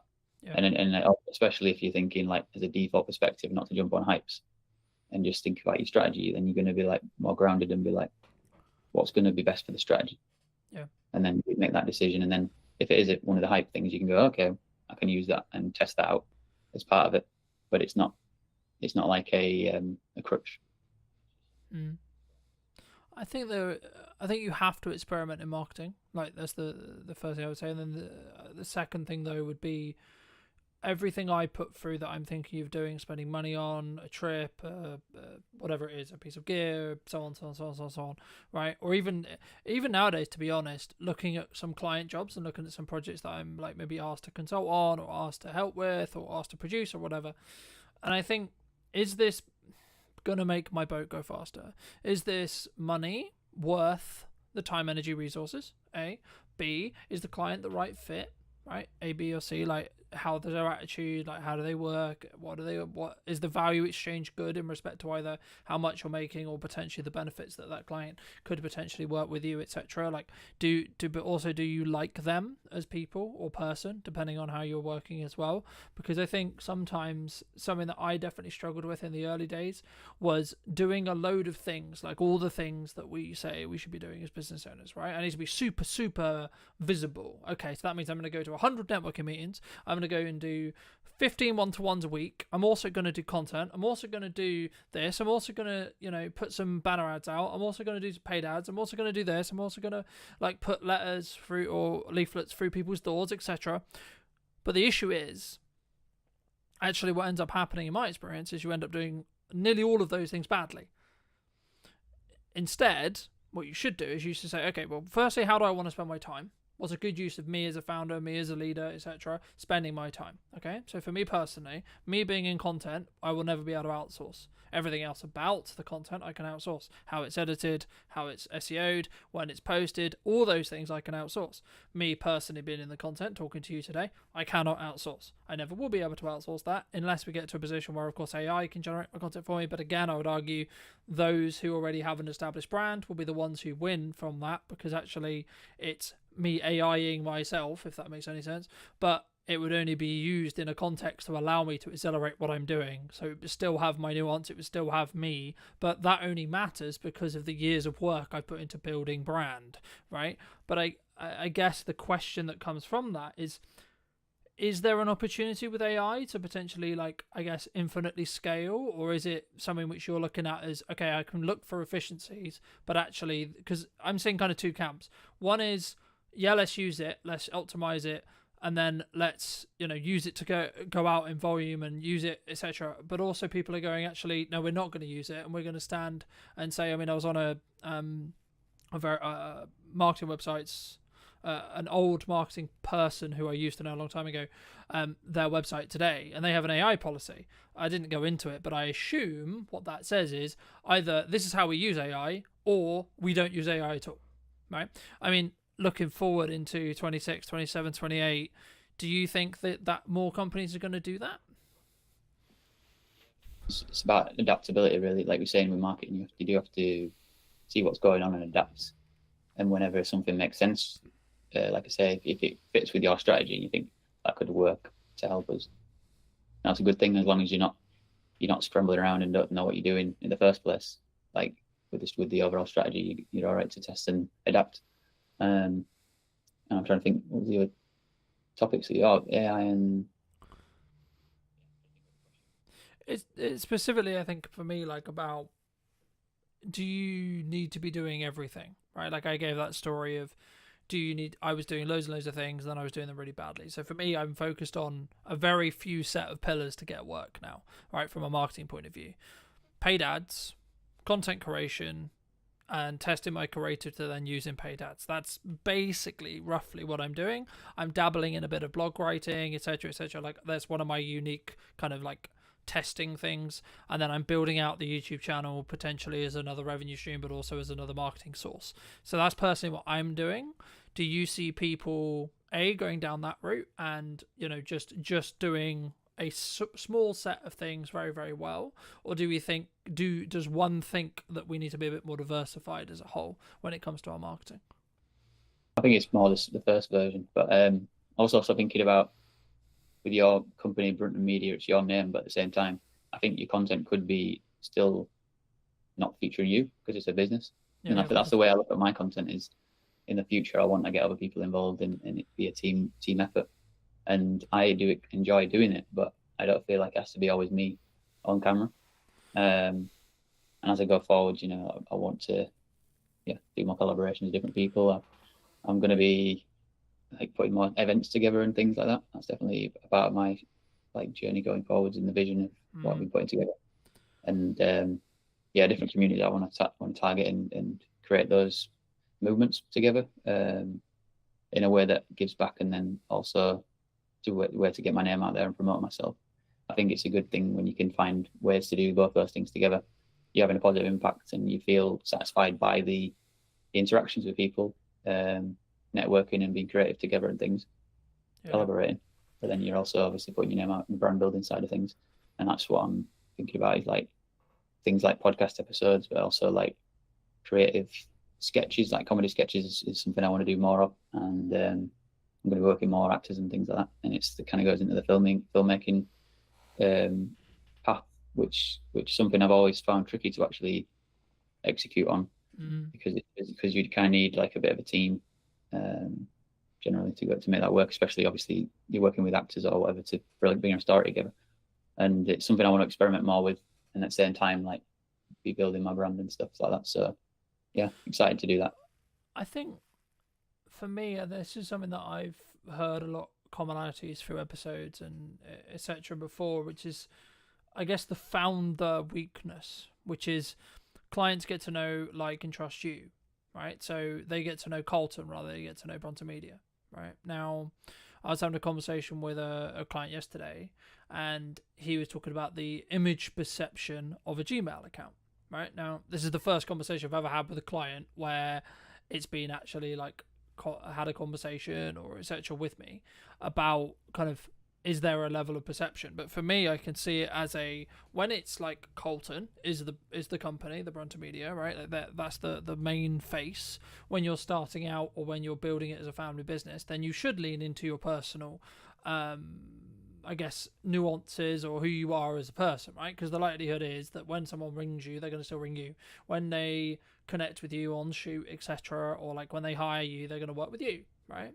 The interesting step will be what potentially I do or you do or one does when they step beyond that, right? So first employee, second employee, third employee, etc., and getting to a position where, yes, Colton is the, quote, managing director or the person who is the top of the company, but actually it's how you, I guess, manage that risk from a, like, if they're speaking about on behalf of Bronte Media in videos, for example, like how would one, because I know there would be a side of my head from like a comms manager point of view, which would be like, can I trust this person to represent the company, right? And I guess, would it be as powerful as me saying it in a video, like just building off your point, or is there a risk for that? So I guess the question that kind of, is that something you're thinking about? Is that like a risk that you can see other companies potentially run into? And if so, how do we maybe eliminate that risk or maybe bring that risk lower? Would you say? So the risk, what's the risk again? The risk. So I guess the risk, I guess, like in crux is me as a founder. I have to be in the content. I have to be on the shoot. I have to be on the sales call, right? Which then can be, and also as a founder, I was just thinking when you're talking, as a founder, you create the kind of blueprint of the company and brand and everything because of your personality. So all your values become the company values, which then, and you're the leader. So then what you stand for and what you care about is how you create a culture. And then that's something that I've become more interested in, the idea of creating cultures and become more passionate about. I wanted to step into that and be a leader and stuff. And like in my past, I never saw myself as a leader. And over time, I've seen like what leadership really is and understood it more. And now I see how I already am a leader, because we all are a leader in some way. In like a leader of yourself is one part of it. A leader in your family, because you influence everybody, whoever you interact with, friends and family. Like you are leading situations, or sometimes avoiding leadership decisions, and you know that you can look out for the opportunities and to step into that. So I think if you have that blueprint of your business and brand and stuff, and the values, it just ends up coming across in your content if you speak. But then if you clearly communicate with the people that you work with in the business, and they're already in the business and understand the culture and everything, then when you point a camera at them, hopefully it's going to come through. And if not, you can. I think it's a new skill set. That's something that I've found as I've got to work with new people, and whether it's freelancers or whether it's internal staff, etc. And this is also true when you work with clients as well, right? Like you'll become, to an extension, especially if you're handling their marketing, handling their socials, etc. You'll become an extension, and you need to at minimum understand their tone of voice, how they come across, what their maybe prestige is, what their understanding, like how they want to be perceived in the world or in the market. And I think, for me, that's maybe where that deep work, like building off what we discussed earlier, like that strategic side, where sometimes people get stuff wrong, right? We don't go into depth enough into understanding who's my ideal profile, who's my ideal customer, but also what market, quote, sectors are we looking to target, are we looking to talk to? But for maybe, those who are maybe watching this and listening and saying, well, okay, I'm a small business, right? And I don't have like 100K or £1,000 or £10,000 or whatever it may be, right? They don't have that nominal, what they would perceive as a large figure or a large budget to get ahead. I mean, how would you recommend they either start or, quote, get ahead without necessarily just throwing money at it? Yeah, there's always something you can do, like I mentioned before, with that idea of starting with, you've got a strategy and you've got a bit of a plan and a map and everything, but then you just find like a simple thing out of that and think, is there something in there that we could move towards the vision, or something that's, I don't know, just anything really that you think in a way we could just start, and it can just be simplified and not overthink it, just to be like, let's just make a video about, even just a video about making a video, because it's the actual process that matters, not the actual results so much, because that'll happen eventually over time. And I think a lot of people too obsessed with the idea of being professional and stuff, and it's like sometimes people's content feels like AI, even if it's not AI, because it's trying to be overly professional all the time, because AI thinks in a structured way of like, very specific structured way of like, this is the way it has to be. So then it's like, it seems like people have that as well, like locked into it, these ideas rationally, rather than something beyond that that could be more emotional or could be more authentic and intuition going on and things like that. We step out of the fear and we just take action, and we just see how it goes, and showing up in a way that's not that you're not scared, and you're just empowered to take action. People will resonate with that, and they'll respect you for it. Yeah, I agree. I mean, I think I just what I was thinking while you were talking. I mean, I think for me, it's about what do you want to optimize for, right? Are you trying to optimize for the algorithm, right? So getting that click-through rate, getting that high watch time, etc.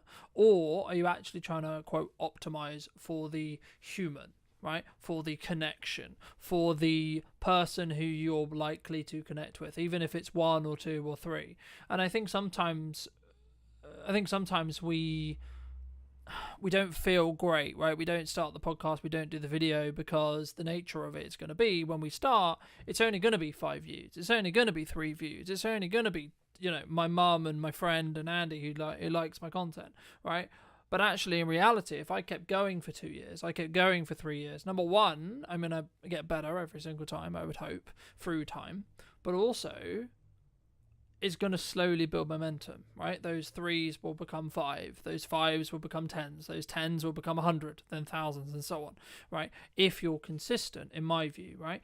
And I think it's consistent in how much you're posting and what you're posting, but also like how you come across. And this is why being authentic to yourself is really important. I'm aware of times, I think let's wrap up soon. But for those people who have really enjoyed this conversation, who really want to connect with you, where's best for them to do that? Say LinkedIn. It's the place where I'm the most active. So yeah, just connect with me on LinkedIn. Fair. And if you were going to talk to yourself 10 years ago, what if you were going to give advice to that person? What advice would you give them? Well, I think the biggest advice would be to get diagnosed for ADHD, because I didn't know that back then. That I had ADHD, so that's the biggest impact that's been on my life, is to understand my ADHD. Yeah, and then in terms of business and things like that, I think learning about the fundamentals of marketing earlier on would have been a big help.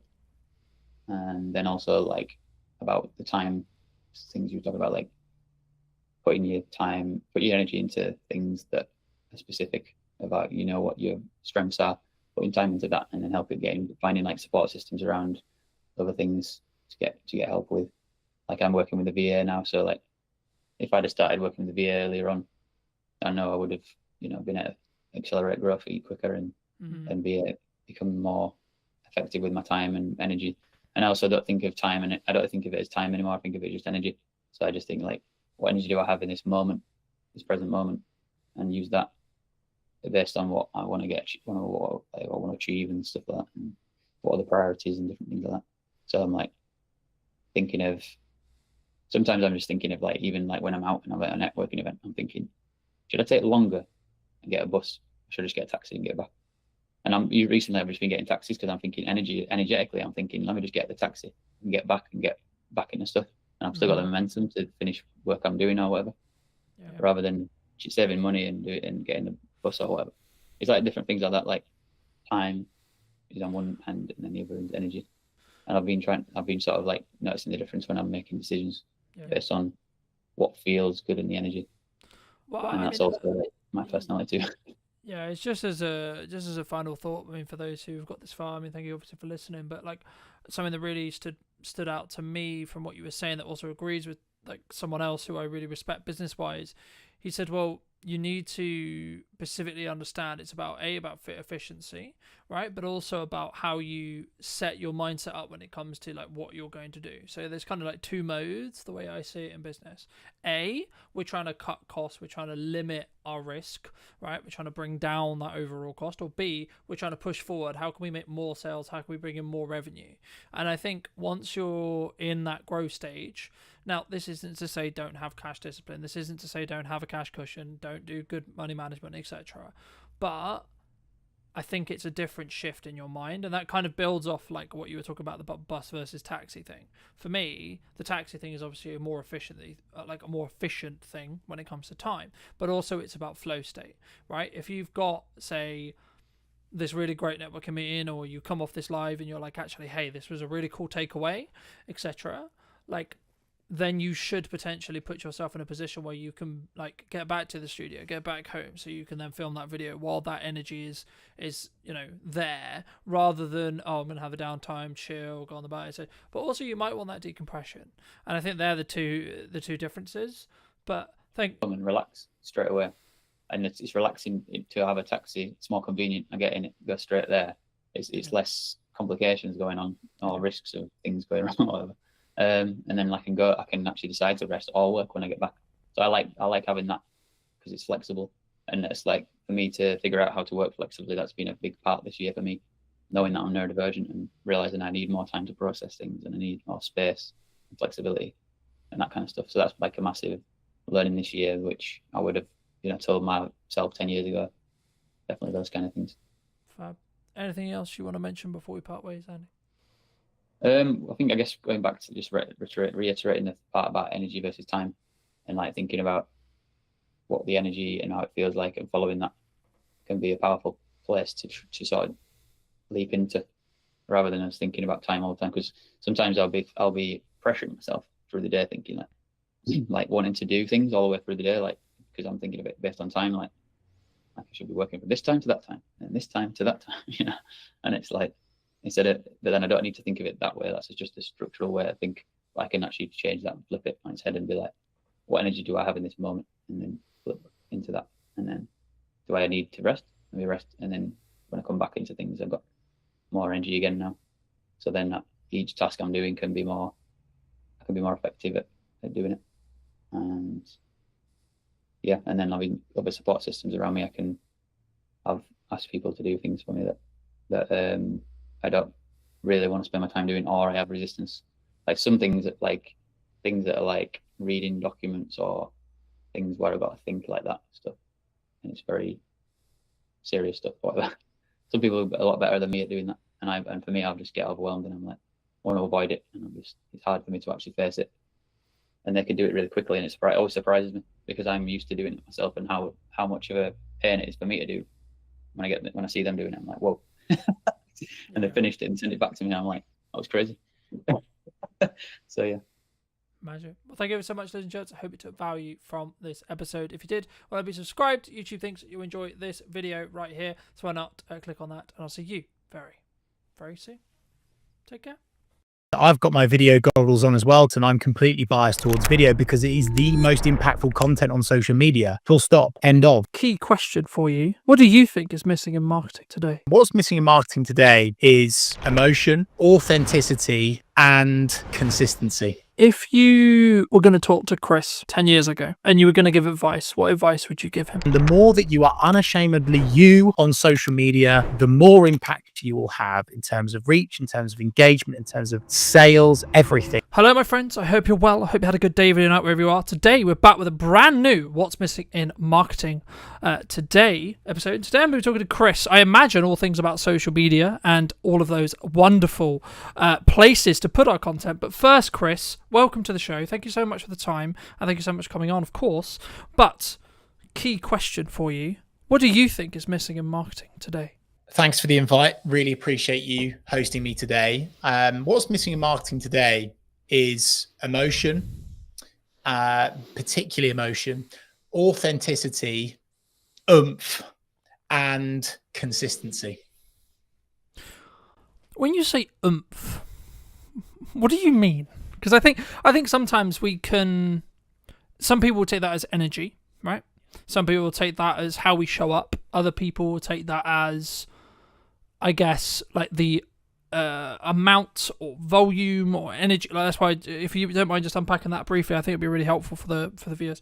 Yeah, absolutely. No problem at all, Carlton. I think by oomph, I do mean energy. I mean true commitment to the cause. I think for far too long on social, people have seen it as a tick box and not this kind of ongoing personal or business brand commitment. And if you are truly giving it your full oomph, your full energy, your full commitment, you will get so much more out of it. I'm so aware of the fact that might be perceived as fluffy, but I think, in fact, I don't think I know that people can see right through cold, corporate, boring, emotionless content. And so it's so important, and it's critical actually now that the content that you're sharing, you give it your all, you give it your full oomph. So that's what I mean.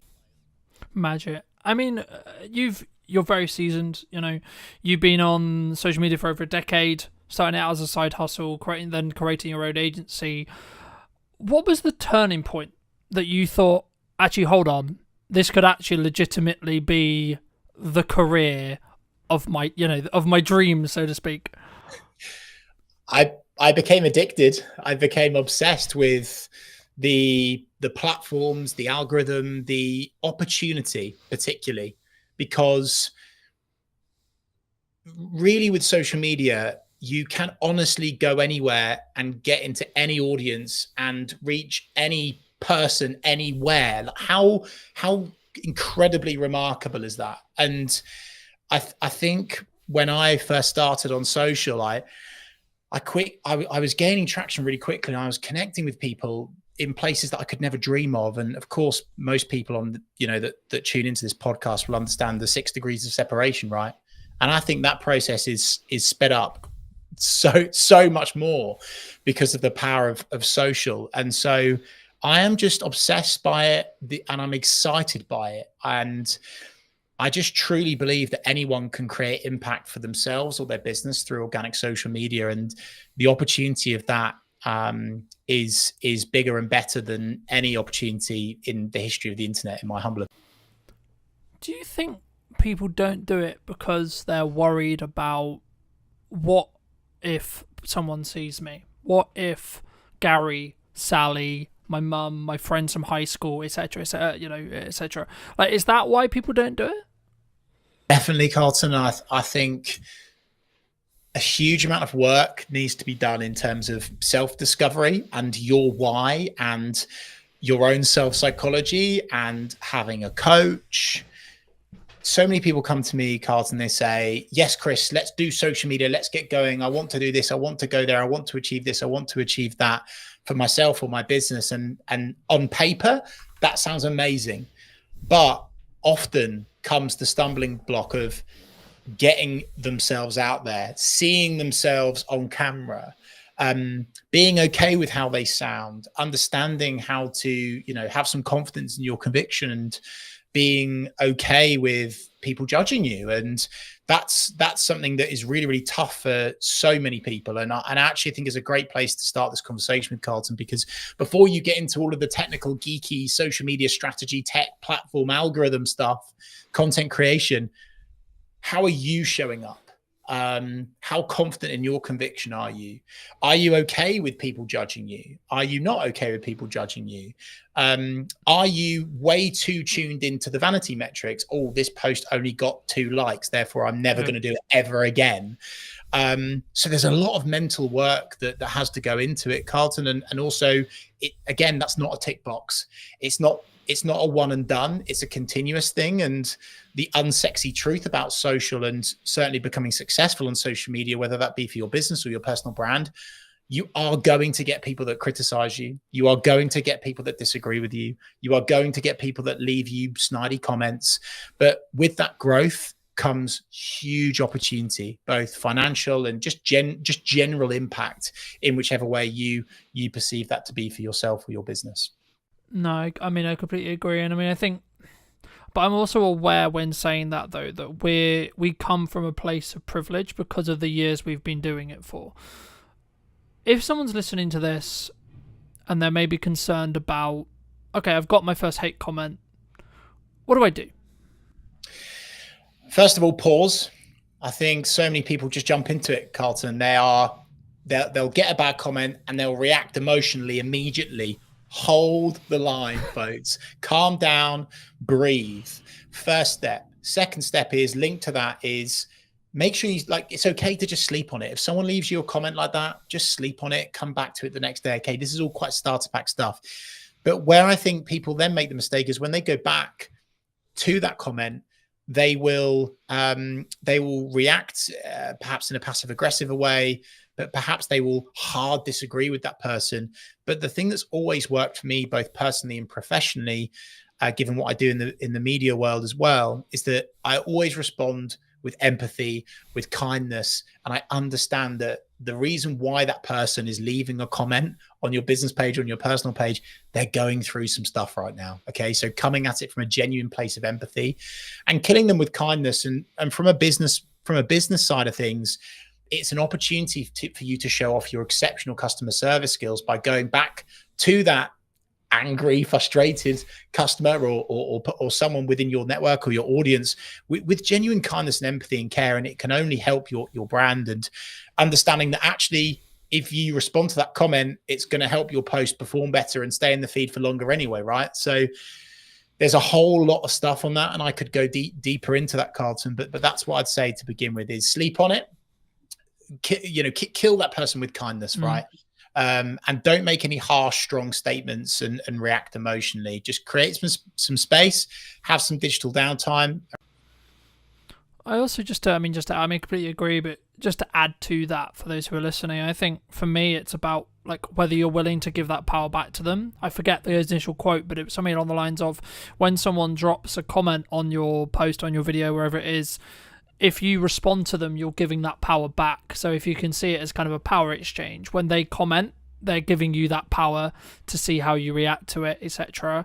And if sometimes you don't need to comment. back. Sometimes you don't need to necessarily engage in that conversation if you don't feel it will necessarily be, I guess, mutually beneficial for the conversation, or like you're not. Like, there's a balance, I think, between building community and building real relationships with people, and then also having people who are just there to maybe stoke the fire, maybe get a little bit controversial, etc. You know, they're there for maybe rage bait, right? But you've had a lot of experience with, you know, managing other accounts and working with other accounts, etc. And, you know, in my notes here, I've got, you know, you've managed over 250 accounts, which is across multiple industries, which is a big thing to say, right? Is there like a specific lesson or a specific like thing that you've noticed in that process that's like, this really works? Or is it very specifically industry based? Is it very specific timing based, would you say? In terms of content, in terms of responding to criticism, what do you mean? In terms of, I guess the question comes is like, what because then it's like maybe someone's listening to this and go, well, why is everyone on social media, right? Like, we want it to work for our business, okay? But some people have said to me, you need a niche, right? You need to niche down and do just content about X, okay? But at the moment, and this is a video I have up and coming, I'm going to talk about a hub strategy very quickly. You have a core Instagram, same is true in every platform, but core YouTube channel, core Instagram that you put your flagship content onto. Then you have spear or supporting accounts. So I have one for this podcast, I have one for my aerial work, etc. And they all then get invited as collaborators whenever there's a main post principle. But for me, like, you can niche, but because we're an interest-based graph now rather than social-based graph, in 95% of the case, I think LinkedIn's the only exception. Correct me if I'm wrong. I'd be interested in your thoughts on it. But like, for me, in most cases, we're interest-based, especially on short-form, infinitely scrolling feeds. In that respect, actually, followers become irrelevant. So actually spinning up these other brands, spinning up these other accounts, you could actually get some decent numbers. And even if it's just awareness traction to push to your main account, where you can then have more value-led content or, quote, conversion content, etc. And that's quite techie. But I think for me, that's like the key, I think, to understanding what content, like what this piece of content, what a piece of content serves. So I guess to like reframe it into a question, in your experience across all of those accounts and across all of your industry, do you find there is commonalities when it comes to strategic content pillars? The unsexy answer and the truthful answer, and I would be waving a big red flag if someone said that there would be something that works for all 250 plus accounts, right? I think that's a little bit disingenuous. In fact, it's massively disingenuous. And the reason why, Carlton, is on social media, there are thousands of variables, thousands. And we're talking like the algorithm, we're talking about the type of content, the headline used, the question, the value, the audience, the timing, the media. I could go on and on and on and on and on and on and on, right? And so I think what I always like to do with our clients is, to begin with, you have to understand who you're talking to, the audience, right? There's no point getting going and serving up content that's not going to convert because you don't understand who your audience are, right? So that's the first step. Who are your audience? Who are your people? And then the second thing, and maybe the thing that could apply to the majority of those, is having this kind of mindset and oversight and umbrella, if you like, of serving and not selling. I think that's really important. Of course, there's times in content where you would add in a call to action or, you know, send someone somewhere to do something. We have to do that to make money, right? But having that mindset of serving, not selling, across a board of whether it's a business account, a personal account, small, medium, large organizations, that's something that I would say works for the majority of those accounts. Of course, execution of perfection, consistently turning up, not getting bogged down in this kind of perfectionism mindset. I think people have this misconception with social, Carlton, that the perfect social media post exists. And I'm holding my head because it happens all the time. And someone's like, oh, well, that wasn't that good, or that didn't work. Yeah, but my feed looks beautiful, Chris. And we're now away from that, right? And I think, you know, and I'm so happy, Carlton, that you have the understanding around, you know, interest-based content and followers being almost not applicable now. Like, they look good, they make you look more credible, but ultimately, if you are leaving a consistent digital footprint, I'll call it, across a variety of platforms where your audience are hanging out, using keywords within your copy that people can hang on to and find you via, that is where the impact comes with social. I think across the board, some other things in terms of actual, you've mentioned, I think they're content pillars, Carlton. I always like to add in storytelling. Tell a story, because people can connect with that. Brands don't do that enough. Make sure that at some stage you are telling someone to do something. If not, they will not do anything. Okay, so that's important to add in. Social proof is always good. So adding in, again, like what's worked, why has it worked, someone else talking about how good you are rather than you.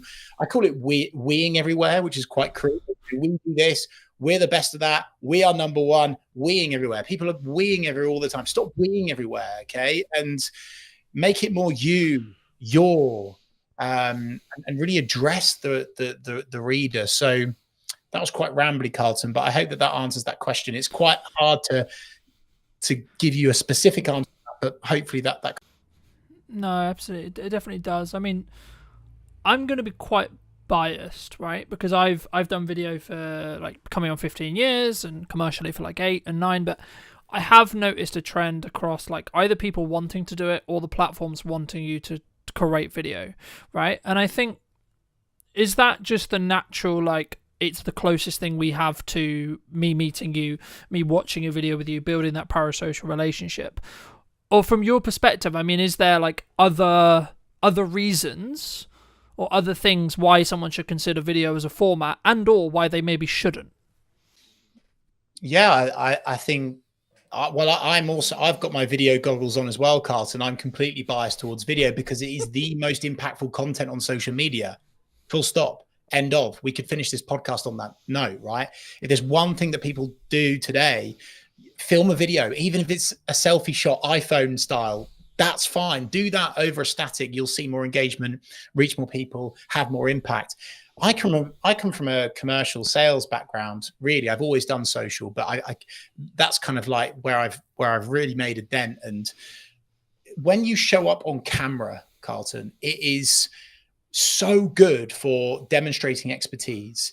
It accelerates relevancy, relatability, trust, because it feels real. And in this AI bot, cold corporate fake world that we seem to be drifting into, it is more important and more impactful than ever before to jump on video. So this isn't just me saying do video because it gets you more engagement, it helps you reach more people. It's, well, actually, even if you only had a LinkedIn network of 4 people and you showed up on video, it would definitely be more impactful than just normal static stuff, right? Because of a sales piece versus an algorithm piece, if you like. So for sure, I'm a huge advocate of video of all shapes and sizes. I think there's a place for long form, definitely. I certainly think there's a place for short form.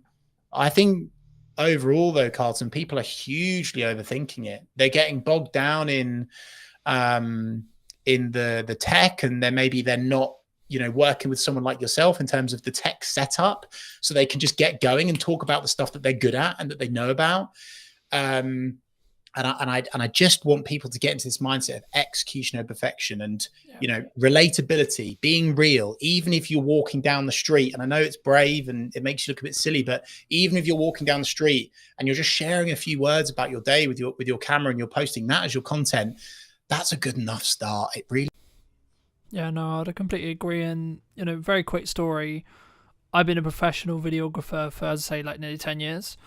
I do a couple of phone videos every now and again, and I'm almost willing to bet, I haven't checked yesterday's one, but nearly every single phone video, I think, it's really bad for me to say, but I think it over-indexes in respect to views for, like, on Instagram especially, but even on LinkedIn and other places as well. Like, I've noticed there is a algorithmic boost for phone content if it's executed well, right? Granted, right? And in the one that I'm specifically thinking about, I did tell a very cohesive story. I did give a very specific setup and then a very good resolution, but that was because I'm in the process of creating good content consistently and doing those reps. So whether I'm filming it on a camera, and the reason why I mention it here is because I think some people, they look at like what I'm doing with like the trailers and it looks good and it sounds good and I've got professional mics all the time and then I'm flying a drone and they're doing all this stuff, but it's like I don't have that, so I can't do it, right? I don't have the microphone. I don't, but you do have a phone, right? And I think if you just, it's more of a psychology thing. That's why I love to talk about the psychology behind video, because for me, it's the main barrier for someone not wanting to or not being willing to put themselves out there, because actually you find about some insecurities, and it's actually a really strong self-belief and self-esteem and self-growth perspective yourself doing video, which is a kind of a byproduct of actually all the business benefits that we've already kind of alluded to.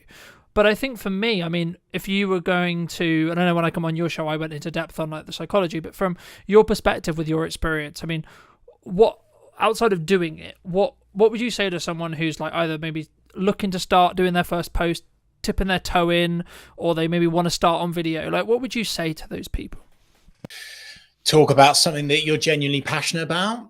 Don't overscript. Don't write everything down. Be okay with buts, and maybes. You will stumble, you will stutter, you will there will be a moment where you accidentally say something you shouldn't, and keep it in because it's real and people want real. Again, back to my previous point, AI, robot, cold corporate world that we're drifting into. People are craving real more than ever before. And this is why influencers do incredibly well, because it's so real. It's so genuinely authentic most of the time. And so I think if I was to say to someone to start out, like of course, you know, press record in your office, whether it be, you know, in the workplace or at home or whatever, and just keep the camera on and record your day, and maybe record some of your meetings from an alternative angle, and see if there's a snippet from that you can take out. Maybe you're not looking at the camera. That's okay, because doing something is better than nothing. And I'm like so far on the other side of the fence with this. Like, some marketers are like, oh no, you know, it's got to be absolute quality, da.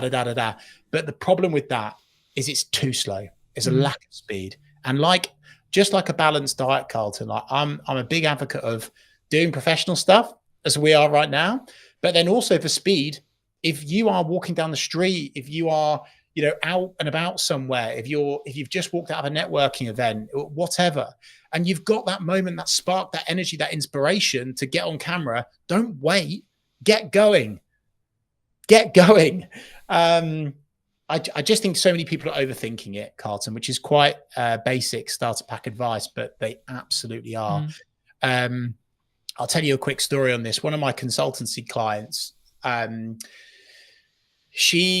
was going through this process with her. We were running through various static. We'd established our top line strategy. We had images, we had graphics, we had design, we had some polished video. And I was saying, hey, look, Cassandra, I think we should really shift more towards this kind of real, relatable, portrait, selfie shot style content. And she sent me a couple of videos. One was her at home, and one was her at the beach. And the one of her at the beach, you could barely hear her, to be honest with you. Like, you could hear what she was saying, obviously, but it was quite hard to hear. However, when she shared that one, you use that word over-indexed, it was so real. The wind was in the background. You could hear the waves. And most people, they wouldn't have used it. They would have gone, it's too difficult to hear me, I won't share that. Whereas actually I would say, if there's a car in the background beeping, if there's an animal, if there's a bird tweeting, if someone walks in, you know, like it's like the classic BBC Reader where the kid walks in, right? Like, use that, you know?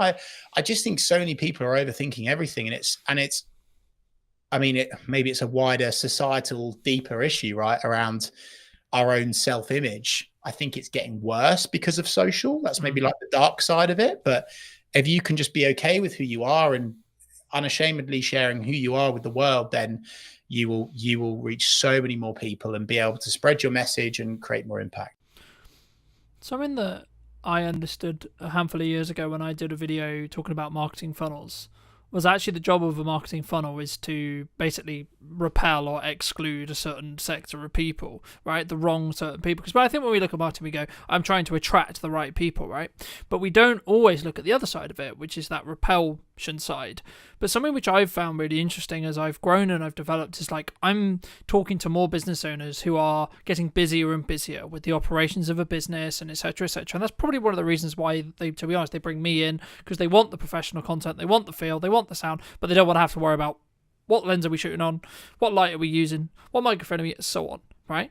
But for some business owners who say they don't have time for social media, they don't have time for content creation, what would you say to them? I would say, like anything, it's whether you truly want to commit to it or not. I would say that it's more attainable than ever before to work with a genuine specialist that isn't going to charge you, you know, through the roof like a large generalist agency that doesn't specialize in. And you, as long as you go through an appropriate in-depth onboarding consultancy strategy agreement process, if you like, and you're able to define exactly what you want to achieve, where you want to go, how you want to do it, your tone of voice, then you could outsource it. But I also truly believe, Carlton, with the tools and technology that are at our disposal today, I've got a lot of concerns around AI, right? But then also I am an advocate of using AI in terms of ideation, in terms of building out content pillars, headlines. There's so many things that we can get from it. So it's easier than ever before to get consistent on social, whether you do it yourself through tools, through techniques, learn techniques, or you outsource it. You know, you don't, I think there is this kind of there's this real thought with most people that it's like this huge unattainable expense to work with a specialist on your social now, but that's certainly not the case in my humble opinion anyway. So again, not maybe a one and done answer there, but an honest answer, which is that you can absolutely commit to it, whether it's yourself or whether it's through a.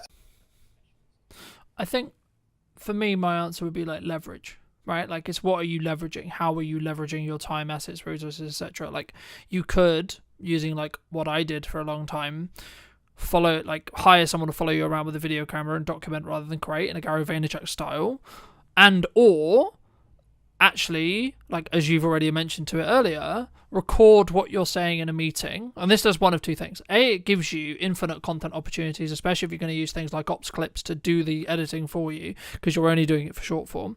But also, it actually means you're going to show up better for that person in the meeting, because you're not going to spend time talking about how's the weather, how is the dog, etc. You're going to go, okay, how tangibly can I add value to you, right? How can I tangibly add value in that hour? Because A, you're creating content from it, so you want to add kind of generalized information, you want to create the most valuable content you can, but also, I've found personally, people take more value from the meeting because you are kind of in that performance mode, I guess you could say, right?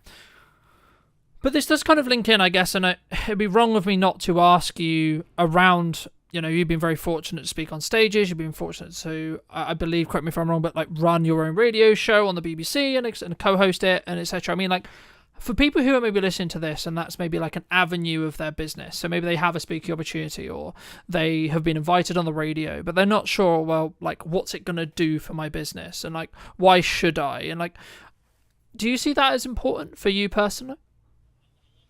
Brought that up, Carlton, because it links with your response to my last answer, right? Which is that if you're going to do public speaking, or you have a media appearance, or you're guest writing, or you're doing something like what we're doing now, okay, the reason why I'm committing to this is, of course, not just to share my expertise and my experience and help serve, not sell, really just help people reach new audiences.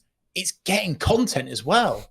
And you've mentioned Gary Vaynerchuk, huge advocate, very grateful to have met him a couple of times now, a really real massive inspiration for me. And one of the things that he talks about is content pyramids. And many people just, and it again links back to your having the time bit, Carlton, they don't realize that us doing this, what is it now, half an hour, 45 minutes, we'll do maybe an hour today together. This will give me content for weeks. I could pull out of it a long form video. I could pull out of it multiple blogs.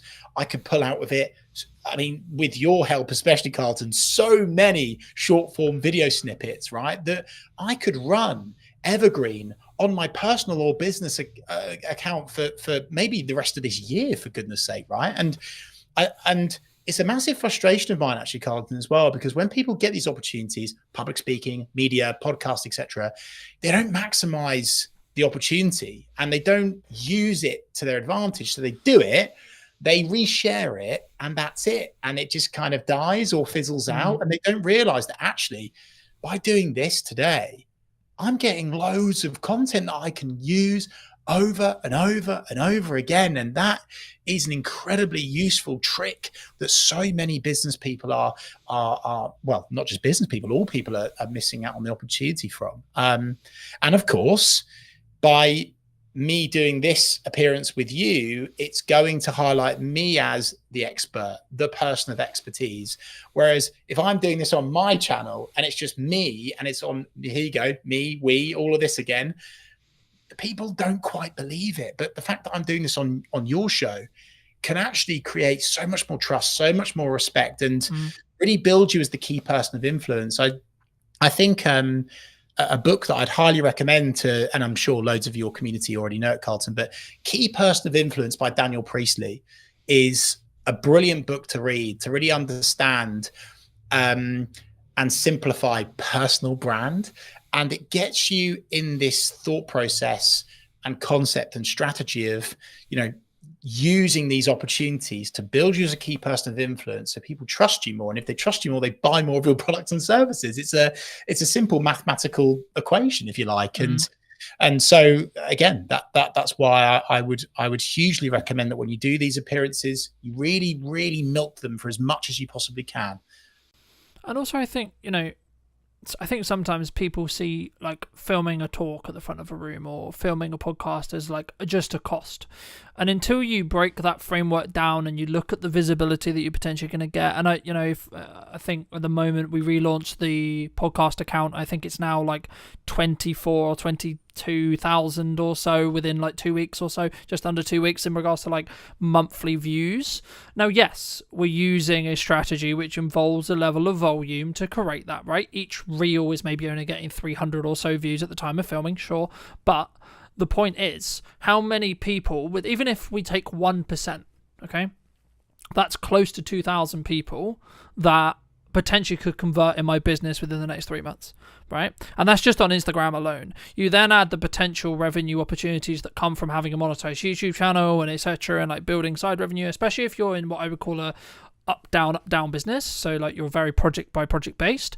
You could build yourself an opportunity, and I'm personally doing this with the brands I'm building and in the content I'm creating, where you could have infinite marketing content because you're going to put it out on all your social media, linking out to your YouTube, etc. But also, if you strategically think about it enough, and you can build a strong niche for that YouTube clarity, which is what YouTube specifically cares about in all the research, all the people I've spoken to right now, and that's why I have a different channel for the podcast rather than Brightner Media, etc., is because algorithmically YouTube wants to have clarity over who to serve those videos to, right?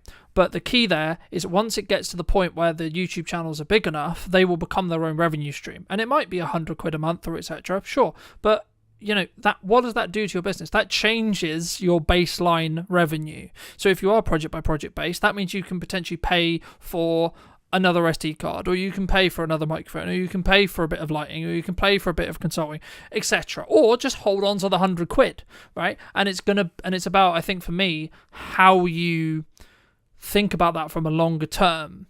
But do you think people sometimes underestimate like the other opportunities that could come from like either that or the lurkers that could come on social media from creating content, Chris, do you think? Yeah, for sure. I was going to say, though, something that you've brought up there, which is a huge gap for the majority of people. Unbelievably, they are not using and making the most of the second biggest search engine in the world, which is YouTube. And YouTube Shorts right now are so hot. They are absolutely flying. They are getting so much organic reach. And so even if you were to set up your own personal YouTube account under your name, right? And you just share all of these little videos that you do from various appearances, public speaking gigs, talks, meetings, whatever, wherever, however, getting your name on YouTube and giving these AI tools, hey, by the way, something to grab onto, because then you're the expert. Boom. And that is a massive gap for so many people. So again, link back to your previous question, Carlton. We're doing this in a funny order today. That will hugely help people. So definitely jump on YouTube and really, really capitalize on that opportunity by using that video content. And the great thing is with YouTube is by tweaking, tailoring, optimizing, making something, amending something, is that it can go viral like that. Okay. So with LinkedIn, with Facebook, with Instagram, if you edit something, if you edit a social post, it will penalize you, right? YouTube is phenomenal because by simply adding a new thumbnail, changing the headline, adding more to the description, all of a sudden your video can blow up and it could completely change your business forever. And that's not pie in the sky, blue sky thinking stuff, right? That's very real and it's happening for so many people. And so again, another takeaway for people listening to this is please jump on YouTube. Please start publishing to YouTube. Yeah. And I mean, we've talked a lot about like the commercial benefit of doing content, the commercial benefit of like why I should be looking at marketing, how I should be consistently marketing. But you've done some incredible work through your Big C initiative about, specifically raising, I believe this is correct, do correct me if it's wrong, raising up to about £40,000 for the charity involvements and etc. I mean, how specifically is that kind of, I guess, purposely shaped your work, or like how did that kind of come about? Like, because I think that's really rare in the business landscape, but also in the social media landscape as a whole. I don't think we sometimes think, hey, I could actually do something really good and really meaningful here. Love that, Carlton. And we're talking here about business and doing all this, but hey, actually, what charities are you passionate about? What do you want to change in society? What legacy do you want to leave? You can use social as a tool to support with that. I'm so proud to say that we've now got up to over 50,000. I think we're almost knocking on the door of 51,000, right? For a cancer charity that supported my mum before she sadly passed away in 2007. And my mission is I want to get to 100 grand before I retire, right? And I will get there. But the takeaway and the learning from that is all of that money was raised because of the power of social media, specifically the power of building a engaged community. And we jumped on YouTube lives. We were talking to our subscribers. We did a 24-hour watch along, which was phenomenal. And we raised, I think it was like annoyingly, it wasn't 24,000. It was 23,000 in 24 hours. And that was on YouTube, one platform. So again, like, if it's not enough to already jump on social media for your business, what about the stuff that you're passionate about? What about the charities that you want to help and support? It's definitely the right thing to do. Do you think AI is going to change this? Yeah, I do. I think AI has already changed a lot of social media. And I think that it's one of those things that you can either lean into, you can sink or swim. And I think that many people are already swimming with it, but then also some people are unintentionally sinking because they're using AI. They are they're really rubbish with their prompts, Carlton, and they're just kind of spewing up stuff and throwing it out there. And the algorithm is understanding and picking up, that's AI content. And there's certain things that you see and you're like, you've swallowed a thesaurus overnight. You're using the rocket emoji on every single post. You're using multiple line breaks in weird orders. It doesn't feel like you anymore. So I think AI has changed it, but not just for the good, but for the worse as well. And honestly, not even just saying this because I'm on your podcast. It's why video. I mean, I didn't think video could be any more I didn't think it could be any more valuable. AI coming in has made video work even more valuable for you and your business. Because of course, AI tools are developing all the time, right? And it's going to get scary really quickly at what it can do, even in video. But right now, there's this opportunity where doing video as you, for real, there's going to be this nice soft squidgy stage where you can get so much impact now before these tools and technologies catches up with it and are able to dupe you to a quality where you can't tell the difference. I don't think that's going to be long, by the way, and I'm quite scared by that, to be honest. For the world, not for me or my business, everyone. But you know, for the next year and a half, 2 years, I think there's a real moment where you can jump on video, make loads of money, create loads of impact, help support causes that you care about. So yeah, I think AI has made things really good in terms of getting people going, ideation. But I actually also think it's really showing people up, and it's making jumping on video even better for showing off your expertise, your knowledge, your wisdom, your skills, because that's something that AI can't do. Yeah. How shouldn't we be using AI? How shouldn't we be using it? Putting a I'm not going to try not to swear, just in case you're monetizing this, by putting a rubbish prompt into ChatGPT, copying and pasting any old nonsense, right? If you put rubbish in to ChatGPT, you will get rubbish out of it. And people aren't even proofing, Carlton. It's so scary how lazy humans are. It's like so scary. They're literally putting a rubbish prompt in, getting a rubbish answer response out of it, copying it, whacking it in LinkedIn and sending it. Yeah, that'll do. Fact checking it. And some of the stuff I've seen, it's like the worst thing to do for your personal brand. It can literally destroy your personal brand in an instant because the facts are wrong. The stats are wrong. They're not right. And it's because partly of the prompt, but also what AI is currently still latching onto. So as I say, I'm not an AI denier by any stretch of the imagination, but I think that's where people are getting it massively wrong. They are not understanding how it works, and they are shortcutting it. They're thinking it's accurate, and it's not. It's actually, you know, you spoke earlier, Carlton, about, you know, video / social attracting or detracting for your personal or business brand. And my goodness gracious me, is it detracting from some people's businesses right now?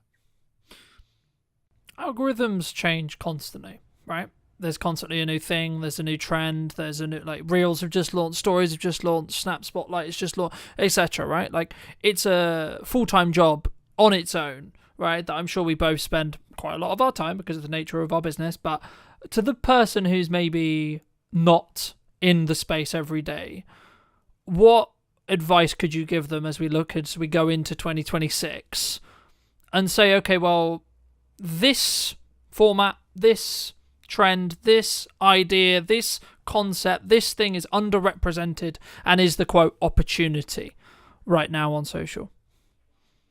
Well, I think what's always going to be safe, you know, is educational content, serving, not selling, especially when the content that you're creating is non-time sensitive. That consistency is going to be more impactful and work over and above trends. I'm really cautious with trends. Trends are fantastic at creating virality and going big, getting loads of vanity metrics. I'm not sure jumping on trends is something that a business should be leaning into too much, because actually I think it detracts away almost from your commercial objectives. Heck, I saw a competitor the other day post something on their social, which was so detracting away from what good customer service, client service looks like. And I was like, oh dear. And it's because they jumped on a trend that, like, other people are doing, but you don't have to jump on every trend. So I think video works. I think doing lives works and will work very, very well. If someone is able to do content where they are getting connected, exposed, and accelerated into another network of people that they want to reach, is also good. So Instagram collaborations, live broadcasts like this, very, very good thing to do. But Carlton, I do fear that question will almost strike fear into people, and they will go, oh no, I'm overthinking it again. I can't do the right thing. So again, I just want to go back to basics: execution of perfection, give value. I'm creating now, as we speak, 52 videos and I'm going to do one per week for the rest of next year. Like, I'm practicing what I preach on that. And I'm not worried about the trend at the time, because I want to leave a digital footprint. I want to leave little magnets, branches for my audience to hang on to with keywords of service areas that I want to sell more of. That's what I'm all about, right? Leaving this footprint that people can grab onto. So trends are great. You don't have to jump on all trends. And in terms of like what's safe for 2026 and what is going to work still in 2026 is short form video content. Make it real, make it authentic, whether you do it professionally with someone as good as yourself, Carlton, or whether you selfie shoot it. But again, balanced diet point. Do both. Why not do both? Yeah. Work with you, Carlton, or another video provider. Won't be as good, obviously, to batch create loads of video content, evergreen, non-time sensitive. So you're talking at least once per week, and build it and build it and build it. And that's how you can grow your account. No, I completely agree. And I want to build off just before we wrap up the trend thing, because I agree, but I also like kind of disagree. And it's kind of a bandwidth question, right? So I'm going to caveat my answer with, if you have the bandwidth to do this and you have the systems in process to be creating all the polished stuff, all the value add, everything that me and Chris have been discussing for the last hour or so, then yes, do that first. That's always going to serve you. That's always going to be a good idea. However, if you want explosive growth from an awareness point of view, and you have the bandwidth to jump on a trend fast before it becomes saturated, then you can commoditize a load of attention that will then lead into your value-led content. And that's where it really comes down to, in my opinion, a yes and thing rather than a yes or thing, right? We've alluded to Gary a lot, and I will link some resources down below for those who are interested, but like, this is one of the things that Gary talks about a lot. It's like, yes and you should talk about your hobbies. Yes, and you should talk about, I think he had a video that got like silly views, like millions and millions, and it was like him talking about like a fruit, right? What ROI is that? Well, actually, probably quite high, because what happens is people, if you look at everything you do as a part of a marketing funnel, you need to ask what piece of your content is going to do. You can trend jack and get a strong piece of awareness content. No, it won't convert. No, it's not going to miraculously mean you get hundreds of millions of pounds in your bank because you've converted it. But what it will do is it could give you a boost in followers, and or a boosted initial interaction. And if you have your leading to a book that's actually on Chris's bookcase behind him, where Gary talks about your profile hygiene, right? If you have your website, you have your email, you have your phone number easy accessible on those profiles, when you get something that gets 1 million, when you get something that gets 100K, there's going to be a percentage. Again, if you take 1%, you're going to be in a position where you're going to get some more work. You're going to get even 1 or 2 more people who potentially will become clients. So that's kind of my, I guess, counter argument to trend jack, and that's why I caveat it with the bandwidth thing. But Chris, for those people who, because I'm aware you've got to go very shortly, but for those people who want to connect with you, if you want to see more content, you want to see some of this video you've already alluded to, where's best for people to reach out to you? And do you agree with what, that strategy as a whole? Well, I was going to say, I just looked at the time and I went, oh, that's a shame, because I've got so much more to give. And for people that have kind of liked the cut of my jib today, I'm serving up a ton of value over on my Reeve REEVE social media YouTube channel. I'm doing live broadcasts, one of which is with this guy. Incredible value in terms of video psychology, which is the most important thing before you get going. We'll leave that alone for now. Connect with me on LinkedIn, Chris Reeve. I'm showing up there really consistently and just providing free value for people to use and jump on. And yeah, just back to your previous point to, I guess, sort of somewhat finish on, Carlton, in a funny old order again, is we could have done an hour-long Gary V loving, couldn't we, right? But this attention thing, right? And I think that's something else to tap into, is without attention, nothing else happens. And so I would just say, like, preach to your previous answer, Carlton, bang on the money. I'm saying yes, and I'm not saying only do proactive, non-time sensitive evergreen content. This is my tap, by the way, that I'm turning. But I'm also saying turn on the reactive tap, which is the trend tap, the reactive tap. Just don't do only one or the other. Do both, but it has to be attainable with you and your business, Carlton, which is where I think we're totally in the agreement of. I'm just so fearful that some trends that people are jumping on detract and they turn off your ideal customer profile Yep. rather than turn on. Yep. But I'm in total agreement with you. Do proactive, non-time sensitive, evergreen video content. Do trend content as well. And hey, in that book, Attention by Gary Vee, his latest one, it's full of geeky social video, psychology of social content that can work incredibly well for you and your business. Carlton, I just want to say thanks for your time today, but also I want to take the time to say on behalf of your network and the audience and the community that you're building on your podcast, thank you, because this is really rare that someone is taking the time out of their day to genuinely share so much just purely because they're passionate and that they want to help. And I really wish that there were more experts in their field that committed the amount of time that you do to actually just helping people. So thank you, sir. No, that's so kind of you. And thank you so much for the time. If you were going to talk to Chris 10 years ago, right, and you were going to give advice, what advice would you give him? Be more you. You cannot be anyone else. Stop trying to be someone else online. Stop copying your competitors. Stop just doing what the other people in the industry are doing, because actually, if they go yin and you go yang, if they go black and you go white, that is really, really impactful. And the more that you are unashamedly you on social media, the more impact you will have in terms of reach, in terms of engagement, in terms of sales, everything. It all comes back to the more you that you are, the more impact you will have on social media. Thank you so much for the time, Chris. And if you did enjoy this episode of What's Missing in Marketing Today, make sure to be subscribed and all that lovely YouTube stuff and etc. as well. But thank you so much for coming back and joining me. I'll see you very, very soon.